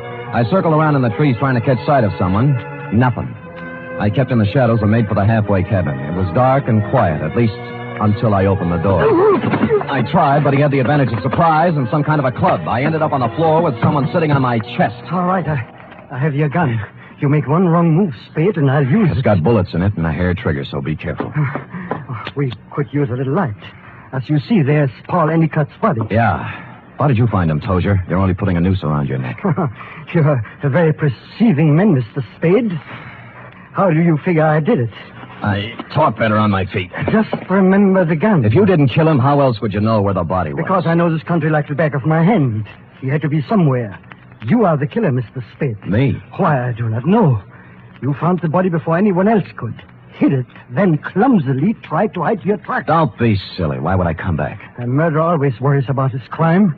Did he forget something? Was something left undone? It's a natural. It sounds good, except it isn't true. You couldn't pin it on me in a month of Sundays. But somebody might just tie it on to you. That's what you think. Do you know what I'm going to do now? I wouldn't want to guess. The shots came pouring in through the window, and Tozier Svenborg went down. I saw the flash of a face outside and was gone. I kicked at the lamp, threw the place into darkness, and lay on the floor. Then I crawled over to Svenborg and took my gun back. Well, that was a surprise. It hurt quite a bit. Where'd you get it? Oh, somewhere in the back. Let me see. It's at the shoulder level. But he won't die anyway. I'm afraid I misjudged you, Mr. Spade. Go after him. Go after him and catch whoever it was. I can't leave you here. I'll take care of myself. Just leave me your gun for protection. No, I'll stay. Go, please, while there's time. Or are you afraid? I was, but I gave him my gun and left. Outside, there were many ski tracks, but a fresh set led left from the halfway cabin down. They went right to the edge of Royal Lake and then stopped. There were no marks of ski poles on the ice, so I followed the shoreline, looking for some kind of a clue. It wasn't until I reached the southern tip of Royal Lake that my effort was rewarded. Leading up from the ice were a set of footprints, then a set of ski marks. They led to the boathouse. Inside, I found two interesting items. One, a dismantled ice boat with fresh ice on the runners. Two, a pair of skis with snow in the grooves. I made my way along the beaten path back to the chateau. Circled it once, found interesting item number 3, and went in. Well, what were you doing up, Spade? Did you hear the shots, too? Yeah, I thought I'd look around. It's cold. Woke me out of a sound sleep, Sam. What was it, you know? Well, I didn't find out about the first shot, Mrs. McCloud. That was fired at me. But the next 3 were fired at a man named Tozier Svenborg. Oh, no. Tozier? How did it happen, Spade? What's it all about? He found Endicott's body in the woods. Dead? Very. I told you, Sam. I told you. Told him what? What do you know about it? Nothing. I just had the feeling, that's all. You know something. Now tell us or I'll slap the rents right out of your head. I don't know anything at all. I just had a feeling. Who shot Tozier, Spade, and why? I don't know. I was standing with him in the halfway cabin. Somebody shot through the window. Didn't you see them? Don't you know who it was? I was too busy ducking, but look. Just answer me one thing. Have any of you been out? Of course not. No. I haven't, and Mr. Allison's in bed. Of course, they all lied. McCloud's shirt was stained with sweat. He'd been moving fast somewhere. The ski pants sticking out from under Cora's robe were wet, and Rita Parker was now dressed when she wasn't before. I was trying to figure out something to say when Charlie Allison came out from his bedroom, rubbing sleep out of his eyes and pulling a robe on. What's going on here? What's all the excitement about? They found Paul, dead. And somebody shot Tozier. No. Where is Tozier? In a halfway cabin. Well, let's get him to a doctor. I'll call one from town. Why don't you go up and get Tozier? I'll have a car ready and we'll take him right into the Lucerne Hospital. Wait a minute. What about the murderer? Who did the shooting? Nobody's getting out of my sight. It had to be one of us. Why, Cora? Oh, it wasn't just anybody. We're the only ones left walking. Why don't you ask Sam? He's the detective. Detective? Yes, I hired him because somebody sent me an anonymous letter saying there'd be trouble. You knew there was going to be trouble, Rufus. Somebody else knew. Then why did you let people come up here? So what's the big Why did you do? Wait a minute. Spade, what did you find out? Well, if you'll all wait here a minute, I'll tell you. When I circled the chateau before I came in, I'd seen footprints leading to a window, not mine. That meant somebody else used the back way in and out, too. I wanted to find out whose window it was, and of course, while I was looking, I remembered the apparently dismantled ice boat and the fact that a set of skis were in the boathouse. It took me about a minute to find the right room, but somebody knew it. All right, Spade, stand where you are. Allison, you might be a great food technician, but you're a lousy killer. Yeah, well, at least he didn't get her. Neither will you. I got him, Spade. All right, come on, stand up. Come on. You sap. Cora, huh? You think you could get her by killing somebody? Shut up, leave me alone. I'm sorry for you. Sorry for anyone that ever knew her. I'm sorry for myself. She loves me, you fool. What's the matter? I was sound asleep. We found our killer, Mrs. McCloud. Charlie? Yes, baby, Oh, Rufus, it's been a long day. I need a drink.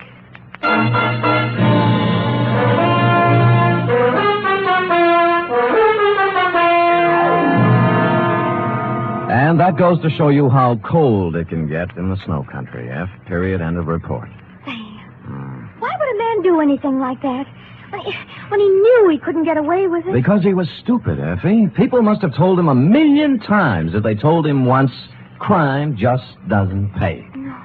Yeah. Now, go type that up, will you? Go on, scamper. Woof.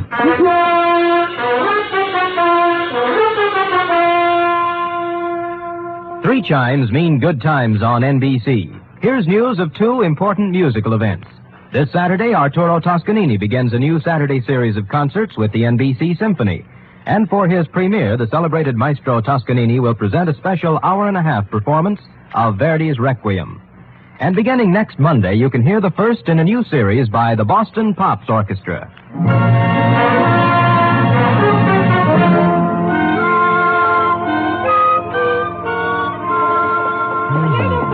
All typed up. All but the P.S. page, that is. What P.S. page? Why should it need a P.S.? Sam, you know that this report, to borrow a phrase from you, is full of holes.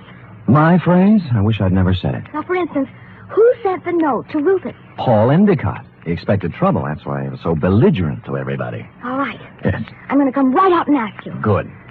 Why did Allison kill him? Well, I thought it was rather obvious, Effie. Cora was leaving Rufus McCloud for Allison, but because Allison worked for McCloud until Cora's divorce was final, they didn't want Rufus to know about it. So they used Paul Endicott as a decoy love affair. But I'll bet Endicott didn't want to give Cora up. I'll bet that was it, Sam. Effie, I don't know how you ever guessed. Endicott saw in it a chance to pick up a buck with a little blackmail. It was just a wild guess, Sam. Yes. And, of course, Allison did ski, didn't he? What do you think? Well, how else could he get around so fast? And he made such a point about those snowshoes. Sam? Yes? If I'd written the caper, I'd have covered that up a little. Come here. Oh, I'm sorry, Sam. I guess I shouldn't have said that. You certainly should not have. You know there's only one thing around here you're supposed to say. Yes, Sam, I know. Shall I say it? Make it fast. Good night, Sam. Good night, sweetheart.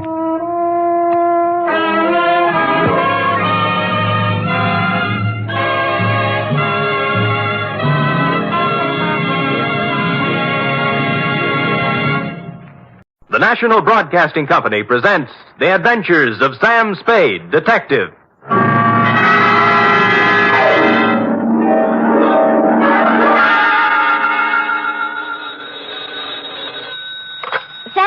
Detective Agency. Me, sweetheart. Sam, a man named $5 Frankie called up and said he's putting $2 in your name on a sure thing at some track or other. Well, that's nice to hear. I don't think it is at all. You know I don't approve of your gambling, Sam. Effie, you do some things I disapprove of, but do I snipe at you? Well, no, but... No buts about it. And besides, I didn't place the bet. It was placed for me. I don't care. It's the principle of the thing I don't like. Well, suppose I put it this way, Effie. That $2 bet on a sure thing was more than just a money bet. It was a gamble on the inherent goodness of the human soul. Oh, Sam, you're just trying to confuse me. I am, but I'll straighten everything out to your satisfaction, I trust, when I appear at the office with a highly stylized and rather charming saga of horse players and the world they live in. What else but the sure thing caper?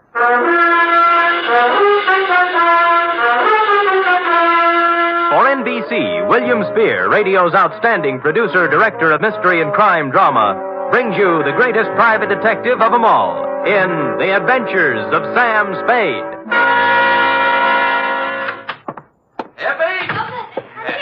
Yes, and I hope you always are at the wages I pay you. Oh, I'm glad you brought that up, Sam. When I pay them. I don't want to start an argument, but I do need some new clothes. Oh?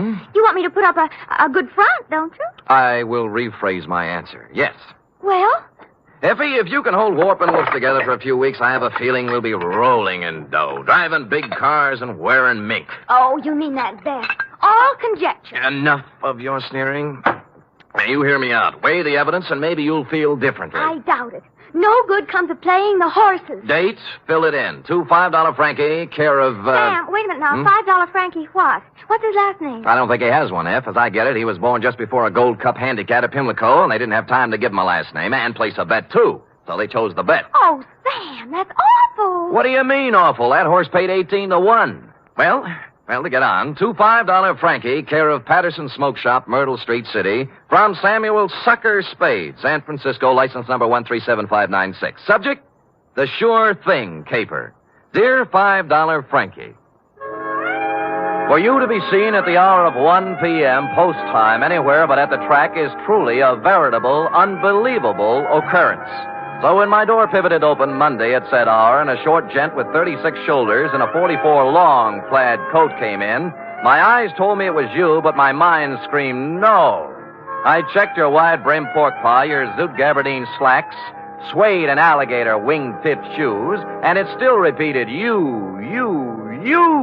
Sammy, do not look as if you have just lamped the ghost. It is I, $5 Frankie. But at this hour, Frankie, what is it? Your watch broken? Did you lose your way? You sleepwalking? What? No, Sam. I am in complete possession of my faculties. Good. And I came here with the full knowledge of my intellect. I even see through the crystal of my timepiece that it is 1 o'clock, the hour from which they break from the barrier. That's right. But I have not been drinking, and as for sleepwalking, that is strictly for gents with unhappy marital relationships. All right, Frankie, I'm forced to agree with you that you're standing in front of me instead of the $5 window. Now, what's the dope? Well, ordinarily, I do not resort to hiring a strong arm to consummate my business dealings. Naturally. There being a full supply of such muscles lying around the back room of Patterson's smoke shop. Loose?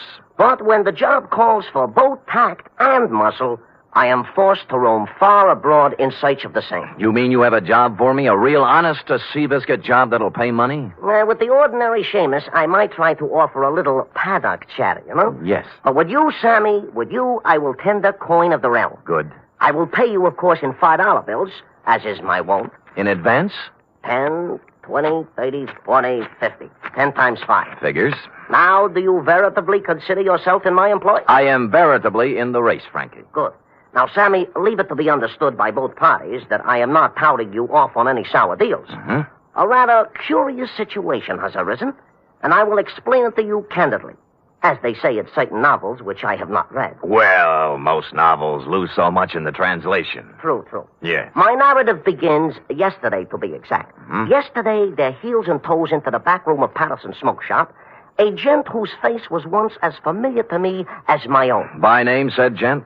They call him Gentle Joe Higgins. Gentle Joe. Yeah, a horse trainer by profession, which in our civilized society stands second only to jockeys in importance. Granted, no argument. Well, I say to Gentle Joe, it has been some time, Gentle Joe, since I see you around and about. And he says, I have gave up the old life for the new. as I no longer am welcome at the track since a certain embarrassing incident 5 years ago. What incident was that, Frankie? A horse doping job, the illegal type, which depresses me to relate. So I will not. Ethics. Yeah. Well, Gentle Joe looks a little worse for the wear. His clothing being literally shabby. Oh, I figure a touch.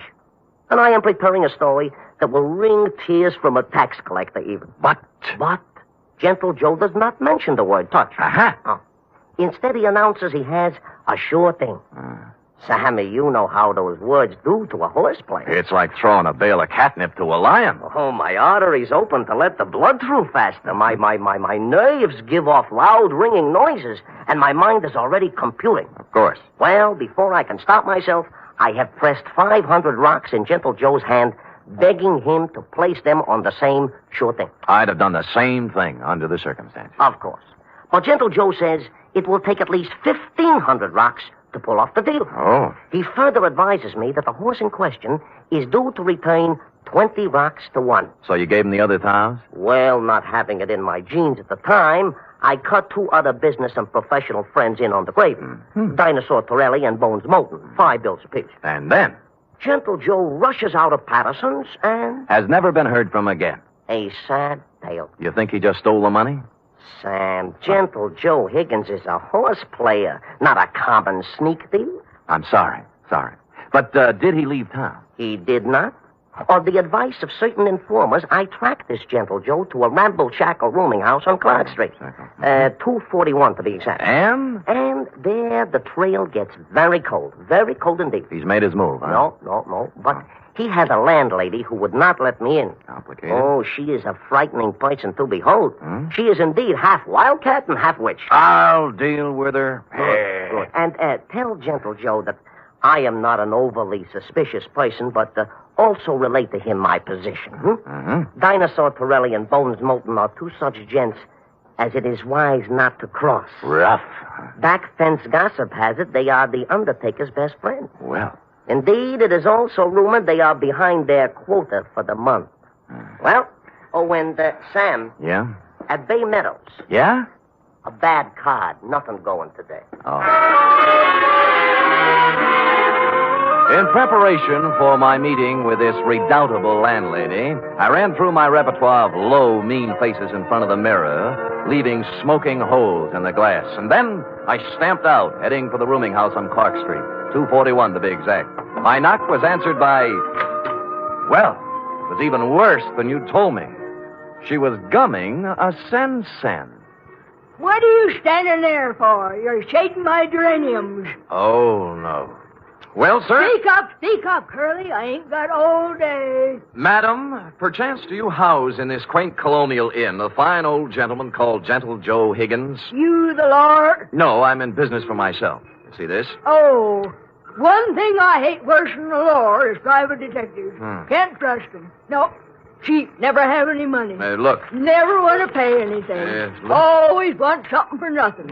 A surly, no good lot of pocket pickers who should all be boiled in oil and thrown in a pit full of snarling One beasts moment, of prey. madam. Madam, look at this. Ooh, Yeah. well.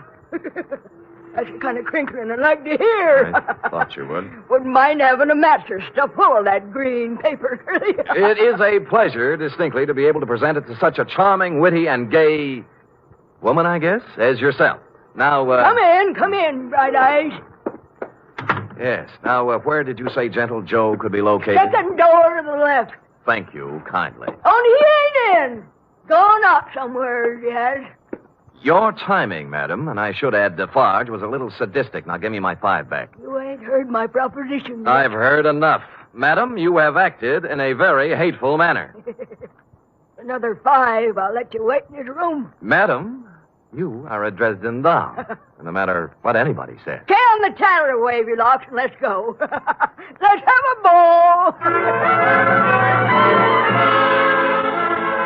Once in Gentle Joe's room, I closed the door, thus separating myself from that skid row bankhead. While I was waiting, I cased the room. Spartan. A bed, a chair, a dresser, a racing form, some worn clothes, various mementos, and pictures of his better days at the track. I was studying an old print of Equipoise when Gentle Joe turned up.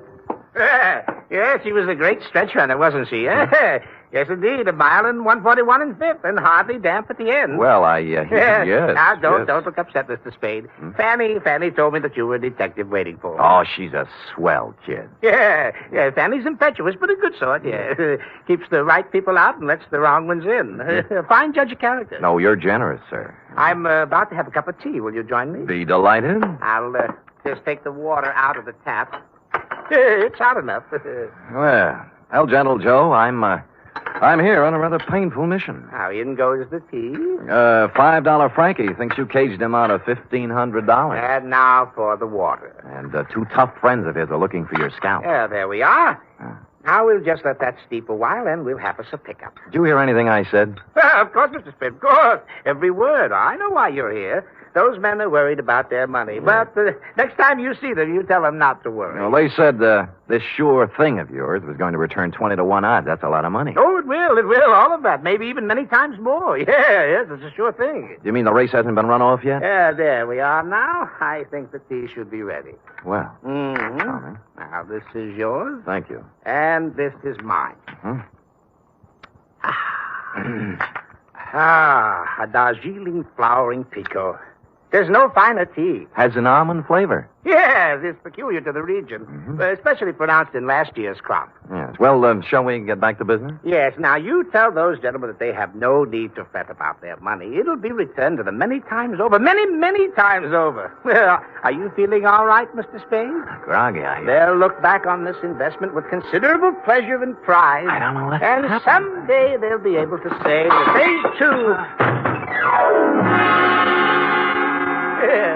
Stupid Sam. Nobody had to give me a saliva test to guess what happened. That nice, sweet, gentle old man had doped me right up to the ears. I tried to stand up, and my legs were like 2 wet pieces of spaghetti, and I went down. Gentle Joe went right on talking and smiling until everything was nothing. When I came to, Joe was gone, and so was my faith in horse people. Fanny had made herself scarce, too, and I stumbled alone out into the daylight for resuscitation. It took walking, coffee, whiskey, and a bowl of raspberries to bring me around. I eventually found a safe haven in my own office. Sam Spade Detective Agency. Mr. Hangover speaking. Mr. Spade, this is Gentle Joe. What? Listen, you... Yeah, I know how upset you must be over my little deception. Deception? It was all to a good purpose, Mr. Spade. You see, I had to get out of there in a hurry with the minimum of discussion. I seem to remember you were hustled out of the racing game for doping a few 3-year-olds. Well, that's what some people in official circles felt. But, Mr. Spade, I want to apologize to you and tell you that I will be able to explain everything to your satisfaction. No. What's the matter? Help! Get away! Hello! Hello! Hello! Hello! Somebody put the phone back on the hook, so I hung up and dialed a friend at the telephone exchange. She quickly traced the number. The call came from the Sunset Stables out near Bay Meadows. I dialed back, but nobody answered, so I beat it out there. It was dark, and the only person I could rouse was a young stable boy. Yeah, what do you want? My name's Spade. A guy named Gentle Joe was calling me from here, and something happened to him. Gentle Joe Higgins? That's what I said. Oh, I haven't seen him in 2 or 3 years. Now, look, don't give me that. He called from here. Now, where is he? Oh, look, beat it, will you, before I scream for the cops? All right, I'll look myself. Oh, I say you can't. Now, no.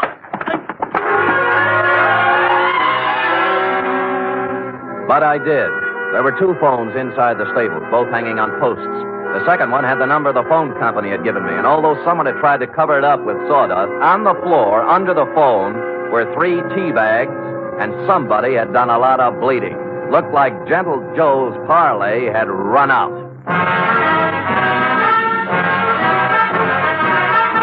You are listening to the weekly adventure of radio's most famous detective, Sam Spade.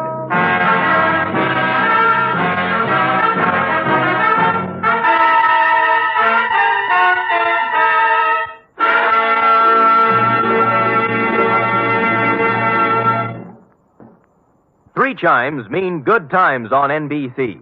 There's music and mystery on NBC every Saturday night. For music tomorrow, your hit parade brings you the top tunes in the land as selected by you and presented by Raymond Scott's Orchestra, Snooky Lanson, and Eileen Wilson.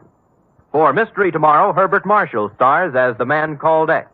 In all the strange and far-off places of the world, wherever there is intrigue, danger, and romance, there you will find the man called X. Hear him tomorrow night.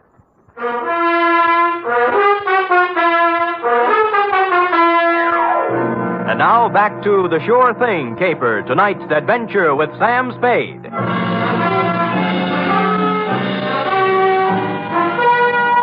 I collared the stable boy and questioned him about the blood under the phone and about what could have happened to Gentle Joe Higgins. Nothing. Just wouldn't talk, and he was too small to beat up. So I went looking for the stable manager. He lived in a small white house behind the exercise ring. He wasn't too happy at being awakened, but when I explained things, he came down to the stable with me. I can't understand it, Mr. Spade. Gentle Joe Higgins hasn't been around here for at least 2 years. That's what the boy told me. You see, for doping a horse once, he can't come near a track or a stable. If we let him hang around here, the racing commission would fine us. Well, he called from here and something happened to him. The number the phone company gave me matches up with one of your phones. There was a lot of blood on the floor, too. Well, here we are. Now, which phone was it? That one. All right, let's look at it. This is the phone, and here's the... Wait a minute. Come in here, you. Let go of me, you big... Let go. Now, tell Mr. Kemp here what was on the floor when I came in. Nothing but sawdust. I tell you, there was blood there. No, honest, nothing. Mr. Spade, this boy's been with me for 5 years. He's perfectly reliable. Well, so am I. Well, what do you think happened? I think somebody used this old man for a punching bag. Maybe you'd better go home and sleep on it, Mr. Spade. We'll talk about it tomorrow. Look, don't humor me. Make this kid talk. Mr. Kemp, this guy's taffy. Danny, are you certain there was no blood or no Gentle Joe? Mr. Kemp, I'd swear on my father's grave if necessary. You see, Mr. Spade? I calmed down in a little while and searched the place myself. I came up with exactly nothing but an attack of hay fever and a horsey smell. And I suddenly wondered why I cared about Gentle Joe at all after what he'd done to me. So I went home and called $5 Frankie. You say you have conversed with Gentle Joe? Twice, and both under rather trying circumstances, Frankie. Once I was doped, and once something happened to him. Uh-huh. I take it he did not heed the message I employed you to convey. So far, he hasn't heeded anything. Then he is, without a doubt, in considerable trouble. I would say so. It seems that my business associates, Dinosaur Pirelli and Bones Moulton, have blown their tops and gone looking for Gentle Joe with something special in mind. Mm-hmm. Something like assassination. I was afraid of that. Mayhaps they have already contacted Gentle Joe for an accounting. Certainly mayhaps. I think they've already mowed him down. And there is nothing further for us to converse about, Sam. It is history, and it will be recorded thusly. Well, if you say so. And if I might tender a bit of advice, I would say, hop into the Simmons, Sammy, and knock yourself off a few hours of that ever-loving forgetfulness. And when you arise, you will have erased from your mind the names of Gentle Joe Higgins and yours truly, $5 Frankie, for some time to come. I was tired, and it seemed smart to take his advice. So I did. I went to bed. It must have been 3 a.m. when something woke me up. It was a ghost with a big white head tiptoeing into my room. The thought was so absurd that I turned over and started back to sleep. That's when the ghost touched me, and I grabbed for him. Wait, hey, let me go, Mr. Spade. Let me go. It's me, Gentle Joe. Will I turn on a light? Of course, I look a little different. The bandages around my head look like a turban. What happened to you? I was in Mr. Kemp's house when you were searching the stable. Stupid me. I should have come out then, but I didn't. And then I got to thinking I certainly owed you some kind of an explanation. So I found your address and came here. All right, I'll collect the explanation. Now, first, what was the dope for? Well, I was afraid you might take me back to $5 Frankie and his friends before I did what I had to do. Would you care to tell me what that was? I wanted to buy a horse. With their money? Yes, with their money.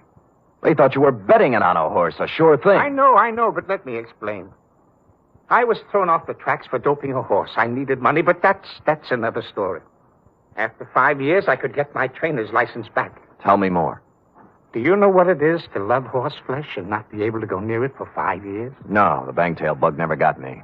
You can't con guys like Frankie and his thugs out of some money to buy a horse whenever you want one. There's more to the story. The horse I doped didn't get into the race. And the jockey had to ride another mount.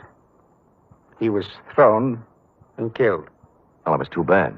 I felt that I'd murdered the man. His name was Sandy Bean. Sandy Bean?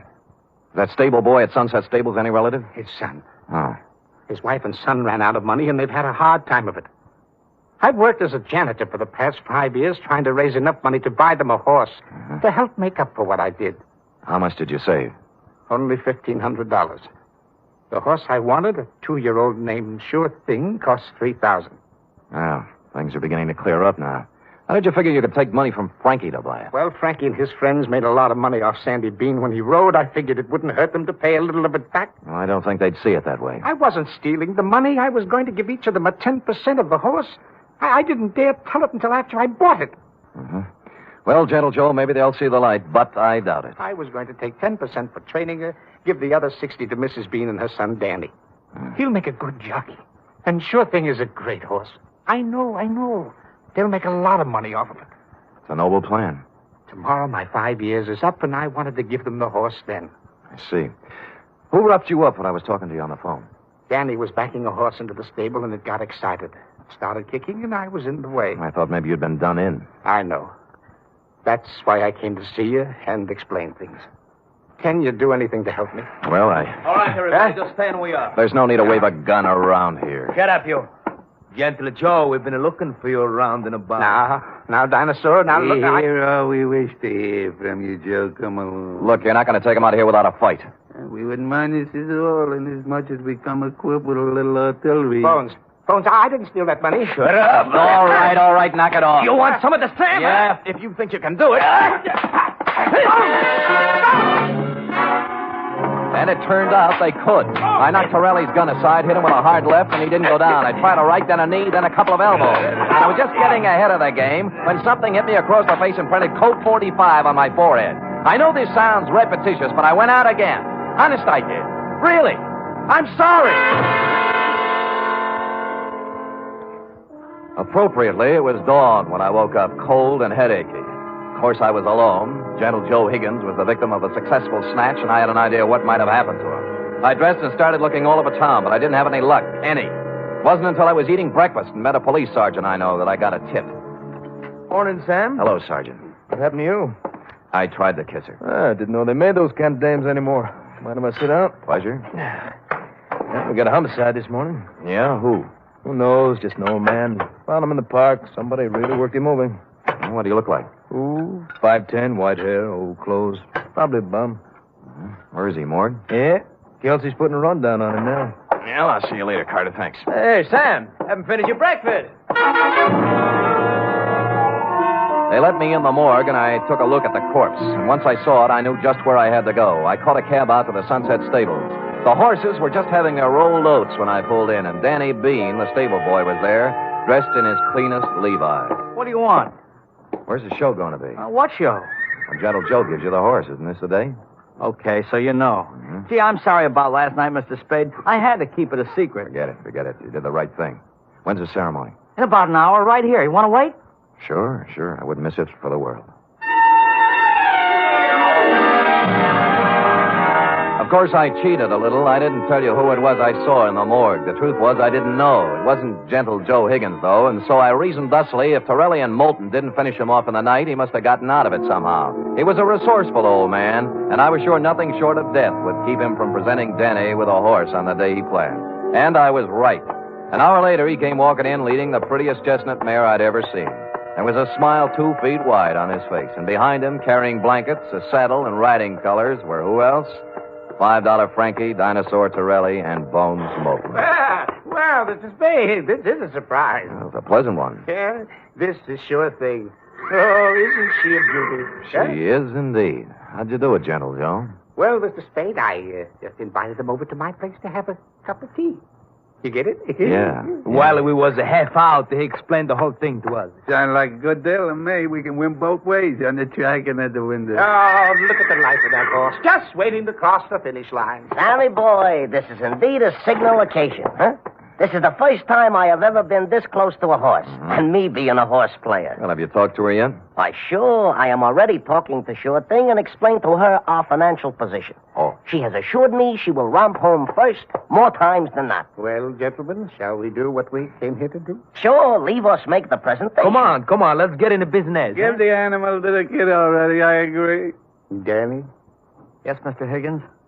Danny, the 4 of us are giving you this horse, Sure Thing, in memory of your father, the late, great Sandy Bean. Thank you. Thank you, sir. She's a beauty, isn't she? I feel like I was just born. Ride her well, son. Rather well.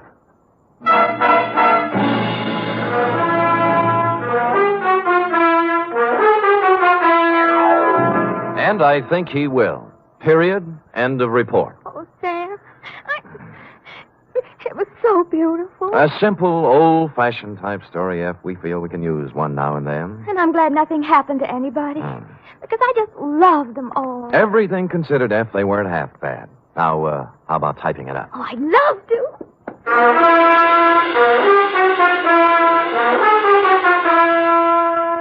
Three chimes mean good times on NBC. There's music and fun in the air tomorrow evening, styled to suit your Saturday night of merriment.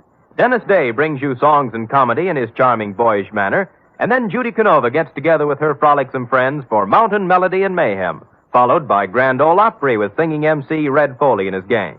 It's a Saturday night of fun designed for you.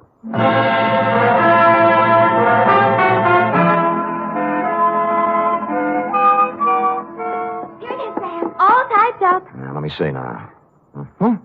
You captured $5 Frankie's peculiar style. Perfect. And that wasn't easy. Oh, Sam, I was just thinking. Oh? We ought to contribute something along with everybody else.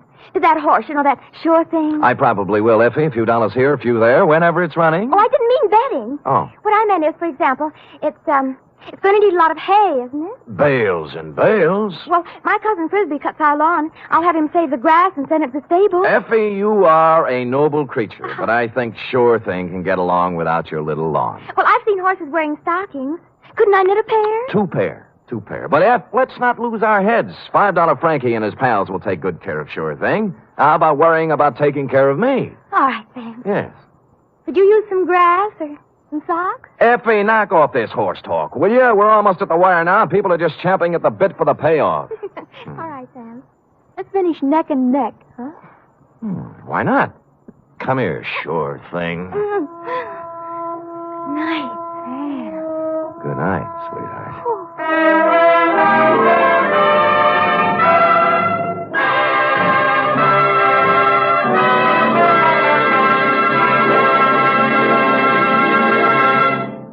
The National Broadcasting Company presents The Adventures of Sam Spade, Detective.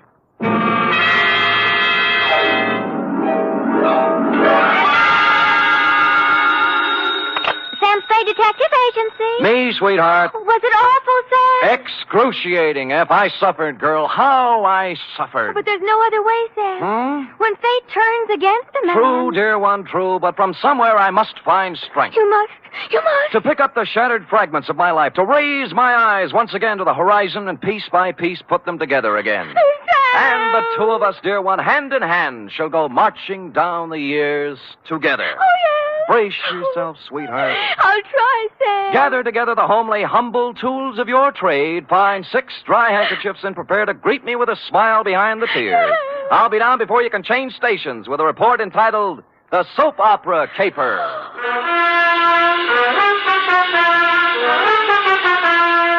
For NBC, William Spear, radio's outstanding producer-director of mystery and crime drama, brings you the greatest private detective of them all in The Adventures of Sam Spade.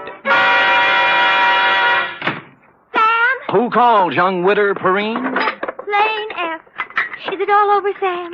Is a soap opera ever over, dear one? Oh, but it's out on the phone like you... I know, but it's not the end. It's never the end. Pull up a chair now. Take a firm grip on pad, pencil, and your emotions. Got 'em? I'm at the ready, Sam. Good show. To Agatha Pilbeam, from Samuel Spade, license number 137596. Subject, the soap opera caper.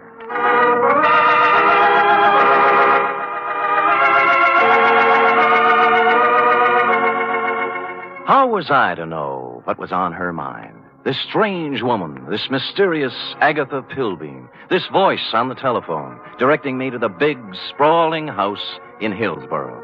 Is that clear, Mr. Spade? How urgent is it, Miss Pilbeam? Very, very urgent, Mr. Spade. I don't know which way to turn. So I went to the big, sprawling house in Hillsborough, pulled up behind an ancient Model A parked at the curb, and was walking past it toward the gate when... Spade. Huh?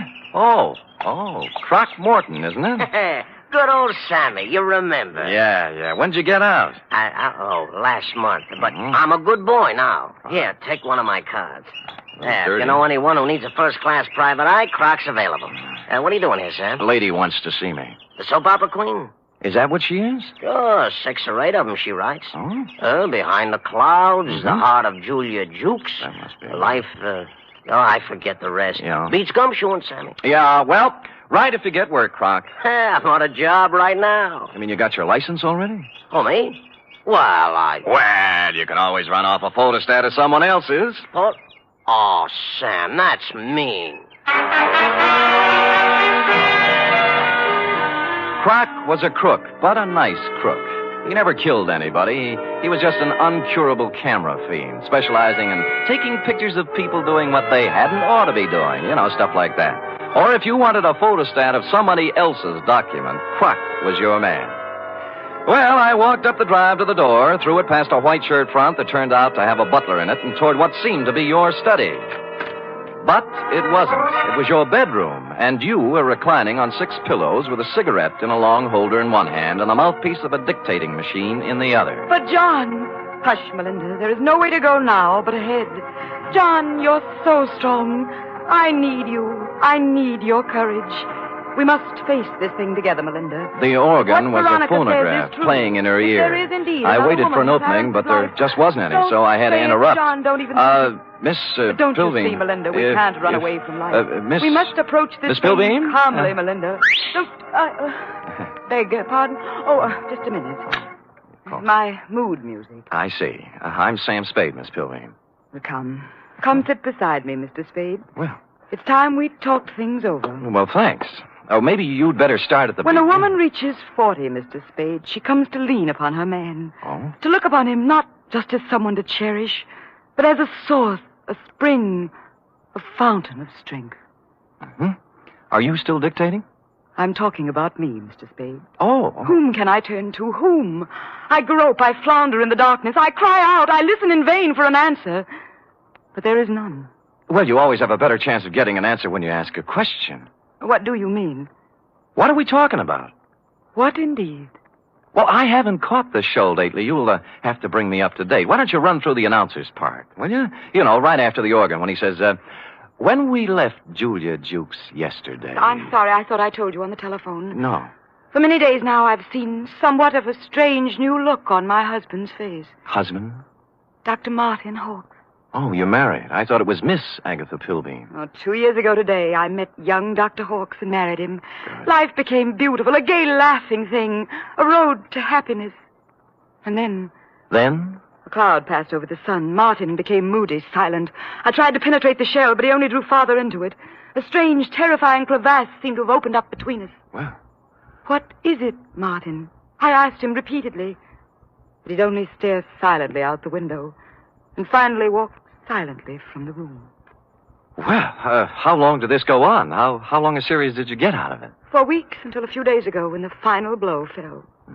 It was evening, and Agatha and Martin were at dinner. Let's look in on them as... Oh, sorry. We were at dinner when the doorbell rang, and I answered it. It was a telegram from Martin. From Mexico. I gave it to him and watched the blood drain from his handsome features as he read it. His hand trembled, his jaw clenched. But you forced yourself to speak. Yes. What is it, Martin, I asked. Tell me, please, for the sake of our love. And he... Looked down at me as if I were a stranger. Well. And then he crumpled the telegram, threw it savagely into the fireplace, and strode silently from the room. Here, I rescued it from the flames. Read it. Thank you. Regret must confirm your worst fears, Cardoza. What is the terrible secret of Martin Hawkes? Yes. Why did he act so strangely when the mysterious telegram arrived from Mexico? And above all, where is he? You mean he didn't come back? He's been gone for 4 days, Mr. Spade. I must find him. Now, of all times, I need his love. When a woman reaches 40... I know. What do you mean, now of all times? It's been just a week now since the report came back from the laboratory after my physical examination. Oh. The doctor from Vienna. Mm-hmm. You see, Mr. Spade, I, too, have a terrible secret. Well, Don't you want to tell me about it? Yes. I have a very rare, incurable disease. There are only 6 short weeks to live.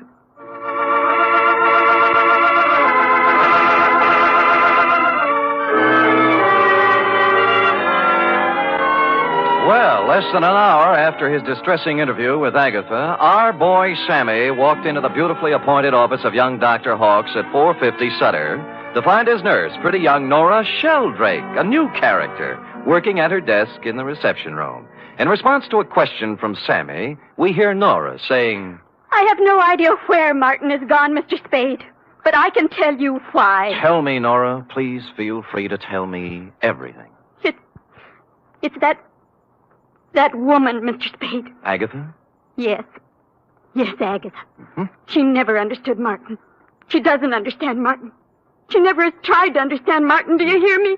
She never has tried. I take it you don't care for Agatha Pilby. I hate her. Nora? I do. I hate her. She thinks her money can buy everything, even Martin. Well, it won't. She knows that now. Well, calm yourself, Nora. Try and think back now to the last time you saw Martin Hawks. It was Monday. 4 days ago? Yes. The call came from some legal firm named Bennett and Hatch. Now, let me write that down. I switched the call into Martin. I was worried for him. I was concerned. I have to admit now I did a terrible thing. Ah, you listened in. I did. They told him his sister was in town, that she was working at some nightclub, and wanted to see him. What nightclub was this? Let me see. It was the Tortuga. Mm-hmm. What else? That's all. They hung up then, and Martin came out. I watched the blood drain from his handsome features. His hand trembled, his jaw clenched. Yes. I'm going out, Nora, he said. If I'm not back, don't worry. That's all. It was so like Martin.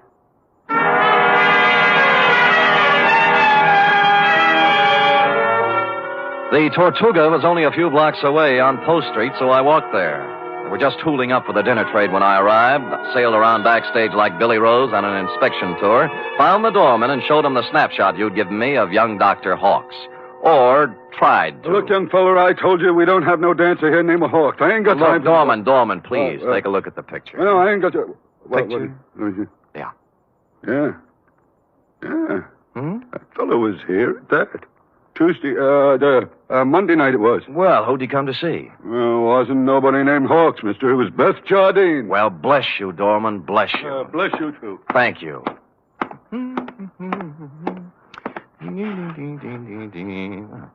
Beth Jardine. Well, come in. Close the door, will you? Yeah. Drafty. Yeah. Is there anything I can... There sure is. Zip me up, Jack. I'm Sam. I don't care if you're Boris Karloff. You got hands, haven't you? Well... Zip me up. Okay. You say when.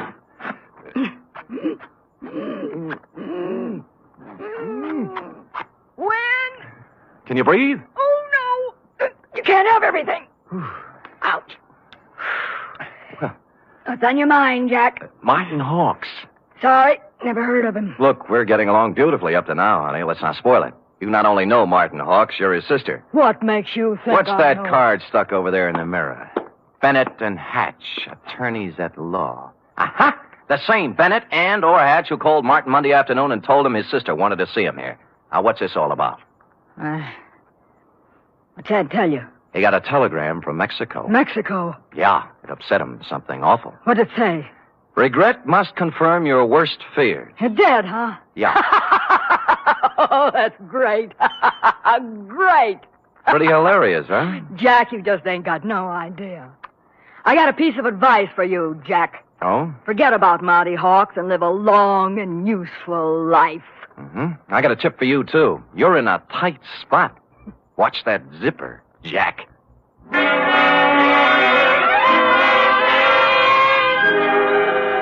One of the heavier soap opera types Beth was, with a throaty voice and the talent for besmirching reputations.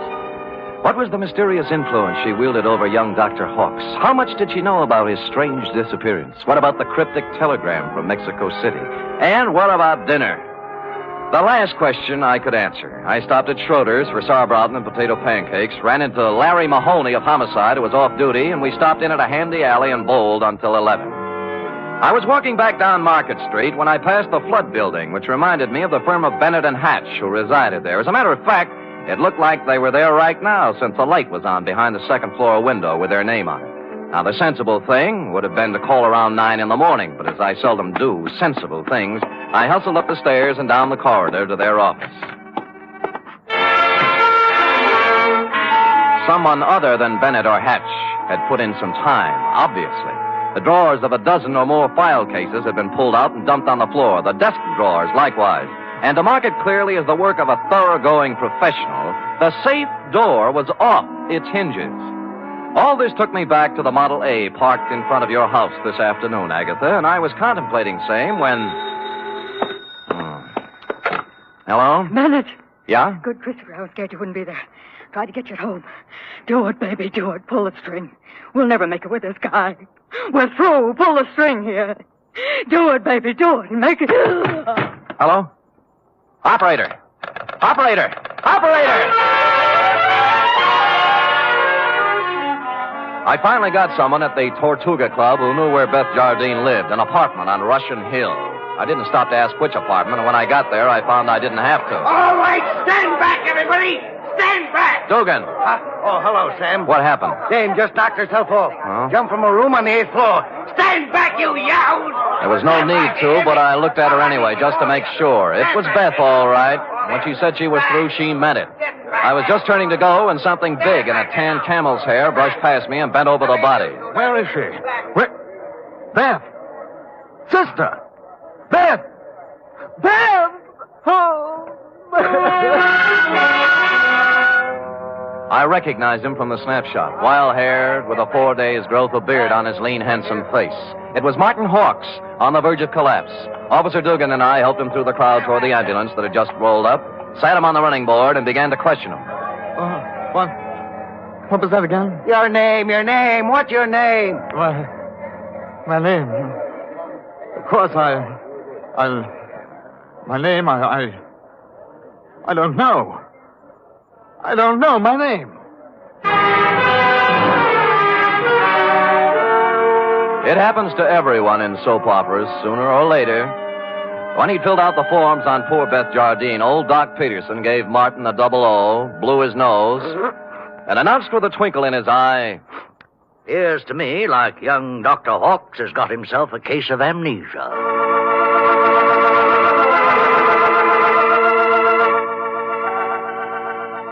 Will the mind of young Dr. Hawks come out of the fog? What does he know about the death of Beth? Was it murder? Or suicide? Or both? And what of the mysterious telegram from Mexico City? Will Agatha ever discover the terrible secret of young Dr. Hawks? And will stupid Sam ever discover anything? Before we continue, a word from our announcer.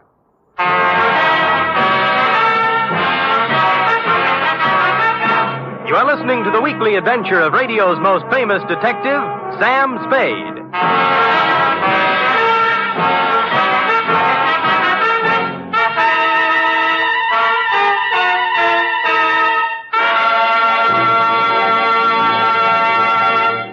Three chimes mean good times on NBC. Saturday night is date night, but tomorrow poor Dennis Day has trouble with his girlfriend Gloria. However, Dennis manages to sing his way out of trouble in his charming, boyish fashion. And say, why not let Dennis help your Saturday evening along, too? And for more music and fun tomorrow, there's the Judy Canova Show, starring Judy in a melodic and carefree half hour of laughs. And Grand Ole Opry with singing MC Red Foley and his special guest, cowboy troubadour Ernie Tubb.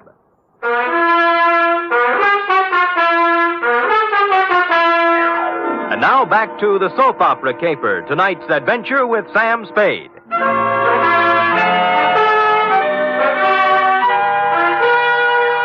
It's a half hour later now, in the sterile whiteness of a hospital room, that the three of us, you, Agatha, I, and old Doc Peterson, gather around the pale, quiet form of young Dr. Hawks. Martin. Martin, speak to me. Martin, darling. Who are you? Agatha, dear. Your own Agatha. Come, Agatha. Better leave him be for now. Doc, I can't go on. When a woman reads... I know. You gotta be strong, Agatha. Sam, we better leave him be for now. Well, you're the doctor. Oh, Doc, what could have done this to Martin? Oh, shock sometimes. You don't mean... Yes, I'm afraid I do. Seeing his sister, then? Could be. Or sometimes it's just a matter of a body getting into such a fix his mind backs off and refuses to have any part of it. The wire from Mexico City. Huh? His terrible secret. The strange threat hanging over him and his sister. Driving one to suicide. And the other to this. Well... No wonder poor Martin gave away before this. Sure. And there's still another explanation. How's that, Sam? That he figured amnesia was a nice, easy way not to have to account for what he's been up to for the last 4 days. Or where he was when the dame took off from the 8th story. Mr. Spade, you're not accusing Martin. There's something buzzing around in his little mind. The nurse tells me she got him into a pair of pajamas and tucked him in nice and cozy before we got here. Well? Yes, well? You may not have noticed, Agatha, because he'd pulled the covers up around his neck, but our boy had his clothes back on just now. What? Martin! Hey, he's gone. Indeed he was Martin, as we could plainly deduce from the open window and the curtains blowing gently out over the fire escape. Young Dr. Hawkes, indeed, had packed up his amnesia, his terrible secret, and his toothbrush, and taken off into the night. So I left you sobbing gently on old Doc's shoulder and found me a phone in a drugstore a safe distance away. On the 48th ring, Bennett, of Bennett and Hatch attorneys, answered. He was sleepy. I used all my soft answers, and he used all his hard ones, and finally we got to the point. All right, Spade, all right. The Jardine dame left a sealed envelope with us. What was in it? How do I know? It was sealed, marked personal and confidential, to be delivered to the city attorney in the event of my death. Signed, Beth Jardine Hawkes. Signed how? Beth Jardine Hawkes. Not Beth Hawkes Jardine. No, is it important? Just a tiresome detail, Bennett. So she brought you the envelope, paid you a fee, and you stuck it in the vault for her. Then what? Well, she had us call her brother and tell him to meet her at the Tortuga. Period. That ended our part of it. We didn't even get our feet wet. On the contrary, Bennett, you're up to your ears. In what? Blackmail. Bye. Which explained many things. To wit, A, the wire from Mexico City from the lawyer named Cardoza. B, the murder of Beth Jardine. And C, the reason for young Dr. Hawkes' mysterious flight from the hospital, his mind still fogged with amnesia. It did not, however, explain why stupid Sam had kept Croc Morton's business card in his vest pocket for 21 pages without doing something about it. The address was near 3rd and Howard, not one of the better business sections, even for a private detective. I walked down 3rd Street, past the sherry and muscatel joints, looking at numbers, and then discovered it wasn't necessary. The old Model A was pulled up in front of what might have been a respectable office building before the earthquake, but now couldn't decide whether to be a warehouse or a tenement. Thus far, a harmonious picture. But behind the Model A was something twice as long and 3 times as shiny, with a motor running. Out of place by about $4,000. Out kind of late, aren't you, Nora? Sam! Nora. Sam! Nora. Don't reach for the horn. But he told me... Sure, and you believed it, like everything else he told you. Come on, get out. I will not get out. Oh, but you will, or I'll pull you out by your pretty blonde hair. Now, come on. Oh! There, that's it. You can't do this to me, Mr. Spade. Nothing can stop Martin and me. We have our right to happiness. Uh-huh. Just the two of you. Chins up, eyes on the horizon. Let the dead past bury its dead. How can you joke It's about... no joke, believe me. You got taxi fare? Why? Because you're going to get in my cab, go home, put your hair up in curlers, and go to bed. After saying to yourself 1,000 times, what a lucky little girl you are that Martin Hawkes didn't shove you out a window, too. Now scoot. Scoot!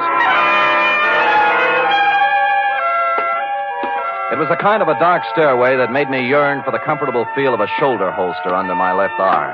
At the top was a 3.5-watt bulb, and at the other end of the hallway, a crack of light under Croc's office door. Between the two was a cat, more's the pity.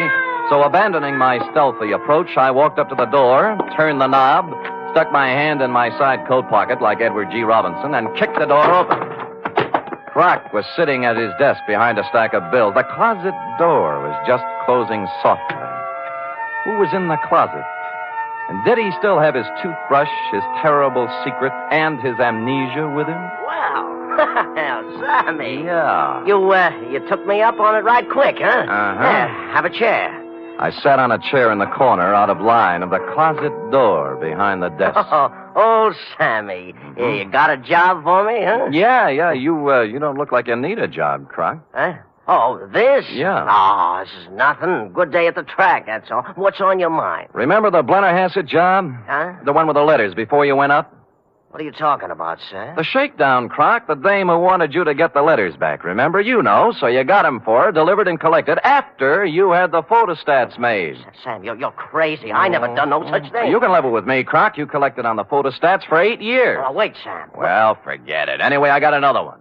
Dr. Martin Hawks, married to the soap opera queen, you know. What about it, Sam? She's worth a couple of $1 million and has 6 weeks to live. As her husband, he's her only heir. Nice spot to be in. Yeah. Only he isn't her husband. Huh? Because the Mexican divorce from his first wife, the late Beth Jardine Hawks, wasn't legal, you know. What? She blew in a month ago and began shaking him down after leaving the marriage certificate and a batch of other papers with some lawyers for life insurance. Sam, I just ain't interested When in you hear the payoff, Croc, it's just like the dame with letters. Oh, what do you mean? Hawks hired someone to crack the lawyer's office and get the papers out of the safe. Some smart guy, yeah.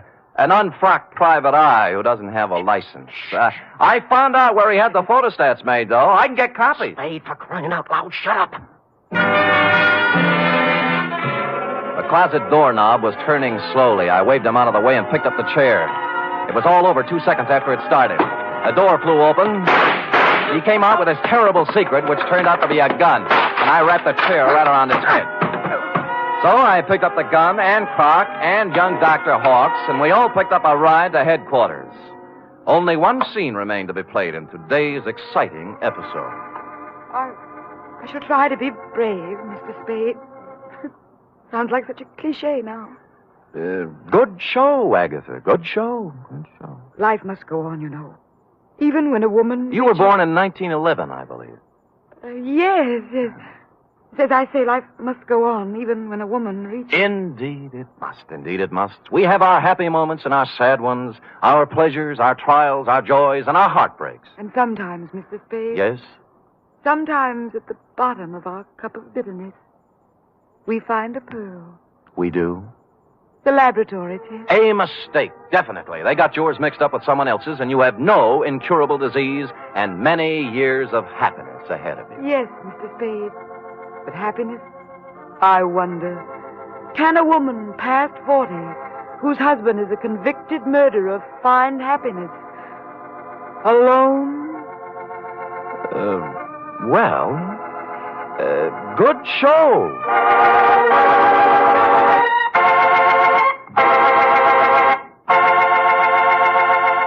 Period. End of opera. Oh, Sam. Uh-huh.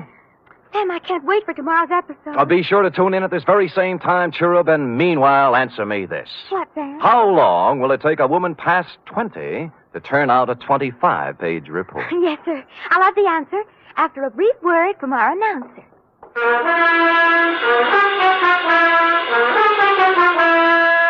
3 chimes mean good times on NBC. Tomorrow, Arturo Toscanini will conduct the renowned NBC Symphony in the 4th of a Saturday concert series. For tomorrow's 1-hour performance, celebrated Maestro Toscanini has chosen works by Debussy, Respighi, and Edward Elgar. You're invited tomorrow to the NBC Symphony and Toscanini.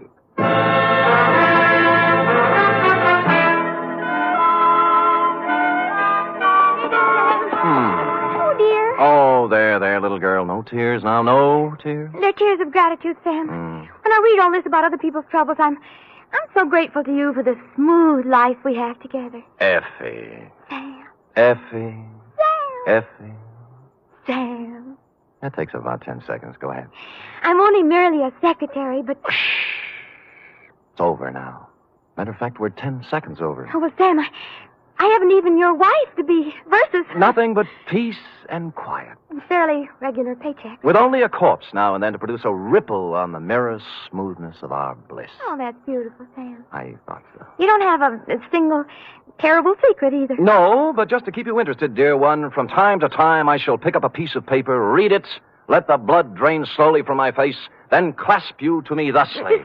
holding you close, and just before striding silently from the room, mutter in your shell-pink ear. I know. Good night, Sam. Good night, sweetheart.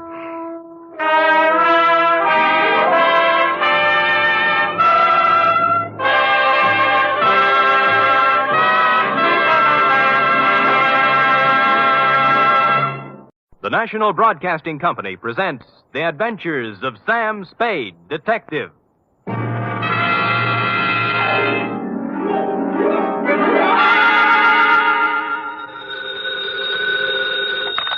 Sam Spade Detective Agency. Me, sweetheart. Oh, it's you. What kind of a greeting is that? Oh, it's you. Well, Sam, I may be only your secretary and all that, but I do have feelings, you know. What have I done now? If you recall... Yes? You were supposed to take me to the Geary Theater last night. Yeah? And you never showed up. Well, Effie, Oh, I know. You'll make up some big story like you always do. Always an excuse. No, I'll try to tell you the truth. And then... The truth.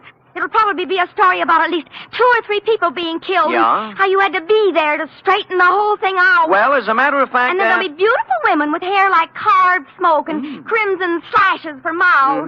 You would leave that out. Now that you mention it, Effie... And you'll throw in shooting and getting knocked out and glass keying your way into houses and anything else you can think of. Effie... Well, if you think that I'll fall for that... Effie, will you please... What's your big fat story? You've already told everything about it, but the title, I might as well add that. My big fat story is called The Shot in the Dark Caper.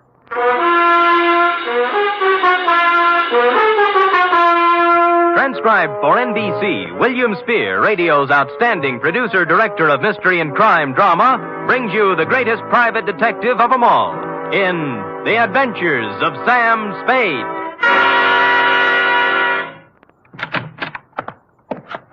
Effie? Yes, Mr. Spade. No, Effie, don't be like this. I promise you tonight, right after this report, we'll go to the theater. And we'll have dinner, too. Any place you want. Sound good? You're the employer. The faster we do the report, the faster we get out. And I won't even take time out for a drink. So come on, let's go, shall we? You see? I can't stay mad at you. Date, fill it in. To Managing Editor, San Francisco Evening Gazette. City, from Samuel Spade, license number 137596. Subject, The Shot in the Dark Caper. Or, Stop the Presses. Spade has his pants caught in them. Caught? Dear News Hawk, the next time you have a bright idea about a story, count me out. There's too much work for the money it pays, and the glory just doesn't exist. I don't mind being knocked on the head, shot at, lied to, double-crossed, and otherwise treated cruelly by circumstance, but to do it all in one night, just so you can have a scoop, and then be referred to in your columns as a Gazette staff member, well, my professional pride was severely injured.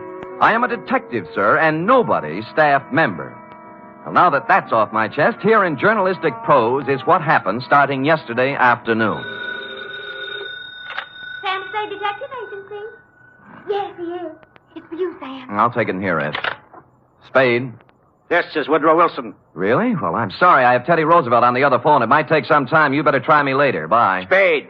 Huh? Somehow I thought you were above that sort of corny repartee. I am above nothing, sir, as long as it's ethical. Now, which Woodrow Wilson is this? I'm the new managing editor of the Evening Gazette. Well, welcome to town. What can I do for you? I have a job you might like, an interesting job and interesting money. How interesting? If you find out what I want, you can almost name your own price. Can you get over here in 3 minutes? With any sort of a tailwind, I'll make it in 2. A new track record.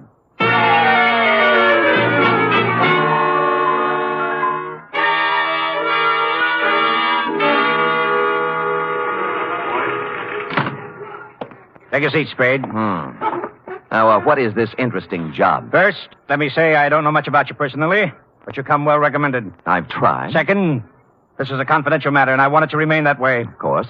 I'm going to trust you as I would one of my own staff members. The police aren't to find out about it until it's all over.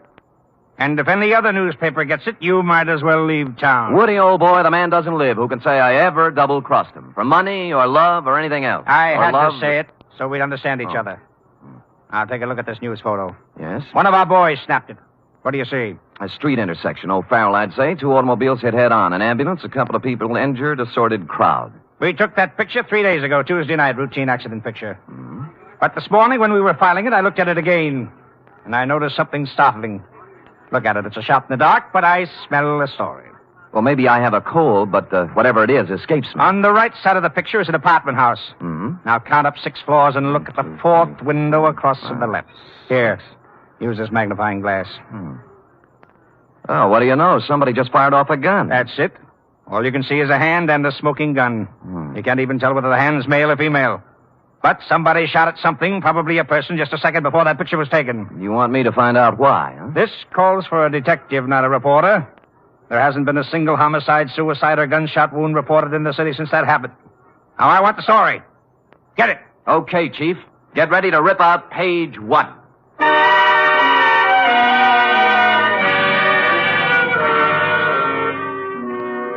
The apartment house was the Greystone. It was actually an apartment hotel and a little shabby. I entered an hour later with a suitcase and an out-of-town look. The nameplates on the mailboxes showed about 5 vacancies, including one on the 6th floor. I rang the manager's door buzzer. Good afternoon. I'd like to rent an apartment if I could. Come in. Just drop your suitcase anyplace. My name's Ed Barry. How are you? Your suitcase is leaking. Oh? We charge one price, $175 per night. Well, I don't have that kind of cash with me, or my checkbook. Could I pay you tomorrow? Well, sure thing. Your name? Mark Humboldt. Mark Humboldt, B-O-L-T? Yes, that's it. Where you from, Mr. Humboldt? New York, boy, New York. 48 East 51st Street. Near Broadway. Next to kin? Huh? Any family, relatives? No. Oh, you own a car? Look, I'm just renting an apartment, not taking out life insurance. Well, you see, there's a state law here requires us to get this sort of information. I'm sorry, but there's nothing I can do. No car.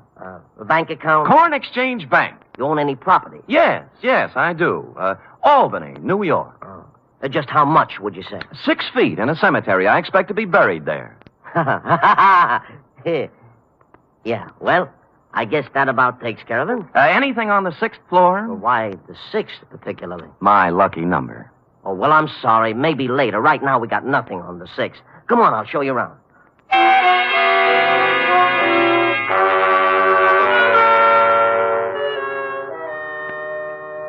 In a few minutes, I was ensconced in room 512. As he stood in the doorway, Ed Baring, the manager, scanned my luggage, my clothes, my ring and wristwatch, as if he were trying to estimate what he could get for me from a fence. After he went back to his apartment, I took a stroll up to the 6th floor.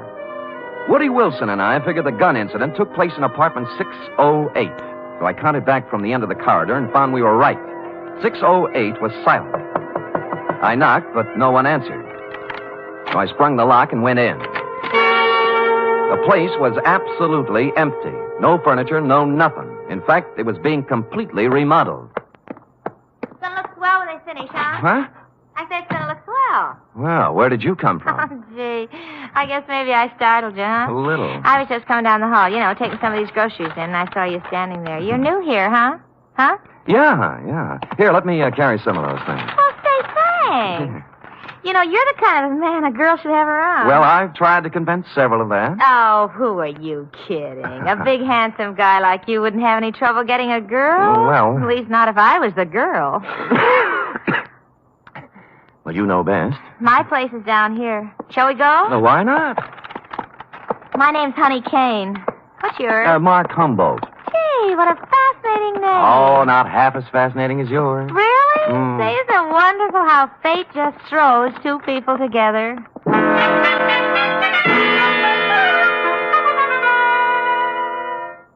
The bags of groceries we were carrying had a layer of dust on them, and the bags looked as if they'd made 50 trips to the grocery store. No one had to hit me on the head. Sam Spade, detective. She was small in peroxide, and if you like 'em stupid, small in peroxide. She lived in apartment 620 with a roommate who was quite a bit different. Prettier, smarter, and quieter. Sandra, I want you to meet this very nice gentleman, Mr. Mark Humboldt. Humboldt. Oh, sure, I remember the Mark part, but this is Sandra Lynn. How do you do, Miss Lynn? Hello. Yes, well, nice day. Great. Well, Just put the groceries down here, huh? oh. Here. Now, let's have some fun. Like fun, Mr. Humboldt? Wouldn't be without it. You're priceless. Well, come on, let's start with a drink. How about you, Sandra? No, you kids have your fun. I'm going out for a walk. Mr. Humboldt, you're supposed to be looking at me.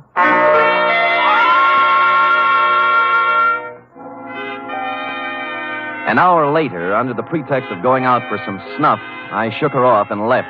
The next half hour went to giving the apartment house a thorough casing. I looked at all the names on the mailboxes, and the only one that rang a bell was one Max Barstow, a former heavyweight who never got past club fighting. I inquired about him of charming Ed Bering, the manager. Max Barstow? Yeah, I tried his apartment. He isn't home. Yeah, well, you see, he won't be home for some time. You see, he took a vacation. Went to visit his family in Portland. Well, when did he leave? Last Tuesday night. I remember him saying, Ed, I won't be back for a while. Look after things, will you? Well, you have a good memory. Yeah. Hey, can you tell me something about those two girls in 620? Why? One of them made a pass at me. Well, mister, I feel this way. I rent apartments to responsible adults. What they do is their business. You won't get any trouble from me. Now, that isn't what I asked. I always like to be sure. Now, are they honest, hard-working girls? I don't know nothing about them, but let me tell you something confidential, mister. Why look a gift horse in the mouth?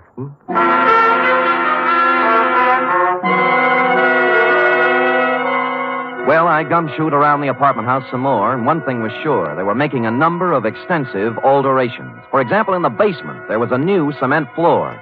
Said cement floor had been laid, I was told by the janitor, Wednesday morning. The morning after a gun was fired in 608. The same morning on which Max Barstow suddenly left to visit his parents.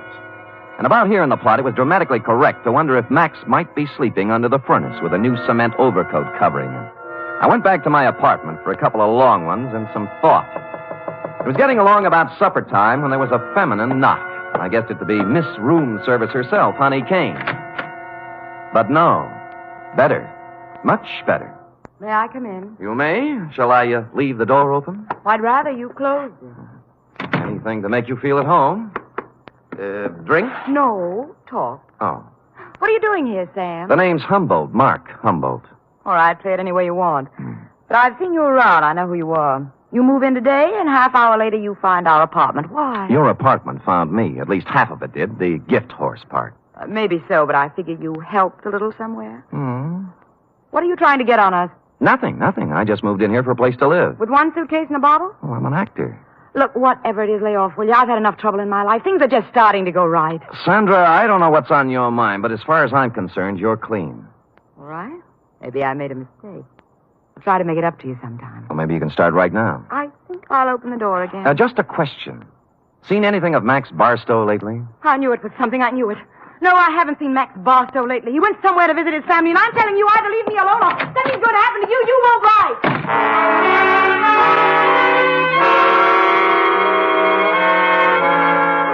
She stormed out looking lovely all the way, and I sat very quietly for a minute. It was the second time somebody said it. Max Barstow was visiting his family. And that was very interesting because, you see, Max Barstow didn't have any family. When he first started fighting, he was under the aegis of the St. John's Orphanage. So, what was all this rehearsed account of his absence? I watched at the window to see if Sandra Lynn went anywhere, and she appeared on the street. I was out of the room and down the stairs, presto. 10 blocks later, she turned in at a brownstone on Polk Street, went in the first apartment on the first floor. 15 minutes later, she hurried out, and I went up to the apartment and knocked. The door opened cautiously. Yes, what is it you want? Is Mr. Fairchild in? Nobody here by that name. You got wrong address. Now, just a minute. He used to live here. No more he does. Well, could you tell me where I could find him, Mr. Sigmund Polkus. I don't know. Try the manager.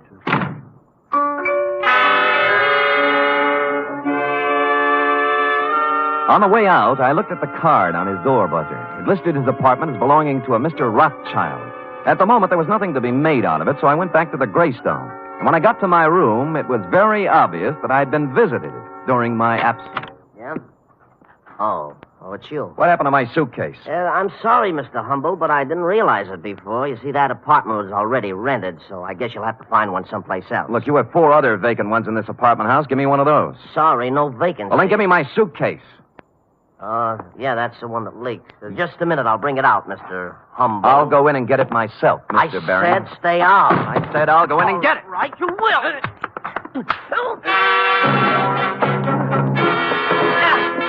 He swung at me, I blocked, and stepped into him. He gave way, and I followed in. And then as I moved into the apartment, someone stepped out from behind the door.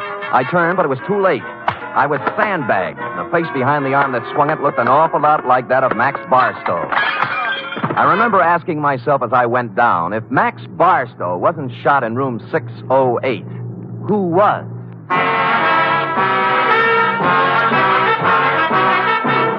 You are listening to the weekly adventure of radio's most famous detective, Sam Spade.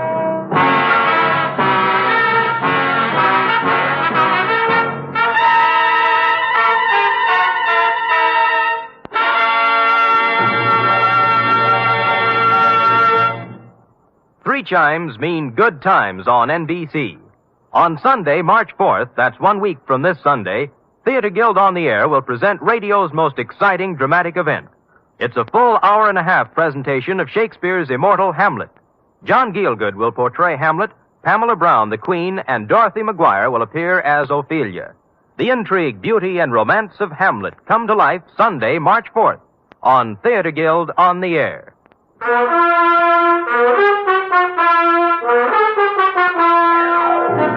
And now back to The Shot in the Dark caper, tonight's adventure with Sam Spade.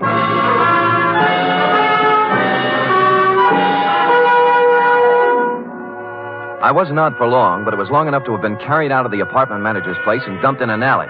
I sat up and rubbed the back of my head and discovered the boys had a sense of humor. Pinned on my chest was a note that said, "Beat it."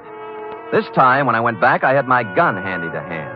Nobody was home at Mr. Baring's apartment, so for something to do, I looked in on Max Barstow's diggings, 413. I glass keyed in and turned on the lights. And a search revealed items, a rent receipt showing Max was paid up for 2 months and intended to stay put. But more interesting were 2 phony detective badges, a policeman's uniform, and a flash camera. Couple these with a dossier on a man named Sigmund Pulkus, and I knew just what Max had been doing since the fight game stopped paying his bill. It read, Sigmund Pulkus, 60 years old, Minneapolis, just sold 2 restaurants for $175,000. Intends to retire and settle down in San Francisco. That's as far as I got when Honey poured herself on me again. Mr. Humboldt. Yeah. What are you doing in Mr. Barstow's apartment? Come in. Thanks. You shouldn't be here. Mr. Barstow ever found out. Honey, you can drop the act. Thanks. You know who I am, and I know who you are. You're part of the bait for one of the oldest rackets in the world. World? The Badger game. Who, me? You. All right, Sam. I didn't know who you were at first until Sandra told me. Now, you tell me, what are you doing in Max's room? A number of things. First of all, getting enough evidence on him to give him a free vacation on the state. Second, I wanted to see who would show up and why. Now, what's your story? I just dropped in to see if Max was here. Try again. Sam, if I tell you anything, will you leave me alone? If I can bear it. I came over to get some things from Max. You know. Where's he staying? Right across the street in the Arlington, 314. Mm-hmm. Ed Baring manages both apartment houses. Why doesn't Max stay here? Who are you working for, Sam? I'm just asking. A client. Not the police? No. Sam, I don't have a thing to do with the mark Max is working on now. Sigmund Pulkus. Some old man. Did you hear any shooting here last Tuesday night in apartment 608? Oh, Sam, I didn't hear a thing. Not a single thing. All right, get whatever you came for, but remember this. You tell Max I was here, and I'll tie you into something that'll get you to Tehachapi if it's the last thing I do. Oh, sure.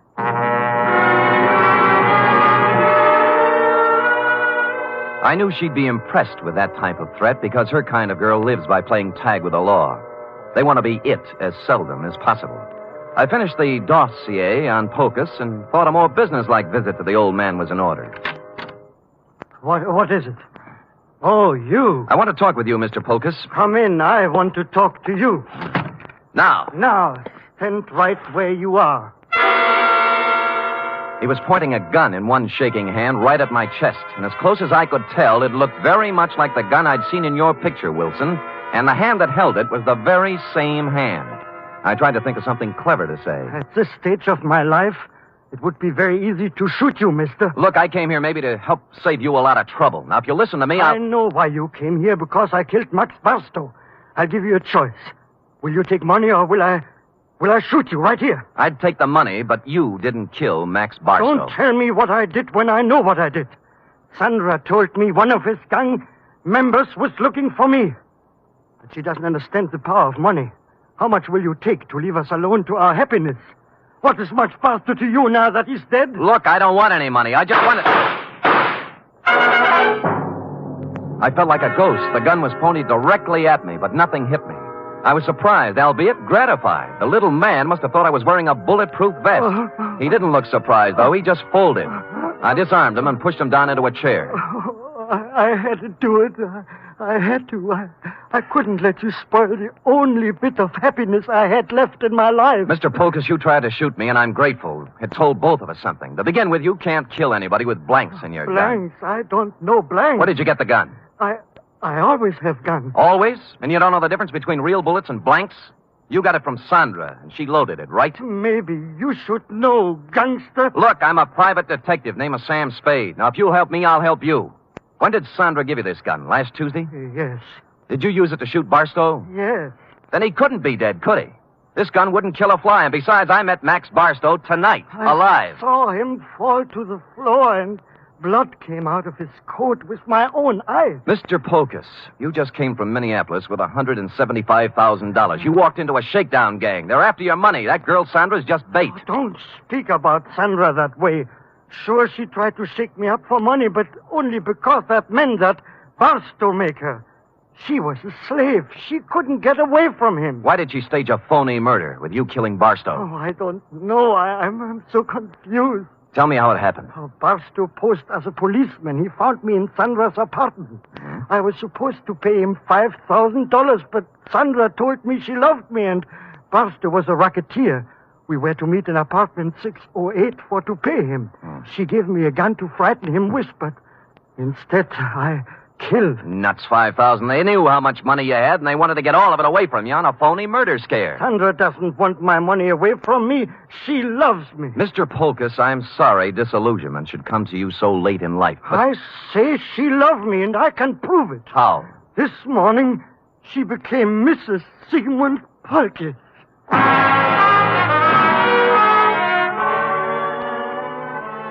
That made me sit down and think things through a little more carefully. She could have gotten his money, or most of it, without marrying him. Maybe she did love him. Or maybe they felt he was too dumb to pay off. Or maybe she married him so she could murder him. And maybe a dozen other things. His suitcases were packed, and he said that he and Sandra planned to leave town tonight. He'd been waiting for her when I came in, but she was already 2 hours late. I could think of only one place she could be. So I left poor Mr. Polkus and went to the Arlington. 314, the address Honey Kane had given me. And she was there. Oh, Sam. I'm glad you came. I was scared. I didn't know what to do. I'm scared. Now, honey, quiet down and tell me what you're scared about. In the bedroom. Max. He's dead. A knife job. When'd you find him? 5 minutes ago. I was with him before, and then I went out for some Chinese food when I came back. All right. Who else was here tonight? I didn't see anybody. But what? He was awful mad at Sandra. Said she was double-crossing him, and he wouldn't let her get away with it.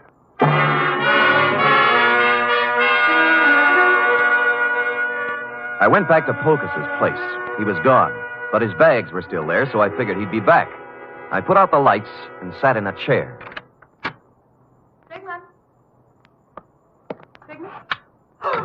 Go ahead. Ask me what I'm doing here. Where's Polkus? Well, if he's smart, he's on a train back to Minneapolis. I'm going to look for him. You're not going anywhere. Sit down. Oh, yes, I am. I said you're not going anywhere unless it's to jail. What are you playing Mr. District Attorney for? Because you killed Max Barstow. Now tell me why. Oh, don't be a joker. Max Barstow's as alive as you are. I'm not talking about the phony murder staged for the benefit of Polkus. Barstow was stabbed to death a half hour ago. He wasn't. He was. I saw him. Who? You. Oh, Sam, I didn't. I saw him earlier today, but he was all right. You married Polkus to double-cross him, didn't you? You were going to skip town with him, Mark. Well, sure I was, so why would I kill Max? Because he knew what you were going to do, that's why. I tell you, I didn't. I couldn't kill anybody. What did you have planned for Polkus? A shove over to the Grand Canyon? No, I love the old guy. Come on, we'll drop in at police headquarters. No, Sam. No. Sam. Nothing. I wouldn't take you with a U.S. Mint thrown in. Will you let me go if I tell you what happened? If I tell you who killed Barstow? Well, if you didn't do it, nobody could hold you. For murder, anyway. Bering. Ed Bering did it. We planned the whole thing together. It was a freeze-out on Barstow. Somehow he found out Ed had to take care of him. I didn't have anything to do with it. I tried to tell him not to. Tried to tell him not to what? Ed. I've got a gun in my hand, Bering. So have I. Which one of us is going to shoot first? You wouldn't shoot.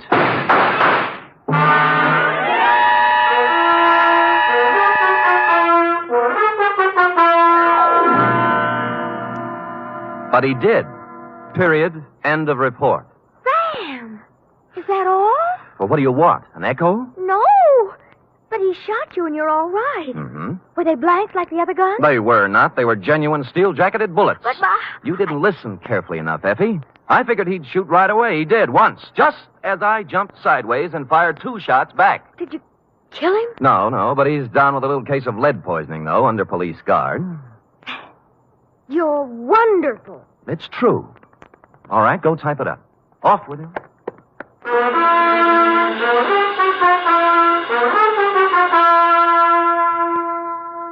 Three chimes mean good times on NBC. Tomorrow, you're invited to a 1-hour concert by the renowned NBC Symphony under the direction of Bruno Walter. Featured soloist for tomorrow's performance is celebrated violinist Joseph Figgetti, who will be heard in Mozart's brilliant concerto for violin and orchestra. It's the very finest in musical listening, every Saturday with the NBC Symphony.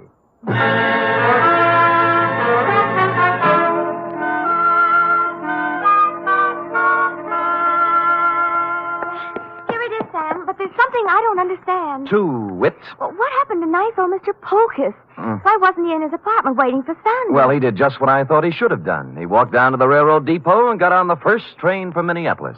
Who knows? Maybe he's opened a new restaurant. Yes. And, what happened to Sandra? Well, she's being held as an accessory to murder, among other things. Well, if they were married... That's enough, Effie. That's enough. Do you want me to make everything so simple that everybody will be able to figure it out? No, but But you what? I get so confused sometimes. That's most of your charm, Effie. You know, if you were brisk and efficient and cold, we'd never have any fun, would we? I guess not, Sam. We do have a good time at times, don't we? Yes, we do indeed. Like right now. Come here. Oh, Fire in a man's veins. Maddening, that's what. don't say any more, Sam. I don't know what I might do. I'd love it, whatever it was. I better say good night, Sam. Good night, Sam. Good night, sweetheart.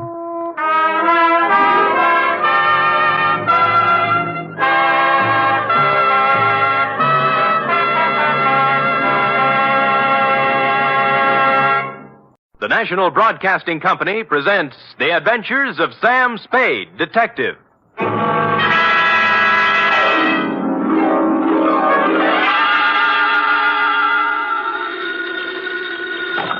Sam Spade Detective Agency. Me, sweetheart. Sam! I heard you were hobnobbing with a wealthy set of our city. If what I was doing is their idea of hobnobbing, I'm glad I'm in the lower income brackets. What do you mean? What happened? I will only reveal that, Effie, in the intimate secrecy of our office. Was it that bad? Worse, F, emotions ran amok. Passions were strewn from Fisherman's Wharf to the peninsula. Hatreds festooned the very air. And there was jealousy, too. My. It was positively lurid, as they say. Well, do you think it's all right for me to hear it? Well, I'll expurgate it a little, F. I'll water it down to your strength. I'll use monosyllabic instead of polysyllabic words, and so on. Now, Sam, I want you to tell me everything you think I should hear. And then just a little more. It's a deal, F. Prepare yourself for listening, and I will shortly make my entrance with a saga of society skullduggery, the lowdown on the uptown and all that.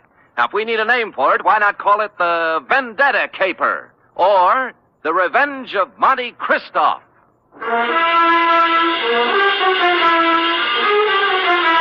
Transcribed for NBC, William Spear, radio's outstanding producer-director of mystery and crime drama, brings you the greatest private detective of them all in The Adventures of Sam Spade.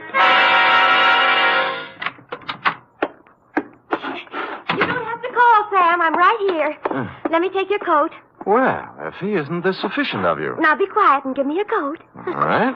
All right, thank you. Now, I've oiled your chair so it won't squeak. Sit down. Well, you make me feel like an emotional invalid. But it's wonderful. And here, Oh, will miracles never cease? a double. Well. It's 8-year-old stuff. I had Friskin's drugstore send it up. Applejack, it's called. Applejack. Well, what brought it on, F? Why this particular polishing of the Applejack? Well, Come on, out with it. no, I just thought, well, you've been working with the rich people, and maybe you were handsomely compensated. Hmm? And, my back salary? You're not mad, Sam? Well, as it happens, I did make a few dollars, and yours will be the first account settled. Oh, Sam! So, it wasn't me. It was the money all the time. No, Sam, no, I just... I accept your apology. To Lieutenant J.F. Randall, San Francisco Police Department, from Samuel Spade, license number 137596. Subject, The Revenge of Monte Cristoff. Monte Cristo? Is this a historical drama? Cristoff. Cristoff. Monty. Monty. And it's still a historical drama. Dear Lieutenant, revenge is an old-fashioned motive, but when you get it raw and distilled, as in the Gosden affair, it's new all over again. This was the slow-burning, deliberate kind of passion that starts smoldering way back in the forgotten days and explodes among some people who never knew they were living over a keg of dynamite. It was yesterday morning that the distant sputtering of the fuse began to be heard by a man named Chandler Gosden. You know him, the hulking rich boy, the electrical appliance scion who took up professional boxing for a while. I think he was billed as Gold Plate Gosden, a society scrapper. And he was doing well, too, until a right cross by someone who needed the money more than he did sent him back to clipping coupons. Spade? Yeah? I'm Chandler Gosden. Well, I recognize you. What do guys like you charge? Well, it depends on the job. Investigation. $60 a day, and any unusual expenses. Cheap? Well. Do you guys have some kind of a code, huh? Code? You know, like doctors. Do you keep things in confidence? Well, most of us do, including me. Yeah, I don't suppose it'd make any big difference if it got out. I'm not afraid of him. I just as soon punch him in the mouth as look at him. Who? Monte Cristoff. Heard of him? No. Moved into the peninsula, my neighborhood. Bought the Major Dunhill place. Oh, yeah, I know the estate. Must have cost plenty to buy. $250,000, I hear. And what's money these days? Everybody's got it. Yeah, isn't it awful? It's a tax scheme, I suppose. Ever since he moved into that ark of a house, he's been throwing parties. They're a cross between the last days of Pompeii and a Polish wedding. He invites hundreds of guests, everybody who is anybody. Disgusting. But it seems legal so far. He's been there 4 months throwing parties, inviting everybody in the phone book. Everybody but me. Well, maybe he just doesn't like you. What are you talking about? I'm one of the best-liked guys in the peninsula. Everybody likes me, little kids, cops, the guys at the country club. I never had an enemy in the world. Besides, I got Virginia. Oh, who's she? My wife. Oh. One of the sweetest little girls that ever came down the pike. Well, my apology. She was a bald one. Oh. The year I married her, she was the social catch of the year among the women. Really? Yeah. So was I among the men. Well, look, I got to tell you some more. A month ago, one of my company warehouses burned down. Somebody slipped up and the fire insurance hadn't been renewed. I lost $350,000. Guess who had lunch with my insurance man a week before the fire? Monte Cristo. You got it. Next thing is, the rumor gets around that the Gosden Electrical Company is on the verge of bankruptcy. No, of course it isn't. Absolutely not. A gossip columnist reports that I'm going to close up shop and beat it to South America with what dough is left. Then when the stock prices start dropping, somebody suddenly buys them up so fast they disappear overnight. Some corporation I never heard of called the Dantes Corporation. I see. And then all my friends start getting unfriendly.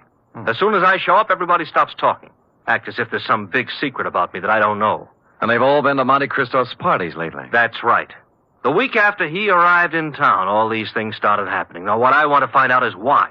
I don't even know the guy, but he's making a big change in my life. Well, it sounds like you're entitled to know. I don't know how far I can get. The best I can do is find out who he is, where he comes from, who his friends are, all those things. Okay, you're hired. Now find out everything about this Monte Cristo. I got to know what's going on. I'm sorry, Chandler.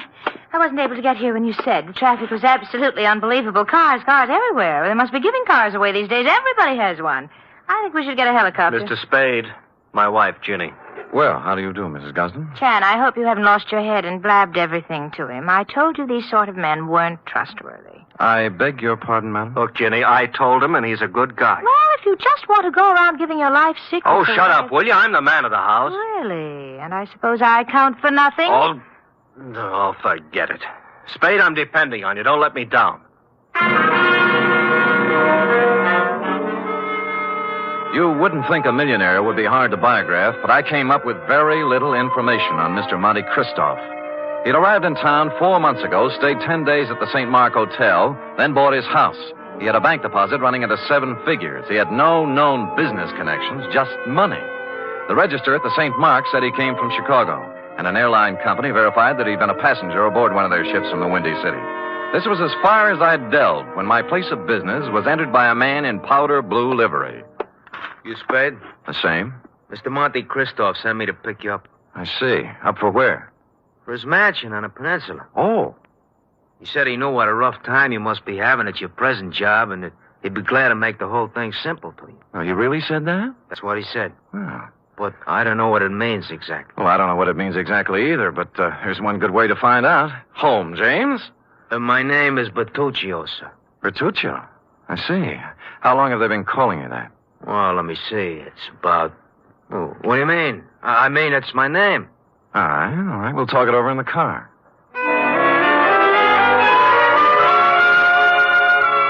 The car was long and blue and smooth. I'm as democratic as the next guy, and I would just as soon have ridden up front with Bertuccio, but no, he wouldn't hear of it. I had to ride in a back seat with a window of bulletproof glass separating us. And thus we rode down to the peninsula. We glided down elm-shaded streets and finally through the gate of Monte Cristo's estate. The driveway was lined with spring green poplars. The mansion door was opened by a rear admiral, and I was ushered in. I wouldn't want to say that the living room was large, but I coughed once, and it was a full minute before the echo came back. A door opened somewhere, and a tan, hard-bodied man walked in across the marble floor with an outstretched hand. It was tougher than whalebone. I appreciate your coming, Mr. Spade. Mr. Christoph. Did you have a drink? Champagne, Scotch, Irish, what? Oh, anything, whatever you like. Good. I figured you for rye. It's already ordered. Rye it is. Cigar? No, thanks. They're custom rolled Havanas, made expressly to my own taste. No, thanks anyway, but I have some beat-up cigarettes here, son. Well, try mine. The King of England, I did him a favor once. He ships them over. How is George? You drink, Mr. Spade. Oh, thank you, Bertuccio. Now, you've been investigating me. Yes. And you haven't found out anything. How'd you know, Mr. Cristo? There's nothing to find out. Well, you're red. I'll do you a service and save you time and money. Well, that's a handsome offer. I accept. I was born in Michigan to a prosperous lumber family. I went to Phillips Andover and Harvard. Well. Mark's fair. I served with the Army in the recent war. Major, military police, wounded twice. Parents died while I was in Italy. I inherited enormous lumber holdings, which I sold. Hence my bank account. I like San Francisco.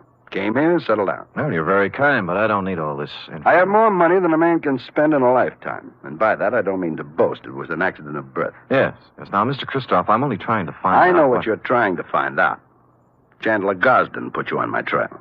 Well, there's no need to deny it. And what would you take to get off my trail, Mr. Spade? Well? New car, a selection of fine liquor, a better job, cash? All rather enticing, but I'm afraid you've misjudged me, sir. I only work for one client at a time. Is there anything wrong with switching your allegiance? Well, I'm afraid it wouldn't be cricket. Is that the way they say it at Andover?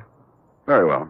Then I'm afraid I've given you all the information I can about myself. Well, you've been very generous. But just one other thing. How long did you live in Chicago? Chicago? Yes. I never lived there. But you flew here from Chicago. Oh, that. I was just there on business. Uh-huh. Well, if you say so. Bertuccio is outside with the car. He'll drive you back to your office. And with that, he turned and left me. Outside, Bertuccio was waiting. Impassively, he ushered me into the limousine and started out. Only we didn't head for my office. Instead, we seemed to be leaving town. I banged on the glass between us, but Bertuccio didn't choose to answer. When we stopped at a light, I tried the doors, but they were both mysteriously locked. I was a prisoner in a moving jail. I made desperate signs to passers-by and traffic policemen I knew, but they just smiled and waved back at me. It was all very jolly. So I sat back and waited. About 20 or 30 miles out of town, we pulled onto a lonesome road and stopped. Here we are. Well, just where are we and why? Now, don't blow your top. Christoph told me to take you out here and to give you this. Oh? What's in the envelope? Money. $2,000 to be exact. Well, that's a lot of grands. They're going to do a lot for you. You're going to take it and keep going north. 48 hours will be long enough, just so you keep out of Frisco. Well, just so you know how I stand, I'm going back. You know, I was hoping you'd say that. Now I can do things my own.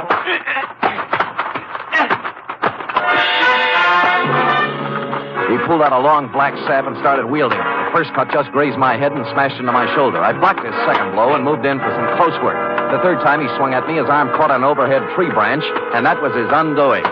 He took 4 or 5 and then went down and out. I searched him, and his billfold revealed that he was Joseph Kowalski, late of Chicago, Illinois. The cards and addresses it contained left little doubt that Kowalski was in the rackets. I threw him in the car and drove back to town and police headquarters. He was awake by then, and I had to drag him into the hall. You want him locked up, Sam? What for? Assault and battery, assault with a deadly weapon, assault with intent to murder, mayhem, anything. You can't lock me up. I didn't do any of those things. Anyway, if I did do them, it was in San Martin County, not Frisco. Well, Sam, I don't know what I can do. He's got to do something in our jurisdiction. Sure, see? All right, he picked my pocket on the way into town. Here, Kowalski. What? See, look, he's got my wallet in his hand right now. Why, of all the brazen lawbreakers, you gonna let him get away with this, walking right into headquarters with the evidence in his hand? Oh, wait a minute. Come on, Kowalski. We go pretty hard on pickpockets in this town. I'm being framed. I want a lawyer. Get me a telephone. He was dragged away, protesting. He got no sympathy from me. He started. Lieutenant Randall then teletyped Chicago to find out more about him. In about an hour, the report came back. I won't read his whole record, Sam, but he's paid for everything, they say. He's clean. Huh? However, it does say he was the bodyguard for a man named Barney Moffat. It says Moffat was a shady business operator. Picked up several times, but nothing hung on him. He left town about the same time Kowalski did. He's listed as undesirable, but he's not wanted. Oh, thanks, Lieutenant. If a man named Barney Moffat had a hood named Joseph Kowalski as a bodyguard, and they both disappeared from Chicago at the same time, the obvious conclusion was conclusively obvious. I drove the limousine back to Christoph's estate. But as I parked the car, my headlights hit another car. There was someone getting into it, Mrs. Chandler Gosling. Oh, you, what do you think you're doing? Remember me, Sam Spade? Oh, detective. Yes. What are you following me for? What were you doing in Christoph's house? I thought he wasn't a friend of yours. Or your husband. Mr. Spade, get in, please. Let's talk. Okay, spill it. It's none of your business what I was doing in there. Whatever it was, I want you to forget you ever saw me. That'll be pretty hard to do. Would money help you? In this case, no. What do you care what happens to my life or Chan's or Christoph's? Because your husband's paying me to worry. All right. If I were you, I'd just forget that you ever met any of us. Because this mess we're in is so bad that nothing you or anybody else can do is going to get us out of trouble. With that, she burst out crying, and I couldn't get anything else out of her, so I let her go, and she drove off. I walked up to Christoph's house, knocked on the door, and a servant opened it. I took a couple of steps inside when 6 pairs of arms grabbed me. Some of them had fists on them. The struggle was just getting lively when Christoph appeared. All right, let him go. Well, I don't appreciate this kind of treatment, Christoph. You weren't it, Spade. All right, men, take a walk. Now, what's it all about? It was my orders if you ever showed up here again. Why'd you soften? I just heard about Kowalski. You managed that very well. I admire resourcefulness. How would you like to work for me? No thanks, Moffat. Moffat? Barney Moffat, late of Chicago and the rackets. So you know, huh? Well, I wasn't sure until just now, but you've cleared up the doubt. How much do you know? Very little. Just that you were a shady operator, but nobody's looking for you or anything. Spade, I did a lot of things. Several years at tightrope walking with the law. But I never did anything they could jail me for. I have an idea you're considering doing something in the near future. What makes you say that? Well, it's a vendetta, isn't it? Monte Christoph and Bertuccio the steward and the Dentist Corporation. You couldn't resist the drama, could you? All from Dumas' novel. But why? Why do you want to play the Count of Monte Cristo? What did Gosden do to you to merit all this revenge? Tomorrow. It'll be over tomorrow. And with that, he clutched at his heart and fell forward at my feet.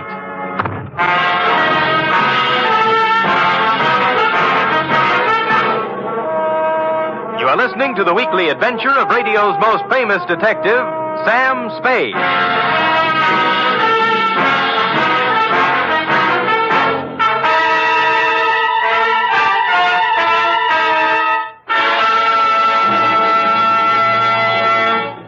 3 chimes mean good times on NBC.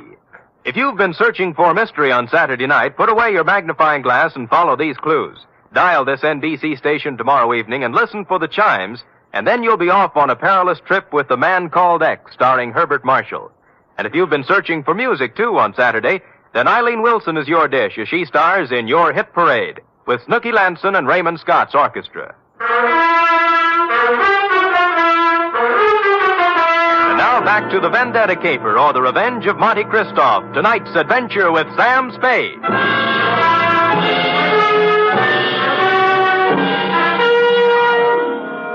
I bent over and listened to his heart. It was okay. Monte Cristo had just keeled over, apparently, from a crescendo of emotion. He blacked out. I didn't want to be held up by his henchmen, so I left the room and walked out of the house without calling anybody. I walked down the road, and good luck, there was an empty cab cruising along. At Chandler Gosden's, I found him pacing the living room in a state of physical and mental disorder. I told him what I knew. Vendetta? Why? I never heard of him. I never did anything to the man. Why would your wife go and see him? I don't know. Why don't you ask her? Because she hasn't been home all day, and here it is, 1 o'clock in the morning, she still isn't in. Tell me, is there something special happening tomorrow? Christoph seemed to think that everything would be settled tomorrow. It's our annual corporation election, just a matter of form. I'm elected president, a few other people voted into office, always the same people. Well, then he must plan to swing the election his way. Maybe put you in office. Got a fat chance of that. I don't care how much stock he buys. Ginny owns 10%. I own 41. That's 51%. If he bought 49% in the open market, that still wouldn't be enough. We could still outvote him. You're sure you've got the stock in your possession? Sure. I saw it last week when I was down in the vault looking for my birth certificate. Stupid me, forgot I don't have a birth certificate. Huh? No, that must be Edson, my lawyer. Called and said he had something on his mind. Chandler, I have bad news for you. It can wait. No, it can't. This is Sam Spade, Ralph Edson. How do you do? Spade. Now, Chan, listen to me. All right, what's biting you? Just this. We're liable to lose that election tomorrow. What are you talking about? We can't. I just found out that Monte Cristo has 59% of the voting stock in Gosden Electric. 15? He can't have it. Oh, look, wait a minute. If my wife sold her stock, he could have 59, couldn't he? He could. Spade. Hmm? Are you positive you saw her coming out of Christoph's house? I'm afraid I did. I'm gonna find her. And if she sold any of her stock to Christoph, I'll kill her. I tried to dissuade him, but he brushed me and the lawyer aside and ran out of the house. I called the police and told them to try and find Virginia Gosden before her husband did. Then I went looking myself. The first place I tried was Monte Cristoph's mansion. There were lights on, so I entered, gun in hand. I didn't have any time to dicker with servants and bodyguards. Christoph appeared in a matter of seconds. All right, Spade, what is it you want now? Virginia Gosden. She hasn't been here since the last time you saw her. You know where she is? Haven't any idea. Well, if you know, tell me. Her husband's looking for her with homicide in his eyes. I can't say I'm sorry. Well, that's a nice sentiment. She sold you her stock in the Gosden Company, didn't she? Since you seem to know about it, yes. Why? She in love with you? I think maybe she is. And you're in love with her? She's a stupid, empty-headed nothing. I can't stand the sight of her. I hate her. Now, hold it now. You'll knock yourself out again. Yes. Come over here.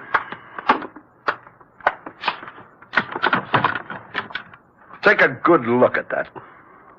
No, it's a pillow. An ordinary pillow. So? You notice how dirty it is? Yeah. Notice that it isn't even stuffed with feathers. They were too good. It's stuffed with dirty cotton rags. Well? My father's head was lying on that pillow when he died. I've kept it ever since as a reminder of who killed him. Who did? A man named Elwood Gosden. A man who cheated and lied and stole everything he had in his life. Chandler's father, huh? Yes. My father and Elwood Gosden had a hardware store once. My father invented an electric iron. Ever heard of the Gosden iron? Yeah. It should have been the Moffat iron. Elwood Gosden stole the plans from my father, registered them first, and then drove my father out of business. He made a fortune out of it, and then went into other electrical appliances. Well, things are beginning to gel now. My father became a peddler and died poor and broke and ill. My mother died 20 years before she should have from overwork, while the Gosdens grew fat and respected on the Moffat brains. So you started your vendetta, huh? I started it the day my father died. I set out to make one thing in this world, money. And I made it in handfuls. You can look me up. Barney Moffat, Chicago. Gambling, black markets, gun running, slave trading, anything and everything that had a big profit in it. And then I set out for San Francisco to break that Creighton son of Elwood's and his whole family. And on the way, you lost a guy named Barney Moffat. What difference? Look, you've got money now and everything you need. Why go on with it? I don't care anything about money. I only want to use it against them. Do you know why I had all those parties? To buy stock from people. Yes. Stock in a Gosden company. I've paid twice, 3 times what the shares were worth. But right now, I own 59% of the Gosden Enterprises. And tomorrow morning, when the two of us meet at the stockholders' meeting, I'm going to vote him out of office and take over the company. And then, I'm going to drive it right into bankruptcy. And you got Mrs. Gosden's stock by making her fall in love with you. I had to. Don't let's talk about it anymore. About Chandler Gosden, he's a man with a very short and violent temper. He might come gunning for you. That's just what I hope he does. Ask the man at the door to show you out.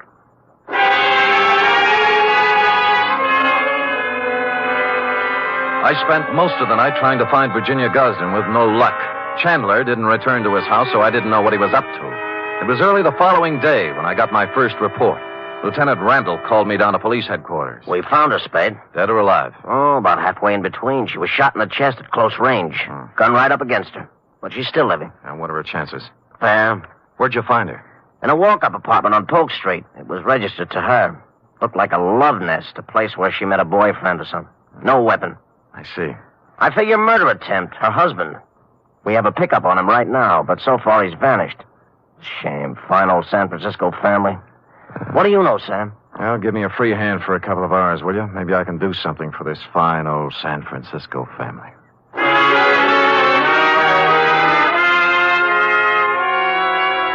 I had no more idea than the police where Chandler Gosden was at the moment, but I had a good idea where he might be later in the morning. I put a call into Ralph Edson, his lawyer.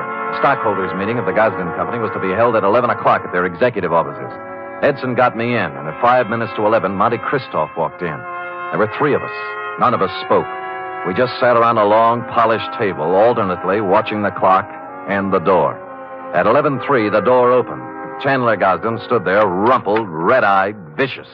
He had a gun. The first man who moves is going to get a bullet right in the face. Chandler, for heaven's sake. Shut up. Is that the gun you tried to kill your wife with? It's the gun, but I didn't try to kill her. She did it herself because he drove her to it. Me? Yeah, you, Christoph. You were meeting her in an apartment. Don't think I've been dumb. Put the gun away and let's get down to business. Are you kidding? I got the same gun she used on herself, and I'm going to use it on you. Well, stop talking and get it over with. You act as if you want me to do it. All right. Edson, Spade, clear out of here. Gosden, use your head. I said get out of here. Now go on. Okay, but don't take your eye off him. He's got a gun in his pocket. Don't worry, I won't. You were working for him. Working for him all along. Everybody was. No, now listen to me. He wanted you to kill him. He doesn't care about himself. He just wanted you to be put away for murder. Spade, this is our affair, not yours. Now, look, both of you shut up and listen. This is a tough thing to try to settle something that's been boiling up in you, Moffat, ever since you can remember. You spent all of your grown-up life trying to get back at the wrong man. It appealed to some ironical sense of yours to carry out the Monte Cristo revenge story. Now, let me ask you this. You remember all about Monte Cristo and how he ruined the people who had ruined his life and how his father died heartbroken. But do you remember the end of that book? Go on. He found that he couldn't bring himself to revenge the wrongdoings of families on their innocent children. That reads good in a book, but I don't feel that way. Well, maybe you will when you hear this. What? This man right here that you spent 20 years getting ready to ruin is not even a Gosden. Huh? What? He's an adopted son. Mr. Elwood Gosden adopted him from an Oakland orphanage on October 11th, 1907. I got the records to prove it this morning. I don't believe it. I would have known. Mr. Edson, you've always been the family lawyer. Isn't this true? It was a long chance that Edson would play along with it. But to bring it off, it needed the final clincher. Lawyer Edson looked at me, then looked at Chandler Gosden. He gulped and licked his lips. It's true. It's true, Chandler. Adopted? Your father never wanted you to know. Chandler didn't move. He just stood there stunned. But Barney Moffat sank down into a chair and buried his head in his hands. Edson and I looked at each other and waited. And finally, Christoph looked up and spoke. Start the meeting. Mr. Edson? I hereby declare the annual stockholders' meeting of the Gosden Company open. Mr. Gosden? I don't care what happens now. I bow to the majority stockholder. Oh, Mr. Christopher... I beg your pardon, Mr. Moffat? As the majority stockholder, I vote that the chairmanship of the Gosden Electrical Corporation remain as it has for the past 20 years with Chandler Gosden.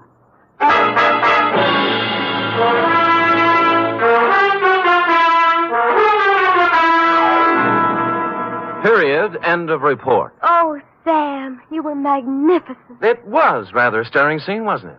I was good. But it was superb. It really was. Mm-hmm. Did he sign over the stock and everything? Oh, he did indeed. Oh. Sam, do you think the world will ever get to a time when everybody has all he wants, and instead of trying to get more, everybody spends his time just trying to enjoy life? Well, you know best, Effie. Do you really believe that, Sam? Well, you've got to believe something. It's better than nothing.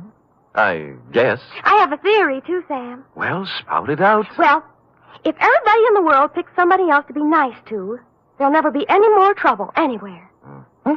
How do you figure that? Well, before you can be nice to somebody, you have to think nice thoughts, see?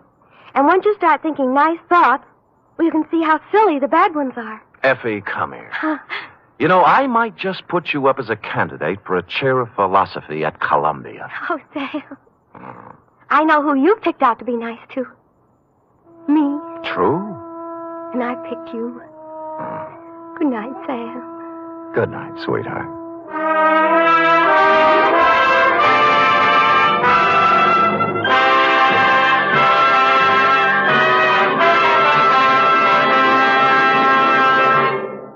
The National Broadcasting Company presents The Adventures of Sam Spade, Detective.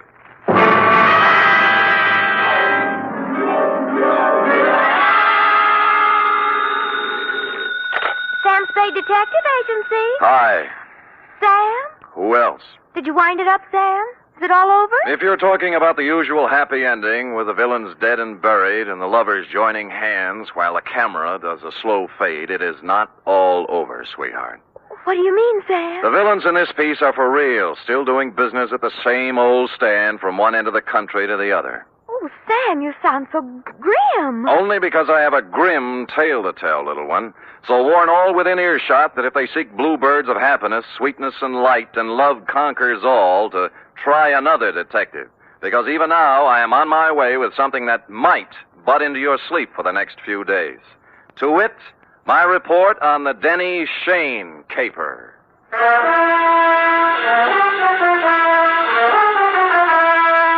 For NBC, William Spear, radio's outstanding producer-director of mystery and crime drama, brings you the greatest private detective of them all, starring Stephen Dunn in The Adventures of Sam Spade.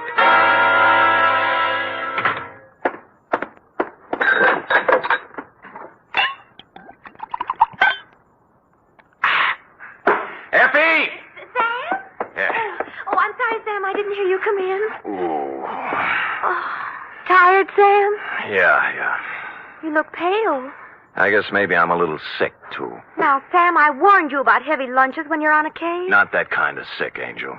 This kind starts at your shoe tops, runs up your backbone, and kicks around in your head till you're... Where's the book? Right here, Sam. Okay. The date, fill it in. 2? To John Q. Public. From Samuel Spade, license number 137596. Subject, the Denny Shane caper. Dear John Q. She was sprawled in the corner chair when I got back from lunch. A kid of 16 or so, complete with bobby socks, hair ribbons, and shoulder bag. The kind you see every afternoon in the drugstore near the high school, making jive talk over a soda. But she looked up as I walked in, and the eyes didn't look like jive talk at all. There was trouble in them. You're Mr. Spade? Yep. The detective? Well, according to some people. Fine. I need a detective. You're sure now? Mm-hmm. Positive. What would you be doing with a detective? Your ad in the classified section said you find people. Well, sometimes. They're not too badly lost, that is. Who do you want to find? Did you ever hear of Denny Shane?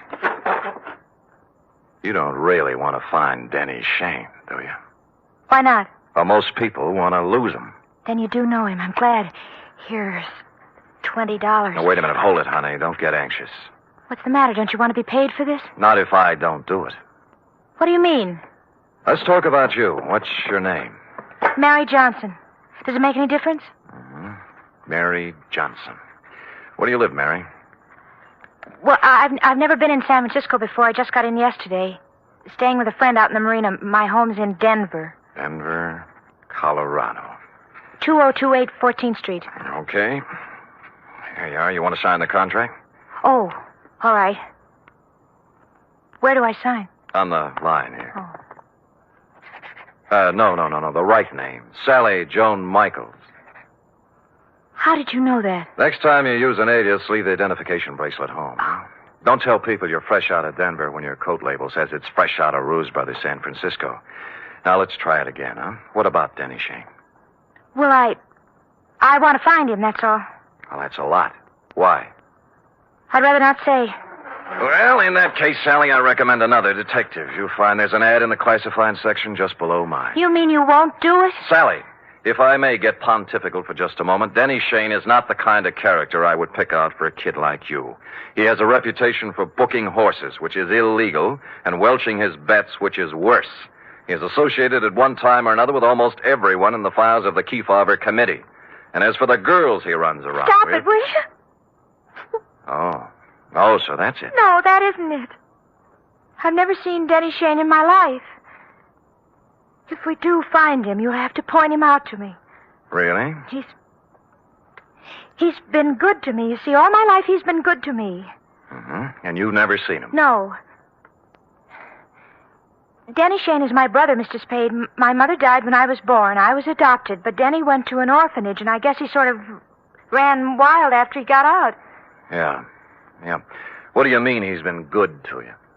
Sent me money on birthdays and Christmases, sometimes in between. He always said if I needed help to tell him, but I never knew where to find him. We need help right now, Mr. Spade. My stepmother has to have an operation, and I know Denny will give me the money if I can find him. Why did you tell me all those black lies? I was afraid you'd call my folks.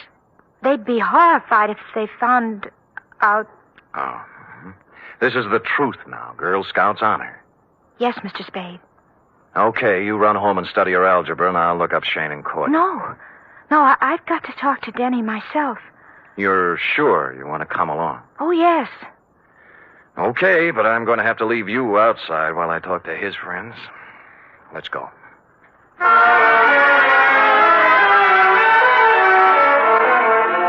I hadn't seen Shane since 3 years ago when he conned a client of mine out of $3,000 on a phony mining stock deal. I knew it was waste motion, but I checked the hotel where he was living then and found he was long gone. Came next in the following order: one gambling joint in South City, one saloon in the Mission, and one very dubious apartment on Turk Street, run by a charming wench wearing wedgies, culottes, and peach brandy. She gave me a peachy smile. Denny Shane? Don't step on your laughs. You seen him lately? Funny you asking about Denny. I saw him yesterday. First time in 2 years coming out of Augie Dano's. Oh, who's Augie Dano? Runs a gym exercise studio, reducing setup on Sutter Street. You know, work a little, lose the middle. Get it? Yeah, I got it. But anyway, thanks.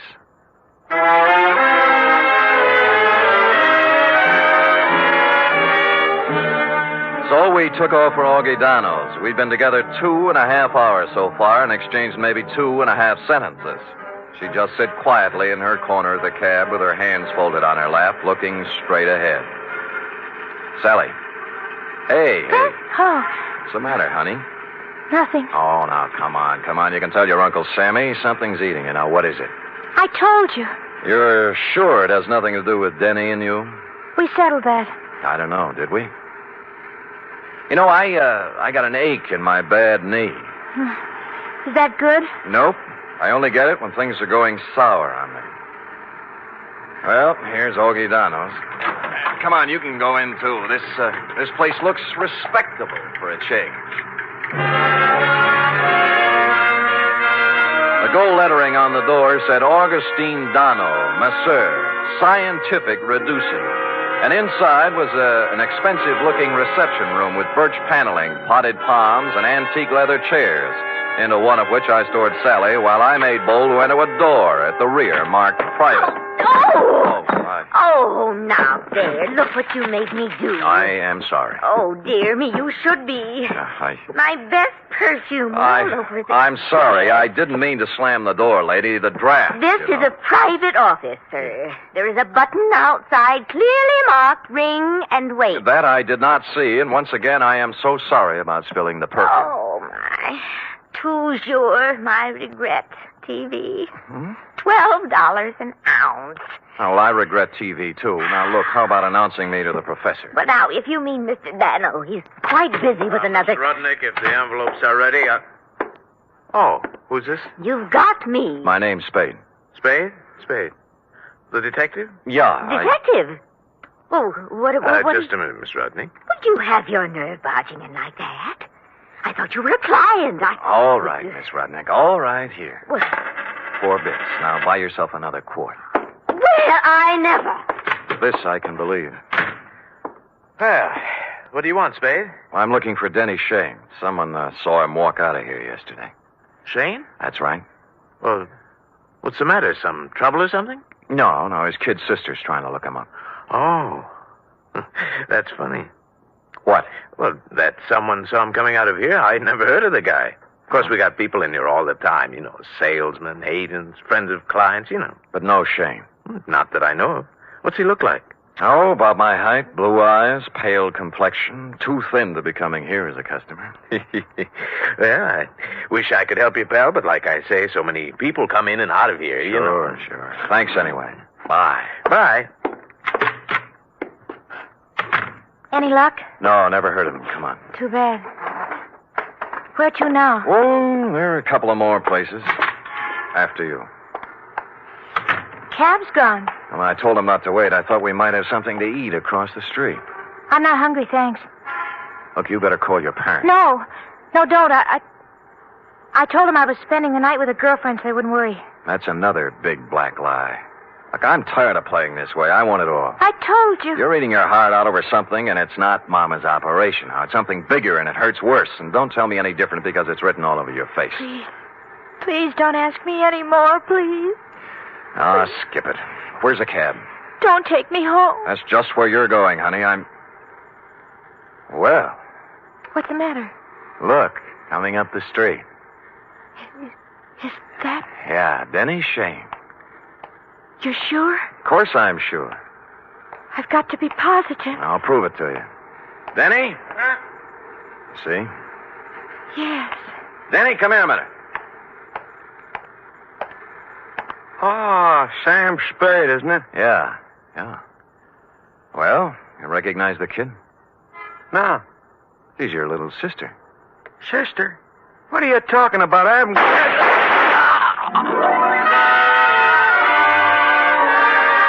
It all happened in less than a second. So hard, so fast, so horrible, it froze me in my tracks. The shoulder bag flew open, there was an automatic in her hand, and then Denny Shane was dead on the pavement, and she was turning toward me, her face a sick gray color, handing me the gun, handle first. There. It's done now.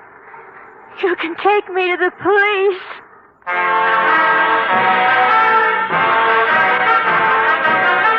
You are listening to the weekly adventure of radio's most famous detective, Sam Spade.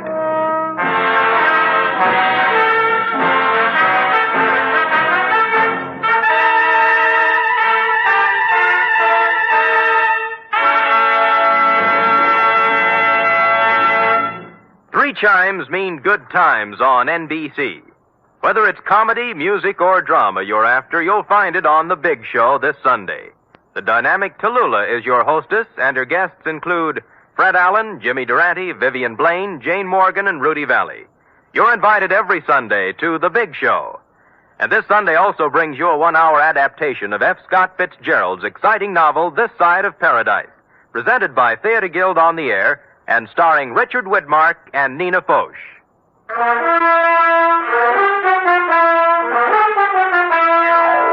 And now back to the Denny Shane caper, tonight's adventure with Sam Spade.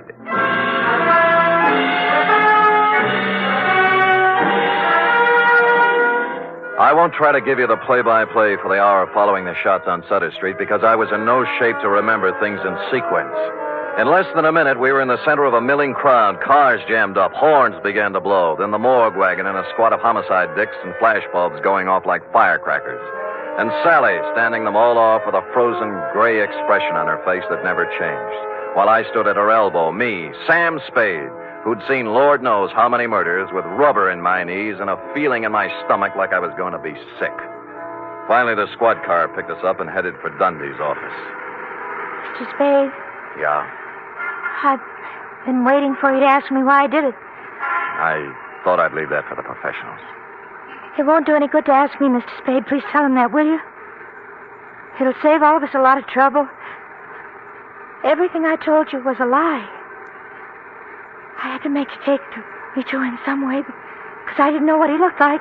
I hope you know what kind of a stew you jumped into, Sally. Because from here on, it's going to be pretty tough. I don't care what they do to me. I've had nothing to live for a long time now. What do you mean? Sounds stupid, doesn't it? 16 years old and nothing to live for. Ah, Sally. Tell them not to ask me any questions. Tell them I'm guilty. Sentence me or do whatever they do. I'll never tell them why. I'll never tell them why.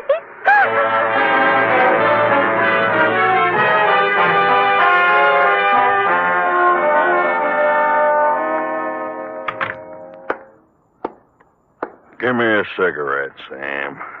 Yeah. Why did I have to grow up to be a homicide dick? No dice, Lieutenant? No dice. It's her old man's gun. Hooked it out of his drawer this morning before she left for school.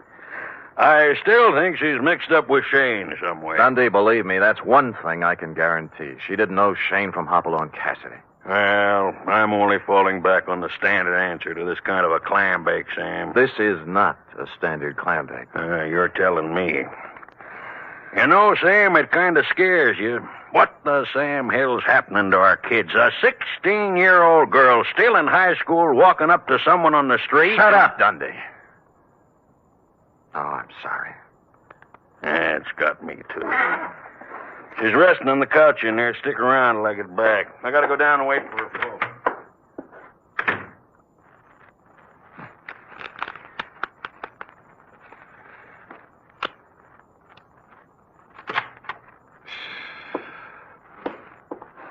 Oh, excuse me. I saw the lieutenant go out, and Come on in, sit down. I'm a friend of Sally's. Do you think I could talk to her for a minute? Well, I don't think she feels like talking. Look, I got to, mister. I got to talk to her. What's your name? Eddie Tucker. I go to school with Sally. I've been waiting for 3 hours outside for a chance to talk to her. Can't I, please? What's it about? It's kind of personal. Okay, through the door there. Oh, thanks. And leave it open. Yes, sir. The minute he went in, I slid along the wall into a corner between the door jamb and a file case. And through the doorway, I could see them both in a mirror on the far wall of the inner office. Sally?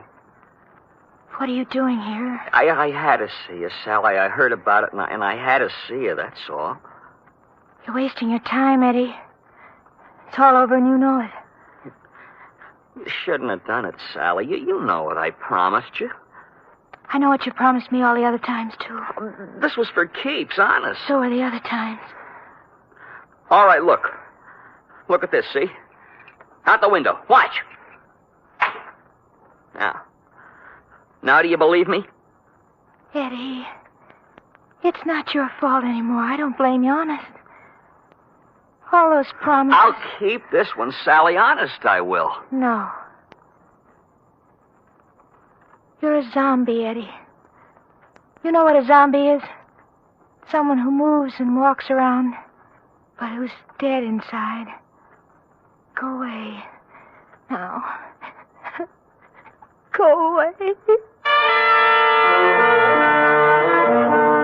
He got up slowly and walked past me out the door. Rosy-cheeked, 17, with a tired old man look in his eyes. A few minutes later, the matron came by, and I left her with Sally. The window in Dundee's office opened onto a second-floor roof below, and directly beneath it, I picked up what Eddie had tossed out. A set of car keys and a leather case, plus a third one that looked like it belonged to a school locker. with the number 339 on it. And written in ink on the leather inside, like a memo, was Denny Shane, 778 Turk Street, apartment 4.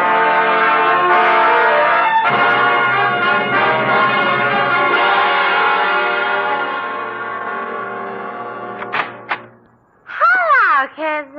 Oh, well, it's you again. Yeah. Well, hold it, Jack. Aren't you going to wait for an invitation? You done me wrong this morning, honey. About Denny? Yeah. Said you hadn't seen him in 2 years. I told you about Augie Dano, didn't I? Anyone told you about Denny Shane? No great loss.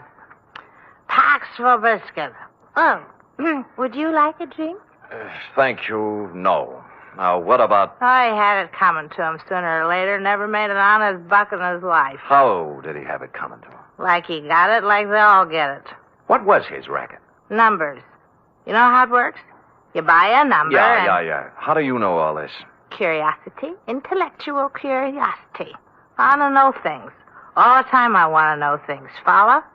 So one day, when Denny leaves his suit to be cleaned and I find a book in his pocket, I ask the questions. What book? His numbers book, stupid. What's that? Oh, you know, with the names and numbers of all his customers. You wouldn't know where it is, would you? Oh, perhaps. Oh, yes. How does $5 look? Bourbon is awful high. Yeah, you probably drink it straight. 10. Better. Come on.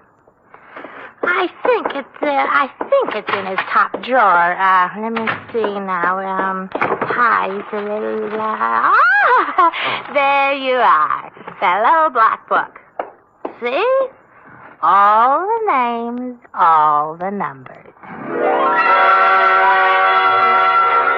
All the names, all the numbers, and one other feature. It was divided into sections, labeled Galileo, Balboa, Lowell, George Washington, and a couple of more fellows who passed on long before the numbers racket was invented. Under each was a list of names. Eddie Tucker's was on the page headed Thomas Jefferson, and after it was number 339-7th Street. At this point, several bells rang. The odd key in Eddie's case didn't belong to a locker. It went with a box in the main post office on 7th Street. Hey, now look, fella. It's 11 o'clock Yeah, at my night. name's Spade, clerk. Look. See? The license. I don't care about the license. The rules and regulations of the United States Postal Service. I know, through rain and sleet and snow and hail. But there's been a murder, you see. Murder? Yeah. Oh, well, in that case, I suppose we can... Great. Where's the mail for the boxes? On the table over there, but it isn't distributed. If you'll wait a shake... I'll wait a shake. It took more than a shake, but we got to it just before midnight. A scented envelope it was, addressed simply to Eddie Tucker, box 339. And in it was the answer to everything. The tired old man eyes on the kid Eddie, the zombie. And Sally, who figured her life was over at 16 because Eddie was through. But who had sent it to him was something else again.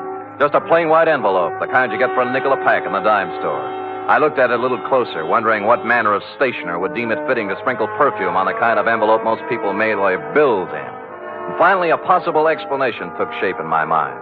You don't have to hit Spade on the head with a baseball bat. Any large-sized mallet will do.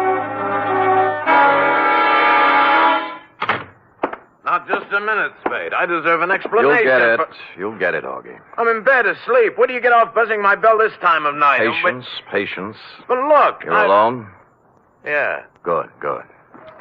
Yeah. Well, what are you taking your coat off for? Just relax, Augie. Yeah, there's the coat. Tie. And now the shoulder holster. Shoulder holster? Here we are. Wait a minute now. What is all this? Well, you know the old saw, Augie. Work a little, lose the middle. What I need is exercise. Great. All right, you come around to the studio sometime. What's the matter with you? Are you crazy? Yeah, get up. I want to try it with the right hand.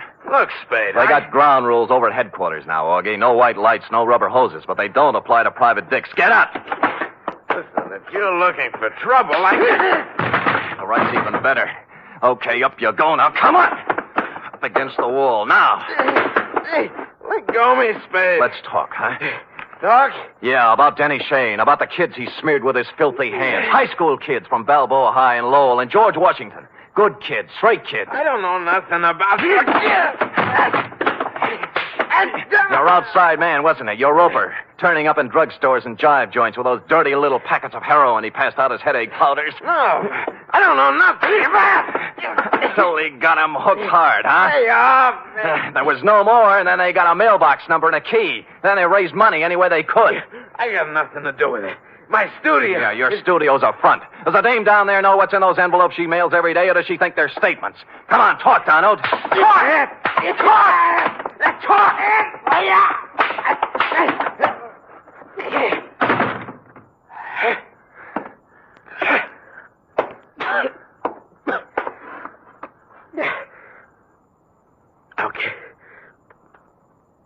Okay. I'll talk. Which he did, a full hour's worth in Dundee's office, and a harrowing tale it was. I felt like printing up 1 million copies and mailing it out to every father and mother in the country. They'd taken him downstairs when I happened to glance out of Dundee's window. And down on the second floor roof, a point of light was moving back and forth slowly from one end to the other.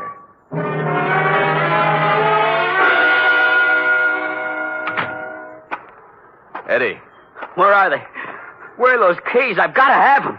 Here. Oh, thanks. My car. I couldn't get home in my car, you see. You don't need to kid key. me, Eddie. I know all about it. Oh. I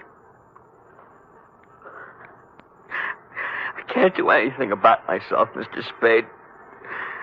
I'm helpless.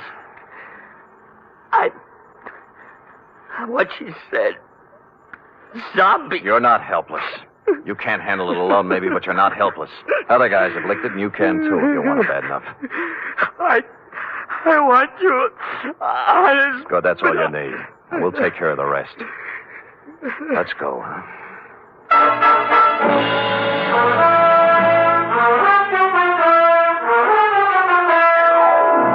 Like I said, this one doesn't have bluebirds at the end. Not yet, anyway. The bald fact is that Sally Joan Michaels is facing the juvenile version of a murder rap.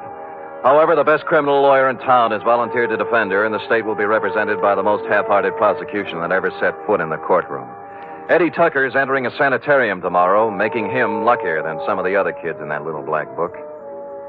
What about yours, John Q? Period. End of report. Well? Oh, I don't know what to say, Sam.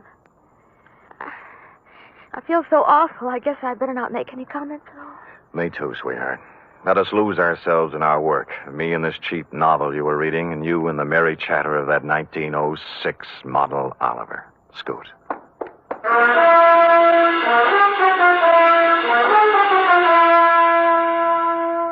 Three chimes mean good times on NBC. This Sunday, there's fun for you with two delightful families, the Blandings and the Harrises.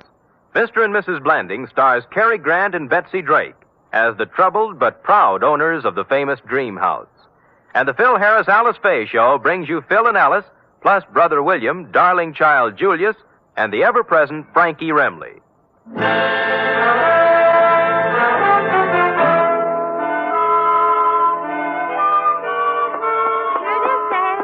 Amazing. Oh, not really, Sam. There's nothing amazing. Don't sell yourself short now. I'm just a plain garden variety secretary, Sam. Look at that. Immaculate. Not a mistake. Oh, Sam. And in 26 seconds flat, in just the time it took that man to read a short announcement, you type out 5 copies of a 28-page report. In my book, that is amazing. All right, I admit it, Sam. I'm amazing. Good. And another thing. What's that? I'm hungry. Oh. And tonight is sauerbraten night at Schroeder's, and Max Nishi's letting girls in now. Cherub, as you may have gathered, I didn't collect a fee off this one. Oh, but Sam, I still have $10 you gave me last week to cover my back salary from 6 weeks before that, so we really... Schroeder's it is, yes. Let me go home and put on my other shirt. And I'll get my sauerbraten hat. Good night, Sam. Good night, sweetheart. She is amazing.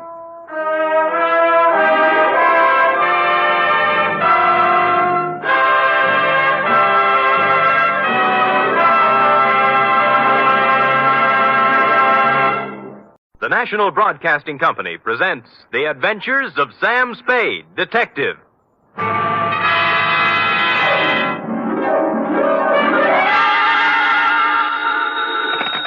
Sam Spade Detective Agency. Me, sweetheart. Oh, you. What's the matter now? Oh, nothing. You just up and leave and don't say where you're going, and I'm only your secretary, and I'm the last one to know about it, and everybody else in town knows more than I do, and I wasn't even Enough. Wait a minute. How did everybody in town know about it? Well, it was in the newspapers, that's all.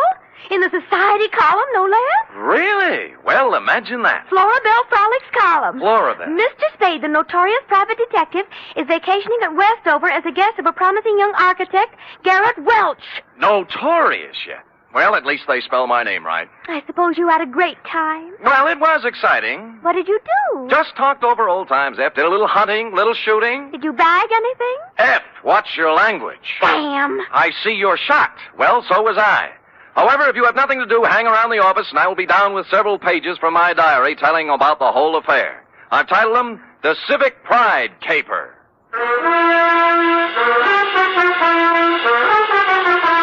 For NBC, William Spear, radio's outstanding producer-director of mystery and crime drama, brings you the greatest private detective of them all, starring Stephen Dunn in The Adventures of Sam Spade.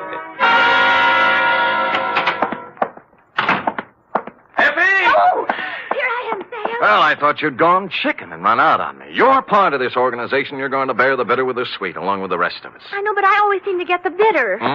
Friday's when the sweets will be given out. Don't quibble. This is a nasty job we have here, and we might just as well sit down and get it over with. You care for a drink? You might need it. No, thanks. I don't need false bravery. Lucky you. Well, are you ready? No, but we might as well start. Well, you know best.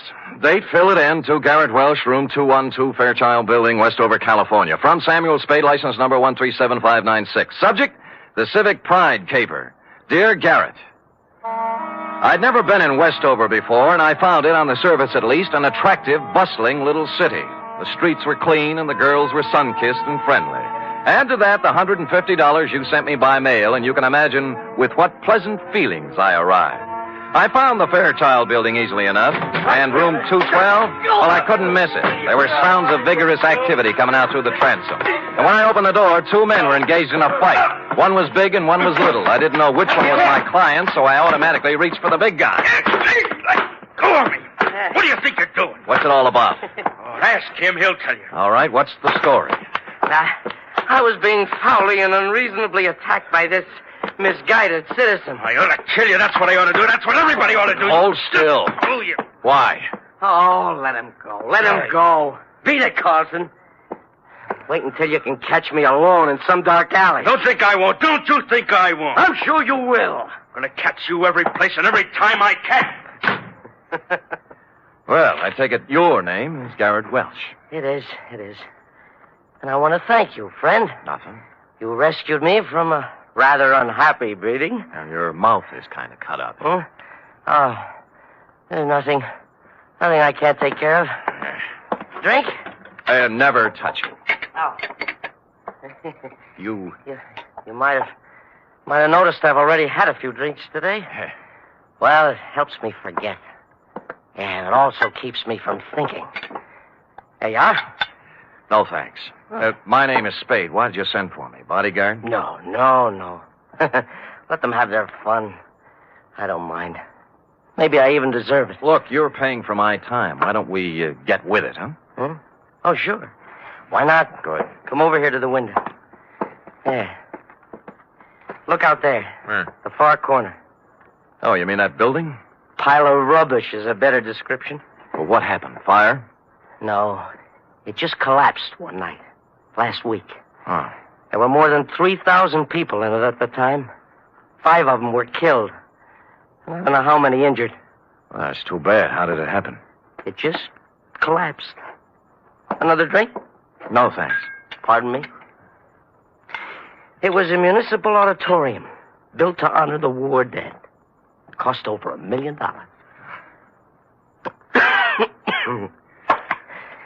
I was the architect. Oh. Yeah. I was picked by the townspeople for the singular honor of designing the fond memorial. Well, now they have something to remember. What'd you do wrong? Nothing. Somebody cheated in the building of it. Somebody didn't follow my plans. I don't know who it is. I don't know who it was. Or just where to place the blame. So, you're a private investigator? What can you do? Get you some black coffee and ask you some questions.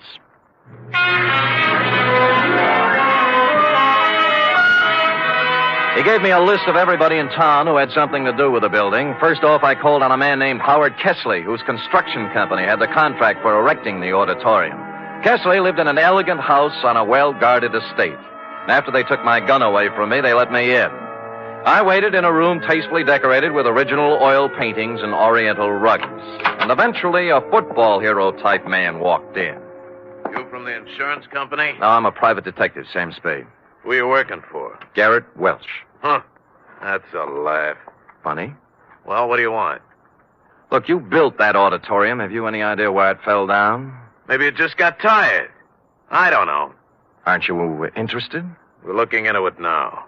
Who's we? My company engineers. That Garrett Welch. An architect. We should have had somebody who knew what he was doing. Do you have any copies of the building specifications that I might look at? Sure, I got nothing to hide. You can go back and tell Garrett Welch that the best thing he can do is get out of town. But somebody tries to knock him off and succeed. Here. There's a copy of the plans. Look at it all you want. You'll find I did what I was supposed to do. I got my gun back from the guards and left with the building specifications tucked under my arm. They didn't mean a thing to me, of course. I'd only asked for them to see whether he'd refuse to show them. But out of curiosity, I unrolled them just for a look before dumping them into the ash can. And I noticed something. The last page was signed and approved by the city building inspector, a man named Albert Mitchell.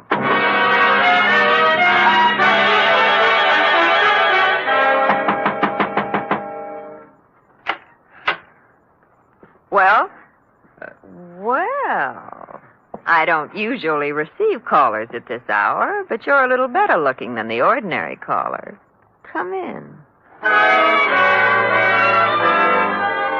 She was slim and auburn-haired and wore an insolent smile that was interesting, and a clinging silk thing that was interesting.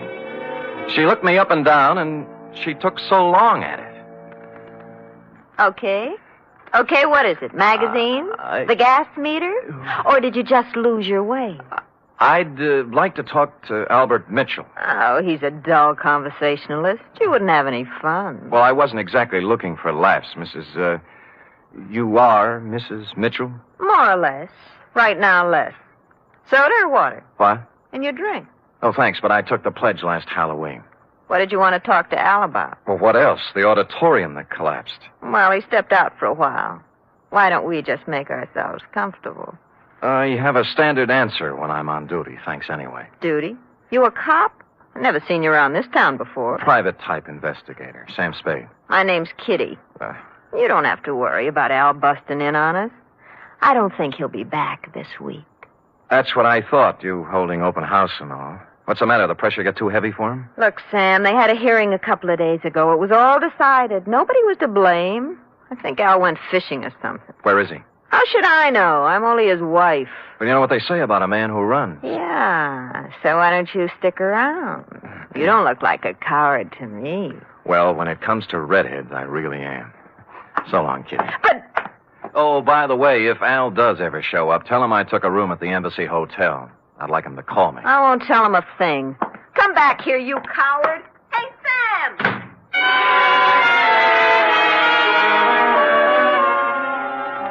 I went down to the wreckage of the auditorium. It was late, and the streets were quiet and deserted. I walked through the twisted shell of the building, striking matches and looking around. I didn't know what I was looking for, but apparently I wasn't the only one visiting the scene of the crime. I was standing just inside the gutted remains of what was once the lobby when it happened. Gunfire cut loose at the back of the building. I ran toward the noise, and when I turned the back corner, I saw a cloud of plaster dust where the shots had apparently been fired. There were no people or cars in sight, but on the sidewalk, on hands and knees, was a man. Rats.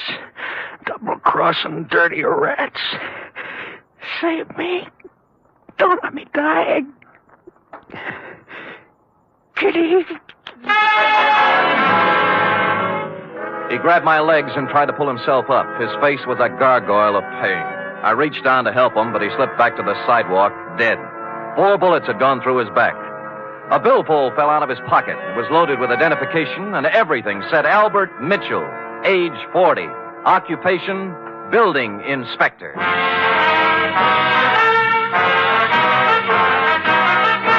You are listening to the weekly adventure of radio's most famous detective, Sam Spade.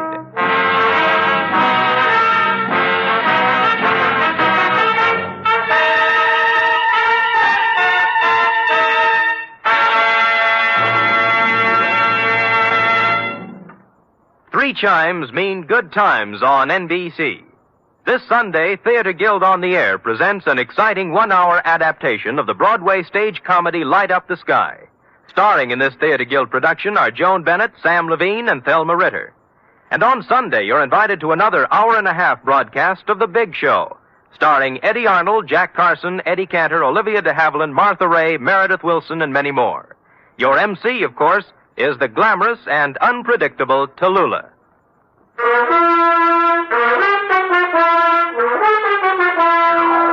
And now back to the Civic Pride caper, tonight's adventure with Sam Spade.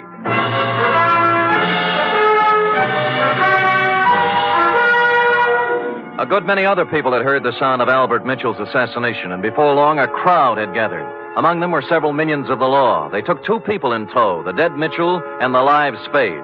The Westover Police Department had themselves a fine time over me. It seems I was hired out-of-town killer, and therefore eligible to be questioned all night.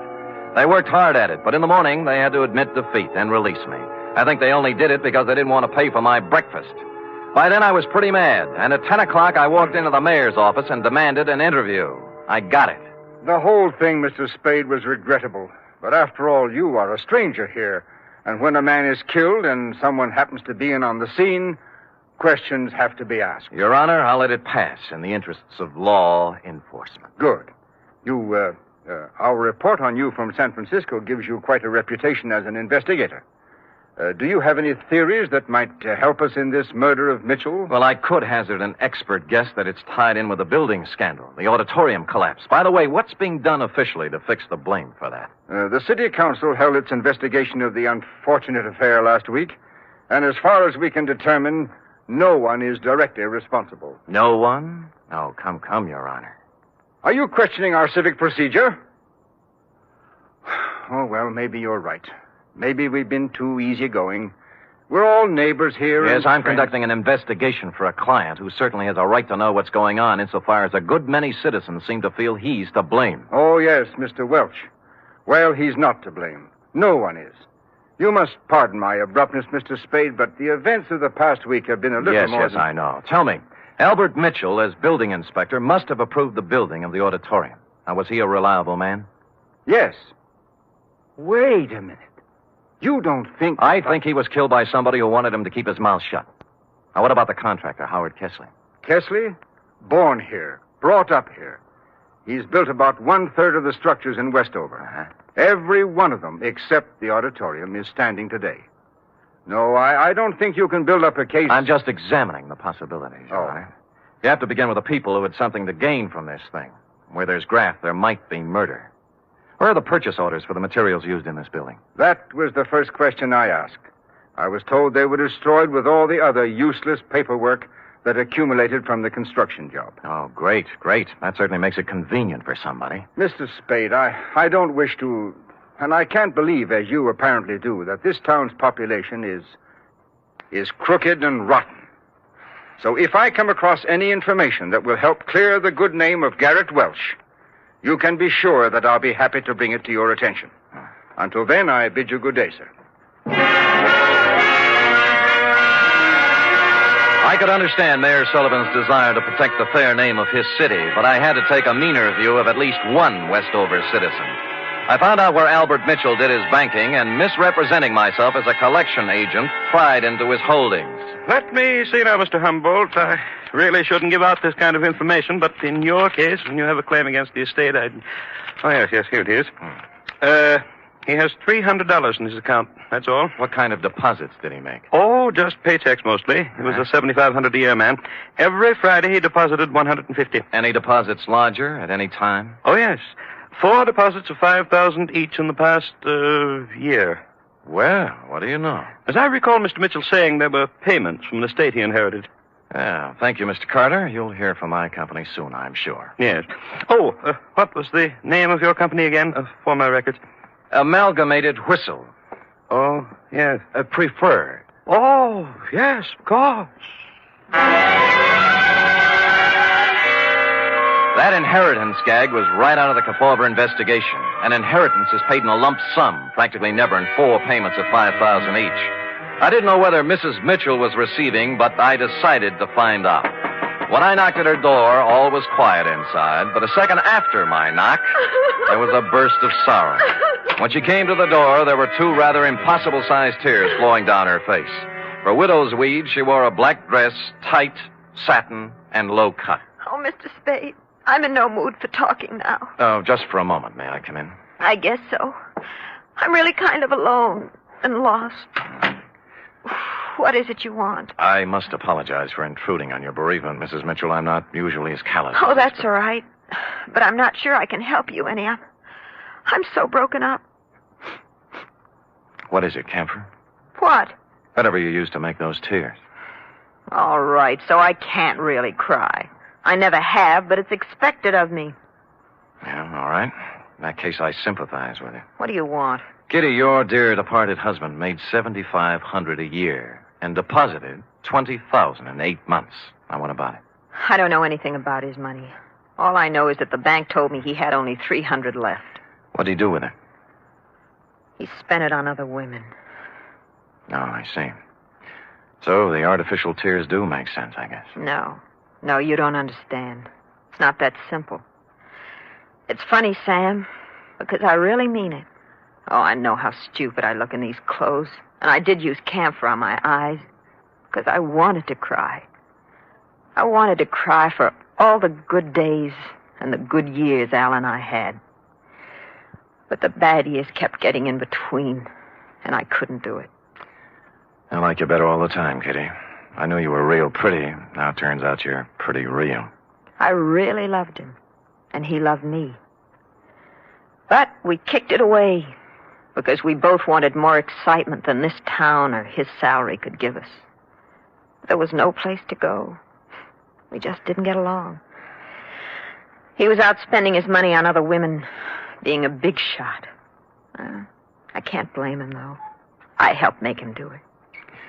What about the money? He got it for falsifying the auditorium inspection papers, didn't he? Well, he didn't get it for inventing television. Who paid him?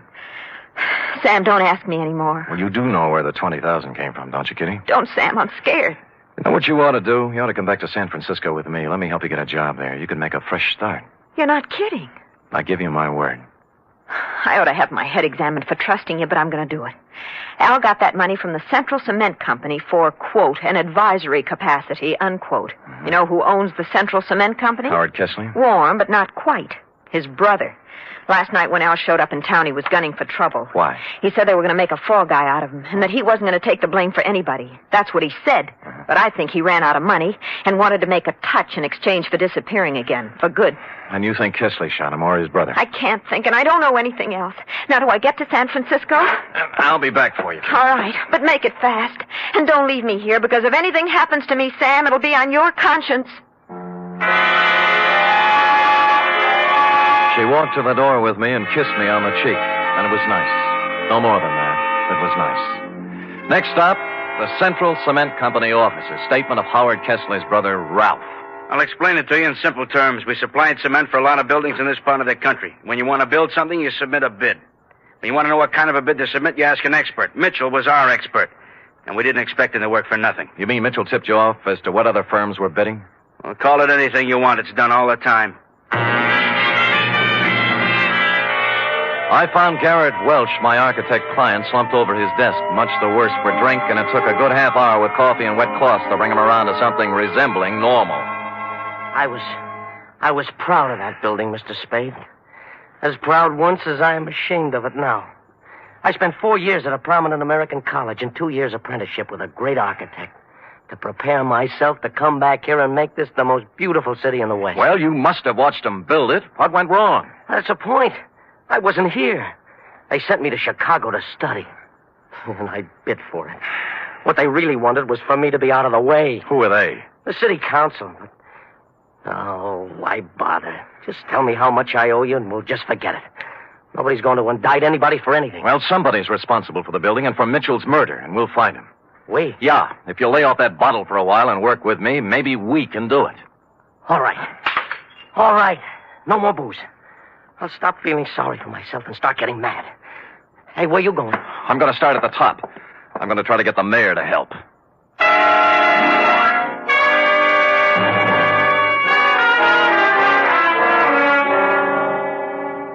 You say you've turned up something, Mr. Spade? A lot of something, Your Honor. I ferreted out copies of the purchase orders for the materials used in that building. They were generally inferior and below the quality required by sound engineering and the law. Oh, you can't mean it. I do. You can inform your district attorney that in a matter of 2 or 3 days, I will move for an indictment of several people in this community for gross criminal negligence. Now, I want to know whether or not I'll have your full cooperation. There's no question of that. I'll cooperate with you fully to prosecute Thank you, Your Honor, and good day. Just a minute. Yeah? About Howard Kesley. What about him? Do you still consider that he is subject to suspicion? The families of the 5 people who died in the ruins would think anybody who was concerned in the building project were subject to suspicion, Your Honor. Mr. Spade, you know about politics. Certain people contributed campaign funds and got me votes. Kesley? I've been in a difficult position. I've been weak, perhaps. Maybe I haven't wanted to look too closely at certain possibilities in this horrible affair, but I promise you I won't stop now. It doesn't matter what happens. My first duty is to the citizens of this town. Well said, Your Honor. Just tell the same thing to the other members of the city council. Tell them that if I kick the lid off this garbage can, it's going to make Westover smell pretty bad. You'll hear from me, Mr. Spade. I guarantee you.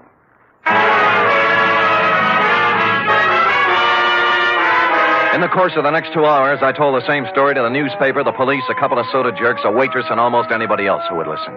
And before the day was out, the results started coming in. Garrett Welch's office and my room at the Embassy Hotel were both ransacked. Somebody started shadowing me, and I had a mysterious phone call offering me money to get out of town. I refused and hung up. During that day, I stayed mostly out in the open, in conspicuous parts of town. But when night fell, I knew I'd need to watch my step. Garrett Welch and I holed up in his office with the door locked and my gun out on the desk. Around 11, we got a little action. Well, speaking. Yeah? Yeah, okay. It's for you, Spade. Hello? Sam, this is Kitty Mitchell. I'm in trouble. What kind? 3 men were just here. They said I gave you some purchase orders. I don't know anything about them, but they said if I didn't get them back from you by midnight, they'd kill me. Who were they? I don't know, just men. If you've got them, give them to me, Sam. I don't want to die. Look, hang up, call the police, and ask them for protection. Sam, I'm afraid. Why don't you give me the papers? Get in a taxi cab and come up to Garrett Welch's office. We'll talk it over. I'm afraid to do that. Well, you'll have to. I can't leave here. I'm waiting for somebody. Who? I'm not sure yet. Somebody threatened Mitchell's wife. She's coming up here. Well, I think we have enough to do taking care of ourselves. Who's that? Go on, you answer it. Then step to one side. I'll keep you covered. Okay. Don't make one wrong move. I'm not going to, Spade. I came here to talk. Kesley? Yes. Who's with you, Kesley? Nobody. I'm alone and unarmed. Come in. I'm watching you from behind, Kesley. I know it. I just came to talk. All right, talk. Spade, you allegedly have information as to why the auditorium collapsed, killing 5 people. Suppose I do. Well, I came to make a deal with you. We're not making deals. I think you'll like this one. I'll give you all the positive information you want for one thing. Namely? A 48-hour head start out of town. Why should we give you that? Because nobody, least of all myself, thought the building would collapse. It's true I used inferior materials, but I had to. What does that mean? There's a man in this town.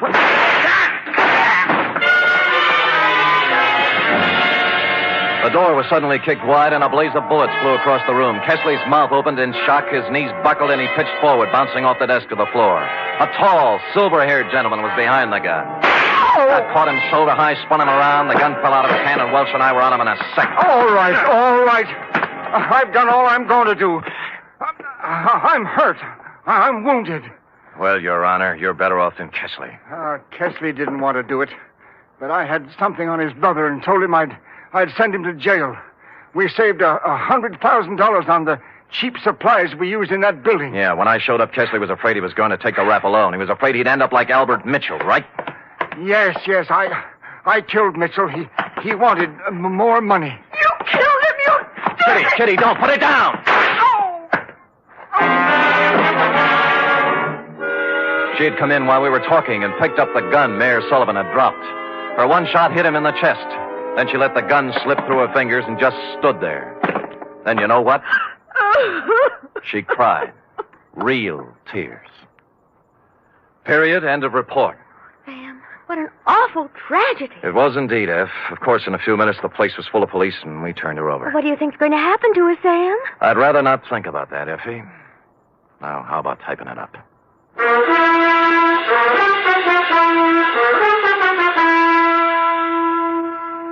Three chimes mean good times on NBC. There's fun this Sunday with two of your favorite families, the Blandings and the Harrises. Mr. and Mrs. Blanding stars Cary Grant and Betsy Drake in the title roles as the owners of the famous Dream House. And the Phil Harris-Alice Faye Show brings you Phil and Alice with more of their merry antics, plus Frankie Remley, Brother William, and the entire cast. You're invited this Sunday.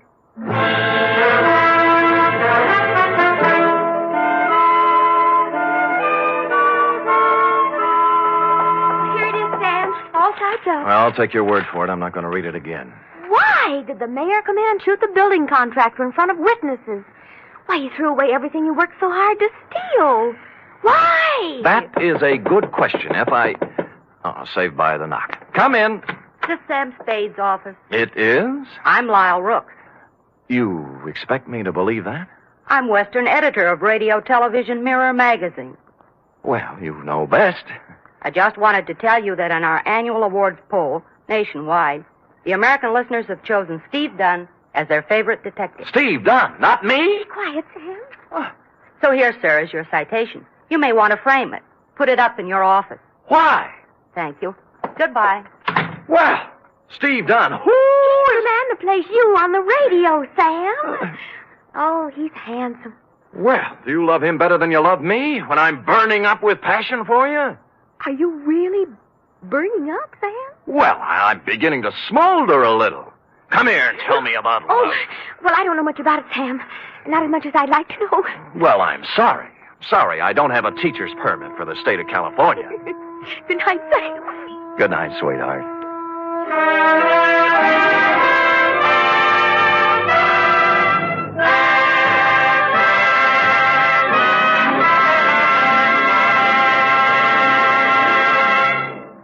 The National Broadcasting Company presents The Adventures of Sam Spade, Detective.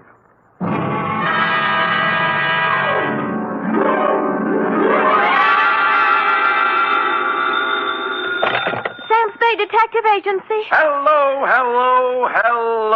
Sam? At this hour on this network, you were expecting maybe Mary Margaret McBride? I've been expecting anything, Sam. Well, after all, to have you drop out of sight like that, leaving not a ripple on the surface for 4 whole days. Mr. Livingstone is frantic. Who? Mr. Livingstone, the man you rented the car from. He's ready to send out a search party. Aha! Sammy and Livingstone with a reverse twist. It's no joke, Sam. Nothing, huh? You have no right to worry me like this. It's not fair. Where are you? To the only spot on Earth as yet unvisited by the National Geographic Society, sweetheart, the Vale of Takaloma. And don't try to find it on a map because it isn't. Set yourself for my saga of a crook's tour of the hinterlands with just a touch of mysticism, which is why I call it the Rowdy Dowser caper. All right, Murgatroyd, these will do. Sam, where are you calling from? A tailor's shop. I had to leave without my pants.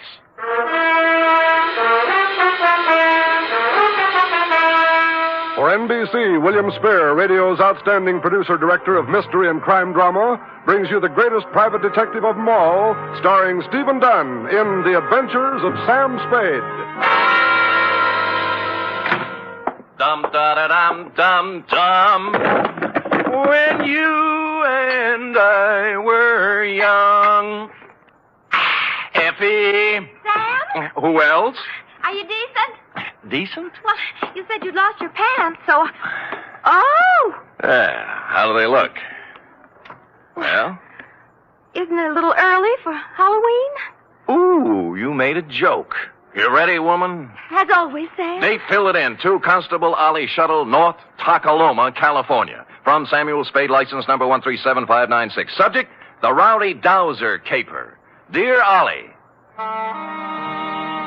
on Wednesday it was when I returned to my office of a fine spring morning to find a note lying on my desk like a big, juicy piece of cheese in a mousetrap. Quote, Mr. Spade, call North Tacaloma 3, unquote. North Tacaloma. Where have I... Long distance. North Tacaloma 3. Yes, sir. One moment. Would you repeat the number, please? North Tacaloma 3. North Tacaloma 3. Nice diction. That is North Tacaloma? I'm not kidding. Look it up, girl. Look it up. Yes, sir. North Tacaloma 3. Well, she must have found it in the book because soon we had encouraging buzzes and clicks. 6 operators later, we had punched our way north to the farm at Slattery Flat. Then we knocked off for lunch, while Slim Slattery repaired the windmill that made the juice for the last lap. At 2:07 p.m., victory was in sight. Yeah? Sam, this is Operator 9 for the 10th time. Oh, fine. How we doing, Millie? Sam boy, I am actually ringing North Tacaloma 3. Oh, good girl.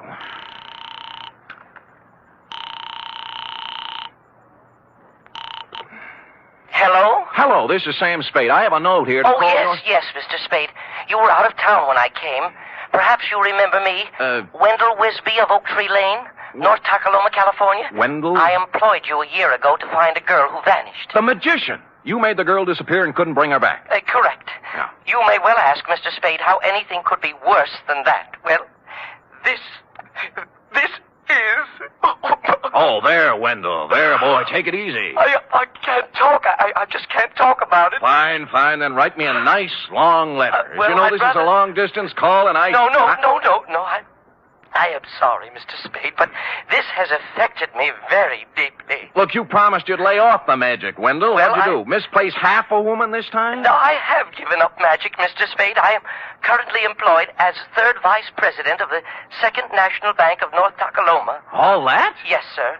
Oh, my star was rising. My future seemed assured, but now a shadow has fallen over my good name. Boot it along, will you, Wendell? This is costing me money. I cannot tell you more on the phone, Mr. Spade. You must come at once. It is extremely urgent. I see. Well, frankly, Wendell, I have a feeling I'll be tied up. But I left There's your a collection retainer I under have your to make, desk, and, well, the Father. chances are I'll... What was that? I just said there's $100 under your desk blotter for a retainer. I left it when I came with the note. But if you have a collection to make, suppose Wendell, that is the collection. And so it befell that shortly before lunch on the following day, I guided my rented hack across the ford at Clobber Creek, up the high road through Possum Notch, and down into the Vale of Tacaloma, where I muscled my way through a flock of geese in the main street and tied up before the imposing stone facade of the 2nd National Bank. Inside, sitting in front of the door marked Urban Root President, sat a secretary whose facade looked colder and even more imposing than the bank's. She was shriveling one of the customers, a meek little milquetoast in a salt and pepper soup. But as I informed you, my good man, President Root is extremely tied up at the moment. Oh, I'm quite aware of that, miss. I wouldn't bother him for the world, but you see, I don't see. And since you refused to state the nature of your business... Did I refuse? You most certainly did. Oh, dear me, I didn't mean to refuse anything. It's just that... Well, it's sort of personal, and... may I go in? You may sit down until I tell you to go in. Is that clear? Yes, ma'am. Yes, I understand. I don't mind waiting. Don't mind at all. And now you, sir. What do you want? I have an appointment with Wendell Wisby. Mr. Wisby is in conference with the President Root. Thanks. If you'll sit down, I'll... just a minute, sir. Just a minute. And you must understand, President Root, this is a matter of family honor. Yes. I shall... Oh, hi, Wendell. Oh, Mr. Spade. Now, sorry I couldn't get here sooner, but it's a long haul. Well, Mr. Spade is a friend of mine, President Root, from my salad days as a magician. A very competent detective, I might add. Well, thank you, Wendell. I see. We are indeed fortunate to have him with us in this matter. Good, good. Please sit down, Mr. Spade. Thanks. You are aware, Mr. Spade, this matter is to be held in strictest confidence. Word must be kept from the depositors at all cost until... But remember, President Root, remember the code of the Wisbys. Should worst come to worst, I shall make good. I shall make good if it takes me... I understand, Wisby. I understand. Well, mind if I admit I don't? What is it, Wendell? Snatcher.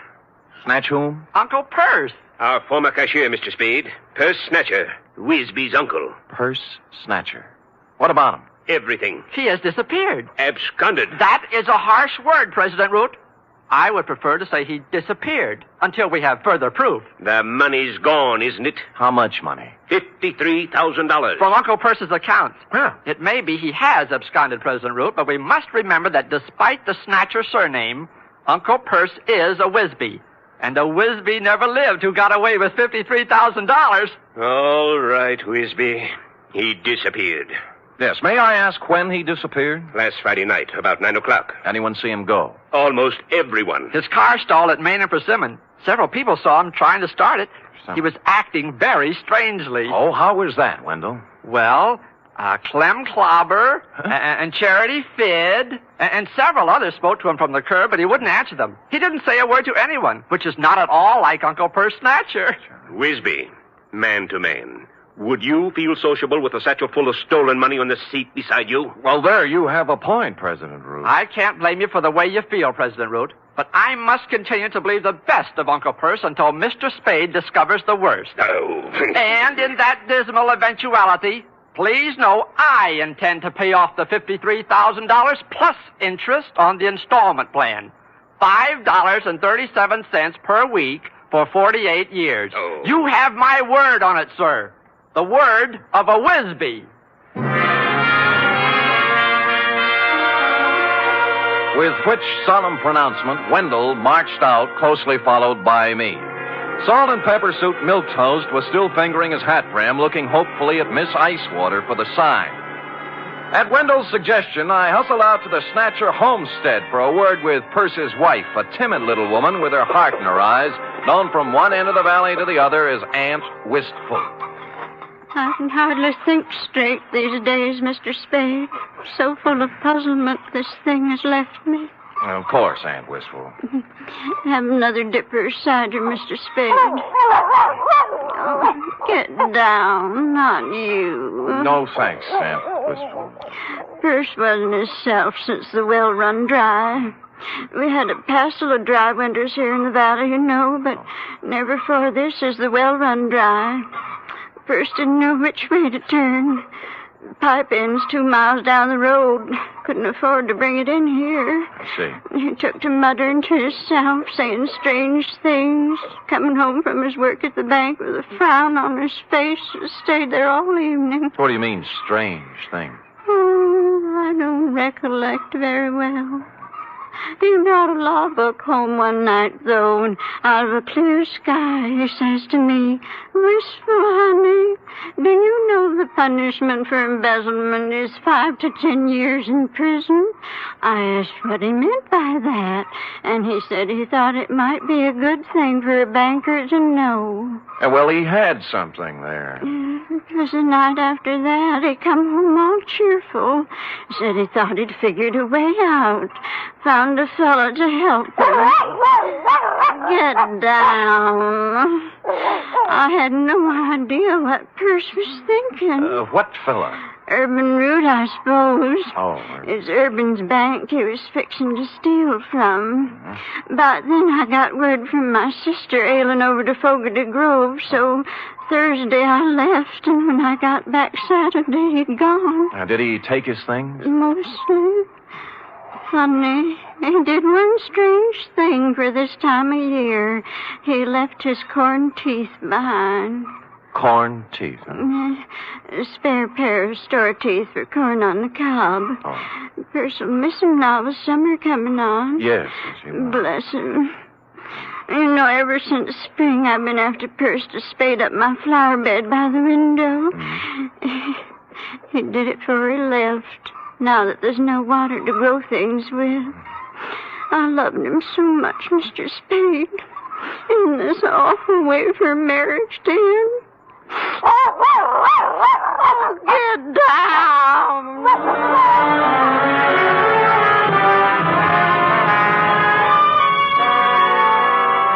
Well, I started at Main and Persimmon Streets and worked south, farm by farm. Everyone seemed to have been sitting on his front stoop Friday night because all remembered Purse Snatcher driving out on the South Road in his 1919 Winton 6. Up to a point, that is. Somewhere between North Takaloma and Fogarty Grove, I ran out of witnesses.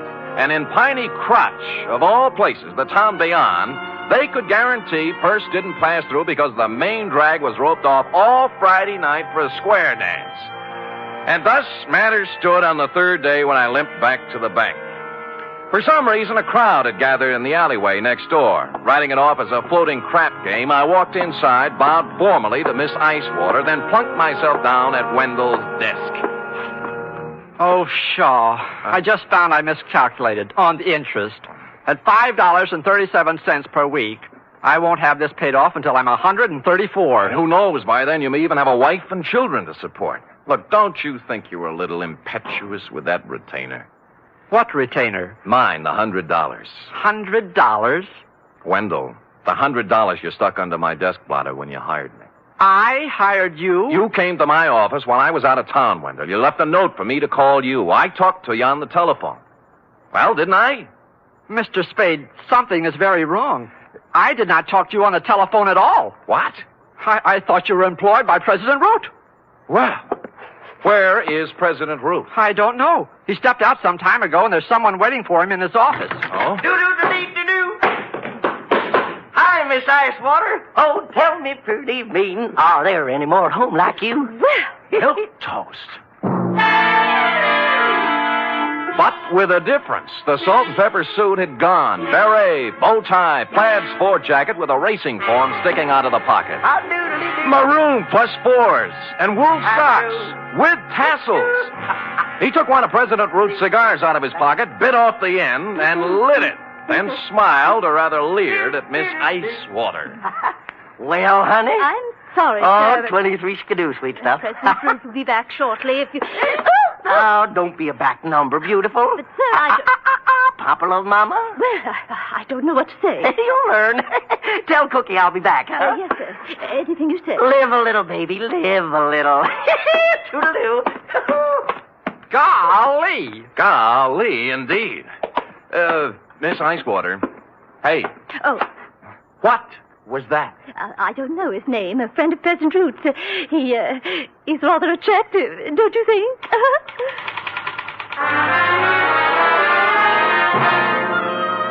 Only now, as I went outside in his wake, did I see what had caused the crowd in the alleyway.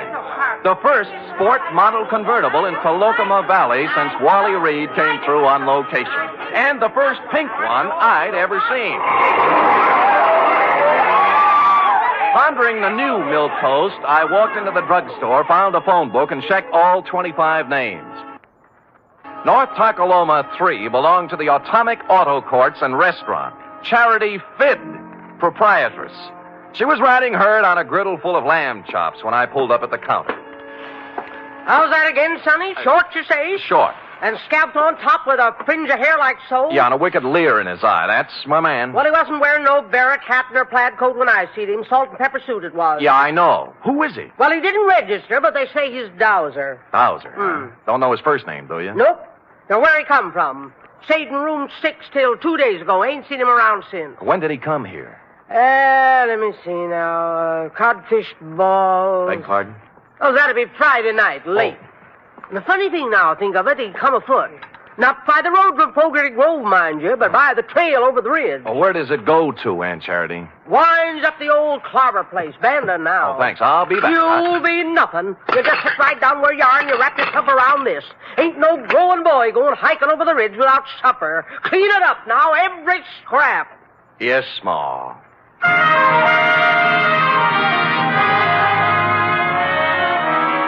It had been dark about 2 hours when, carrying one of Aunt Charity's best coal oil lanterns, I topped the ridge and looked down on Clem Clobber's abandoned barn, nestling in a grove of ancient oaks at the very foot of the hill.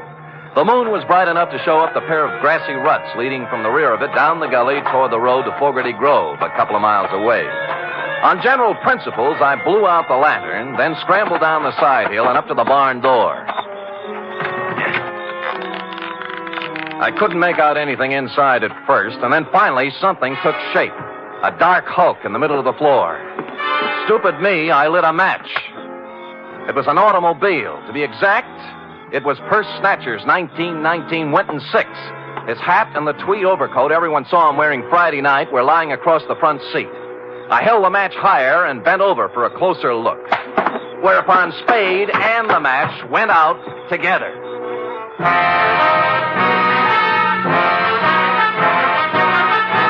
You are listening to the weekly adventure of radio's most famous detective, Sam Spade.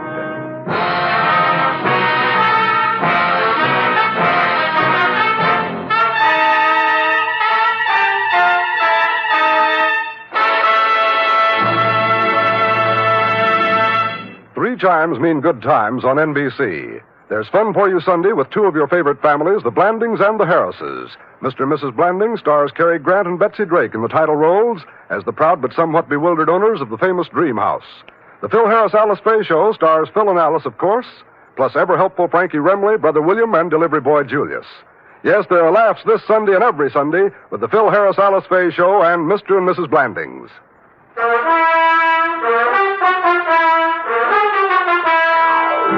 And now, back to the Rowdy Dowser caper, tonight's adventure with Sam Spade.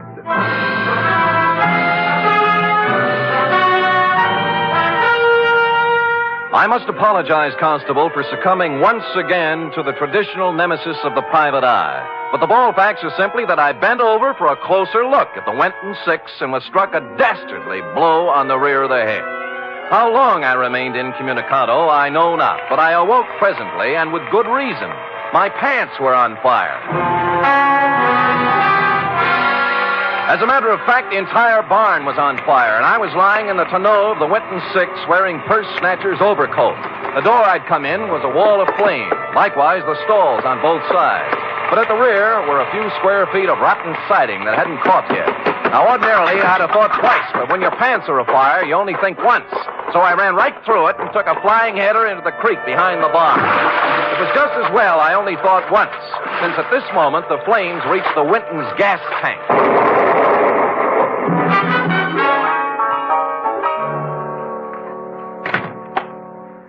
Hi. Good laws almighty, what have you been up to, boy? Smoking corn silk behind Clobber's barn. Match got away from me. Well, stay right there till I find my goose squeeze. No. Later, Aunt Charity. How about the key to 6? The Dowser fella? Yeah. Won't need no key, son. No door open? If he left it open, he's in there now. Barrett hat, plaid coat, and a 25-cent cigar. Help yourself.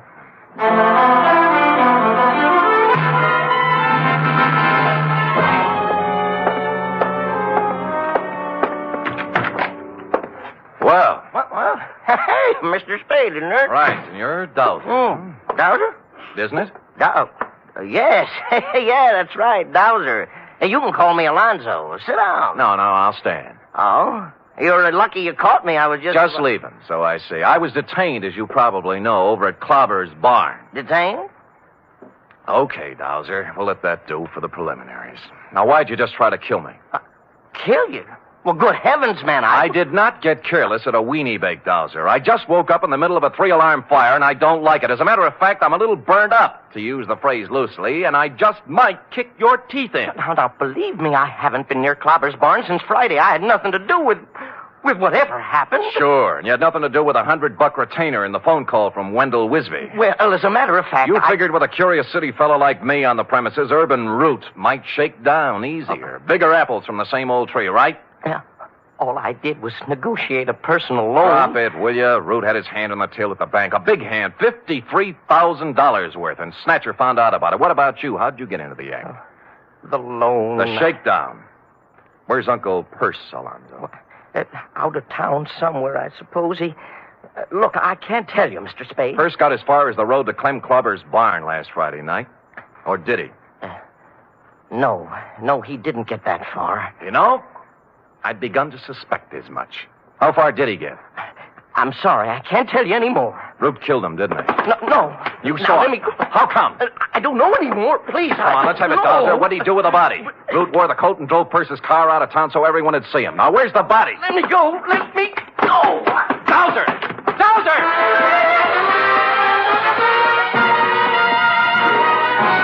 He squirted out of my hands like a watermelon seed, leaving me with a plaid coat, and took off down the line of atomic cabins toward the atomic restaurant.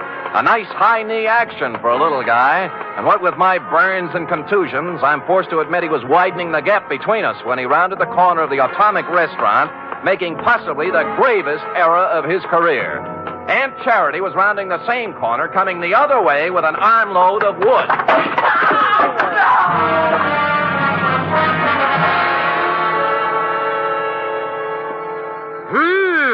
You don't reckon he got himself a brain conclusion, do you, son? I don't know, but he's a weak witness, Aunt Charity, a weak witness. What you got there? Oh, shoebox for $1,500. A few odds and ends. And this. Well. Yeah, looks like an oversized slingshot fork. Slingshot? What do you mean, slingshot? Well, who cares? So he whittles. Where'd you get the idea his name was Dowser? Huh? Driver's license in his wallet. Alonzo P. Scoggins. Who said his name was Dowser? You did. I never said his name was Dowser. I said he was a dowser. Oh. And what's a dowser, Aunt Charity? A guy who finds water for people, that's what. Well, that's nice. If you could... Finds water? Yeah. How? Well, I'm no expert, Sonny, but as near as I can recollect, you take this here slingshot fork so, and then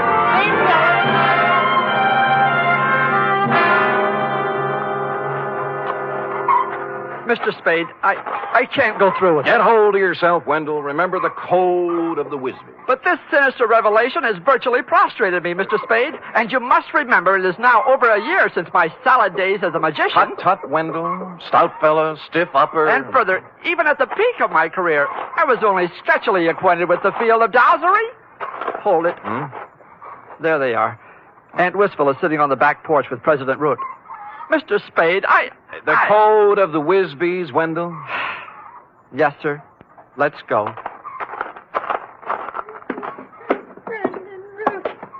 I just can't tell you how full up with gratefulness I am. Now, Aunt Wistful, don't take on so. It's nothing at all. It's, You remember Mr. Spade, President Root? Of course. Of course. Hardly seems any time at all since we met President Root. Oh, Mr. Spade, President Root's going to buy the farm. Isn't that wonderful? Touching. And he's allowing me $10,000 on it against the money purse stole. Well, that's a generous offer. I thought so. Considering there's no water on the farm. Purse said many times it wouldn't be worth $40 an acre without water. Well? Did you say something, Wendell? Yes. Aunt Wistful, I have great news for you. It may not be necessary to sell the farm. What do you mean, Wendell? We've made a deal here. Maybe the signals are off for now, President Root. You recall Uncle Perce said he'd found a man to solve his problem, Aunt Wistful?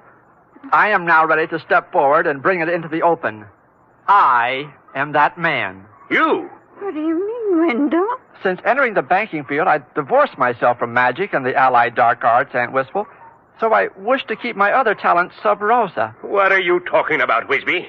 President Root, I am a part-time dowser. And he just happens to have his dowsing rod along, right, Wendell? Right. I have reason to believe there is water here, if I can just douse it out. Wendell, you're out of your... Shut up. Douse away, Wendell, douse away. Very well. Now, I hold the dowsing fork before me, thus. Then I turn, thus... Where does it point, Wendell? Let me see. Toward Aunt Wistful's flower bed. This is ridiculous. Shut up. Proceed, Wendell. Proceed with the dowsery. 1 step, 2, 3, 4... Well, the rod's pointing down. Well, I never. Right in the middle of my flower bed. Listen, Aunt Wistful. I'll make that $20,000. $20,000 for the farm. Cash, see? Not credit. Cash. 20? Hold out. 25. 30. Right here is where we dig. 35. $35,000. It's already been dug up. Looks as if Uncle Perce had dug a hole and then filled it back up. Last Friday night, just before 9 o'clock, right, President Root? No. You came down for a showdown on those shortages he turned up. Found him digging the well here and got a better idea. Please, no. I've talked to the guy who saw you do it, Root. All right. I killed him. He's right here. Yes, he's right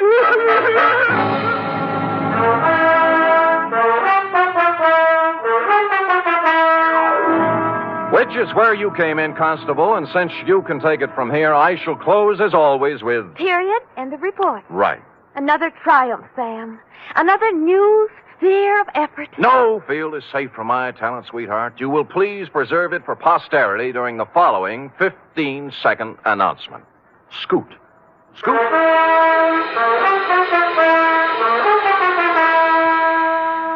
3 chimes mean good times on NBC. This Sunday, the glamorous and unpredictable Tallulah brings you another hour-and-a-half broadcast of The Big Show, starring Fred Allen, Judy Holliday, Joan Davis, Frank Warren, and many more. And this Sunday's Theater Guild on the Air production is the Broadway comedy The First Year. Starring in this Theater Guild presentation are Richard Widmark and Katherine Grayson.